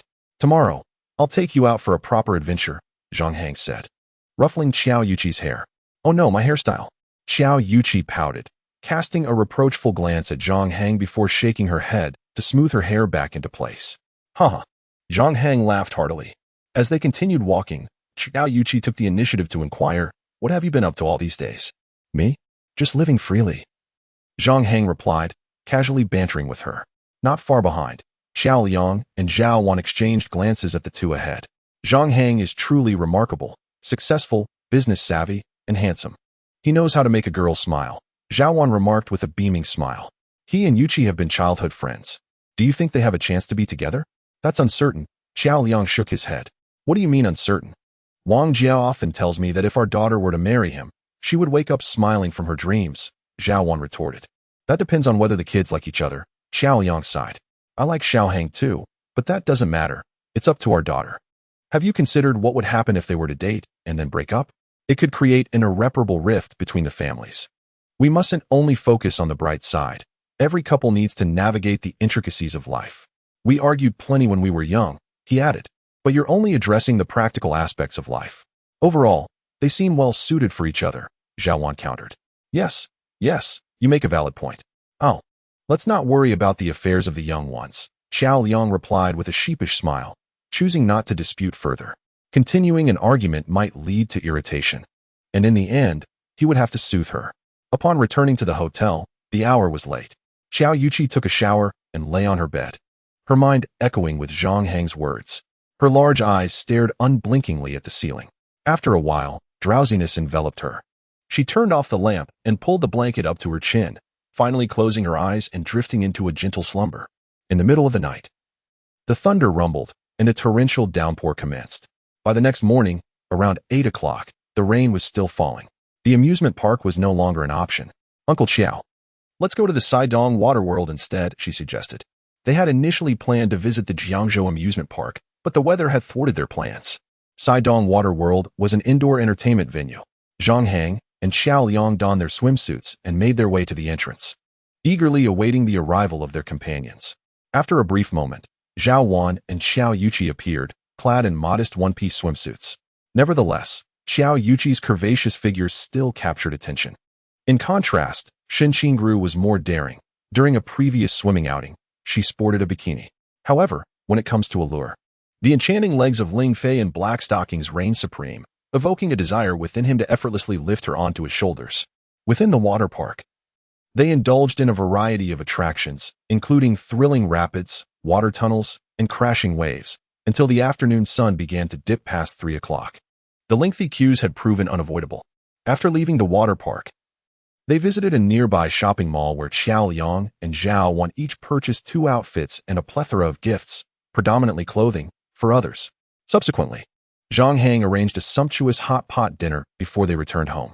The following day, August 31st, at 8:30 in the morning, Zhang Hang and Xiao Yuqi enjoyed breakfast at the hotel while Xiao Liang and the others ventured to the supermarket, returning with 2 large bags of fruit. Xiao Hang, here. Take this bag of fruit, Xiao Liang offered, and Zhang Hang accepted with a smile, remarking on its weight. It was nearly 30 pounds, filled with an assortment of apples, bananas, and pears, intended for sharing with his dorm mates to leave a favorable impression, especially for Xiao Yuqi, who was less adept at socializing. After checking out, they loaded a multitude of items into the car, only to find it overflowing. Numerous bags of clothing and souvenirs filled the back seat. Zhang Hang pondered why Uncle Xiao had so many gifts to distribute. Xiao Hang, wait here for me. I'll drop Yuqi off and return for you. It's too heavy otherwise, Xiao Liang instructed. No need, Uncle Xiao. With this traffic, it would take over an hour for a round trip. I can walk back. Zhang Hang chuckled, demonstrating his strength by lifting a bag of fruit. Uncle Xiao, you're heading home today. Drive safely. Zhang Hang nodded slightly. With you here, we can feel more at ease about Yuqi, Xiao Liang said, a complex expression crossing his face as he hesitated to part from his daughter. Don't worry, Uncle Xiao. Zhang Hang reassured him with a wave as he watched Xiao Liang drive away with Xiao Yuqi. He then hoisted the heavy bag of fruit and trudged forward. With all this, it's incredibly heavy. I'm exhausted, Zhang Hang muttered, after walking about 100 meters. He felt the urge to set the fruit down for a moment's respite. He paused intermittently, and by the 5th break, he found himself near the entrance of the Provincial Engineering University. Crossing the sidewalk would lead him directly onto the campus. Following the downpour of the previous day, today's weather was exceptionally clear, the air fresh and invigorating. The university gates bustled with incoming freshmen and their parents, alongside numerous upperclassmen passing by. Zhang Hang lit a cigarette, casually observing the lively scene from the roadside. What a coincidence. I didn't expect to see you here, a familiar voice called from behind. Turning, Zhang Hang saw Shen Qingru accompanied by another girl, who bore a few freckles on her face, likely her roommate. Indeed, quite the coincidence. Zhang Hang replied with a nod and a smile. Why are you buying so many fruits? Shen Qingru inquired with curiosity. Zhang Hang felt a stir in his heart. From this spot to his dormitory was at least 800 meters, a thought that sent shivers down his spine. There for you, he replied with a naturally warm expression. Huh? For me? Have you finally discovered your conscience? Shen Qingru found it hard to believe, yet inexplicably, her heart felt a twinge of warmth. Is it unusual to care about you? I bought all your favorite fruits, Zhang Hang said with a gentle smile. Xiaoro, since the fruits are now in your hands, I'll head back to my dorm. Call me if you need anything. I'm always available. As he spoke, Zhang Hang had already walked a considerable distance. Hey, you. Shen Qingru felt they hadn't finished their conversation. Watching Zhang Hang cross the zebra crossing and meld into the crowd, she couldn't help but hum in satisfaction. Her tone somewhat proud. At least he knows how to buy some fruits. My first kiss wasn't in vain. However, when Shen Qingru bent slightly to grasp the fruit bag with one hand, she found it utterly immovable. Stunned, her face turned crimson with embarrassment. Haha, let me try again. She grinned at her roommate, then grasped the bag with both hands, lifting it with all her might. After just a few steps, her face flushed with exertion, drawing attention. She set the fruits down and dialed Zhang Hang's number. Come back. I can't carry it. Zhang Hang's voice echoed from afar. Hello?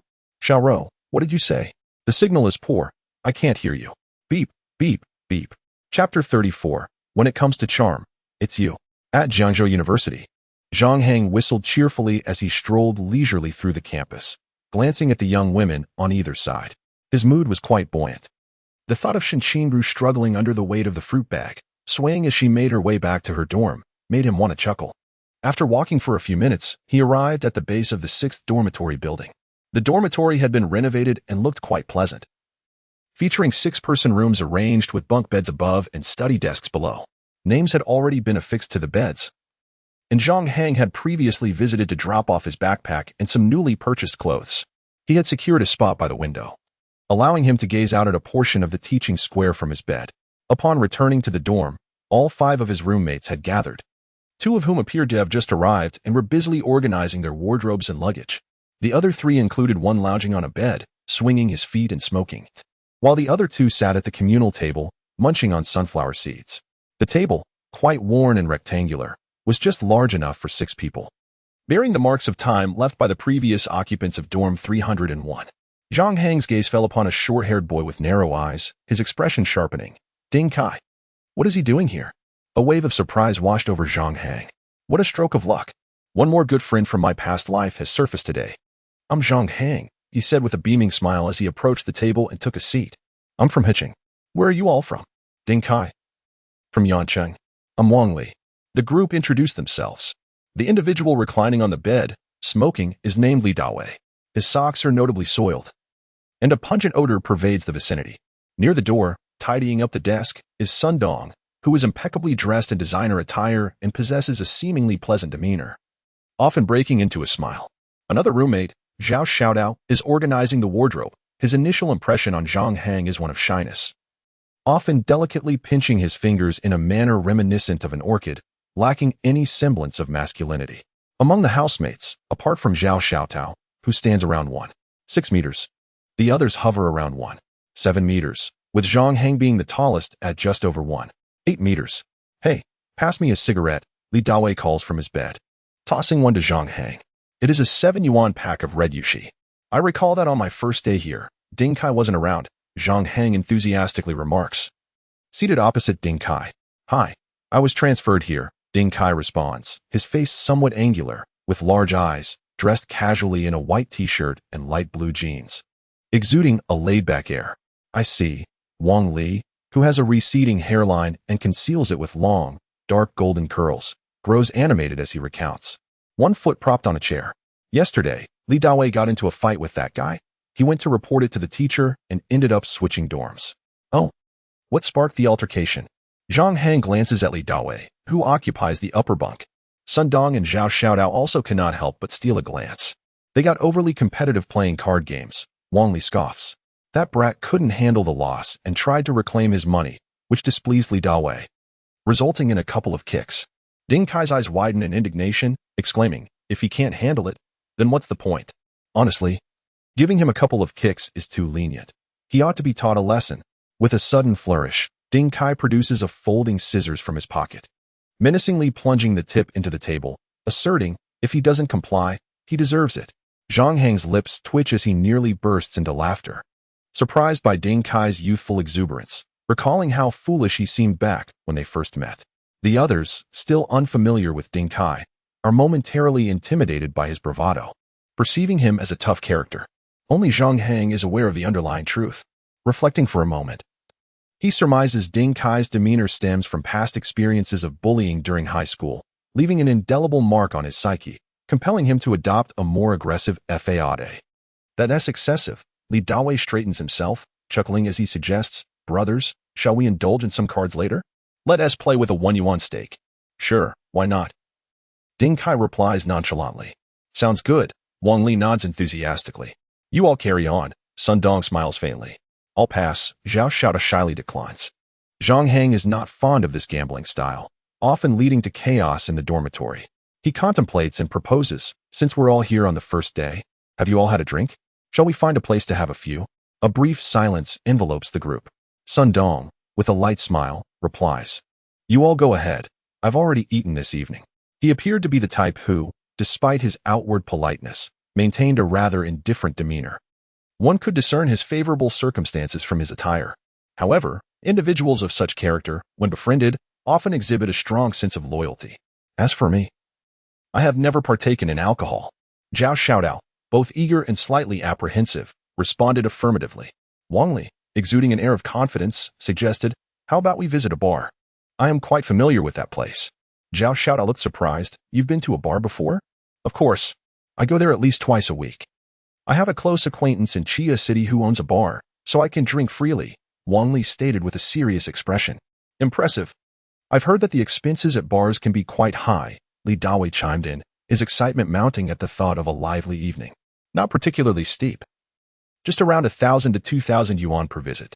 Besides, I don't spend money when I go to bars." Wang Li's eyes flickered momentarily, though his words flowed smoothly. Zhang Hang, observing his subtle expressions, suspected that Wang Li was likely embellishing the truth, perhaps fabricating stories.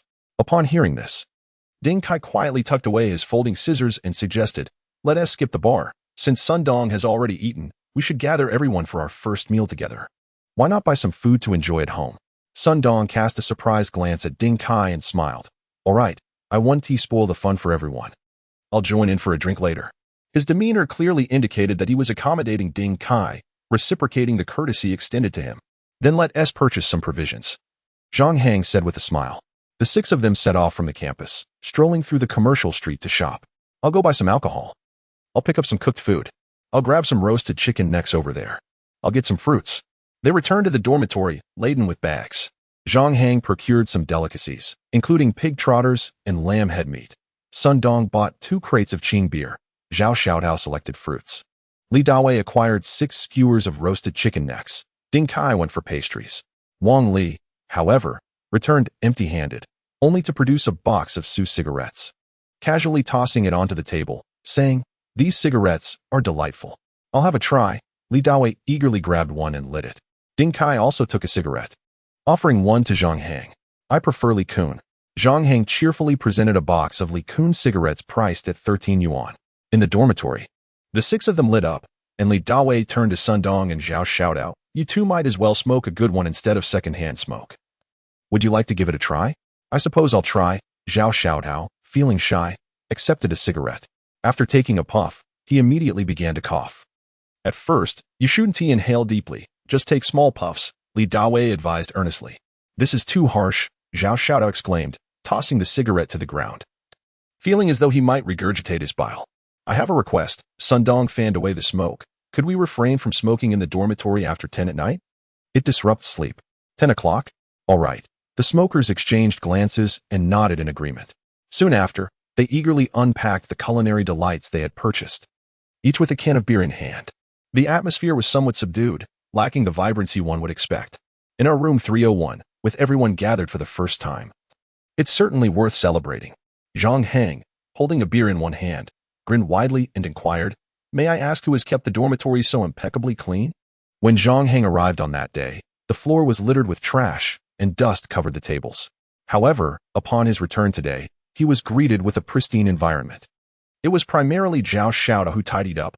"He has a particular fondness for cleanliness," Ding Kai remarked with a chuckle. No, everyone pitched in," Zhao Xiaotao responded shyly. "I'll toast to you alone shortly," Zhang Hang said, gesturing towards Zhao Xiaotao and lifting his drink. "Today, I wasn't present for the cleaning, and next time, I'll strive to be absent again. Cheers."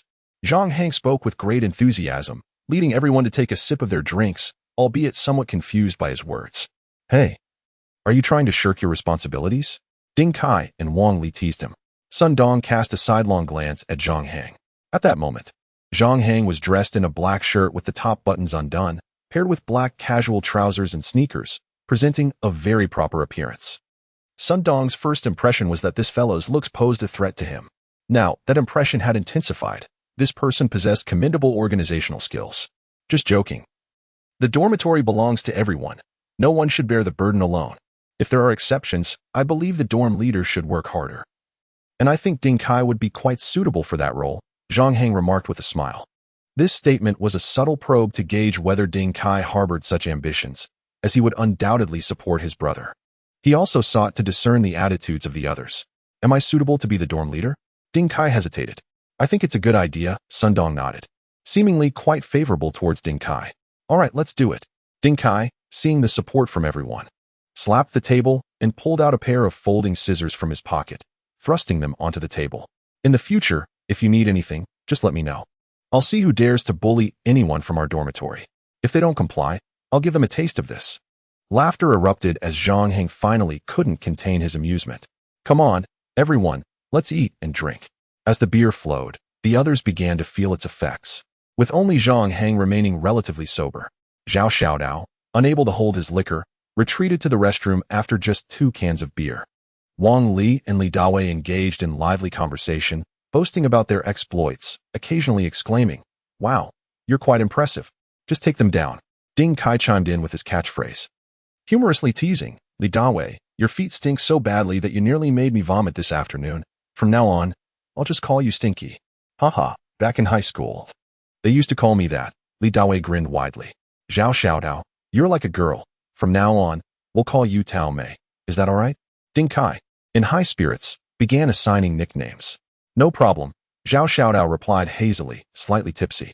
As they feasted and drank, the atmosphere in the room grew increasingly vibrant.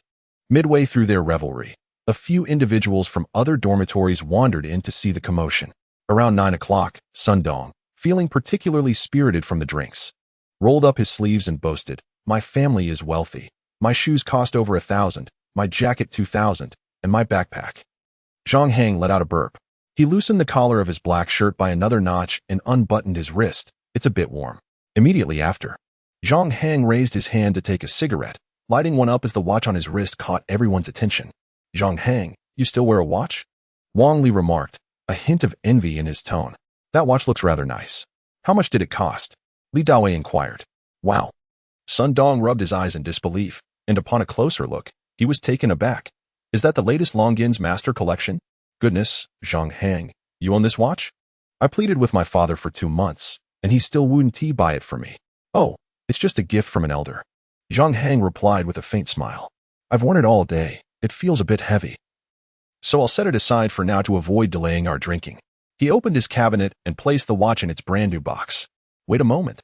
Li Dawei hurriedly approached Zhang Hang and said, Is that your computer, the 61 model? That computer costs 25,000. The configuration is incredible. It's all right. Let us keep drinking, Zhang Hang chuckled, pulling Li Dawei back to his seat. As they sat down, Sun Dong, who prided himself on his wealthy background, wore a tearful expression. I'm so disheartened, Zhang Hang. Who among us truly is the rich second generation? I thought real wealthy heirs concealed their affluence like I do. Indeed, that is how I am, Zhang Hang nodded in agreement. By day, I remain inconspicuous. It's only at night that I reveal my billions. With a brief statement that left others puzzled, Sun Dong eagerly pointed at Zhang Hang. Let us change the subject and discuss something that interests men. So, who here is still a virgin?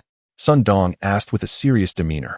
Zhao Xiaodao, somewhat dazed, leaned back in his chair, nearly falling asleep. Wang Li Dawei and Ding Kai exchanged glances, their eyes darting around. Since no one else raised a hand, they certainly wouldn't. However, Zhang Hang quickly raised his hand. I'm still a virgin in this lifetime, no question about it. That doesn't count. You're in the desert. Ding Kai and the others shared knowing looks, yet reluctantly chose not to raise their hands. Oh, come on, Sun Dong said, visibly displeased. Zhang Hang, what are you pretending for? I truly don't believe you're a virgin.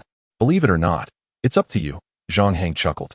In high school, I had 13 girlfriends. Sun Dong laughed heartily. Well, that didn't hinder your studies. Coming to Jiangzhou University, my goal is to explore the vastness of the stars and sea. I aim to woo 99 beauties. What about you all? You're talking nonsense. Zhang Hang scoffed. 100 is the minimum, all right? Aim for 1,000 if you have the capability. Damn, you're fierce, Sun Dong commended, giving a thumbs up. You're still a virgin. How fierce can you be? Wang Li pointed to himself. I had over 300 girlfriends in high school. Uff, Li Dawei exclaimed in shock. Did the girls at school belong to you? Pretty much. Wang Li nodded, his face beaming with pride. Stop boasting, Sun Dong rationally analyzed. I believe the three of you are still virgins, while Zhang Hang is not. Here is a challenge. Answer my question. That is fine. Ding Kai, feeling somewhat uneasy, waved his hand dismissively, trying to appear nonchalant. For instance, imagine you are the president of a company, and one of your subordinates, a cunning woman, intentionally deletes important work files from your computer in an attempt to get closer to you. She apologizes, saying, I'm sorry, boss, it was my mistake. I can compensate you. How would you respond? Sun Dong rolled up his sleeves and pointed at Ding Kai. You go first. Ding Kai, with a straightforward demeanor, replied, Well, I would say it's all right. We can recreate the files. Sun Dong laughed heartily, finding Ding Kai's naivety amusing. All right, next up, Wang Li. When questioned, Wang Li, his face flushed from drinking, boldly declared, I would slap her and tell her to get out of the company. Impressive. Sun Dong nodded and turned to Li Dawei. What about you? Li Dawei shook his head. I don't know. I've never been a president. So who knows what the files are like? Ultimately, he chose not to respond. Zhang Hang, it's your turn. How would you answer? Zhang Hang stroked his chin, intrigued, and said, I would make her kneel. Haha, yes, that is how it should be done. Wang Li agreed wholeheartedly. Then, with a serious expression, Zhang Hang continued. I would tell her that if she doesn't want to lose her job, she better cooperate. Sun Dong erupted in laughter, spilling his drink on his pants. Giving Zhang Hang a thumbs up, Zhang Hang, I admire you. You are truly impressive. When it comes to boldness, you reign supreme. Chapter 35, The Girl What Does Cooperate Mean? Wang Li asked, puzzled. Li Dawei, deep in thought, shook his head. I don't understand either. Ding Kai let out a burp, chuckling to himself for reasons unknown. The atmosphere grew quiet, and moments later, Zhang Hang's phone rang. With a disposable glove on his left hand, holding a pig trotter and a beer in his right. He answered the call with his pinky finger, switching to speaker mode. Zhang Hang, thank you for the fruit you sent me today. It made me very happy. But please don't buy such heavy things next time. I want to give you a gift. You can come pick it up. It was Xinqingru. Her tone sweet yet cunning. Zhang Hang narrowed his eyes, smiling. I'm drinking with my roommates. I can't chat right now. Oh, drinking, huh? Xinqingru's voice became even more charming. Have fun. Bye. The call ended swiftly, and Zhang Hang chuckled to himself. It seemed she was planning to have him pick up a heavy gift, a playful trick to turn the tables on him. But he wouldn't fall for it. Look at you, already attracting girls since you started university. Ding Kai exclaimed with laughter. Sun Dong, with a knowing look, remarked, I can tell he is not a novice. I have a good eye for these things. He is just pretending. How do you know he is pretending? Wang Li, slightly tipsy, asked curiously. I've really been with over 300, he asserted. Well, I see, in the future, you might manage 3,000. Sun Dong replied dismissively, casting him a glance. I'm serious. Wang Li insisted, his face reddening in urgency. Drunk, Sun Dong lost his usual rationality. He furrowed his brow and said unhappily, Did I ever say you were a liar? I see you simply do not believe. Wang Li retorted angrily. Zhang Hang, finding it quite normal to argue over trivial matters after drinking, thought moderation was essential. All right, everyone, settle down and have a smoke, he suggested. Ding Kai, his face flushed from alcohol, raised his head and declared, Stop the noise. I warn you all, I can become quite aggressive when I've had too much. Sun Dong's eyes suddenly cleared up a bit. Wang Li also fell silent. Zhang Hang quietly observed from the side. A few bottles of beer were nothing to him. Not to mention that he remained sober. Even if he weren't, years of social experience had taught him one crucial lesson. Do not be a foolishly kind-hearted person. Often, those who intervene in disputes find themselves in an awkward position, caught between two sides. Such situations are all too common. Ding Kai, Wang Li, and Li Dawei lit a cigarette. Zhao Xiao wobbled off to bed. Sun Dong flexed his wrist and smiled. Wang Li, don't talk to me about belief or disbelief. I just want to ask you, what was your first experience like? Wang Li, with a hint of confusion in his eyes, replied uncertainly, quite comfortable. Sun Dong felt disdain in his heart. Boasting without skill was all too apparent and frankly disappointing. Thus, Sun Dong remembered the names of Wang Li, Li Dawei, Ding Kai, and Zhang Hang. Let us play a word relay game, he proposed, following the same format. I must remind you, this game revolves around romantic relationships. If you cannot answer, you know in your heart not to boast carelessly in the future. All right, let's do it. Ding Kai clapped his hands enthusiastically. I'll say the first line, Sun Dong said, rubbing his hands together. He closed his eyes in contemplation for a few seconds before suddenly opening them. Kneeling on both knees does not necessarily mean begging for mercy. Damn, a man's knees are worth gold. What does kneeling mean for a man? Just deal with it. Ding Kai responded with displeasure.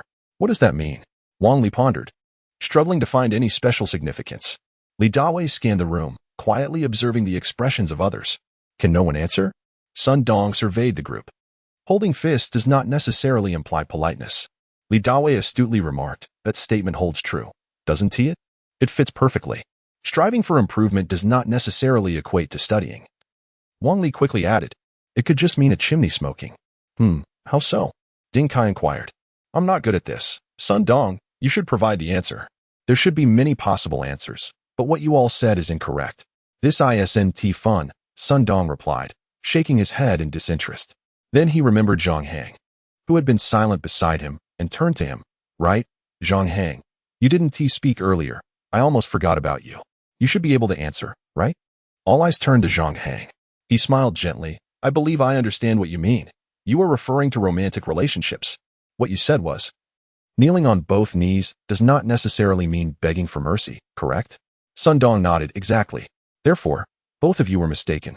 It has nothing to do with romantic relationships at all. Zhang Hang pointed at Wang Li and Li Dawei, then chuckled. Let me respond. What one bears on their shoulders is not necessarily a burden of responsibility. It could just as well be one's legs. Sun Dong lifted his glass, took a sip of wine, and laughed heartily. I knew you would come through, Zhang Hang. I have another saying. A heart-wrenching cry is not always a manifestation of pain. Zhang Hang replied with a smile. What one is stabbed in the back with is not necessarily a knife. Wow, impressive, Sun Dong exclaimed, giving a thumbs up. Then pondered for a full 10 seconds. What drips on one's body isn't always tears. Haha. Zhang Hang burst into laughter. What flows into the body isn't merely blood. What trickles down one's face may not be tears. What seeps from the body isn't exclusively sweat. Damn. I'm truly stumped. I can't think of anything else. Sun Dong leaned back in his chair, chuckling weakly. Zhang Hang, you are remarkable. Their banter left the others utterly bewildered. What on earth were they discussing? Li Dawei glanced around, failing to grasp the situation. Indeed. When Zhang Hang claimed to be a virgin, I couldn't help but laugh. Sun Dong took a hefty swig of beer and, somewhat tipsily, remarked. In my 3 years of high school, I dated 13 girls, yet I still can't measure up to Zhang Hang. Just imagine how exceptional he must be. That's quite impressive, Li Dawei nodded in agreement. How come I didn't notice this remarkable quality? Wang Li boisterously chimed in. Is he really more impressive than me? I had over 300 girls in high school. Who among you can match that? Li Dawei, did you ever have a girlfriend? Sun Dong inquired. I'm not entirely sure. During that time, others pursued me, but to avoid distractions from my studies, I turned them down, Li Dawei replied with a smile. However, I believe that courting a girl is rather simple. It primarily requires patience, determination, and the willingness to endure hardship. One should regularly check in on her. Shower her with care, such as buying breakfast daily, greeting her good morning and good night, and never forgetting gifts for occasions like Valentine's Day. If you can manage these, winning her heart should pose no significant challenge. This all felt rather peculiar to Sun Dong, who sensed something amiss but couldn't quite articulate it due to his inebriation. Zhang Hang began to comprehend that Li Dawei, during high school, must have been quite the seasoned admirer, not unlike himself. The group continued discussing how to attract women, with Wang Li and Li Dawei enthusiastically sharing their experiences. Ding Kai seemed to have indulged a bit too much, his words becoming scarce. Zhang Hang reclined in his chair, a faint smile gracing his lips. Ding Kai, do you truly wish to become the dorm leader? Zhang Hang patted Ding Kai on the back, smiling as he said, if you're not interested, then let someone else take the spot. I'm fine with it. Ding Kai hesitated. Zhang Hang noticed his eagerness and raised his glass. All right. Let us vote by a show of hands. Who wants to be the dorm leader? No one raised their hand. Is it just Ding Kai who wishes for it? Then it seems he shall be the one. Zhang Hang reiterated his statement. So it's settled then, Wang Li remarked disdainfully. What is the point of being a dorm leader, class monitor, or part of the student council? Those things are meaningless. Li Dawei nodded slightly. I have no objections. Sun Dong laughed heartily. All right, let it be Ding Kai. He can serve as the dorm leader and maintain order quite well. However, Sun Dong secretly believed that Zhang Hang was more suited for the role. His communication skills were exceptional, and most importantly, he was affluent. Just entering university. His watch and computer alone were worth over 50,000 yuan, which filled Sun Dong with genuine envy. A dorm leader who possessed wealth, charm, and competence would undoubtedly enhance connections with the female dormitory during social events.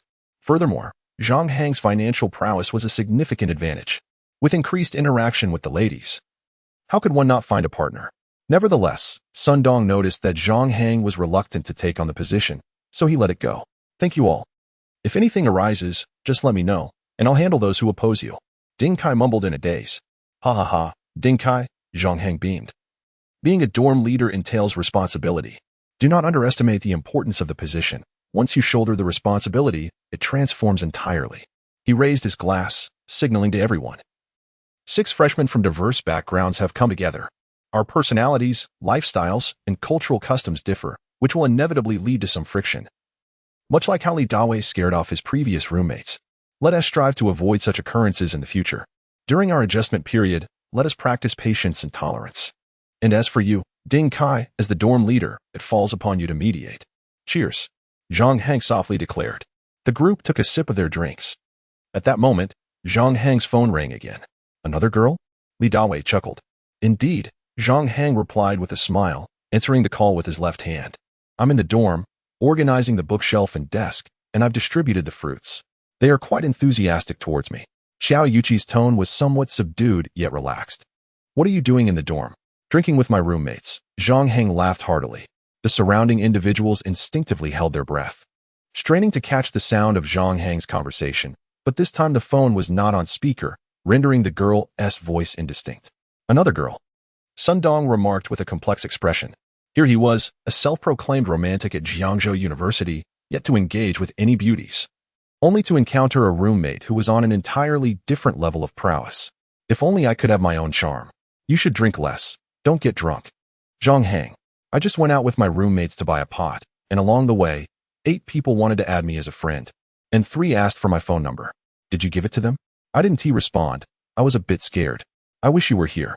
That's fine. Remember, don't share your contact information with those people in the future, for not a single man is trustworthy. Their intentions are always ulterior. Xiao Yuqi fell silent for several seconds before responding somewhat bewildered. But you are a man too. True. That includes me. Zhang Hang replied candidly with a smile. Yuqi, just get along well with your roommates. As I mentioned last time, if you really don't want to talk, just wear a smile and listen quietly.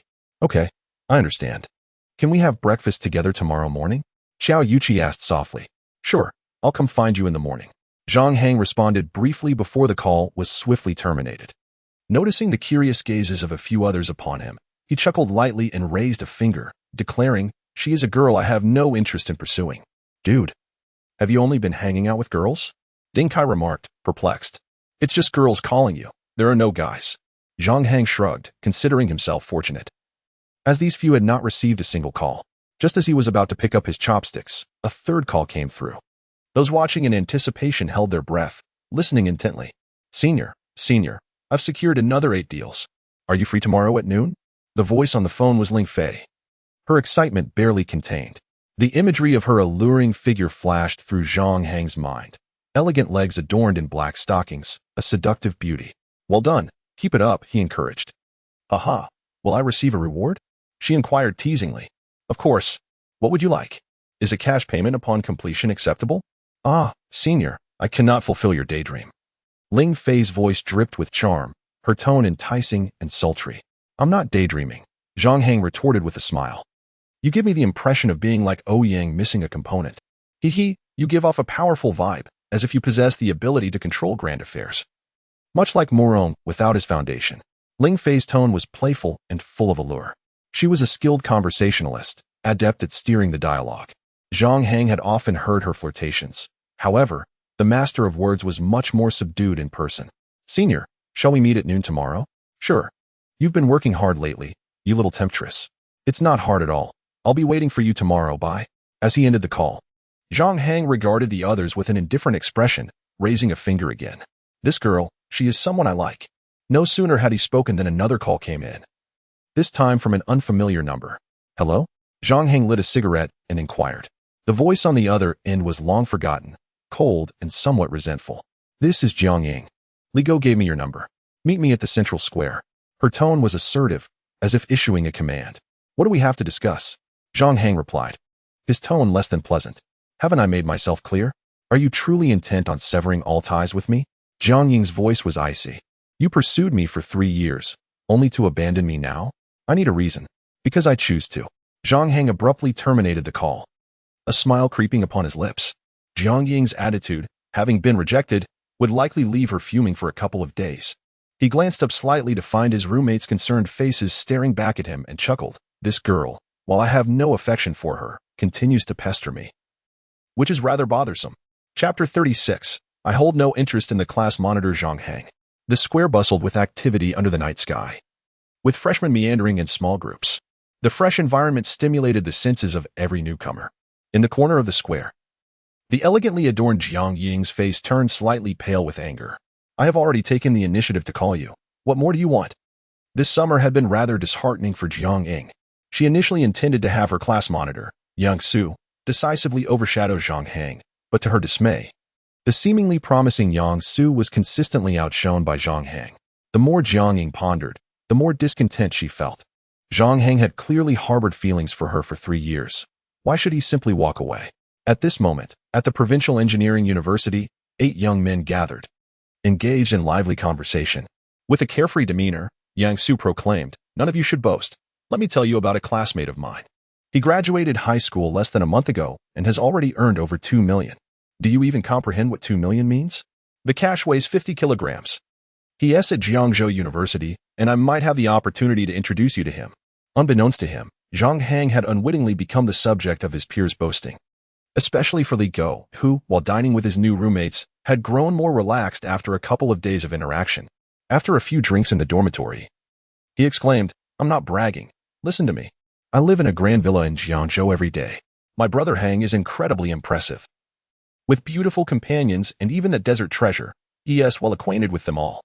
He spoke not of Zhang Hang's specific investments, but rather of the abundance of beauties surrounding him, a fact that Li Go envied most. Following their dinner filled with drinks and conversation, the residents of room 301 began to familiarize themselves with one another. Zhang Hang was particularly warm towards Ding Kai, considering him a good brother from his previous life. Wang Li loved to boast, and Zhang Hang occasionally chimed in, leaving Wang Li with an exceptionally favorable impression of him. Li Dawei, with a shrewd gaze, often seemed wise, a quality perceptible to others. Zhang Hang found himself amused, speaking to Li Dawei the least. However, he was quite impressed by Sun Dong, a well-groomed freshman from a well-off family. "Ding Kai, as the dorm leader, you are responsible for waking everyone up tomorrow. Don't forget," Zhang Hang reminded before settling down for the night. "No problem. Tomorrow, if anyone fails to rise, just watch how I deal with him." Ding Kai responded with enthusiasm.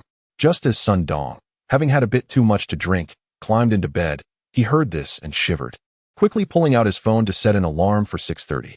As the group retired for the night, Ding Kai extinguished the lights, plunging the room into darkness. The bright moon hung high in the sky, casting its silvery light across the land, illuminating the cluttered dining table in room 301. The scent of alcohol lingered in the air, blending with the deepening night. The river flowed eastward, and the stars twinkled like the Big Dipper. The resounding alarm echoed through room 301, rousing everyone from their slumber. "Hey, it's only 6:30. Let us sleep a bit longer," Li Dawei remarked. Glancing at the time before turning back to his bed, Zhao Xiaodao got up to dress, then headed out to wash up, before starting to tidy the table. As the dormitory leader, Ding Kai felt a sense of responsibility and quickly rose from his bed, glancing at the others who were still asleep.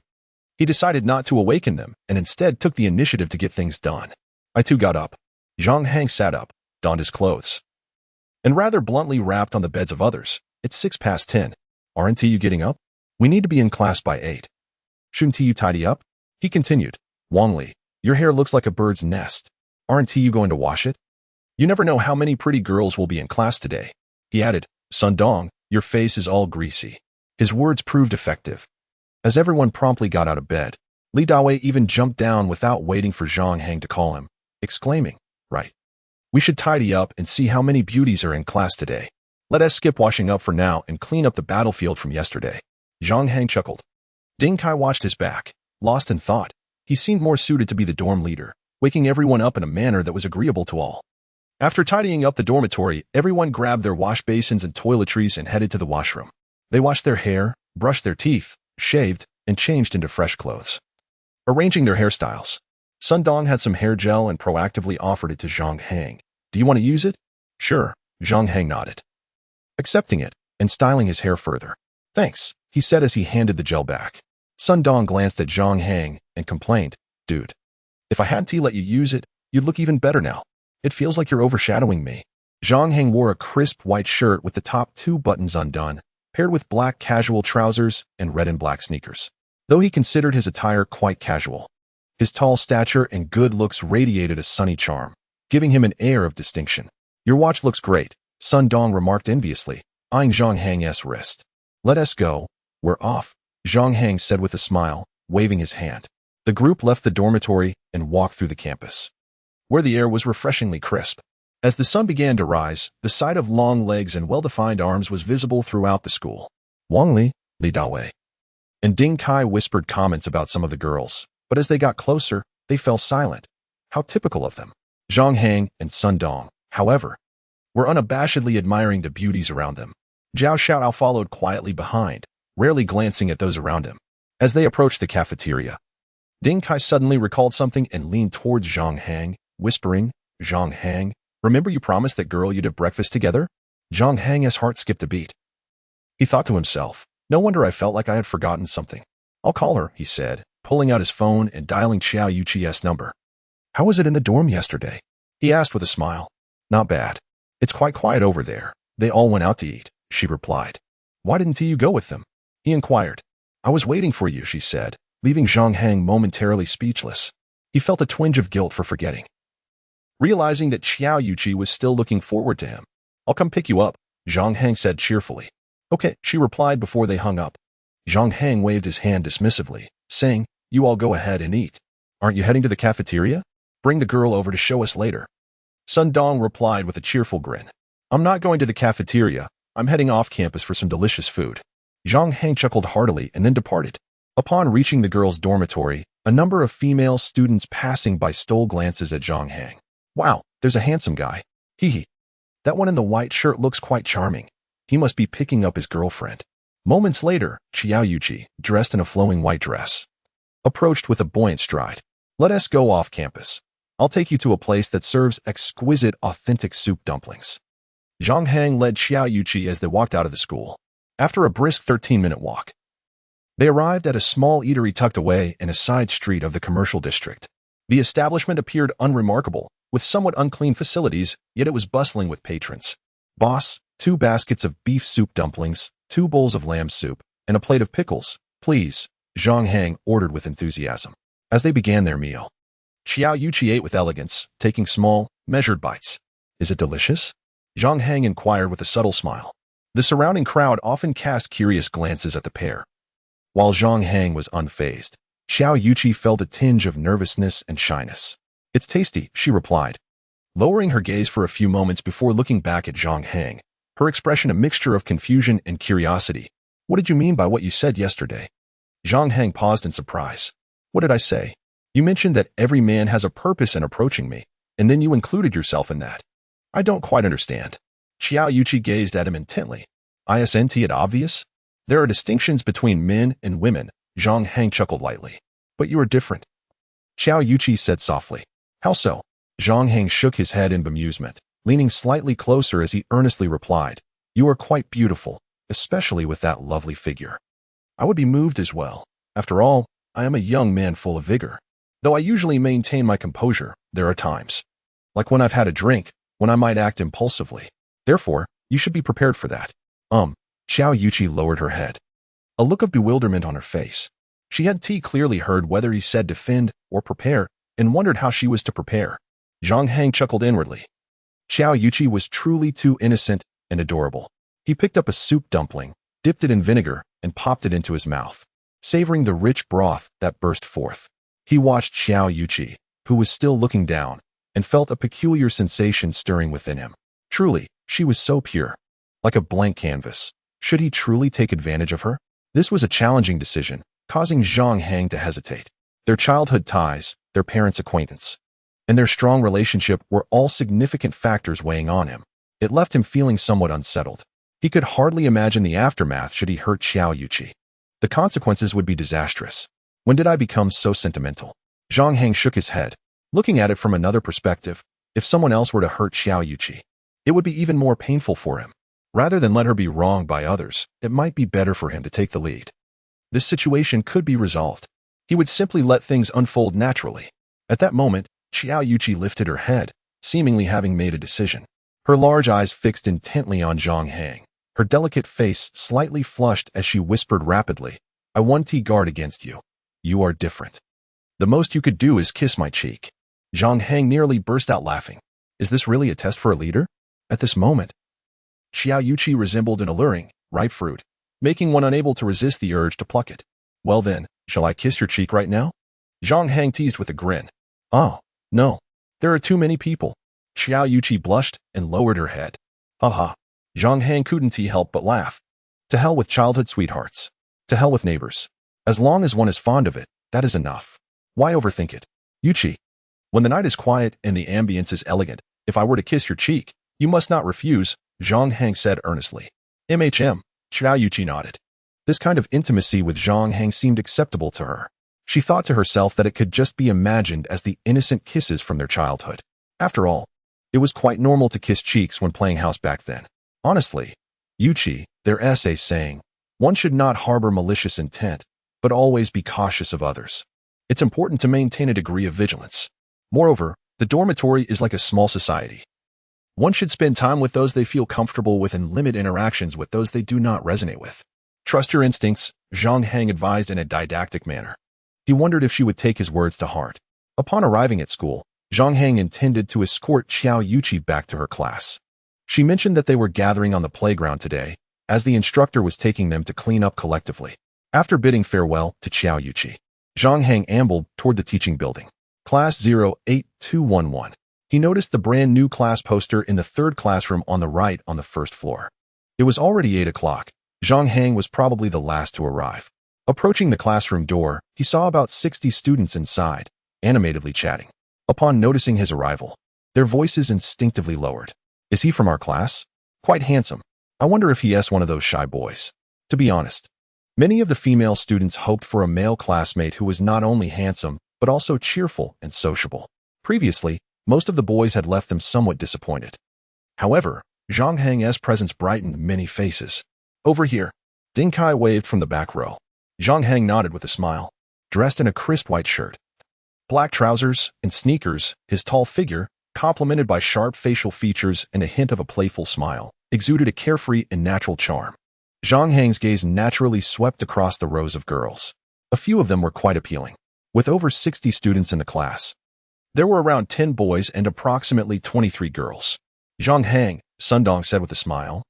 The one in black sitting at the front is Wang Peng from dormitory 307. He wants to be the class monitor and has been seeking support. To be honest, I think you'd be quite suitable. Are you interested in being the class monitor? Li Dawei, Wang Li, Zhao Xiaodao, Ding Kai, and a few others nearby all turned their gazes towards Zhang Hang, uncertain of how he would respond. Oh please, Zhang Hang said disdainfully, his expression one of contempt. Let me clarify, I have no interest in being class monitor. At that moment, a striking figure suddenly appeared at the classroom door. She donned a knee-length dress adorned with white flowers against a black background, her hair elegantly styled in an updo, and she wore delicate sandals. Her features were not merely beautiful. Her elegantly shaped eyebrows, large eyes, and defined nose exuded an air of nobility. The gracefulness of her stride and demeanor suggested a refined and gentle beauty, undoubtedly the most exquisite woman Zhang Hang had ever encountered. Reminiscent of a lady born to command attention in grand settings. I am Liu, she introduced herself, and barring any unforeseen circumstances, I will be your counselor for the upcoming academic year. With a flourish, she inscribed her name on the blackboard, standing upright and gazing ahead. a hint of a smile gracing her lips. Her soft voice, though gentle, carried an undeniable aura of authority. The classroom fell into a profound silence, many captivated by the commanding presence of their counselor. I require a temporary class monitor. Is there anyone willing to step forward? Counselor Liu inquired. I will, came a firm voice, resonating throughout the classroom. All eyes turned toward the source of the declaration, where Zhang Hang, with his upright posture, was slowly rising. What the? Sun Dong's forehead twitched in disbelief. Didn't he just say he had no interest? Now that the counselor is a beauty, he changes his mind. This guy is truly superficial. Chapter 37. I am differently. You smiled warmly, nodding slightly, and gestured for Zhang Hang to come to the front. Under the watchful eyes of his classmates, Zhang Hang confidently approached the podium. Liu stepped aside to allow him to stand at the center. Without needing further prompting from Liu, Zhang Hang surveyed his peers and said with a smile, I am Zhang Hang, the audacious Zhang, from the city of Huqing. Being a temporary class monitor is a challenge for me, and truth be told, I am a rather indecisive student.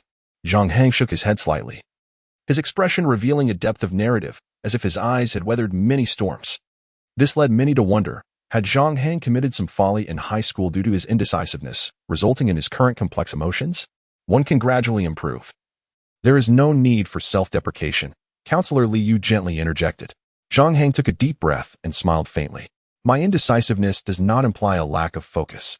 The three hearts refer to a heart of ambition, a heart of tranquility, and a heart of tolerance. Ambition fosters progress. Tranquility allows one to face challenges with a good mindset. And tolerance cultivates humility. Upon hearing this, Liu was momentarily speechless, yet she found herself significantly intrigued by Zhang Hang. The classmates' reactions varied. Sun Dong wore a complicated expression, thinking, damn, Zhang Hang is actually putting on airs up there, while Wang Ping, who was vying for the class monitor position from dorm 307, looked as though he were facing a formidable adversary, secretly pondering, he is a strong competitor for the role. Most of the girls watched with keen interest, captivated by Zhang Hang's optimistic demeanor, and their affection for him grew in an instant. Zhang Hang casually placed his hands on the podium, a faint smile gracing his lips, exuding an aura of confidence. When I speak of dual meanings, I refer to creativity and poetry. We need some social events and group activities to enhance the joy of our university life. For instance, there are too many single boys in our class. It's quite simple. I can help you find female classmates for social gatherings. At this point, he was interrupted by the enthusiastic cheers of the boys. In that moment, Zhang Hang's popularity surged among the male students. Is Zhang Hang from dorm 301? Wow, this guy is quite generous. Haha, social gatherings sound great. At that moment, one of the class monitor's competitors, Wang Ping, wore a more complex expression. Why didn't I think of this? Strengthening bonds among the boys is truly a trump card. It seems I need to ponder other strategies. The instructor, Liu, smiled subtly. Now in university, with hormones running high, she understood, but standing beside him. Was it appropriate for him to speak so openly? Students like him would never lack for female admirers. Liu, appearing around 25 or 26, knew just how much attention a handsome and eloquent person could attract, including from female classmates. Feeling that he had said enough, Zhang Hang began to conclude. In a solemn tone, he stated, there is a saying, if one day I achieve my lofty ambitions, who would dare to mock Huang Chao as unmanly? Everyone has their own dreams. And at this moment, mine is to become the class monitor. I am well aware of the responsibilities and obligations that come with this role. No one is perfect. If I falter, I hope you can be forgiving. If anyone faces difficulties, do not hesitate to reach out to me. Finally, I would like to introduce myself. My name is Zhang Hang. He emphasized his name, leaving a profound impression on the instructor and classmates alike. To Zhang Hang's surprise, the class's ability to cheer was remarkable. As soon as he finished speaking, a chorus of voices erupted from the girls. Arrogant Zhang. The boys quickly joined in, responding with, Hang from Shihang. The atmosphere in the class instantly became lively. Zhang Hang chuckled heartily, standing obediently beside the instructor. Very well, Liu nodded slightly, her gaze sweeping over everyone. From today onward, Zhang Hang will serve as our temporary class monitor. The official class monitor and other positions, including the Youth League secretary, will be elected collectively after military training. I encourage everyone to actively participate in the nominations. Starting tomorrow, we will begin military training. Today, we have only 2 classes. This session is primarily for everyone to get acquainted. In the afternoon at 2 o'clock, We will watch multimedia presentations in class to learn about the culture and history of Jiangzhou University, as well as our school motto and regulations. Zhang Hang. Please distribute these documents. They contain our class schedule and information regarding elective courses. Li Yu's voice was gentle, exuding an air of sophistication. Zhang Hang inwardly teased himself as he handed out the documents, pondering whether she had a boyfriend and, if so, whether she would mind adding another admirer. After distributing the documents from the front rows, Zhang Hang returned to his seat. Zhang Hang, you truly are impressive, speaking so boldly, Ding Kai remarked, giving a thumbs up. Sun Dong nudged Zhang Hang's arm, suggesting that the position of class monitor seemed to be within your easy grasp. Zhang Hang smiled faintly, choosing not to respond. As his gaze lingered on the instructor, Li Yu. After a moment of contemplation, he suddenly recalled an incident from his sophomore year at the Provincial Engineering University, concerning a particularly beautiful female instructor at Jiangzhou University. It was a scandal that left a lasting impression on him. She had become involved with someone else, leading to turmoil when the rightful wife confronted her at the school, ultimately resulting in the instructor's dismissal. Could it be Li Yu? One can never truly know a person's heart. Perhaps she had been deceived in matters of love, as rumors often tend to be exaggerated. Zhang Hang leaned back in his chair, thoughtfully observing Li Yu. Behind him, several male students continued their discussion. Zhang Weiwei is quite attractive. I agree. She is the prettiest in our class. Yu Qing is also nice, though slightly less so than Zhang Weiwei. Haha, but the most stunning is definitely our instructor. She looks like a character stepped right out of a television drama. Indeed, that statement holds merit, they chuckled. In a nearby group of girls, attention was drawn to Zhang Weiwei, who sported a stylish bun and a round, charming face, radiating beauty. Beside her was the oval-faced Yu Qing. Zhang Hang is quite intriguing. Yu Qing whispered. I thought all the boys in our class were rather dull, which was disappointing until I came across Zhang Hang. Do you like him? Zhang Weiwei teased. No, I was just making an offhand comment, Yu Qing replied, playfully pinching her. Lower your voice. I saw Zhang Hang glance your way several times. He might be interested in you. Is that so? Zhang Weiwei straightened her posture, adopting a slightly haughty demeanor. I don't feel anything for him. Who are you talking about? Did you just say Zhang Hang like Zhang Weiwei? A girl behind them interjected with a curious expression. It's quite normal for boys to like Zhang Weiwei. She is beautiful, another girl chimed in. As the conversation progressed, more girls caught wind of the rumor regarding Zhang Hang's affection for Zhang Weiwei. Subsequently, Li Yu instructed everyone to introduce themselves in order of their seating. Wang Peng, seated in the front row, was the second to take the stage. Hello everyone, my name is Wang Peng, and I hail from Gangcheng. Initially, I had intentions of becoming the temporary class monitor, but Zhang Hang beat me to it. Zhang Hang. I hope you won't be upset when I compete for the position, he said, with a smile. I enjoy listening to music and cycling. Since high school, I have taken pleasure in helping my classmates, and I hope to continue this in college. I would appreciate your support. He delivered his speech with flair, earning applause from the audience, although the volume paled in comparison to Zhang Hang's earlier reception. The third male student soon took the stage, a rather reserved individual. Greetings, everyone. My name is Hu Chung, and I am 18 years old. As I enter university, I aspire to become a distinguished individual, or rather, I wish to embody the qualities of a dragon, as my father envisions for me.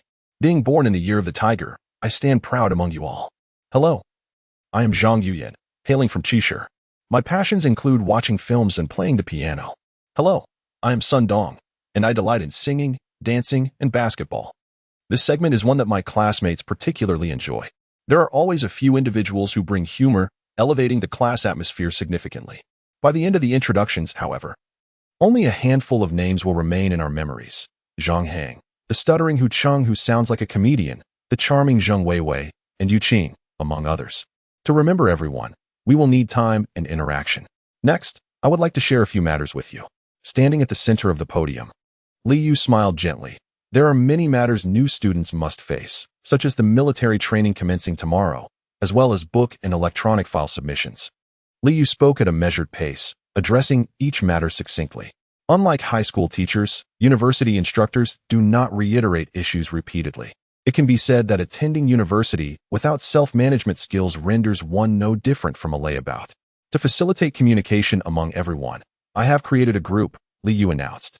Upon hearing this, Zhang Hang raised his hand at an opportune moment. Li Yu cast an appreciative glance his way. The idea of forming a group had crossed her mind when she first arrived, yet the myriad of details to convey had caused her to forget it. She wrote the group number on the blackboard and waved her hand. Students promptly took out their phones to join the group, including Li Yu herself. After joining, Zhang Hang approved the requests and designated Li Yu as the administrator. He then returned to his seat, perusing the personal space of the instructor. Within, he discovered various academic-related photographs. She holds a doctorate in business administration, a doctorate in law, and a doctorate in financial economics. At just 25 years old, she is truly a prodigy. Observing her message board, it was evident that she had many admirers. Some comments were rather amusing, featuring a few sycophants who seemed to engage in petty squabbles, providing quite the entertainment. The content on the message board appeared to have gone unnoticed by Li Yu, as she seemed oblivious to the heated exchanges taking place among her suitors, a rather chaotic spectacle. After some light-hearted conversation with her students, the class was astounded upon learning of Li Yu's age and accomplishments. As the clock approached 10, Li Yu glanced at the time and instructed Zhang Hang, "We will gather as a class at 2 o'clock this afternoon. Before that, please go to the 3rd floor and bring back our military training uniforms." "Absolutely," Zhang Hang replied with a smile and a wave.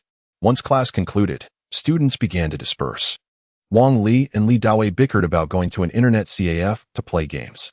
Ding Kai, Sun Dong, and Zhao Xiaotao, eager to fit in, decided to join in on the fun. Zhang Hang hesitated for a moment before shaking his head. "I want to be joining you. You all have fun. I need to step out for a bit, as I have an appointment for lunch." Sun Dong, with an expression of disbelief, remarked, "Isn't it that girl who sweetly called you senior yesterday? Zhang Hang, you're quite the flirt." Ding Kai chuckled. "Hurry off to your date." "All right then." Zhang Hang waved goodbye. Upon leaving campus, he dialed Ling Fei's number. "Xiao Xing'an, I am heading to your company now," Zhang Hang said with a smile. "All right, handsome. We will arrive at the office in 10 minutes, Ling Fei replied cheerfully. After a 10-minute walk, they reached the real estate company, where Zhang Hang was already a familiar face. This time, there were 16 individuals present for the transaction. Ling Fei was dressed in her work attire paired with black stockings, but her hair was styled in glamorous waves, captivating Zhang Hang's heart. Once the contract was signed, Ling Fei settled onto the sofa, sipped some water, sighed contentedly, and then cast a playful glance at Zhang Hang. "Boss, based on my current progress, I should be able to complete the investment in Kaoshan Village by mid-month. Will there be a reward?" Zhang Hang chuckled casually. "I shall reward you with a set of tools for making fire by friction. Would you like that? In person?" Ling Fei's flirtations had diminished significantly. Upon realizing the implication of Zhang Hang's words, she covered her mouth and chuckled softly. After a 5-second pause, she replied leisurely, "Boss, please don't jest. I truly wonder if my legs and your shoulders are fated to meet." Zhang Hang's gaze sharpened slightly as he nodded earnestly. "There is a possibility. What do you think?"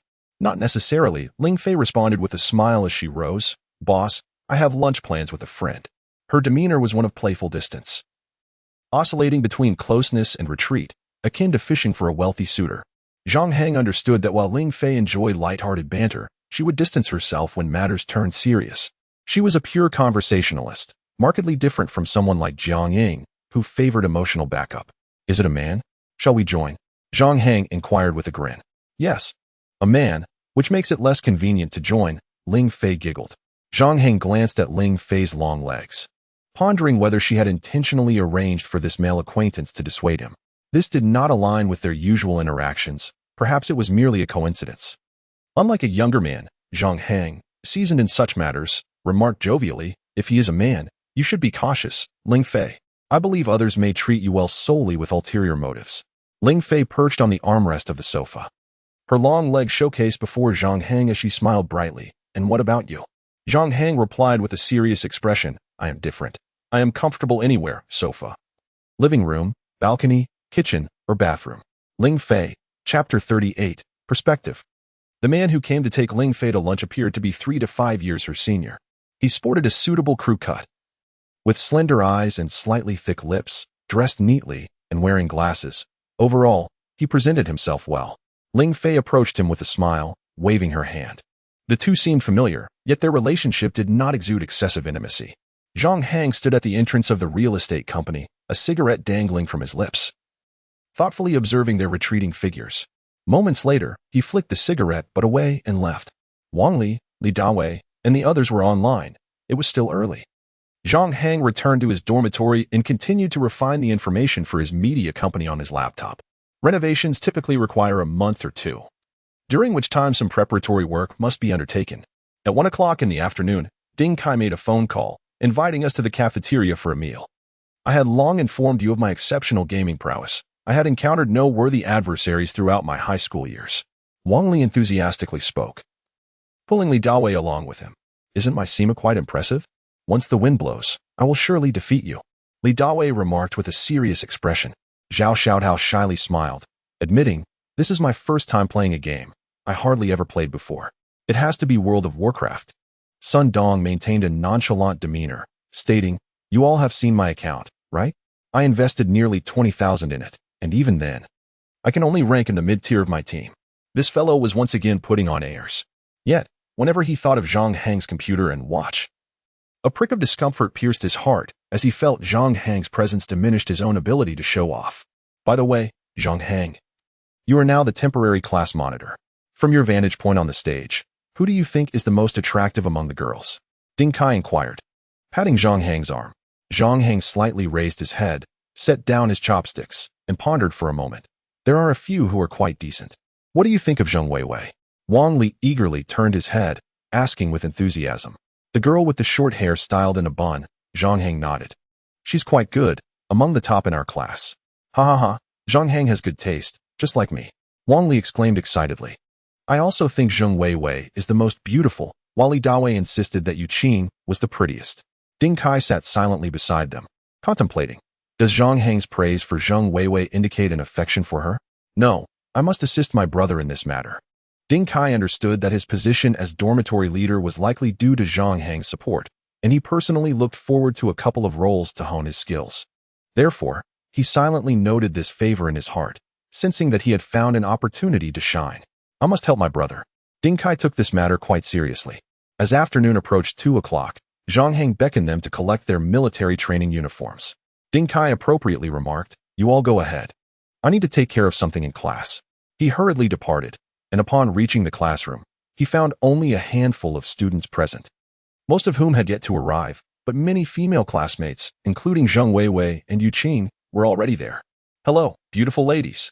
Ding Kai feigned a carefree demeanor. Though his heart raced with anxiety, he quickly approached Zheng Weiwei, standing beside her and smiling. I am Ding Kai from Dormitory 301. Oh, hello. Is there something you need?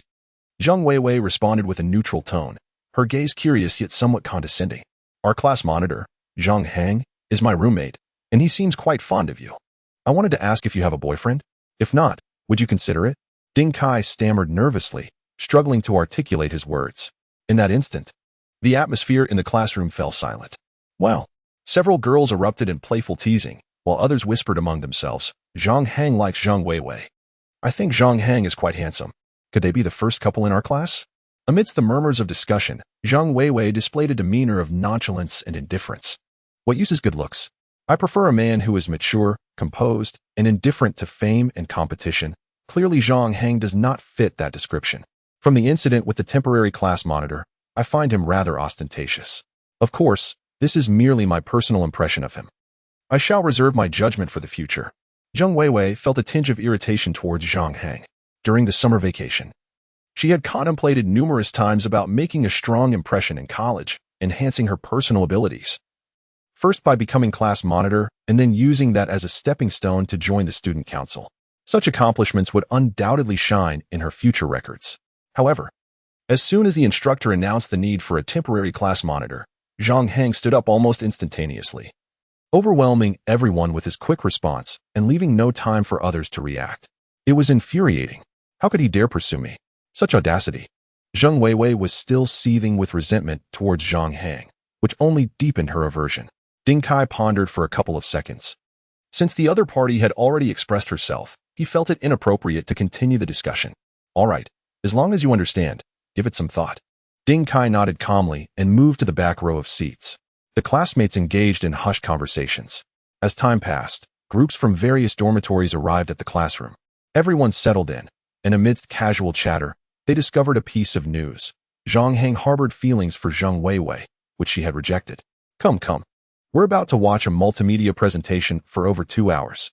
I've brought some water for everyone, announced Wang Peng, along with 2 roommates, distributing several boxes of water. Wang Peng had prepared several strategies to vie for the position of class monitor, and providing water was merely a means to create a favorable impression, with military training lasting about half a month. The real challenge lay in how to communicate and forge closer relationships during this time. Wang Ping, with his prominent brows and large eyes, had a well-proportioned physique and a slightly pointed face, giving him a refined appearance. However, his height of 1.60 m diminished his overall presence. He handed out water, receiving thanks from many along the way, smiling and nodding in acknowledgement. When he reached Zhang Weiwei, his demeanor grew even more enthusiastic. "I heard Zhang Hang likes you." That caught me by surprise. To declare so boldly upon first meeting is quite a feat. "It is his freedom to like me," Zhang Weiwei replied with a composed expression, brushing her hair away from the side of her left face. However, the fact that it has become a topic of discussion among classmates is quite bothersome. Indeed, Wang Peng concurred with the shared sentiment. It's ludicrous for someone to stir up such a commotion in class without even being present. And to confess on the first encounter is rather common. Bang! Ding Kai, sitting not far away, felt a slight flush creep onto his face. He slammed his hand on the table and declared loudly, "Can we refrain from gossiping behind someone's back? If you have the courage, confront him directly." The classroom fell silent instantly, I shifting between Ding Kai and Wang Ping. "What do you mean by that, Ding Kai?" Wang Ping retorted, his tone sharp. "Am I not speaking the truth?" Zhang Hang confessed to Zhang Weiwei at first sight. "Is that not trite? Enough of the bickering." Zhang Weiwei, feeling displeased, rose to her feet and, with a haughty gaze sweeping across the classroom, declared, "I would appreciate it if everyone would cease discussing this matter. I have no desire to hear it. Furthermore, Ding Kai, please contact Zhang Hang and inform him that I wish to have no association with him." Ding Kai, with a clenched fist in silent frustration, nodded and sat back down. "Let it go." Wang Peng waved his hand dismissively. "It's merely a trivial disagreement in class." At that moment, a crisp voice rang out from the entrance. "Is Zhang Hang here? Zhang Hang, please come out." All eyes in the room turned towards the source of the voice. There stood a girl clad in a red plaid jacket and an exceedingly short skirt, revealing her fair legs, complemented by white ankle boots. Her features undoubtedly surpassed those of Zhang Weiwei in beauty. "Jiang Ying, she has arrived." The atmosphere thickened with intrigue as she sought out Zhang Hang, exuding an air of superiority. Many boys in the class could not help but murmur amongst themselves, "Wow, what a stunning beauty. She is far more attractive than anyone in our class. Is she here for Zhang Hang? Could she be his girlfriend? But wait, I heard Zhang Hang likes Zhang Weiwei. Is that news incorrect? I feel embarrassed for Zhang Weiwei. This is too amusing. After all that, it turns out to be a misunderstanding and Zhang Hang's girlfriend is far more beautiful." As the whispers escalated, Jiang Ying grew somewhat impatient, raising her voice slightly. "Does anyone know where Zhang Hang has gone?" At that moment, Zhang Weiwei felt an overwhelming sense of awkwardness. Could Ding Kai's information possibly be false? "Who are you to him?" She found herself unable to refrain from asking. Jiang Ying, noticing a female voice addressing her, felt even more irritated and coldly replied, "What does it have to do with you?" Zhang Weiwei was momentarily rendered speechless. Ding Kai quickly raised his hand. Zhang Hang went to collect his uniform. "He will be here shortly." "All right, thank you," Jiang Ying acknowledged, positioning herself against the wall by the classroom entrance, waiting in silence. The atmosphere in the classroom grew noticeably subdued.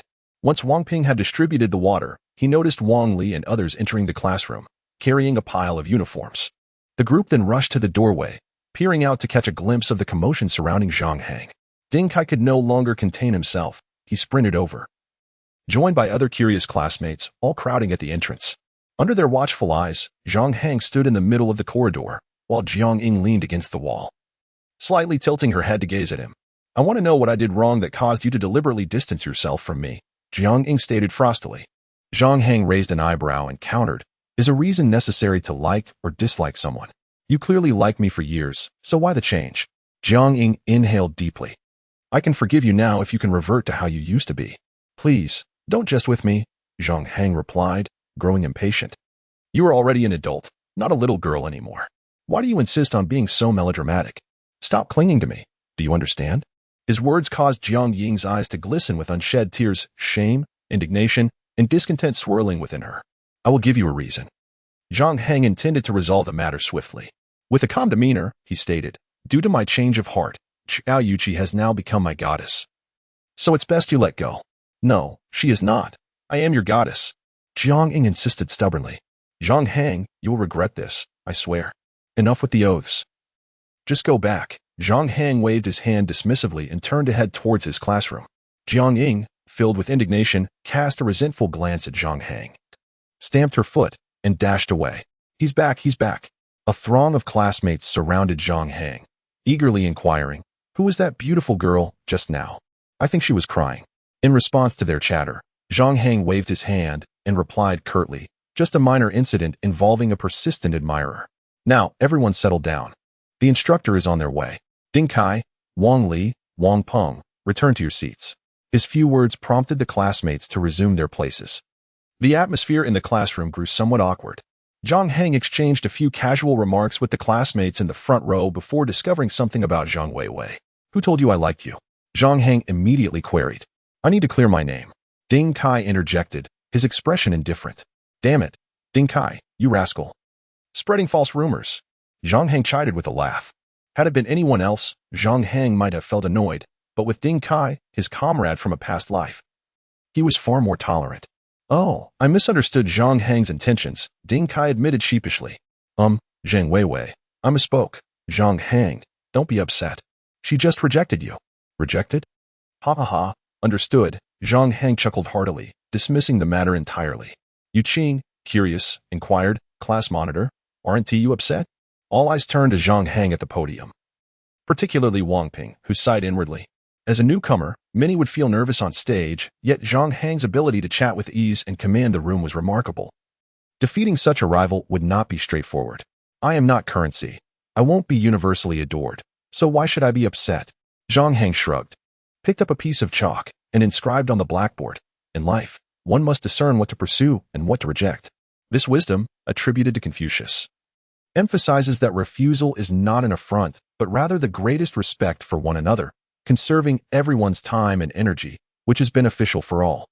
I believe that understanding how to refuse others is indeed the highest form of respect, Zhang Hang declared, creating a tranquil atmosphere within the classroom. Many felt a nostalgic air, reminiscent of high school lectures. His words left Zhang Weiwei momentarily dazed, as her prejudices against Zhang Hang evaporated, replaced by a newfound admiration for his expansive perspective. However, in the next moment, Zhang Hang waved his hand from the podium. Zhang Weiwei, please distribute the uniforms to everyone. Chapter 39, quite charming. You are a decent person. Upon seeing Zhang Weiwei readily ascend the podium, Zhang Hang nodded and remarked, if you are interested in class leadership, this serves as an early adaptation. Although Zhang Weiwei initially felt a twinge of displeasure, Zhang Hang's words reassured her of his discernment regarding her capabilities, leaving no room for self-doubt. Moreover, their instructor, Liu, was already stationed at the classroom entrance.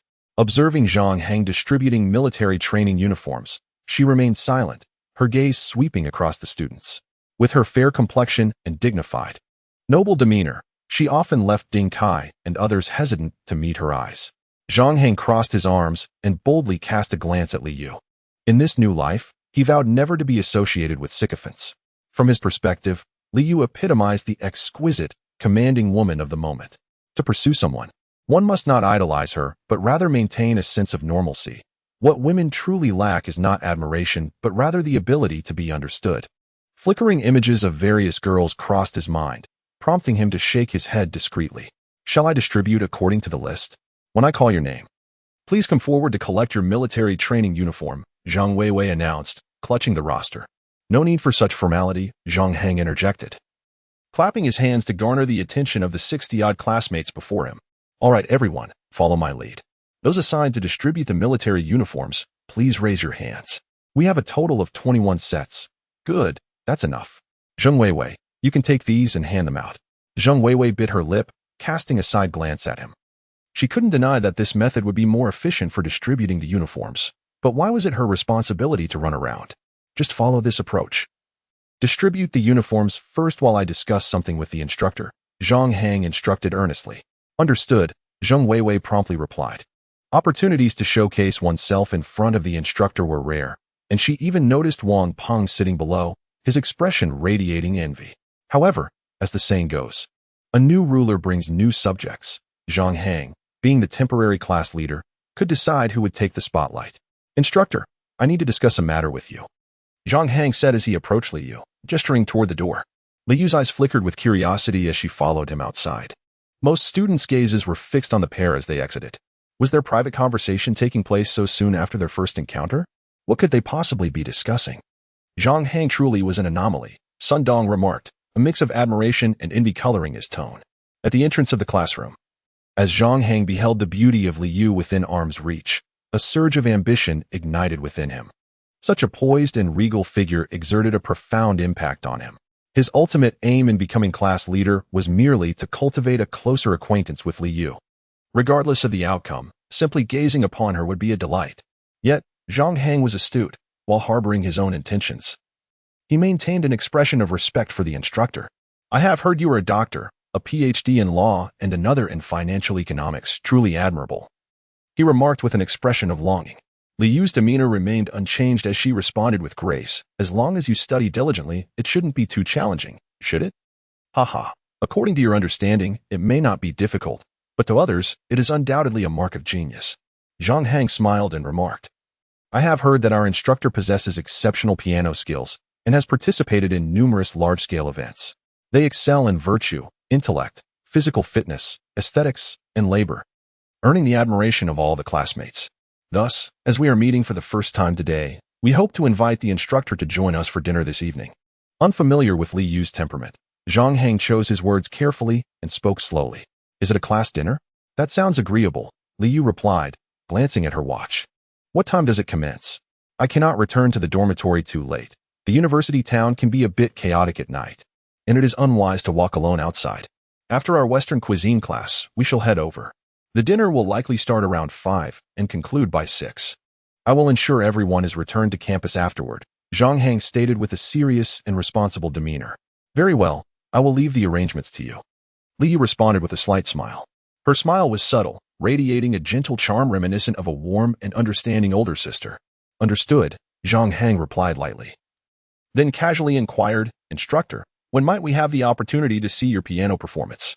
Li Yu paused, her expression momentarily faltering as she hesitated for a couple of seconds before gently shaking her head. Perhaps at a later time. All right, Zhang Hang acknowledged, recognizing from her expression that she undoubtedly had piano performances or similar events coming up. However, given their recent acquaintance, her position as an instructor, and various other factors, she did not intend to disclose this information. Choosing not to dwell on the matter, Zhang Hang led the way into the classroom. Wang Peng, who aspired to be class president, proactively assisted in distributing military training uniforms, displaying an excellent attitude. Zhang Hang scanned the room, observing that each table had a bottle of water, and Wang Peng's area had half a crate remaining. These were merely small tactics to win favor. Zhang Hang found it amusing. Such cleverness could indeed yield results, but what did it matter if they were competent? A formidable background could easily suppress all contenders. The ultimate decision regarding the class president position rested with Li Yu's opinion. By addressing the issue at its source, securing Li Yu's support would suffice. Clapping his hands again, Zhang Hang announced, tomorrow marks the beginning of military training, and our arduous days lie ahead. Therefore, I conferred with the instructor, and after our afternoon activity class, we shall proceed to a restaurant for our class's first group dinner. Instantly, the atmosphere in the classroom became lively. Awesome, a dinner. Where shall we eat? I have a question, class president. A short-haired girl shyly raised her hand. Her cheeks flushed as she asked if we are dining out. Will we need to use class funds? How much do we need to contribute? This question caused Li Yu, who was standing by the door, to shift her expression. She had felt something was amiss earlier, and it dawned on her now that dining out would incur expenses. Haha, we do not have a life committee yet, so we won't collect class fees just yet, Zhang Hang proclaimed, resting his hands on the table, his voice resonant and cheerful. The dinner is my initiative. The instructor is graciously attending at my request, and my classmates are gathering at my invitation. It would be remiss of me not to express my gratitude. Therefore, I shall cover the entire expense for today's gathering. Oh wow, hooray! A chorus of cheers erupted. The majority of attendees appreciated such a generous and carefree individual. Sun Dong rubbed his forehead and muttered, damn, being wealthy allows for such whims. He is truly extravagant, and I suppose I deserve to be overshadowed by him. Ha ha ha. Zhang Hang is indeed quite the character. Ding Kai applauds in admiration. How much does it cost to treat everyone to a meal? It seems rather imprudent. Li Dawei discreetly shakes his head, pondering. With that kind of money, wouldn't it be wiser to buy some clothes for oneself? Zhao Xiao smiles, thinking to himself, if only I could be as carefree as Zhang Hang. This sentiment is one that Li Go often contemplates as well. In no time, Zhang Hang's popularity skyrockets within the class. Wang Ping, seated in the front, feels the veins on his forehead bulging, realizing that compared to Zhang Hang's gesture, his act of buying water for everyone feels rather petty. One must always be cautious of comparisons. Meanwhile, the instructor, Li Yu, observes the lively atmosphere among the students with a faint smile, contemplating. I must ensure that the students do not spend money. I shall pay for dinner in advance tonight. After distributing the uniforms, Zhang Weiwei heads back, her expression somewhat conflicted. Although she previously claimed to disregard Zhang Hang, he now shines with an undeniable brilliance. Most notably, the girls vying for his attention are exceptionally beautiful. Perhaps such a lure is beyond her reach. Even if I cannot become class president, I could still aim for the position of league secretary. Confronted with formidable competition, Zhang Weiwei unconsciously shifts her sights to a different role. Instructor, the uniforms have been distributed. Zhang Hang addresses Li Yu. Oh, very well. Li Yu, momentarily lost in the excitement, realizes her role as the instructor. Approaching the front, she operates the computer, activating the projection equipment to showcase the cultural history of Jiangzhou University. Zhang Hang finds little interest in this. He stands nearby, leaning in to whisper to Li Yu, Instructor, I'm stepping outside to make a phone call and secure a reservation for the private room at the restaurant. All right, Li Yu nods slightly, offering Zhang Hang a gentle smile. Her initial impression of him is exceedingly positive. This marks Li Yu's first experience as an instructor, and prior to entering the classroom, she felt a wave of anxiety, fearing that managing students would be challenging. However, she did not anticipate encountering a student like Zhang Hang, who could assist her so readily. She pays close attention to details, noting Zhang Hang's attire and his ability to coordinate minor tasks, leading her to believe he possesses the charisma to manage the situation effectively. Undoubtedly, with his support, the class will be much easier to oversee. As Li Yu begins to play the video, she settles down beside the students, experiencing the difference between watching as an instructor and as a student. Zhang Hang exits the teaching building, positioning himself by the flower bed on the right side of the entrance. Lighting a Tycoon cigarette and savoring a puff, he exhales a long plume of smoke, squinting thoughtfully at the passers-by. Suddenly, a smile spreads across his face. He retrieves his phone and locates the numbers of several restaurants he had saved earlier. Hello, I would like to reserve a large private room, accommodating 6 tables, with 11 people per table, which should suffice. Zhang Hang is quite familiar with the restaurant, having dined there multiple times in his previous life. The large private room contains 8 tables, ample space for the entire class. As for the menu, he negotiates for 10 dishes per table, with 2 complimentary dishes and 2 boxes of beverages, while alcoholic drinks are at regular prices. These discounts are the result of a few minutes of negotiation on Zhang Hang's part. It's wise to save when possible and spend when necessary. The Western-style class concludes punctually at 10 o'clock. Under the leadership of Zhang Hang, everyone hurriedly exited the classroom, almost as if in units of dormitories. Zhang Hang and Li Yu led the way, walking for 13 minutes until they arrived at the Dingxiang restaurant, renowned for its exceptional stir-fried dishes in the vicinity. In this era, the quality and affordability of the food were commendable, at least in Zhang Hang's eyes. As the group settled down, the majority of the boys occupied one table, while Zhang Hang was flanked on his left by Sun Dong, Wang Li, Li Dawei, Zhao Xiaotao, and Ding Kai. To his right sat the instructor, Li Yu, accompanied by Zhang Weiwei, Yu Qing, and other female classmates. Can you drink beer or liquor, instructor?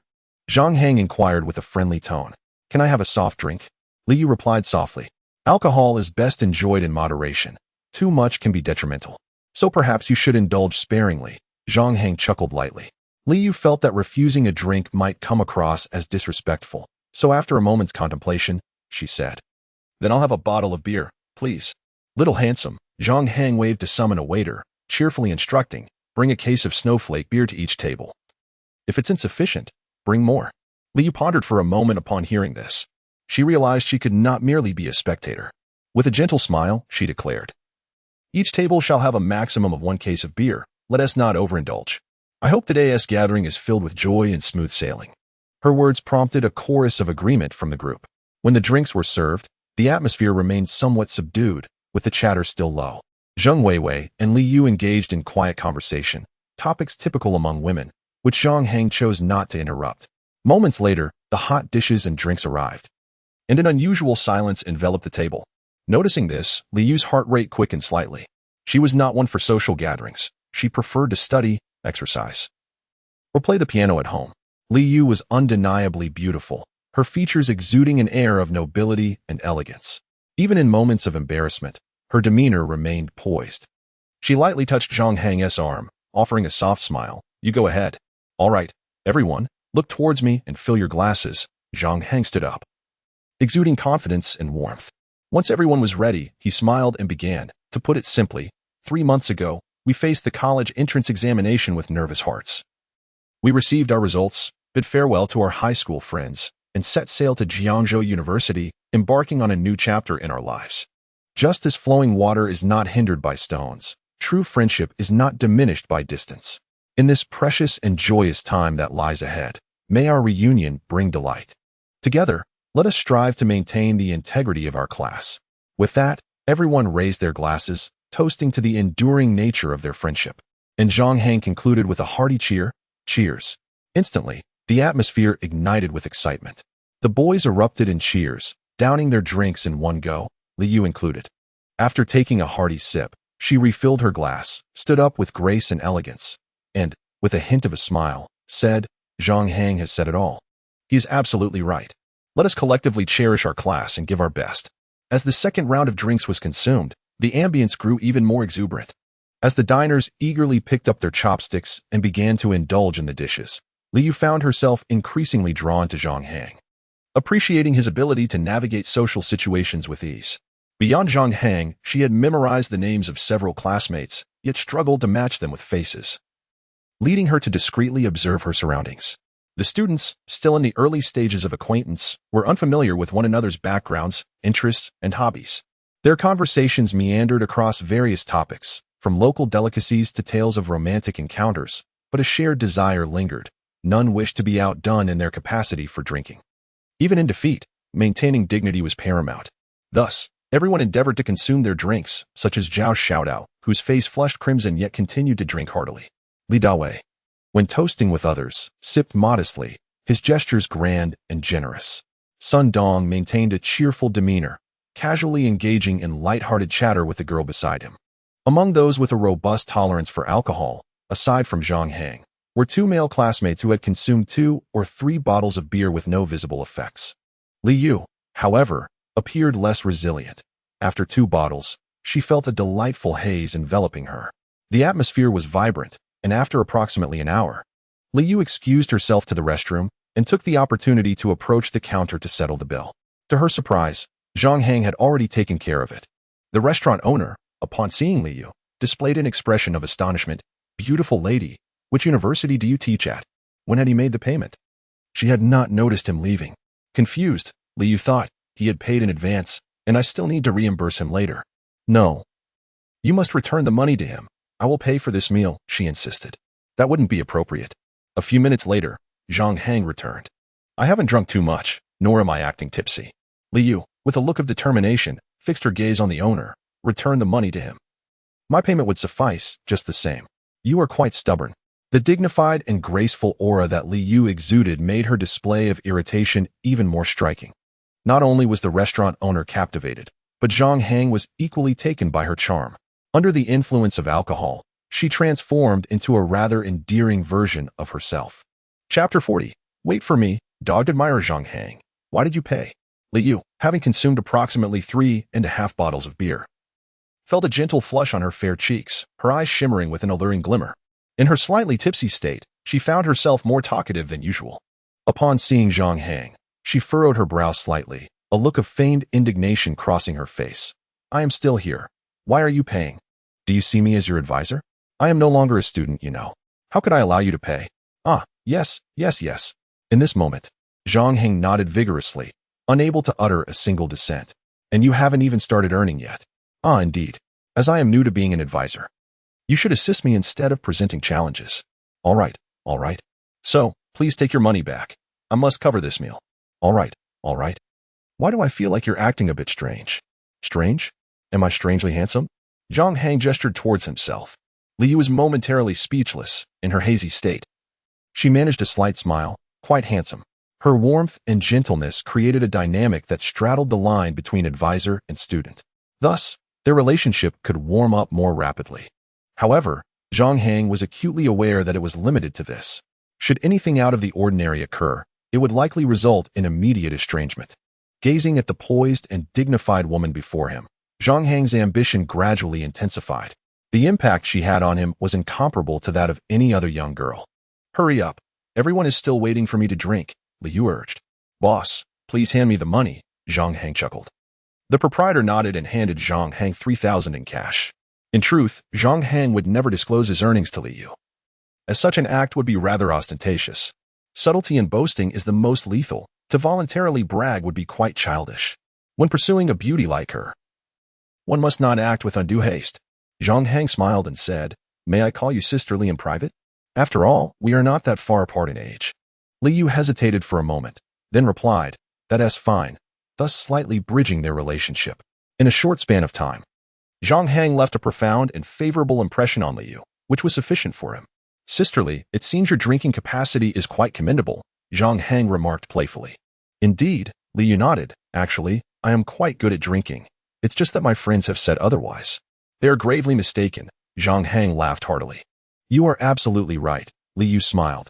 "Next time, I shall drink with them to showcase my true capacity." This left Zhang Hang somewhat speechless. It was evident she was a bit tipsy, taking compliments too seriously. Returning to the dining table, Liu did not mention a word about payment. The classmates assumed Zhang Hang was treating, which significantly increased their fondness for him, allowing him to reap all the benefits. Meanwhile, Liu and Zhang Hang grew noticeably closer, engaging in numerous discussions about daily life, such as cooking and various habits. In truth, Liu sincerely believed that most of her classmates were quite young. Being approximately 6 years their senior, there were many topics she found incomprehensible. Conversely, chatting with Zhang Hang was effortless and relaxed. At 6:30, the gathering concluded. The classmates returned to school, marking a perfect end to the evening as they entered the campus. "Tomorrow's military training begins. Make sure to practice well. If I have time, I will come to check on you," Liu advised Zhang Hang. "Be diligent in managing the class, and call me if anything arises. My friend has come to pick me up, so I must take my leave." "All right," Zhang Hang nodded with a smile, under the watchful eyes of those around. A red Audi sports car pulled up beside Liu. She got into the passenger seat, with the windows on both sides lowered. Zhang Hang squinted, momentarily taken aback. It was Wang Shan, the girlfriend of Brother Ben, who was driving. Were they friends? Zhang Hang narrowed his eyes, watching the car as it moved further away, instinctively pulling out a cigarette and placing it between his lips. Clang. Ding Kai ignited the cigarette for Zhang Hang with a lighter. "Well done, Kai. You certainly know how to handle things." Zhang Hang withdrew his gaze from the distance and burst into hearty laughter. "Well, we must serve our class monitor well," he exclaimed. Ding Kai, with a cheerful demeanor, remarked, "Since we have a class monitor in our dormitory, does that mean we can skip class and surf the internet without worry?" Zhang Hang patted his chest confidently. "With me around, feel free." "Ha, that's the spirit." Ding Kai playfully slapped Zhang Hang on the back, embodying the camaraderie of good friends. Sun Dong, standing nearby, smirked and said, "I believe in Zhang Hang's abilities. He could turn black into white with his persuasive skills." "What do you mean by persuasion?" "Zhang Hang only speaks the truth," Ding Kai jested. "Keep slandering him, and see what happens." Sun Dong's expression turned serious for a moment. Before he chuckled, "I was just joking. Zhang Hang is undoubtedly an honest person." As they strolled through the bustling campus, smoking, the sun dipped in the west, casting a warm golden glow across the land. A gentle breeze rustled the trees, and leaves gracefully descended. Autumn had arrived. Zhang Hang mused. Seasons change swiftly. Time flows like a shuttle. Walking alongside the basketball court, he watched groups of people passionately playing basketball. Wang Li suggested from a distance, "Shall we go play some billiards?" "Forget billiards. Let's go back and play cards." "I've already made plans with the guys from dorm 302, replied Li Dawei, excitement evident on his face. Zhang Hang shook his head slightly. Just then, his phone rang. It was a call from Shin Qingru. "Little niece, what's the matter?" Zhang Hang answered with a smile. "You worthless piece of trash. If I don't reach out, you want to contact me on your own. Have you nearly forgotten me?" Shin Qingru's tone was sharp. "Speak plainly. If there's nothing, I'll hang up," Zhang Hang retorted, slightly annoyed. He. "Uncle, I just missed you." Shin Qingru quickly changed her tone to a sweet, coy one. "You haven't forgotten the promise you made, have you?" "Forgotten?" Zhang Hang teased. You, Shinchingru exclaimed. Her teeth clenched in frustration. You promised to check in at the company every week. Have you forgotten that? I truly forgot, he replied. Goodness, the world is vast. But nothing is as large as your forgetfulness. You'll end up with dementia at this rate. Let's not dwell on that. The crux is that I simply lack the intention. Zhang Hang's attitude suggested he was reluctant to visit the company. Shinchingru, feeling slightly defeated, softened her tone. You promised me. Shall we go take a look tomorrow? We need to supervise things. I probably won't have time tomorrow, Zhang Hang replied. Don't push me, or I'll have to tell my dad about this. And your fate will be sealed. Well, time is like a sponge. Squeeze it, and you will find some. What time shall we meet tomorrow? Humph. After military training. And by the way, my dad has helped arrange some recruitment information. Many people have applied. We can check it out together. Let us say 6 p.m.? All right. Let us go see, Zhang Hang nodded. The recruitment matter was handled by Brother Ben, and currently, it was aligned with Zhang Hang's vision to first recruit a photography team, followed by post-production and a few streamers. The company needed to be developed step by step, and Zhang Hang was well aware of the sequence he envisioned. However, as it involved many intricate details, he was also in the process of learning and exploring. I am about to head out for a gathering. Would you care to join? There will be some lovely ladies. How many? I am one of them. I shall not attend. You foul creature. Zhang Hang had no intention of continuing the conversation and promptly hung up the phone. He could easily envision the scowl on Shun Qingrou's face at that moment, and a smile involuntarily crept across his lips. This girl will likely be annoyed for a while. Meanwhile, in Xiao Yuqi's dormitory, she entered holding a thick book borrowed from the library. 3 roommates were present, one of whom was changing into a beautiful beige long dress, clearly preparing for a date. Xiao Yuqi recalled Zhang Hang's advice to maintain a friendly demeanor and to smile towards her roommates. She raised the corners of her mouth, attempting a forced smile. Please, Yuqi. If you don't want to smile, you needn't. I understand, said the girl in the beige dress, amusement evident on her face. Xiao Yuqi nodded. I am merely concerned that you all might perceive me as aloof. Hey, you're not aloof. You're just a naive sweetheart, commented a lazy blonde girl lounging on the bed. I am not naive. Thank you, Xiao Yuqi weakly retorted. A plump girl sitting on her bed, enjoying some grilled cold noodles, chimed in with a cheerful demeanor. Naive sweethearts simply lack worldly experience. It doesn't mean you are foolish. Haha. The blonde girl turned to the now-dressed roommate, Xiao Shuang. Look how innocent Yuqi is. Why not take her along to the gathering? It would be good for her to experience the world. Xiao Shuang, known as Wang Xiao Shuang and also part of the foreign languages department, was genuinely surprised when she first met Xiao Yuqi. Realizing that all the girls Zhang Hang associated with were remarkably beautiful, due to her good rapport with Shinchingru and Zhang Hang's friendship with both, Wang Xiaoshuang actively sought to befriend Xiao Yuqi. After just a day or two of interaction, she felt a stirring in her heart, perceiving Xiao Yuqi as pure and unblemished, akin to a blank canvas. In Zhang Hang's presence, she truly embodied the essence of a naive sweetheart. Wang Xiaoshuang sighed inwardly and suggested, Yuqi, how about I take you along? I could introduce you to a friend. I shall not go. Have you had dinner yet? The blonde girl inquired. Not yet. I am not hungry. Are you perhaps waiting for Zhang Hang? Wang Xiaoshuang asked earnestly. Xiao Yuqi turned aside, returning to her chair in silence. Alas, Wang Xiaoshuang sighed. I have yet to see him reach out to you. Yuqi, you must cultivate your own life. Xiao Yuqi replied softly. My life is thus: reading, studying, eating, sleeping. Devoid of entertainment and rarely socializing, simple and uncomplicated. I need to make a trip to the supermarket. Feeling a craving for potato chips. Xiao Yuqi ventured to the supermarket on the commercial street outside the campus. Wang Xiaoshuang accompanied her until they reached a restaurant, where they parted ways. Upon arriving at the supermarket, Xiao Yuqi picked up several bags of chips and wandered aimlessly, her curiosity piqued. What could he be preoccupied with? Ding. Speak of the devil. Zhang Hang happened to call at that moment. Xiao Yuqi's eyes brightened, and a faint smile graced her lips. Yuqi, are you adjusting well to dorm life? How does it feel? It's fine. Your surroundings sound rather chaotic. Are you not in your dorm? I'm at the supermarket. Oh, I went to the supermarket with my roommate. No, I am alone. They had nothing to purchase. Upon hearing this, Zhang Hang furrowed his brow, a hint of melancholy in his voice as he exclaimed, Do you not realize that wandering outside alone is unsafe? There are many delinquents around the university town. How could you venture out by yourself? Which supermarket are you at? Wait for me inside. Why are you being so fierce? I'm at the Little Moon supermarket, Chiao Yuchi pouted, feeling a mix of grievance and anticipation. Zhang Hang quickly ended the call and strode out of the dormitory. Meanwhile, at the restaurant where Wang Xiaoshuang was seated, she occupied a window-side table opposite Shen Qingru and Jiang Ying. The trio of the Goddess Alliance had gathered. Xiao, you are truly beautiful. Even I, as a girl, admire you, Jiang Ying complimented. She envied Shen Qingru's attire, adorned with designer brands, and a stunning Chanel handbag that exuded elegance. Thank you. You are beautiful too. Shen Qingru replied with a serene smile. Let us order. They opted for grilled meat, and after placing their order, Jiang Ying's gaze drifted outside, her eyes reflecting a blend of melancholy and indignation. Taking a deep breath, she let out a heavy sigh. What troubles you? Wang Xiaoshuang inquired with genuine concern.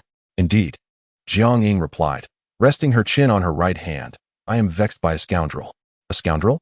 What transpired? Shen Qingru leaned back in her chair, intrigued. There is a boy who has pursued me since our first year of high school. He would shower me with gifts during holidays and prepare surprises every now and then. I was too interested in a relationship during high school, so I never accepted him, yet I gave him hope without explicitly rejecting him. Jiang Ying began recounting her tale, which lasted a full 10 minutes. As she concluded, Jiang Ying rolled her eyes dramatically. The most infuriating part is that he could just abandon me whenever he pleases.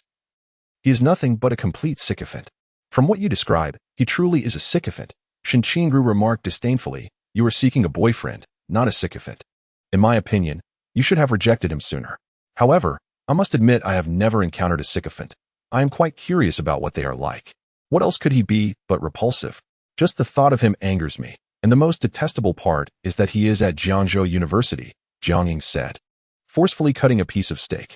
He is our alumnus, Wang Xiaoshuang consoled. Xiao Ying, harboring anger only burdens yourself. Do not let this matter affect you. Gather your spirits and strive to thrive, so that he may one day look up to you. By the way, what is his name? Perhaps he is my classmate. His name is Zhang Hang, Jiang Ying replied. Suddenly, the atmosphere grew silent. Shen Qingru chuckled. What a coincidence. I know a friend named Zhang Hang who also attends your university. Wang Xiaoshuang felt it unlikely to be mere coincidence and promptly asked. You cannot be referring to Zhang Hang from the business administration department, can you? Do you know him? Jiang Ying's expression became peculiar. Suddenly, she caught a glimpse of a man in a white shirt passing by the entrance and pointed at him. Immediately, Shen Qingru turned her head and indeed spotted Zhang Hang. Wow! Shen Qingru exclaimed, as if she had discovered a new continent. She was brimming with enthusiasm. Without a greeting or any belongings, she immediately sprang up and dashed outside, calling out at the entrance. Hey, you love-struck fool, wait for me. Chapter 41. I truly did not share a room with a female classmate love-struck fool. Wait for me. Zhang Hang heard the call coming from behind. A voice somewhat familiar, yet the content was rather unbearable. He had no intention of turning back and continued to stride forward. Zhang Hang, wait for me. Only then did he come to a halt, turning around, perplexed as he regarded Shen Qingru. As she approached, her breathing slightly hastened. Her stunning beauty drew the attention of passers-by, who frequently glanced at the two. Why do I keep seeing you everywhere? Zhang Hang remarked with a hint of disdain. What? Are you annoyed by me? Shen Qingru immediately flared up. Not at all. I fear my handsomeness might have captivated you, he retorted with a smirk. Ugh, narcissistic fool. Hey. Zhang Hang, you are such a love-struck fool. Shen Qingru exclaimed with excitement and fervor. Why don't you shower me with affection? The term love-struck fool altered the expressions of those around Zhang Hang. What kind of outrageous words are these? His face twitched. In broad daylight. To be called to lick her, what kind of quirk is this? Don't play dumb with me. Shen Qingru believed she had uncovered Zhang Hang's weakness. Crossing her arms with a gleam in her eyes, when you were in high school, you pursued a girl, right? Yes, I mentioned it to you last time. Zhang Hang replied casually.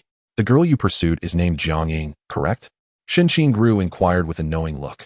Oh, so you two have met. Zhang Hang replied with a smile. In terms of cunning, Shen Qingru was no match for Zhang Hang. Within an instant, he grasped the situation. In his previous life, Shen Qingru had toyed with his feelings, likely due to her acquaintance with Jiang Ying. Had I not met her, I would have never known you were a love-struck fool. Zhang Hang, don't pretend with me anymore. You have already revealed yourself, Shen Qingru declared triumphantly. Haha. Zhang Hang raised his hand and playfully tapped her on the head, understanding me through others' words. Is your head merely for height? Ouch. Shen Qingru clutched her forehead. baring her teeth. Don't make me bite you. All right. I have things to attend to. I shall be leaving. Zhang Hang waved his hand, intending to depart. Don't go just yet. Xin Qingru grabbed his hand, huffing as she said, I just want to ask you. Jiangning surely did not lie, right? Answer me this question, and I will let you go. Zhang Hang paused for a moment, then nodded earnestly. What she said is true. I did pursue her in the past. Calling me a love-struck fool is fair, but I am not the same now. What is different? Xin Qingru asked curiously. Zhang Hang raised his hand, ruffled her hair, and said earnestly, I am no longer a love-struck fool. I am about to undergo military training. So you may now refer to me as a military dog. With that, Zhang Hang chuckled lightly and turned to leave. Huh. Xin Qingru stood there in a daze for several seconds, then puffed out her cheeks, stamped her foot, and muttered in dissatisfaction, that annoying Zhang Hang. Playing tricks on me again. She then hurried back to the dining hall. What were you doing? Was it really him? Wang Xiaoshuang asked. How did you two meet? Jiang Ying inquired. We met by chance, Xin Qingru replied with a scoff. In any case, I think Zhang Hang is nothing but a pile of rubbish. You are absolutely correct. Jiang Ying nodded emphatically. He truly is inadequate, lacking in vision and capability. Jiang Ying harbored resentment towards Zhang Hang, and her lips could hardly utter anything commendable. However, as Xin Qingru listened to Jiang Ying's litany of complaints against Zhang Hang, her curiosity about his romantic endeavors piqued, prompting her to ask further. How did Zhang Hang pursue you? Share some insights with me. How did he behave as a sycophant? I've never encountered such a person before. Jiang Ying, do enlighten us about Zhang Hang. Their conversation flowed seamlessly, with Xin Qingru and Jiang Ying engrossed in dialogue, scarcely touching their meals. Meanwhile, Wang Xiaoshuang contemplated a curious matter. Given that Xiao Yuqi was undeniably more beautiful than Jiang Ying, why did Zhang Hang pursue Jiang Ying instead? It was perplexing and likely a result of Jiang Ying exaggerating the situation. Judging by Jiang Ying's attitude, it seemed she cared for Zhang Hang, and Xin Qingru's keen interest in him suggested she might be oblivious to her own feelings. Presently, Yuqi was entangled with 3 individuals, including Zhang Hang. Who exactly was Zhang Hang? Wang Xiaoshuang felt a stir of curiosity towards him as well. During the dinner gathering, Xin Qingru and Jiang Ying engaged in lively conversation, each consuming 2 bottles of mineral water to quench their thirst. By 8:30 p.m., upon returning to the dormitory, Wang Xiaoshuang received a call from Xiao Yuqi. Xiaoshuang, I'm not coming back tonight. I'm staying at a hotel. Wang Xiaoshuang's pupils dilated in shock. What did you say? She quickly exited the dormitory, moving to a quieter spot. Lowering her voice, Xiao Yuqi, isn't this inappropriate? Who are you with out there? Zhang Hang, are you two going to a hotel room? Yes. Oh my goodness, Yuqi. Be careful. Okay, thanks. In a state of astonishment and disbelief, Wang Xiaoshuang returned to the dormitory and said to the others, Yuqi isn't coming back tonight. It seems she's out with a friend, but I'm not sure of the details. Meanwhile, 2 hours earlier, when Zhang Hang arrived at the Little Moon supermarket, Xiao Yuqi stood at the entrance, carrying several bags of snacks, and smiling as she waved at him. Her innocent yet striking appearance softened Zhang Hang's gaze involuntarily. However, as he approached, he playfully pinched her cheek. You can't come out alone next time, understand? Okay, but what if there's no one to accompany me? Xiao Yuqi murmured. Aren't I here? Zhang Hang replied with a hint of irritation. I told you before, if you need anything, just call me. Although I'm the temporary class monitor and might be busy, I will always make time for you. Do you comprehend? Xiao Yuqi nodded, feeling a warm sensation in her heart for reasons unknown. Let me take you for a stroll. The commercial street is quite vibrant, Zhang Hang proposed with a smile. All right. Xiao Yuqi agreed, and the two walked side by side, aimlessly meandering down the street. The sun's afterglow gradually fades in the west. As the silent night quietly spreads its wings, Zhang Hang glances up at the crescent moon, lost in contemplation. Time flows like a song, its melodious strains brushing past each tranquil evening. The winds of the mundane world carry a serene weariness, stirring the dormant strings of his heart. Much like the girl beside him, every moment spent with her brings a sense of calm to Zhang Hang, a feeling he cherishes deeply. Yuqing, he calls. Yes? There's a cinema over there. Shall I take you to see a movie? Sure, but the dorm closes at 9:30. Is there still time? We're probably too late. So let us not return. We can stay at a hotel, he replies with a smile. He simply wishes to bring some joy to Xiao Yuqing. She does not hesitate, her expression naturally responding, all right, I trust your judgment. Had it been a more discerning girl in this situation, she would have been quite flustered. However, Xiao Yuqing remains oblivious. treating it as if it were just another family stay at a hotel with Zhang Hang a few days prior. Let me inform Uncle Qiao, so he can notify the instructor. That way, you need not worry about taking leave. Also, call your roommates to ease their concerns, Zhang Hang arranges. A quick call is made to Qiao Liang. The advantage of childhood friends lies in their familiarity. Qiao Liang promptly contacts the instructor to request leave. Zhang Hang, however, is indifferent, choosing not to request leave for himself. After hanging up, he lights a cigarette while Qiao Yuqing speaks with her roommates, puzzled by their exaggerated reactions. Upon arriving at the cinema, they purchase 2 tickets for Kung Fu Panda. The evening audience consists mostly of couples, enjoying snacks while watching the film. As the clock unknowingly ticks to 10:30, Qiao Yuqing revels in the fun, her face adorned with a sweet smile as they exit the cinema. Let us book 2 rooms at the hotel first and grab some barbecue to take back, Zhang Hang orchestrates. At the nearby hotel, he reserves 2 double rooms. The staff exchange curious glances at the sight of a couple checking into 2 rooms. You wait for me in the room. Zhang Hang instructs Qiao Yuqing before heading to the barbecue shop alone. After returning upstairs, they begin their late-night feast in Qiao Yuqing's room. Come, join me for a drink.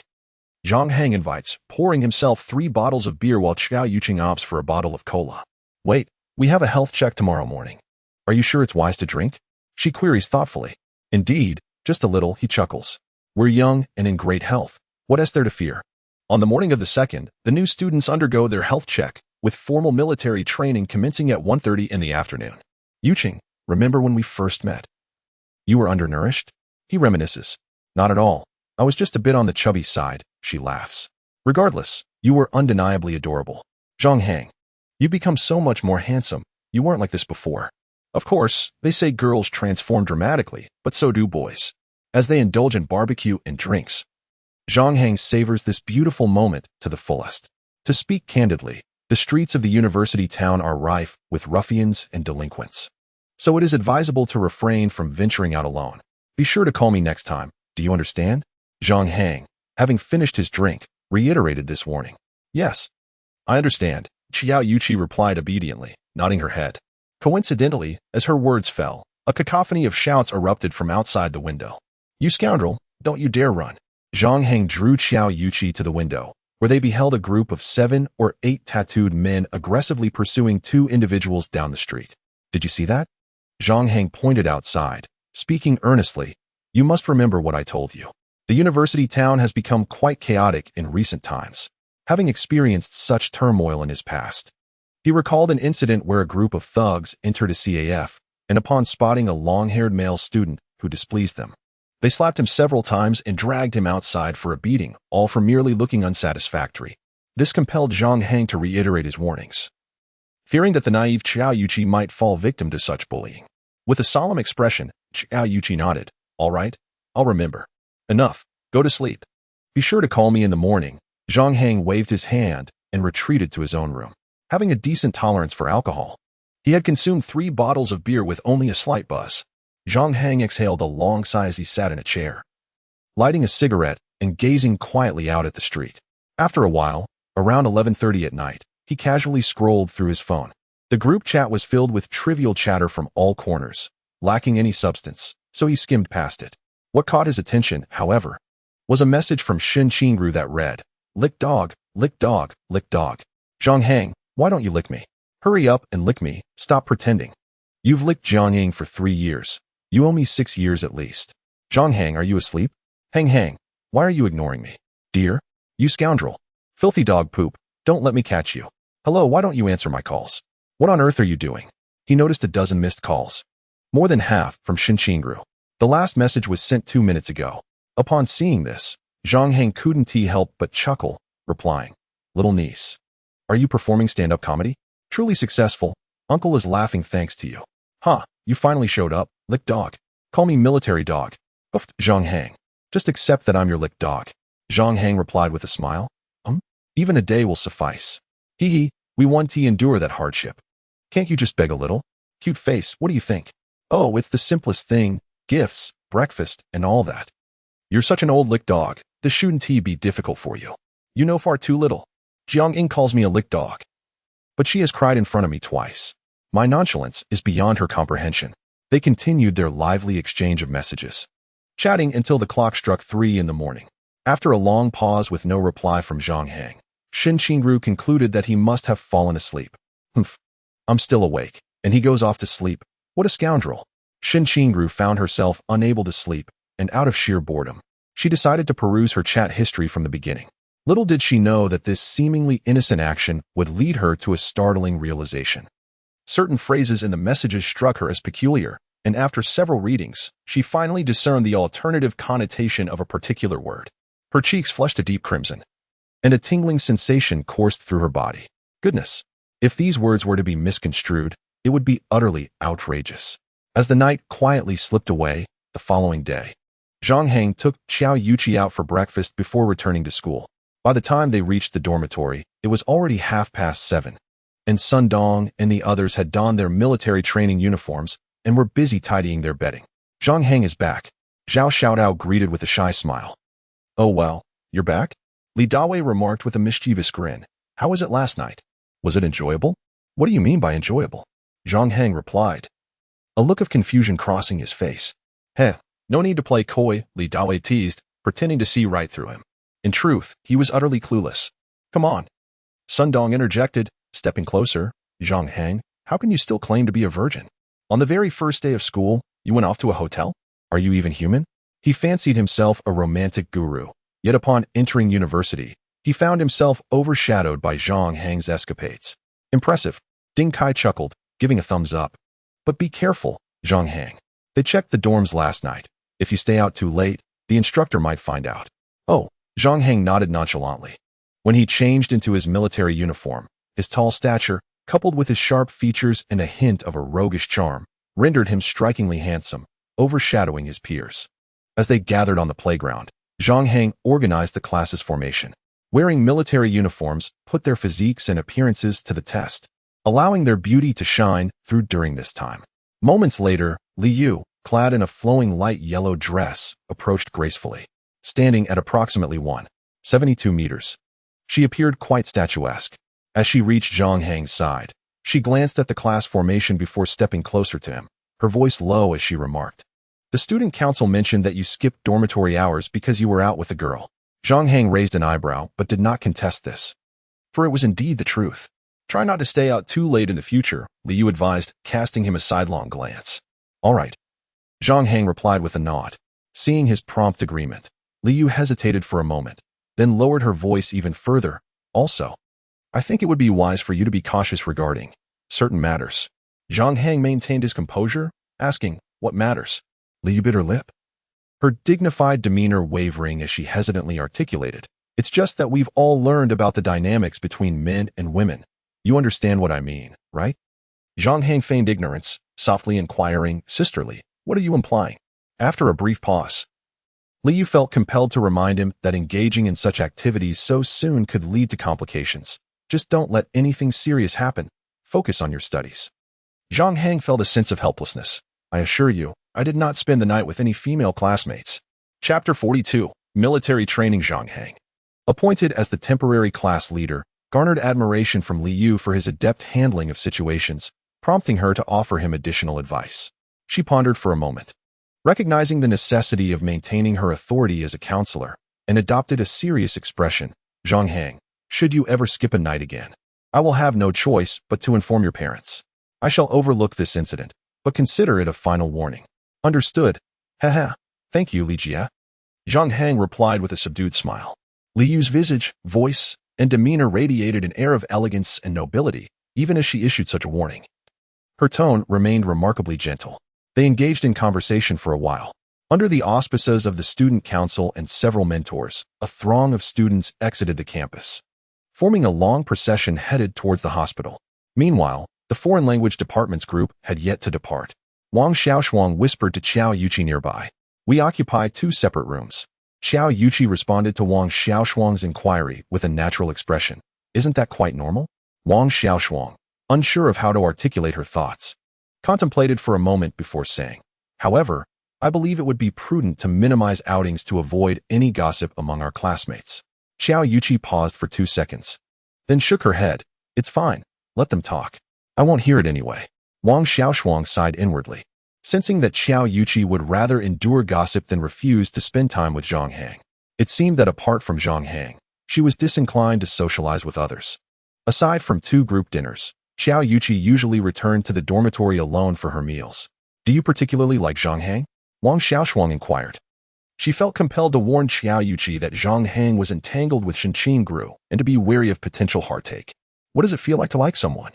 Xiao Yuqi asked, her eyes reflecting confusion. Liking someone is, well, I can't quite articulate it. It's just a special feeling, Wang Xiaoshuang responded with a huff. Have you ever liked anyone? Xiao Yuqi pressed.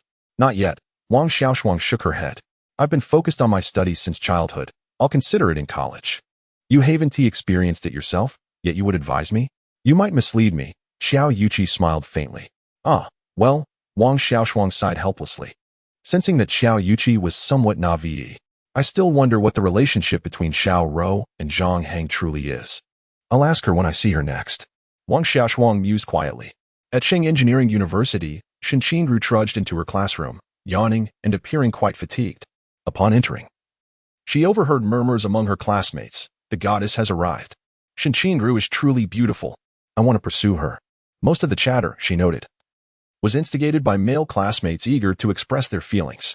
Shenqing Gru internally scoffed at the frivolity of it all. Once seated, she pulled out her phone and perused the chat history once more, unable to suppress a blush. They had certainly had an engaging conversation yesterday, but his words carried a subtext. Did he perhaps harbor even a slight interest in her? Oh, when I see him tonight, I must seize the opportunity to turn the tables. Shenqing Gru had only managed to sleep for a little over an hour last night, and now felt drowsy and disoriented. Barely registering what the teacher was saying, the freshmen at Jiangzhou University began their medical examinations in an orderly fashion. Height, weight, and blood tests were conducted one by one. After observing for over an hour, Liu departed. Once the physical examination concluded, the classmates dispersed. Some ventured out to the internet CAF, while others engaged in billiards or basketball. Zhang Hang, having no particular plans, accompanied Wang Li and other dorm mates to a gaming lounge, where they indulged until past midnight, subsequently enjoying a hearty meal outside the campus before returning. Upon gathering at the square, they were met by the imposing formation of the military training instructors, who barked commands with fervor. Under the instructor's direction, the male and female students were separated. Several classes formed distinct squads, with Zhang Hang's unit being the 7th company, led by the stern commander Feng Chang, whose dark complexion and resolute features exuded a rugged masculinity. Regardless of your origins or habits, here, I am in charge. All present, attention. At ease. The 3rd row. Pay attention to your hands. Keep them straight. Don't you know how to stand at attention? I demonstrated it 5 times just now. Commander Feng's demeanor was particularly austere, embodying the essence of a seasoned warrior. Standing at attention proved exhausting. They stood for 10 minutes, then rested for 1, gradually extending the standing duration. Following this, they began practicing the march, where they were instructed to stomp their feet firmly into the ground. At the outset of this segment, Commander Feng's frustration was palpable. What are you walking like? After half an hour, there was slight improvement. Checking the time, Feng waved his hand. Free activity. Assemble in 15 minutes. Wang Peng hurried off to buy water, eager to impress his peers as a means of vying for the class leader position. Kezi, let's have a smoke, Zhang Hang suggested, and he and Ding Kai retreated to the shade to indulge. We can be seen from here by the instructors. Ding Kai expressed his concern. It's not a big deal. Just toss it if they come, Zhang Hang replied nonchalantly. The weather had turned unseasonably warm again, reminiscent of the late summer heat, and, according to the forecast, there would be no rain for the next several days. Many students lamented. It pours when you don't need it, yet remains dry when you do. The military training was grueling. In just over an hour, several students had succumbed to heat exhaustion. An instructor remarked on the poor physical condition of this year's freshmen compared to previous cohorts. While Zhang Hang was smoking, the class beauty, Zheng Weiwei, approached hurriedly. Zhang Hang. Zhang Hang. Dong Xiaohu was arguing with the instructor. You should go see. Calm down. How did this happen? Zhang Hang furrowed his brow, glancing at his class's formation in the distance, listening to Zheng Weiwei recount the unfolding drama. The altercation stemmed from a misstep during the march. Dong Xiaohu, perhaps overly anxious, often veered off course while attempting to march in formation. Just moments ago, Commander Feng had pulled him aside for additional training. Despite attempts to correct his stance, he would still veer off after only a few steps. Unable to contain his reprimands, Commander Fong chastised him in front of everyone. Embarrassed, Dong Xiaohu retaliated, leading to the argument. After absorbing the context, Zhang Hang and Ding Kai returned to their formation. Still daring to argue? Do you even want to pass this military training? Fong Chang, filled with indignation, pointed an accusing finger at Dong Xiaohu. But it doesn't matter to me in the slightest. Dong Xiaohu retorted, his face flushed with anger. Fong Chang replied sternly, you said that, and now I will wait. Wait, let us not raise our voices. Kaizi, please take Dong Xiaohu aside, Zhang Hang interjected, swiftly stepping in to mediate. Who are you? Fong Chang asked, furrowing his brow. I saw you smoking over there earlier. Did you think I didn't notice? Let us set aside the smoking issue for now. Instructor, I am the class leader of Class 211. Please calm down, Zhang Hang said, establishing his identity before approaching Fong Chang. You sought Dong Xiaohu for additional training, and while your intentions were commendable, he didn't grasp the situation and felt embarrassed. He's just young and impetuous. What impetuousness? He is simply being ignorant. Fong Chang retorted, still seething with anger. The other students observed quietly, unsure of how to react during the earlier incident, and now they were curious about how Zhang Hang would handle the unfolding drama. Who is being ignorant? Dong Xiaohu shouted from a distance. I'm just not afraid of you. What are you going to do about it? Fong Chang inhaled sharply, his fury intensifying. However, before he could retaliate, Zhang Hang stepped aside, raised his hand, and shouted angrily at Dong Xiaohu, shut your mouth. Do you want to escalate this situation even further? After Zhang Hang spoke, Fong Chang stood in silence, frowning without uttering a word. Ding Kai assumed Zhang Hang was furious and told Dong Xiaohu, you should be quiet and stop talking. Regaining some composure, Dong Xiaohu still perceived Ding Kai as a street thug and viewed Zhang Hang as a more formidable figure, perhaps even Ding Kai's older brother or the class leader.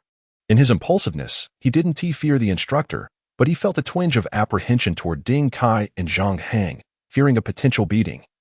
So he chose to remain silent.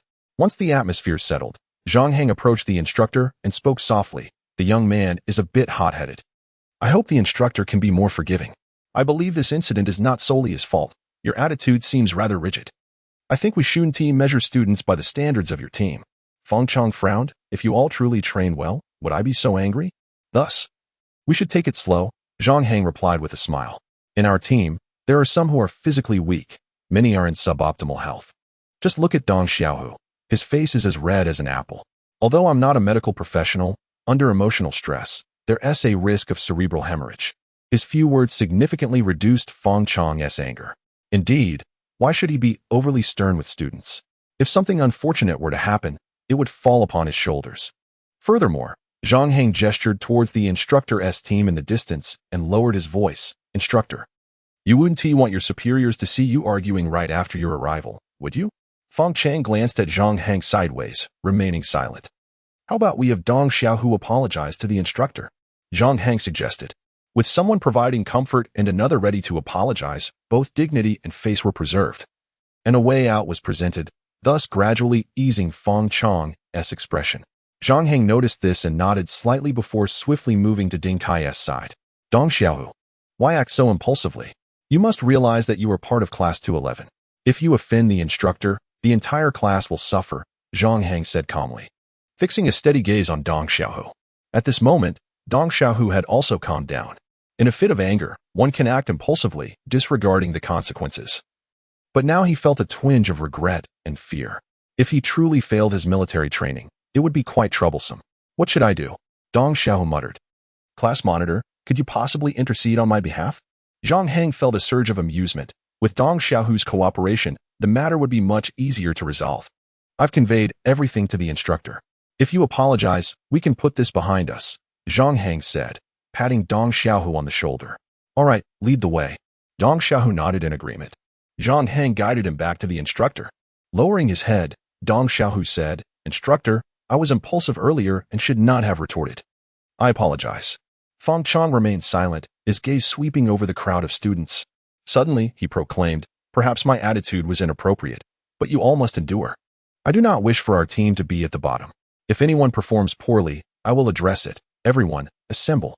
Dong Xiaohu and Ding Kai returned to the ranks with their heads bowed, while Zhang Hang trailed behind. Class monitor of 211, halt. Fong Chang's voice broke the silence. What is it? Zhang Hang turned with a cheerful smile. Feng Chang's stern visage exuded an air of ruthlessness. Smoking during military training is against regulations. You are to do 50 push-ups as punishment. What? Zhang Hang was taken aback for a moment.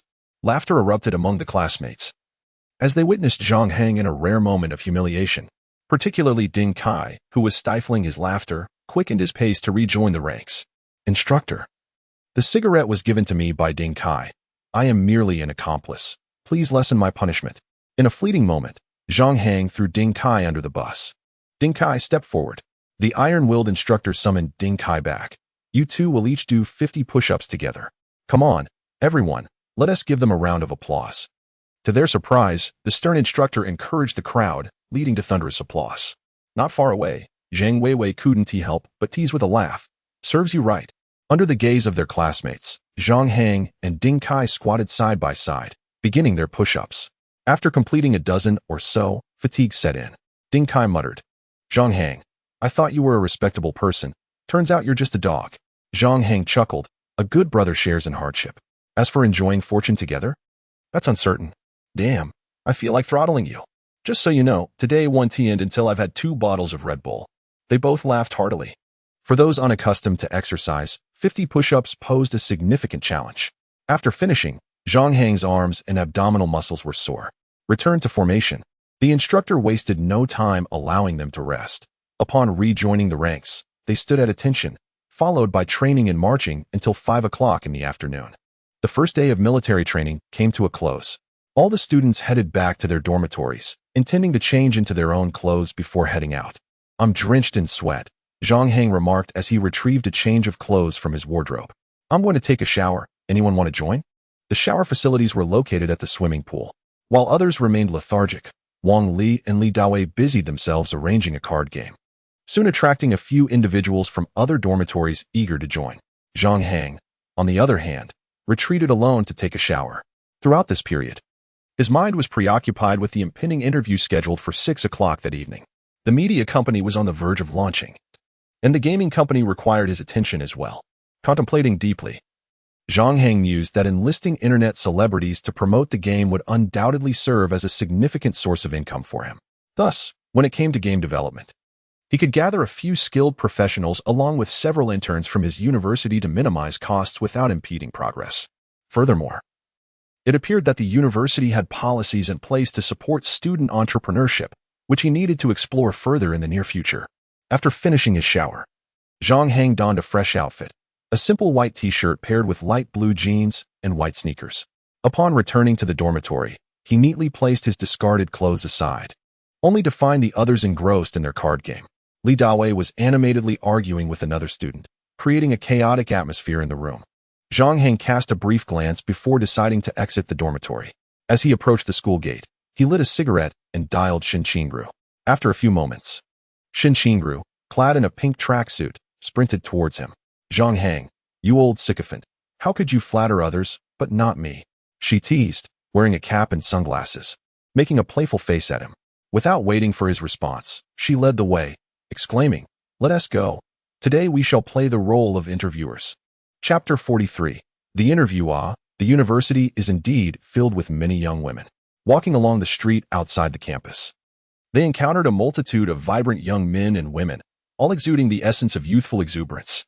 Numerous seniors were selling various items such as thermoses and bowls by the roadside, creating a lively atmosphere.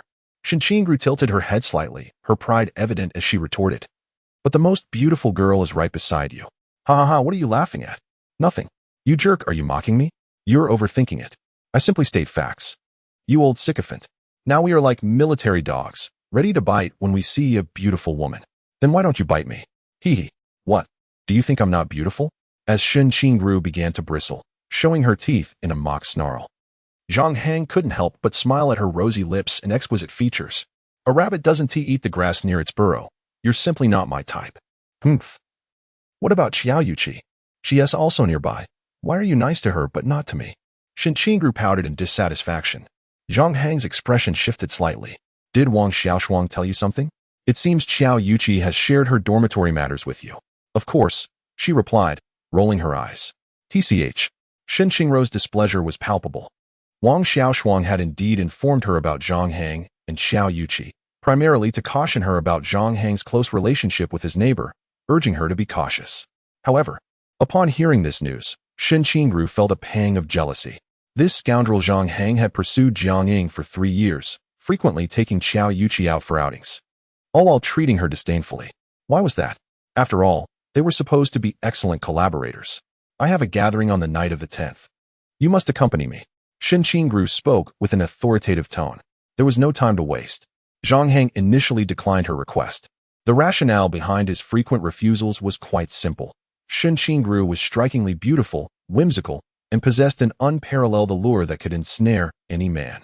Zhang Hang wished to maintain a certain distance from her. Otherwise, who could withstand such temptations?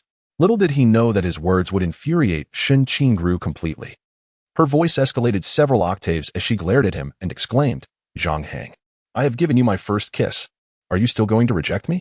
Around them, the eyes of dozens of onlookers were drawn to the unfolding scene. Whispers of subdued commentary began to circulate. This girl is truly stunning. Has she fallen for a scoundrel? My goodness, she gave him her first kiss, and he still turns her down? What a disgrace. If it were me, I would do anything she asked. Zhang Hang's lips twitched slightly. How had this girl gone from playful to furious so quickly?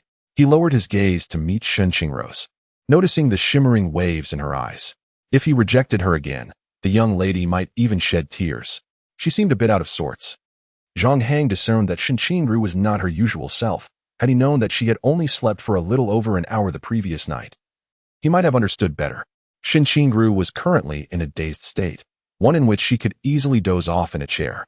Be sure to call me ahead of time so I can prepare myself. I wouldn't want to be outshone by your friends, Zhang Hang said, taking her hand in a gesture of comfort. Shen Qingru struggled briefly but did not withdraw her hand, allowing him to guide her forward. The spectators gradually turned their attention elsewhere, yet the envy reflected in their expressions was undeniable. To them, having an exquisite girlfriend meant gaining prestige wherever one went. Humph. No matter how you dress up, you won't compare to my friends. I'm only taking you along to help you see your own shortcomings, Shen Qingru retorted stubbornly. You treat others well, but not me. I am no less deserving, she asserted. My kindness towards others is aimed at romance, which is fundamentally different from our relationship. Zhang Hang explained. Must it always be about romance? Can't good friends share that bond as well? Shen Qingru countered. Is there such a thing as pure friendship between men and women? Zhang Hang shot back. Of course there is. We could count as such, Shen Qingru replied naturally. Zhang Hang shook his head with a smile. He had never believed in the existence of pure friendship between the genders. Perhaps at certain moments, there could be camaraderie. But the lines between friendship, passion, and love would inevitably intersect. After a leisurely walk of several minutes, they arrived at a quieter alley, where Zhang Hang finally released Shen Qingru's delicate hand. Shen Bin's steward, Xiao Ma, was present, overseeing the sight. Upon their approach, Steward Ma greeted them with a smile. Miss. Young Master Zhang. The original renovations on the 3rd floor had been completed, and work was set to begin on modifying some wall layouts the next day, with floor tiling scheduled for the day after. The progress was satisfactory. Zhang Hang had invested $1.5 million, with Steward Ma managing the accounts. The building was alive with activity as workers diligently tore down walls, while debris was continually loaded onto a truck. Inside the building, over a dozen laborers were hard at work. The rough construction was expected to be completed by the 11th hour, while the soft furnishings and preparations for the grand opening would likely take an additional month or two. Moreover, the sum of $1,500,000 is utterly insufficient. The $300,000 for rent has already been paid, and the remaining funds are rapidly dwindling with each passing day. On the other hand, the village of Kashan has an excess of $10 million, yet any surplus will need to be reinvested into the company. Additionally, the establishment of the gaming company is imperative. Plans to acquire a villa are also in the works, but the finances are simply inadequate. Zhang Hang finds this rather amusing. Fortunately, the announcement regarding the Jiangzhou West Station project is imminent, expected around mid-October, at which point his nearly $10 million investment is anticipated to yield at least 5-fold returns. Perhaps even more. Reflecting on Kaoshan Village, one must acknowledge that Ling Fei possesses commendable organizational skills. The acquisition plan is progressing smoothly. Zhang Hang contemplates rewarding her again since her previous bag was stolen. Occasionally, Ling Fei contacts Zhang Hang to update him on the acquisition progress, and their conversations continue to be a spirited exchange, leaving Zhang Hang perplexed about the origins of her vocabulary. Miss Zhang Xiao. The interview is arranged in a room at the front factory, said Butler Ma, leading the way. Not far off lies a tiled storage room, from which the company sources its tiles, and Butler Ma has borrowed the space for a short while, with the owners gladly offering their assistance. A few minutes later, within a tidy storage area, tables, chairs, and a laptop are set up. Approximately a dozen candidates have arrived, among them several women applying for the role of streamer, while the remainder are photographers. The company has yet to commence operations, but Zhang Hang intends to first secure a team of streamers and photographers, as well as personnel for post-production and operations. The number of streamers is not of paramount importance. However, he aims to focus on the video aspect for the YouTube platform, promoting the case of Li Ziki, which celebrates Eastern culinary culture and a connection to nature. She has previously set a Guinness World Record for the highest subscription count on a Chinese channel and has received numerous accolades, including the annual Best Business Influencer Award, the Intangible Cultural Heritage Promotion Ambassador title, and the most popular blogger at the Super Influencer Festival, among others. Zhang Hang aspires to cultivate a new generation of internet celebrities, poised to reap substantial rewards in the forthcoming era of internet economy boom. In today's world, when the originals are elusive, one can attempt to carve a niche for oneself. And that is Zhang Hang's objective. Hello everyone, I am Shinqingru, the vice president of Hang Rome Media Company. Shinqingru beamed as she waved to the crowd. The sensation of being a vice president is truly exhilarating. Zhang Hang glanced at the attendees, smiling and nodding, as he and Shinqingru settled at the computer desk. Streamers, please hold on for a moment. You are already aware of the interview rules. Photographers, please come forward one by one, Zhang Hang affirmed. The rules dictate that photographers should bring their resumes and portfolios. Among the dozen photographers, the youngest is approximately 23, while the eldest is around 30. The first candidate, Zhao Yang, sports a slicked-back hairstyle and a patch of dark stubble. He appears dissatisfied with the venue, exuding a lazy disdain as he carelessly tosses his resume onto the table, inadvertently striking Shinqingru's hand. My name is Zhao Yang, and this is the first time Shinqingru is conducting interviews, hence her tolerance is relatively high. However, Zhang Hang is quite different. He slightly lifts his head and frowns, saying, no need for an introduction. I am hiring employees, not a boss. Who are you trying to impress? Ma, go show him out. At once, Steward Ma approaches. Humph. Zhao Yang lets out a cold snort, declaring, I wouldn't even want to join such a small company. With that, he turns and departs. Shinqingru looks around, her eyes darting, remaining silent. Zhang Hang, with an expressionless face, simply states, next. A tense atmosphere envelopes the room. The other candidates dare not underestimate the two young interviewers, for their fates lie in their hands. Hello, I am Sun Fu, and this is my resume. Sun Fu, around 30, slightly balding and standing just over 1.6 meters tall, gives off a friendly demeanor. Upon glancing at the resume, it is noted that he has 8 years of experience, having worked at 3 photography studios, specializing in wedding photography. He plays a wedding video he has shot. It's really well done, Shinqingru exclaims with a smile. Hearing this, Sun Fu breathes a sigh of relief, thinking he has made a favorable impression. However, Zhang Hang's frown deepens, not quite up to par. Shinqingru is taken aback, asking, what is wrong with it? Zhang Hang continues, the shooting is filled with long shots and close-ups, but I notice a lack of medium shots. Though I am not a photography expert, I can appreciate the art, and I find this video lacking in several areas. He states plainly, there are too few wide shots, almost no medium shots, and the close-ups show only 2 expressions. The techniques are rather basic, lacking depth. Initially, Sun Fu feels somewhat indignant, but as he listens, he falls silent, realizing there is indeed merit in Zhang Hang's critique. Today, I will select 2 photographers. You all have a chance. Teacher Sun can wait over there for now. Zhang Hang smiles as he hands back the resume.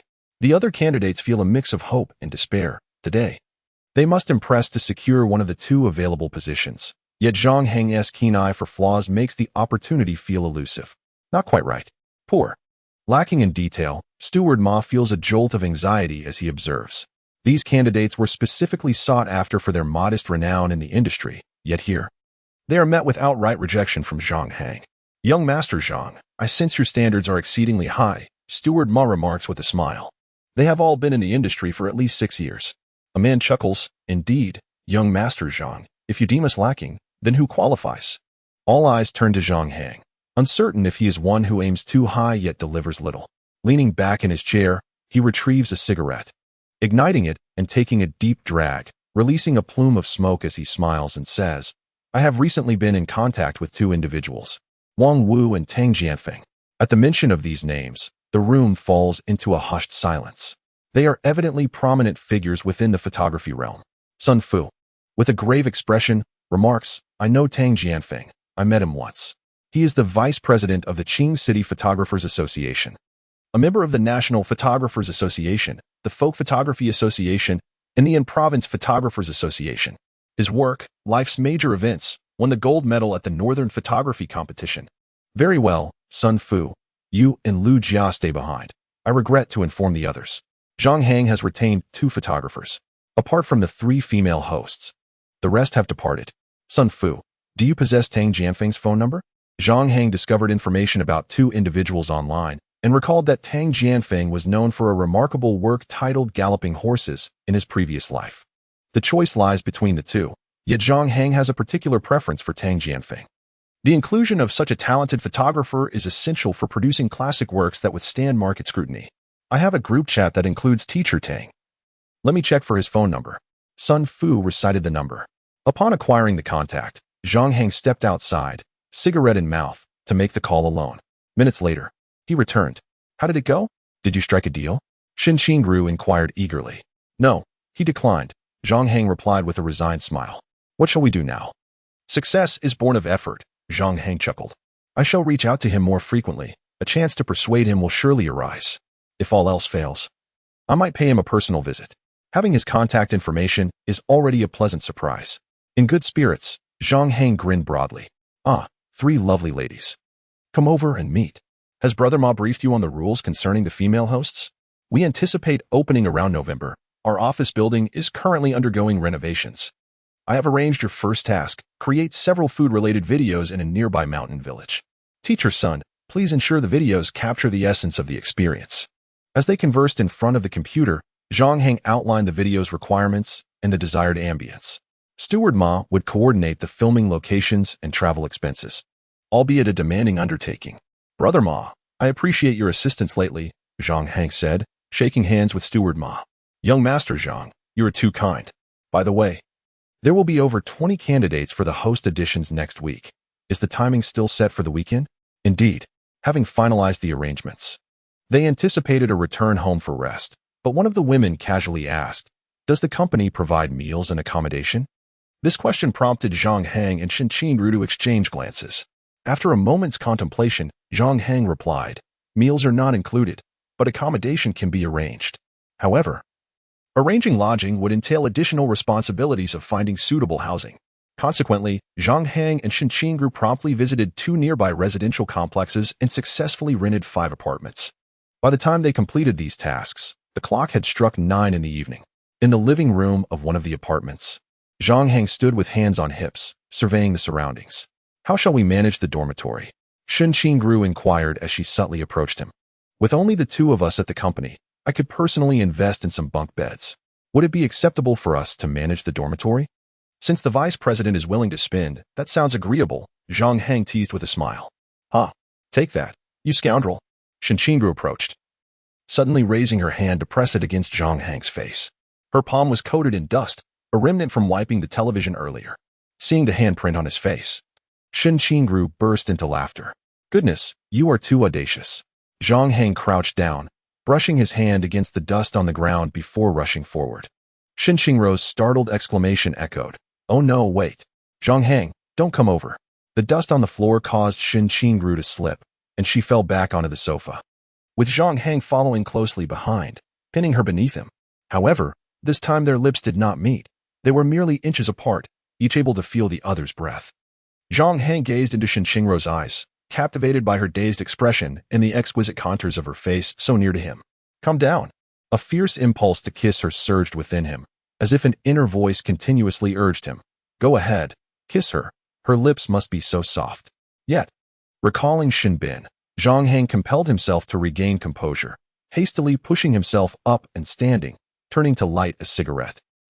Let us head back to school, he suggested. Shin Qingru blinked rapidly, her cheeks flushing with embarrassment. After standing up, she adjusted her clothing and awkwardly remarked, the gate's close at 9:30. We should get going.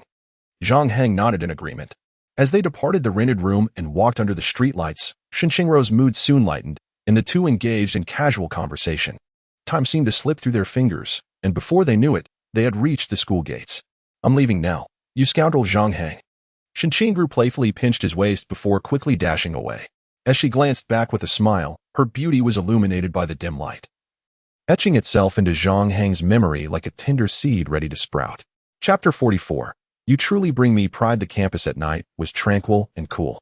Zhang Hang, cigarette in mouth, strolled through the grounds, nonchalantly observing couples kissing by the edge of the plaza's trees.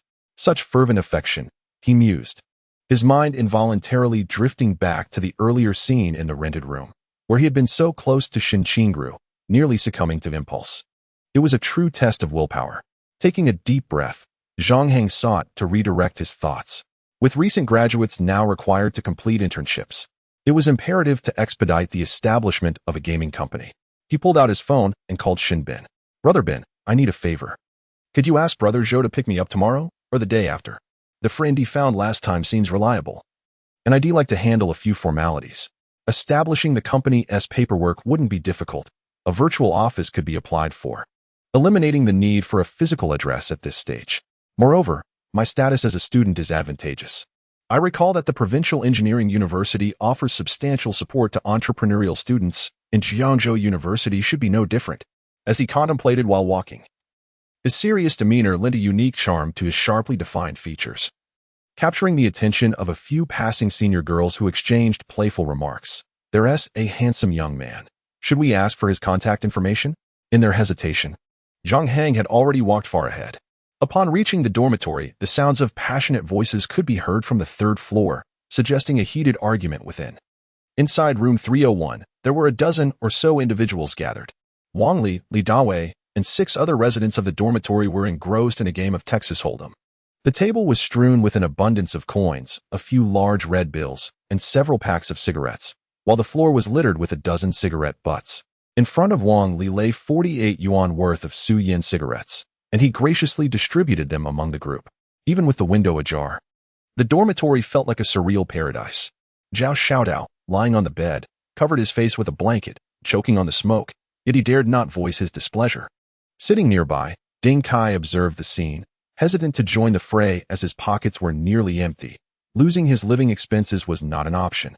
Sun Dong, perched on the bed while scrolling through his phone, exhaled a long sigh and complained, "Could you perhaps smoke a little less? It feels like this dormitory is on fire. It's unbearable." Li Dawei, feeling agitated after losing over 50 yuan, retorted, "What's wrong with smoking a bit? Last time, you were the one who said we shouldn't smoke in the dorm after 10. Now you're the one complaining about the smoke. Why are you so particular?" "Am I the one being particular?" Sun Dong shot back, sitting up with a frown. "Damn it, if just 1 or 2 of you smoke, that's one thing. But an entire room filled with smoke? Don't you feel it?" Li Dawei scowled. "I don't feel anything. You set the rules. If you can stay, then stay. If not, then leave. Now, let us continue without paying attention to him. Shumu, deal the cards." Wang Li, seated beside Li Dawei, shared his frustration, his face reddening as he glared at Sun Dong. He felt that by opposing the game in their dormitory, Sun Dong was undermining both him and Li Dawei. "What's your point?" Sun Dong was thoroughly displeased, stepping down from his bed to confront them. With a sudden bang, Li Dawei slammed the table, appearing ready to fight. "Are you going to keep this up?" "Enough." Ding Kai, the dorm leader, intervened hastily. "Everyone, just play your game. Sun Dong and I will step outside for a moment." He pulled Sun Dong away, and as they exited, they could still hear Li Dawei grumbling about bad habits. Wang Li, cigarette in mouth, declared, "Let us carry on." "Why should we care? Flush. I win this round."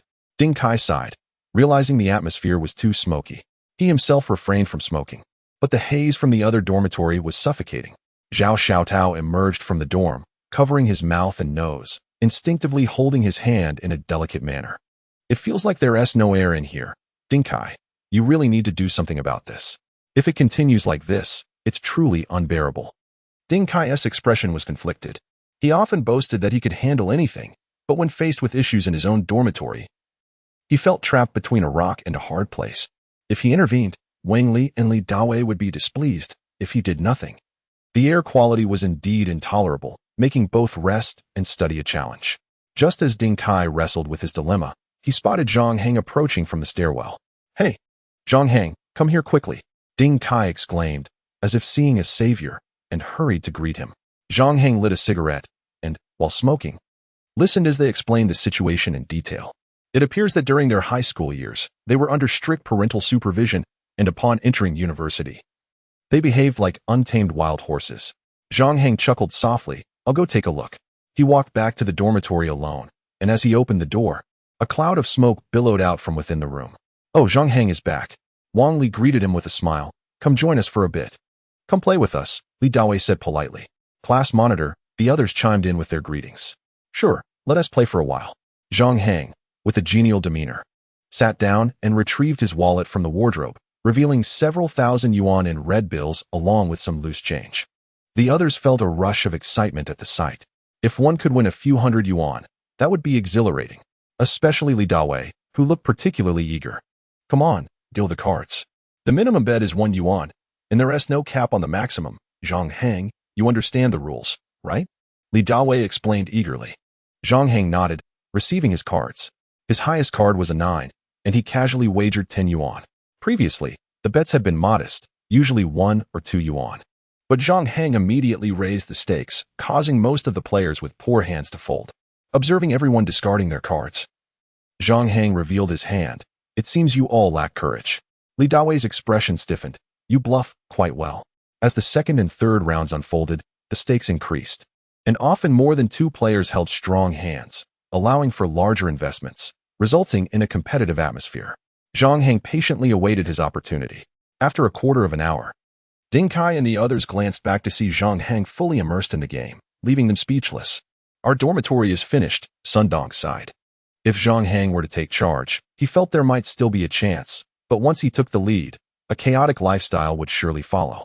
Finally, 5 more minutes passed. Zhang Hang, Li Dawei, and Wang Li evidently held good hands. 50.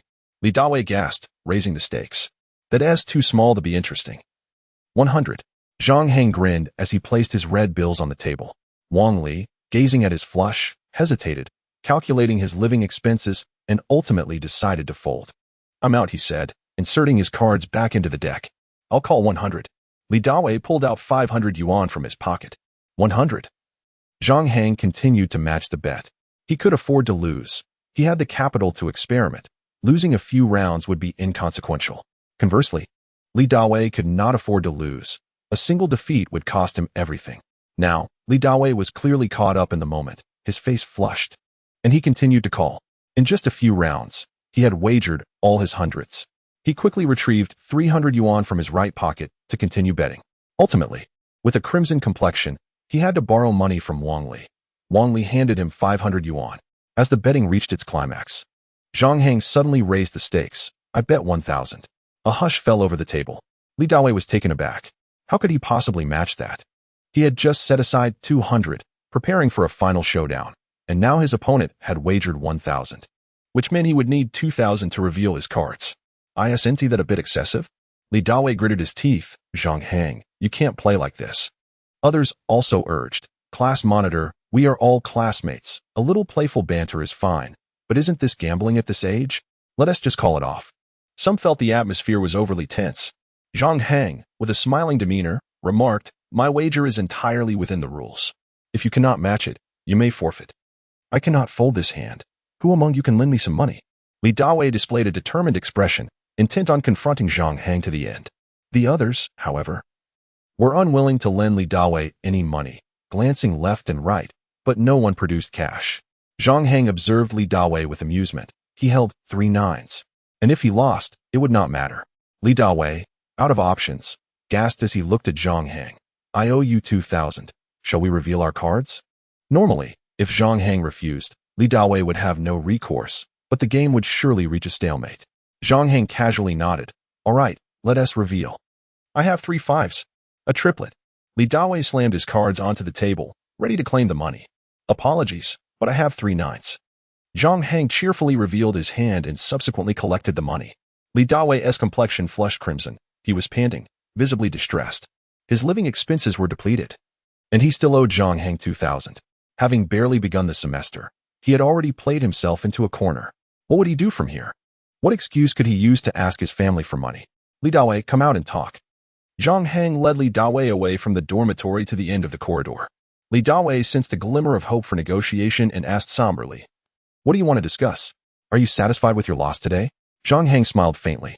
Li Dawei remained silent, clearly unwilling to accept defeat. "I can return your money, and I can waive the 2,000 you owe me," Zhang Hang offered as he handed over the cash. Li Dawei lowered his gaze slightly, silently accepting the money with a murmured thanks. "Haha." Zhang Hang patted Li Dawei on the shoulder, his expression shifting to seriousness, his gaze laden with scrutiny. His words bore weight. "But let me tell you, whether you accept it or not, you must understand your position. What do you possess to play against me? I could lose to you 100 times, 1,000 times, and still be wealthy, while you lose once and you're broke. Do you grasp this logic? Playing cards can be a delightful pastime, but look at the state of your dormitory. It's utterly chaotic. I tell you, Li Dawei, I do not wish for my dormitory to be like this. From now on, you may play in other dorms, but not in 301. His words caused Li Dawei's expression to change multiple times. Initially, he was indeed resistant, but upon recalling Zhang Hang's expensive watch and computer, he realized he could not afford to lose. Most importantly, having accepted the money, he could easily endure a few words of admonishment. I understand, Li Dawei nodded. Once quite defiant, he found himself subdued by Zhang Hang's carefree, slightly rebellious demeanor, coupled with his decisive nature. Seeing Li Dawei's compliance, Zhang Hang's expression relaxed somewhat. He patted Li Dawei's back and said, "Good to know. Please do not trouble your roommates in the future. Let us be mindful of our time when smoking at night. You may disperse now." Zhang Hang ignited a cigarette, standing still as he watched Li Dawei depart. Upon returning to the dormitory, within mere minutes, the others vacated the space, leaving the doors and windows ajar to allow fresh air to circulate. When Zhang Hang finished his cigarette and re-entered the dorm, the others were already reclining on their beds. With Sun Dong discreetly giving him a thumbs up, Zhang Hang smiled lightly, choosing to say nothing. The room was relatively quiet, imbued with an awkward atmosphere. Zhang Hang paid little heed to this minor discord, knowing it would soon dissipate. As anticipated, the following morning, everyone gathered for breakfast, engaging in light-hearted banter once more. After enjoying breakfast in the cafeteria, they prepared for military training, which took place from 8 to 11:30 in the morning and from 1:30 to 5 in the afternoon. Around 9:30, their instructor, Liu, arrived. Her long hair was elegantly styled in a bun, and she wore a white casual jacket paired with light blue jeans, her features exuding an undeniable air of grace and nobility. Seizing the opportunity during a break, Zhang Hang approached to report an incident. "Li Jie, at 8:30, Wang Shuang from our class fainted for a few minutes. She visited the infirmary and was diagnosed with low blood pressure. What should we do about it?" Liu furrowed her brow in concern. "We need to remind her to supplement her nutrition and strengthen her constitution. This way, she won't faint so easily in the future." Observing Liu's earnest and caring demeanor brought a smile to Zhang Hang's face. It was her first time as an instructor, and every student garnered her attention. Unlike more seasoned instructors who often became indifferent due to their extensive experience. "By the way, Li Jie, I need to leave campus for a bit later. May I request a leave of absence?" Zhang Hang casually remarked. Liu pursed her lips and looked at him with mild exasperation. "What is it this time? I don't want to grant you leave. I need to handle some paperwork to establish a gaming studio." Zhang Hang chuckled. He had no intention of concealing this matter, as he would require Liu's assistance. "Li Jie, I recall the school provides support for student entrepreneurship, and I would like to give it a try. Moreover, now that software technology students are beginning their internships, I plan to recruit game planners, artists, sound engineers, and operators from our school. Could you assist me with this?" Zhang Hang's earnestness left Liu somewhat bewildered. "Are you truly going to start a company?" "Of course. I have an appointment to take care of the paperwork shortly, and it should be finalized in a few days." "You just started your freshman year," Liu remarked, her expression skeptical. "Are you really embarking on entrepreneurship this early?" "Ambition knows no age. Starting early will allow me to adapt to the societal landscape more swiftly," Zhang Hang responded with a carefree smile. Liu fell into contemplation. Zhang Hang had anticipated that she would refuse his request for leave, but to his surprise, after a brief pause, she lifted her gaze slightly and said, "You truly make me proud. I will apply to the school on your behalf. Now, you may go tend to your affairs. I will speak with the instructor regarding this. By the way, Zhang Hang, is the morning time sufficient for you? Would you like to request leave for the afternoon as well? That would be fantastic. Thank you." "Li Jie," Zhang Hang replied, his face beaming with joy. "All right, Please wait for me. Liu nodded slightly before walking toward the instructor, who was not far away. Zhang Hang stood at the forefront of the group, waving his hand as he addressed his classmates. Today, I must attend to some matters. Ding Kai, Wang Peng. You two will collaborate with the instructor to maintain order. Should anything arise, feel free to contact me. Ding Kai chuckled. Off to have some fun again.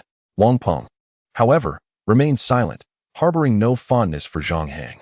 He felt an immense pressure emanating from him and was determined to surpass this formidable rival in the competition for class monitor. I will rally every ally I can. Wang Peng mused. Do I even need your advice? In your absence, I shall undoubtedly take the lead in the class. Liu swiftly arranged for his leave. Under the shade of a nearby tree, when they met, a flicker of doubt crossed Liu's face. Zhang Hang, you're not deceiving me, are you? I recall your family background. Your parents are workers, yet you aspire to establish a company. It seems rather incongruous. With a smile, Zhang Hang spread his hands. A good man never speaks falsehoods. Very well, I shall take your word for it, Liu nodded. Hurry along and remember to return early. Also, no more skipping bedtimes. Zhang Hang had intended to converse further with Liu, but, seeing her demeanor, took his leave. Upon returning to the dormitory, he changed out of his military training uniform and called Ling Fei, arranging to meet in half an hour for a property transaction. After completing these tasks and exiting the real estate office, he found driver Zhou had just arrived. Without delay, they headed to several departments to process the necessary paperwork. The presence of acquaintances facilitating a swift progression. By 11:30, all formalities were completed, successfully entering the approval phase. Brother Zhou, you needn't see me off. I can take a taxi back to campus. Zhang Hang decided against further burdening Zhou Wei and opted for a taxi to return to the university town. Pausing for a few seconds at the entrance, Zhang Hang then stepped into the Provincial Engineering University. Seated on a flower bed adjacent to the square, he smoked casually while observing the various military training formations. Clad in the egalitarian camouflage uniforms, it was indeed a moment to appreciate aesthetics. After several minutes, as a group of girls passed by, one suddenly waved at him and made a peace sign. Upon closer inspection, it was Shinqingru. Zhang Hang quickly turned his head, feigning ignorance. Shinqingru's delicate features stiffened, and she raised her fist in a gesture of discontent toward him. The students behind her gasped in astonishment. Was the most beautiful girl in class actually taken? What could her boyfriend possibly look like? They cast curious glances at Zhang Hang. Quite dashing, they murmured. He appears quite spirited. Indeed, Shinqingru's boyfriend cannot be unattractive. Half an hour later, during a break, Shinqingru scanned her surroundings but could not find Zhang Hang. At that moment, he had moved to the side of the teaching building, where Li Go and 3 of his roommates were stealthily smoking. What class are you from? Zhang Hang called out softly. In an instant, their faces paled in fear, and they hurriedly discarded their cigarettes, standing up straight in anticipation of reprimand. Turning to look, they mistakenly assumed Zhang Hang was a student council officer. Just then, Li Go exclaimed, Brother Hang, jolting everyone back to reality. This is the Zhang Hang I told you about. Haha, Brother Hang, what brings you here? Li Go laughed heartily. Hello, everyone. I just made a little joke. Come, let us share a smoke. Zhang Hang produced cigarettes and offered one to everyone. You are Zhang Hang, aren't you? Quite handsome, I must say. Li Go often speaks of you. Someone took the cigarette with a broad smile. Making friends in college is relatively easy. A shared smoke and a bit of conversation, and they seemed to bond with Zhang Hang instantly. After their break, Li Go and the others headed off for military training. Still over an hour before it would conclude, Zhang Hang meandered around the Provincial Engineering University, a place he had called home for several years, where every corner evoked a wave of familiarity. Meanwhile, in the office of the Business Administration Department at Jiangzhou University, Liu was perusing policies related to supporting student entrepreneurship. Moments later, a somewhat balding male instructor approached with a beaming smile, saying, Liu, do you have some time this evening? Would you honor me with a dinner? Liu paused momentarily. Her regal demeanor made the instructor hesitant to meet her gaze. With a slight smile, she replied, I'm sorry, but I have prior commitments. My friend will be picking me up shortly. Very well, I apologize for the interruption. Perhaps we can dine together another time, he said. Sure. She responded before her phone rang, prompting her to exit the teaching building. Not far downstairs, Wang Shan arrived in her red sports car to pick her up. Once inside, Liu exclaimed, I have a student who is starting a company. I'm truly astonished. He is just a freshman, and when I first entered university, none of my male classmates were like him. Wow, You're quite fortunate to encounter such an exceptional student in your first year as an instructor, Wang Shan chuckled. Indeed. My luck is remarkable, Liu said with a smile. I must call the department head shortly to expedite this matter. As Liu contemplated Zhang Hang's situation, Wang Shan focused on driving, taking a half-hour detour from the university town to the music hall. In a room there, Liu began to play the piano while Wang Shan sat in the audience, thoroughly enjoying the performance. They often gathered together during their free time, one reveling in playing and the other in listening. At 5:20 p.m., where have you been? Shen Qingru confronted Zhang Hang after descending the stairs, visibly displeased. I was out having a smoke with Dogzi. Zhang Hang laughed heartily. Li Go waved a greeting. Shen Qingru nodded, dressed in a light pink short-sleeve shirt, blue denim shorts, and white sneakers. With enthusiasm, she said, "Let us hurry. I specifically didn't call for cleaning services. We must clean at least 2 rooms today." The trio swiftly left the school and headed to their nearby rental. Along the way, they purchased cleaning supplies such as cloths, mops, and buckets. Shen Qingru had already procured a luxurious bunk bed, renting a 2-bedroom apartment where each bedroom could accommodate 2 wooden beds, totaling 10 beds, at the cost of several tens of thousands. To the young lady, this expenditure was inconsequential. She was far more intrigued by the prospect of cleaning. Upon arriving at the rental, Shen Qingru brandished a cloth and bucket, exclaiming, "Zhang Hang, this is my first time cleaning." Zhang Hang chuckled, suggesting that they should put in more effort to leave a lasting impression on their first experience. "Are you asking me to work harder while you slack off?" Shen Qingru lifted her head defiantly. "Absolutely not. I never said such a thing." Zhang Hang shrugged nonchalantly. Li Go glanced at the two, then lowered his gaze to continue mopping the floor. Before long, their bickering escalated. Shen Qingru dipped her hand into the basin, splashing water onto Zhang Hang. He retaliated by chasing after her. While Li Go mopped, he could see the two of them running around, causing a commotion. The physical labor hadn't exhausted them, but their playful antics surely would. Li Go swept, mopped, and dusted until he completed the cleaning of the first rental. Unable to contain himself, he spoke up. "Can I say something?" Under his gaze, Shen Qingru grasped Zhang Hang's hands, pushing him forward with a mischievous grin. "You scoundrel, do you believe I might bite you? I'm tough-skinned and resilient. If you're not afraid of damaging your teeth, then go ahead," Zhang Hang retorted. Li Go glanced around but ultimately held his tongue. Once the wooden bed was delivered, the two finally settled down, leaving Li Go behind to watch as Shen Qingru and Zhang Hang headed to the second rental. When the master craftsman finished assembling the bed, Li Go went downstairs to the second rental, immediately noticing that both Shen Qingru and Zhang Hang's clothes were slightly damp, particularly Shen Qingru's, whose hair was in disarray. I'm so exhausted," Li Go thought to himself. After a moment of consideration, he resolved to continue working silently. By 8:30 in the evening, they had completed the cleaning of both rentals. Zhang Hang treated them to barbecue outside, where Shen Qingru and Zhang Hang chatted and laughed together. Li Go looked on, feeling a mix of envy and sadness, sensing his own insignificance and the impression that he was merely an inconvenience. At around 9:10, after escorting Shen Qingru back to her dormitory, they returned to Li Go's quarters. Hesitating, Li Go said, "Brother Hang, I want to be going tomorrow." Zhang Hang was taken aback. "What's wrong?" "I just can't bear to watch you two flaunt your affection. It feels like you're tormenting this single dog," Li Go admitted, feeling quite weary. "Seriously, is this really flaunting affection? Are you feeling all right?" Zhang Hang teased, then pulled out a pack of cigarettes. They shared a smoke downstairs before parting ways. Upon returning to his dormitory, Li Dawei and Wang Li were absent, evidently off playing cards in another room. The atmosphere was refreshing and tidy in his own space. Zhang Hang settled into his chair and booted up his computer, where he found the first piece of work already sent by Ma Guanjia. Just then, Shen Qingru reached out to him. "Did you see it? The video turned out beautifully." "Zhang Hang, you must watch the video," she urged. Zhang Hang replied with an emoji and proceeded to open the video. The 2-minute clip was thoroughly watched 3 times. It failed to meet the standard of quality content. It was conventional and lacking in many respects.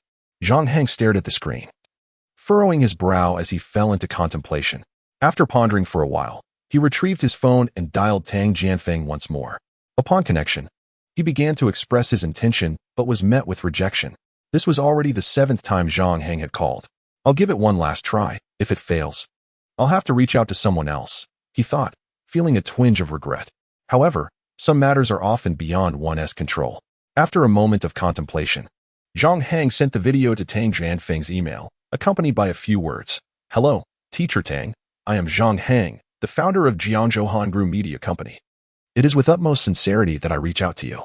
I intend to develop a series of viral videos on the YouTube platform that celebrates our national culture, focusing on the beauty of culinary arts and the grandeur of nature. Although connecting with nature is not an insurmountable feat, ordinary people can venture outdoors, climb mountains, and experience the wild. Such encounters are often serendipitous and elusive. Gradually, we have come to realize that our desire for a natural lifestyle has transformed into a luxury. We have lost ourselves within the concrete jungles of urban life. We are drawn by an intangible force, making it increasingly difficult to reclaim our true selves as we become ensnared in a life of excess and indulgence. Thus, I aspire to create this video series to at least allow people to glimpse a tranquil, natural way of living, providing validation and support for the dreams harbored within their hearts. The peaks, flowing waters, thatched cottages, and quaint courtyards exist as embodiments of grandeur, akin to a sanctuary for the soul. In today's society, we often lack such havens, rendering them distant dreams. Many are enamored with Tang poetry and song lyrics, finding such verses profoundly moving, with imagery and rhythm that evoke the beauty of a painting, captivating and enchanting. Yet, it perplexes me why such poetry seems absent in our time.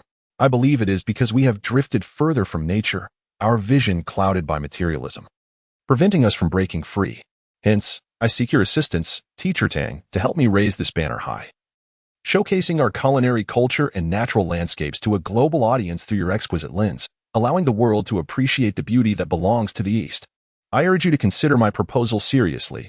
I can offer you an initial annual salary of $500,000, with a guarantee to elevate it to over $1 million within 3 years. The remuneration for senior photographers tends to be substantial. I recall a previous employer of mine who once hired a photographer for $6,000 per day, and in today's context, someone of your caliber should command at least $1,000 to $1,800 daily. To be candid, I am not well versed in the photography industry, but I have researched some salaries and recognize that retaining top talent requires a greater financial commitment. To my surprise, a phone call came in after more than half an hour. As Zhao Xiaodao had already gone to bed, Zhang Hang stepped outside to take the call in the hallway. Hello, Boss Zhang, is the annual salary you mentioned genuine? Indeed, it will be stipulated in the contract. Zhang Hang smiled broadly. I have viewed the video you sent. There are indeed several minor issues. However, I am fond of such natural scenes, and your offered salary is quite enticing, so I am willing to give it a try. That is splendid. Zhang Hang exclaimed with joy. Teacher Tang, when can you come? The accommodation has already been arranged. Great. Tang Jianfeng could travel the next day, arriving around 6 in the evening. At that moment, Zhang Hang felt a surge of exhilaration, as if every hair on his body had come alive. The photographer capable of bearing the banner had been secured. Zhang Hang lit a cigarette, savoring each puff. After some contemplation, he called Xin Bin to arrange for a car to pick up Tang Jianfeng. The next day, after concluding a day of military training, Zhang Hang and Xin Qingru tidied up another rental property, maintaining its original decor while merely adding some furniture. At 7 o'clock, driver Zhou arrived with the guest.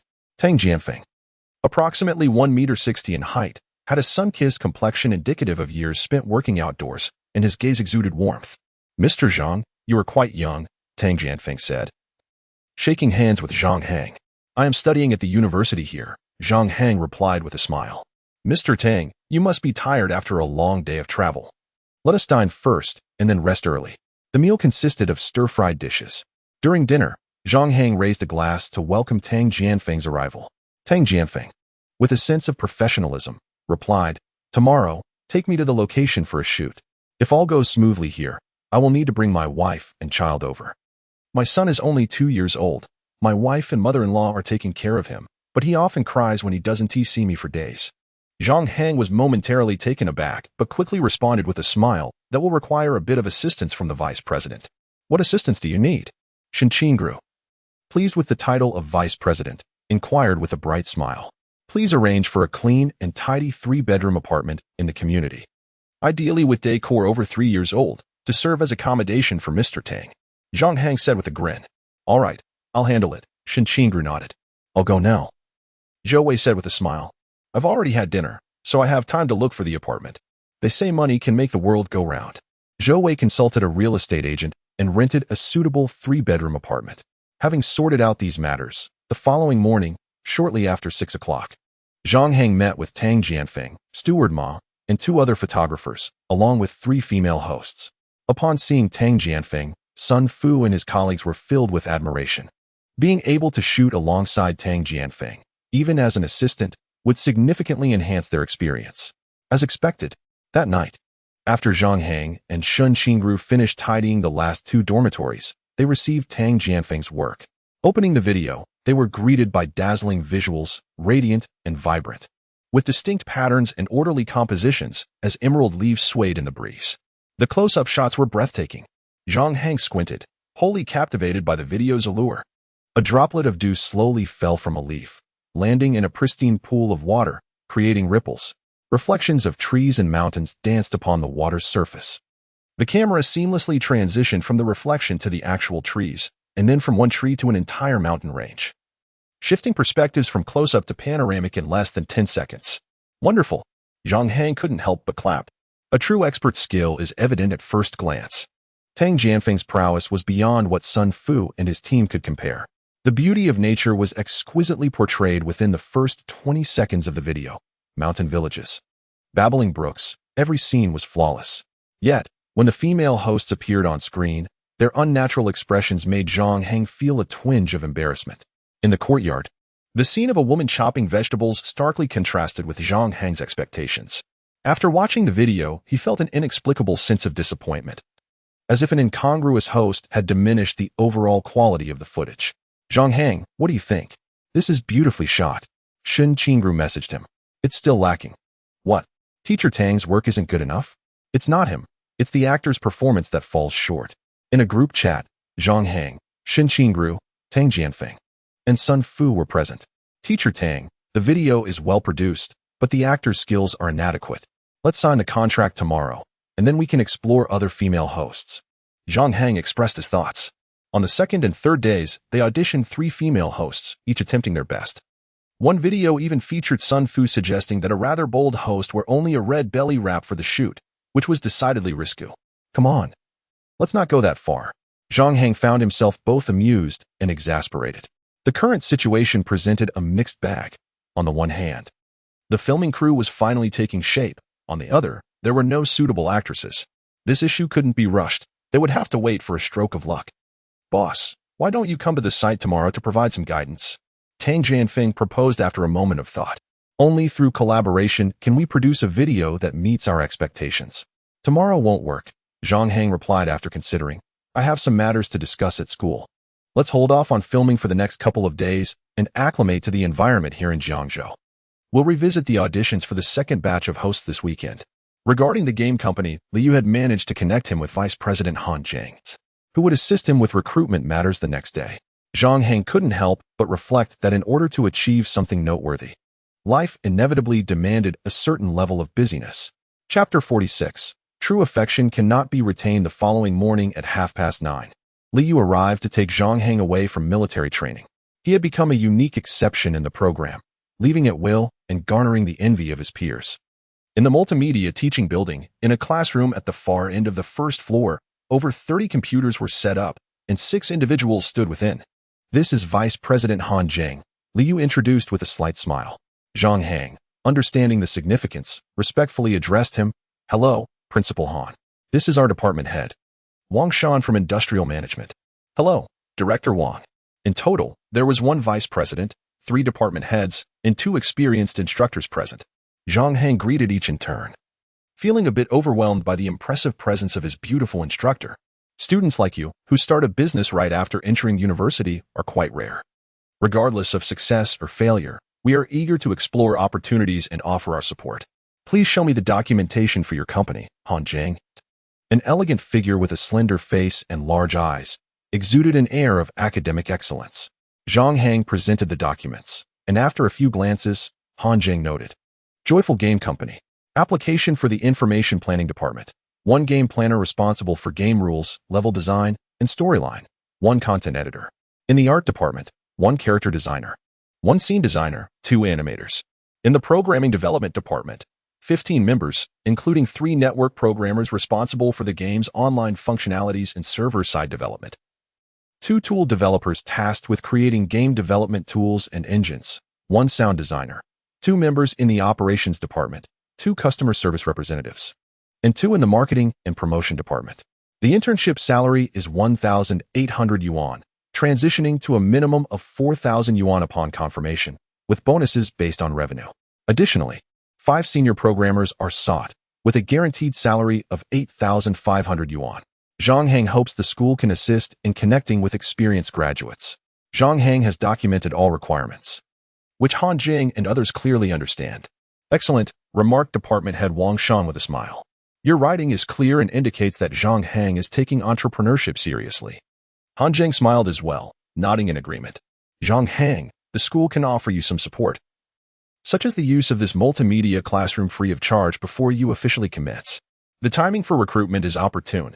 Director Wang, I appreciate your efforts in arranging the needed personnel over the next few days. After ensuring everything was in order, Han Jing took his leave. The others glanced at the list, and the software technology instructor began reaching out in the graduation group. They praised Zhang Hang's entrepreneurial spirit. Li Yu, with a proud expression, smiled and said, Zhang Hang, go ahead with your military training. I'll keep you updated on any news. Thank you, instructor. Thank you, Director Wang. Thank you, everyone. Zhang Hang expressed his gratitude in turn before leaving the multimedia classroom. He did not return to the military training group, as there was still over an hour until the lunch break, so he opted not to go.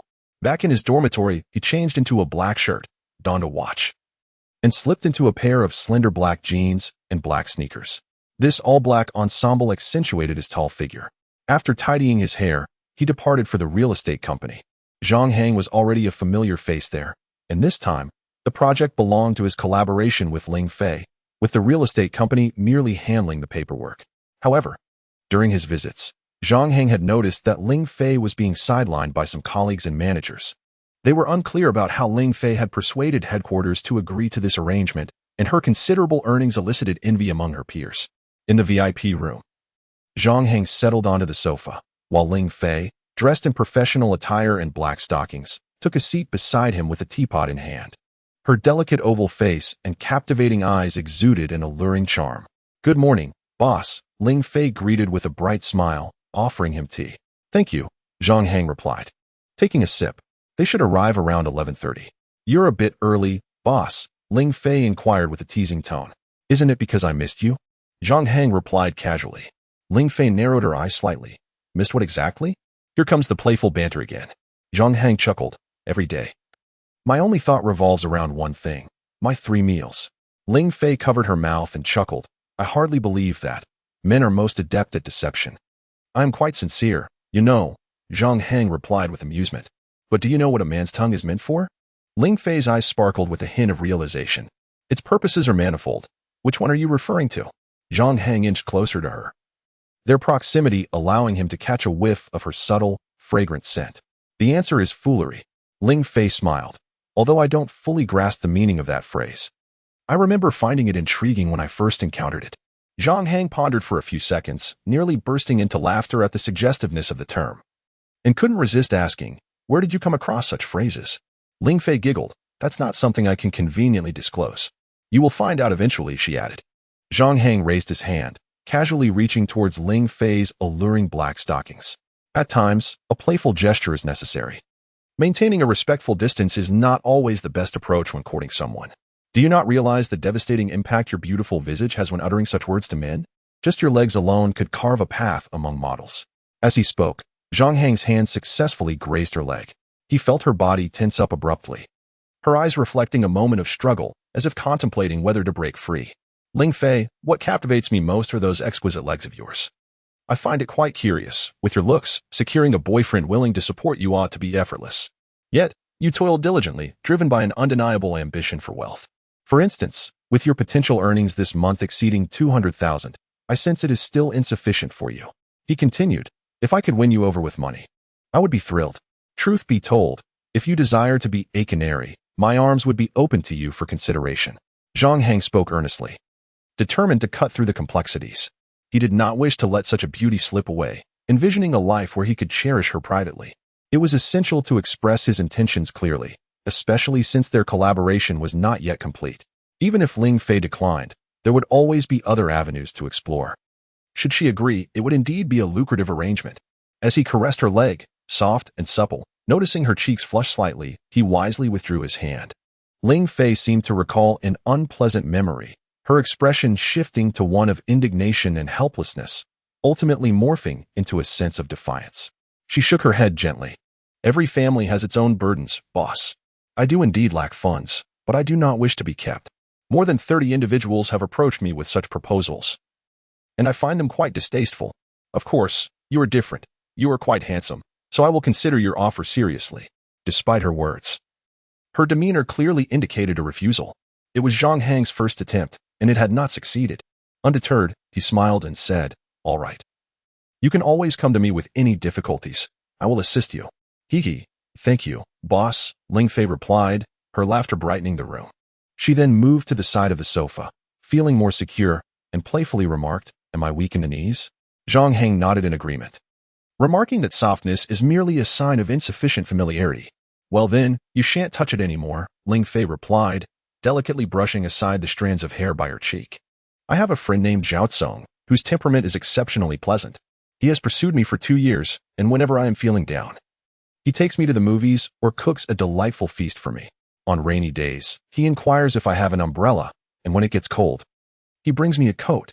On my birthday, he prepares surprises for me."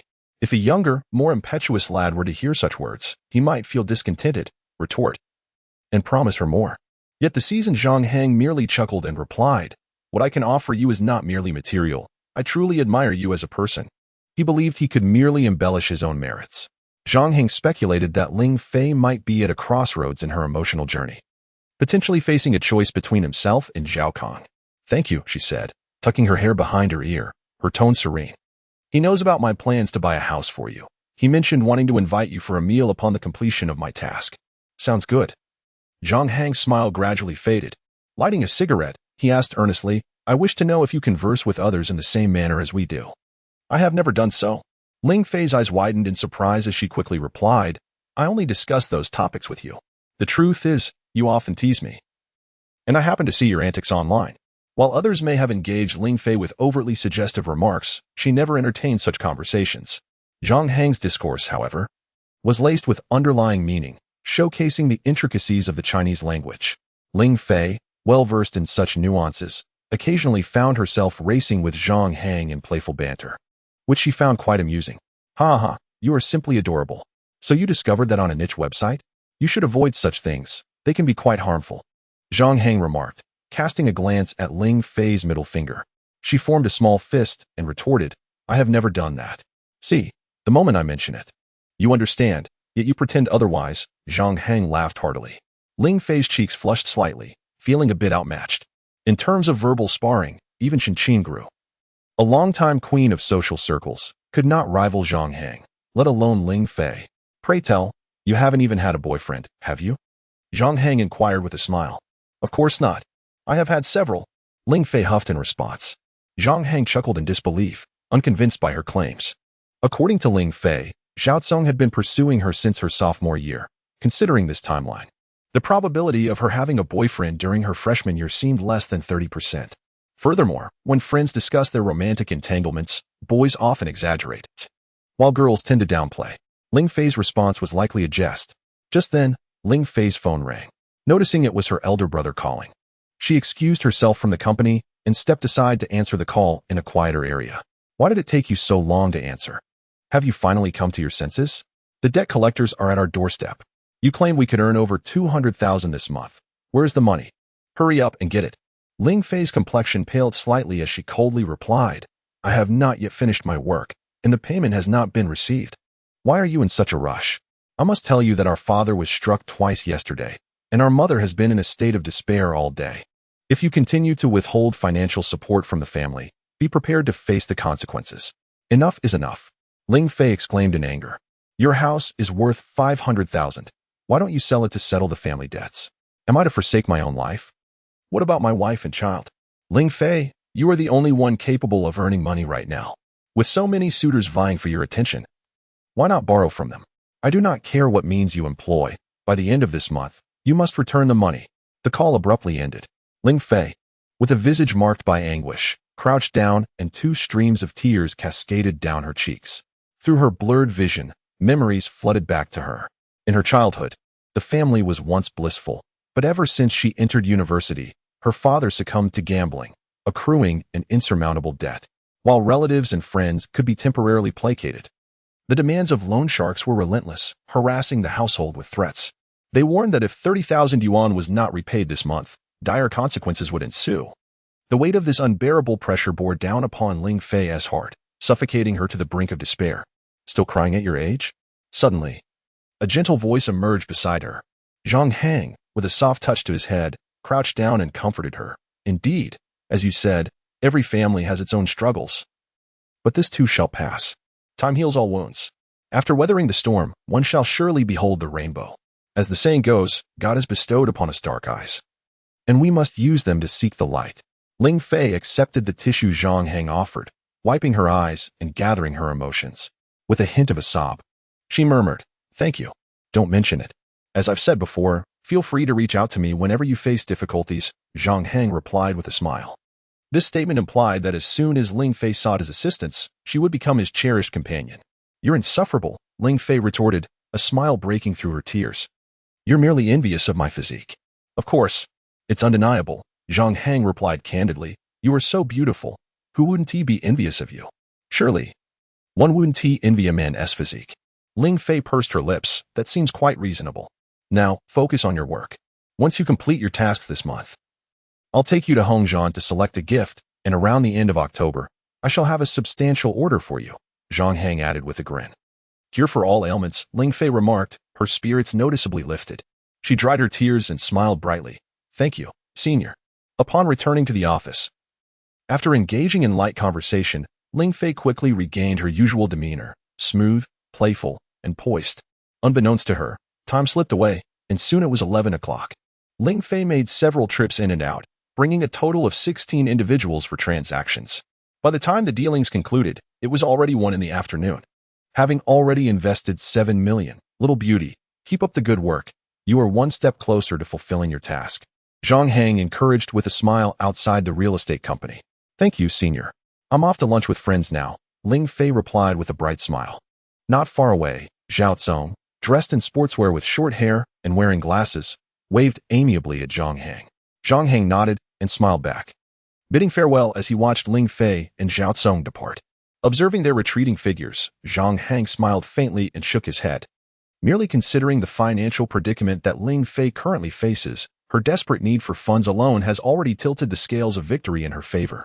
It has always been said that profound affection cannot be retained. Only schemes can capture the heart. The so-called schemes may manifest as tactics or as monetary resources.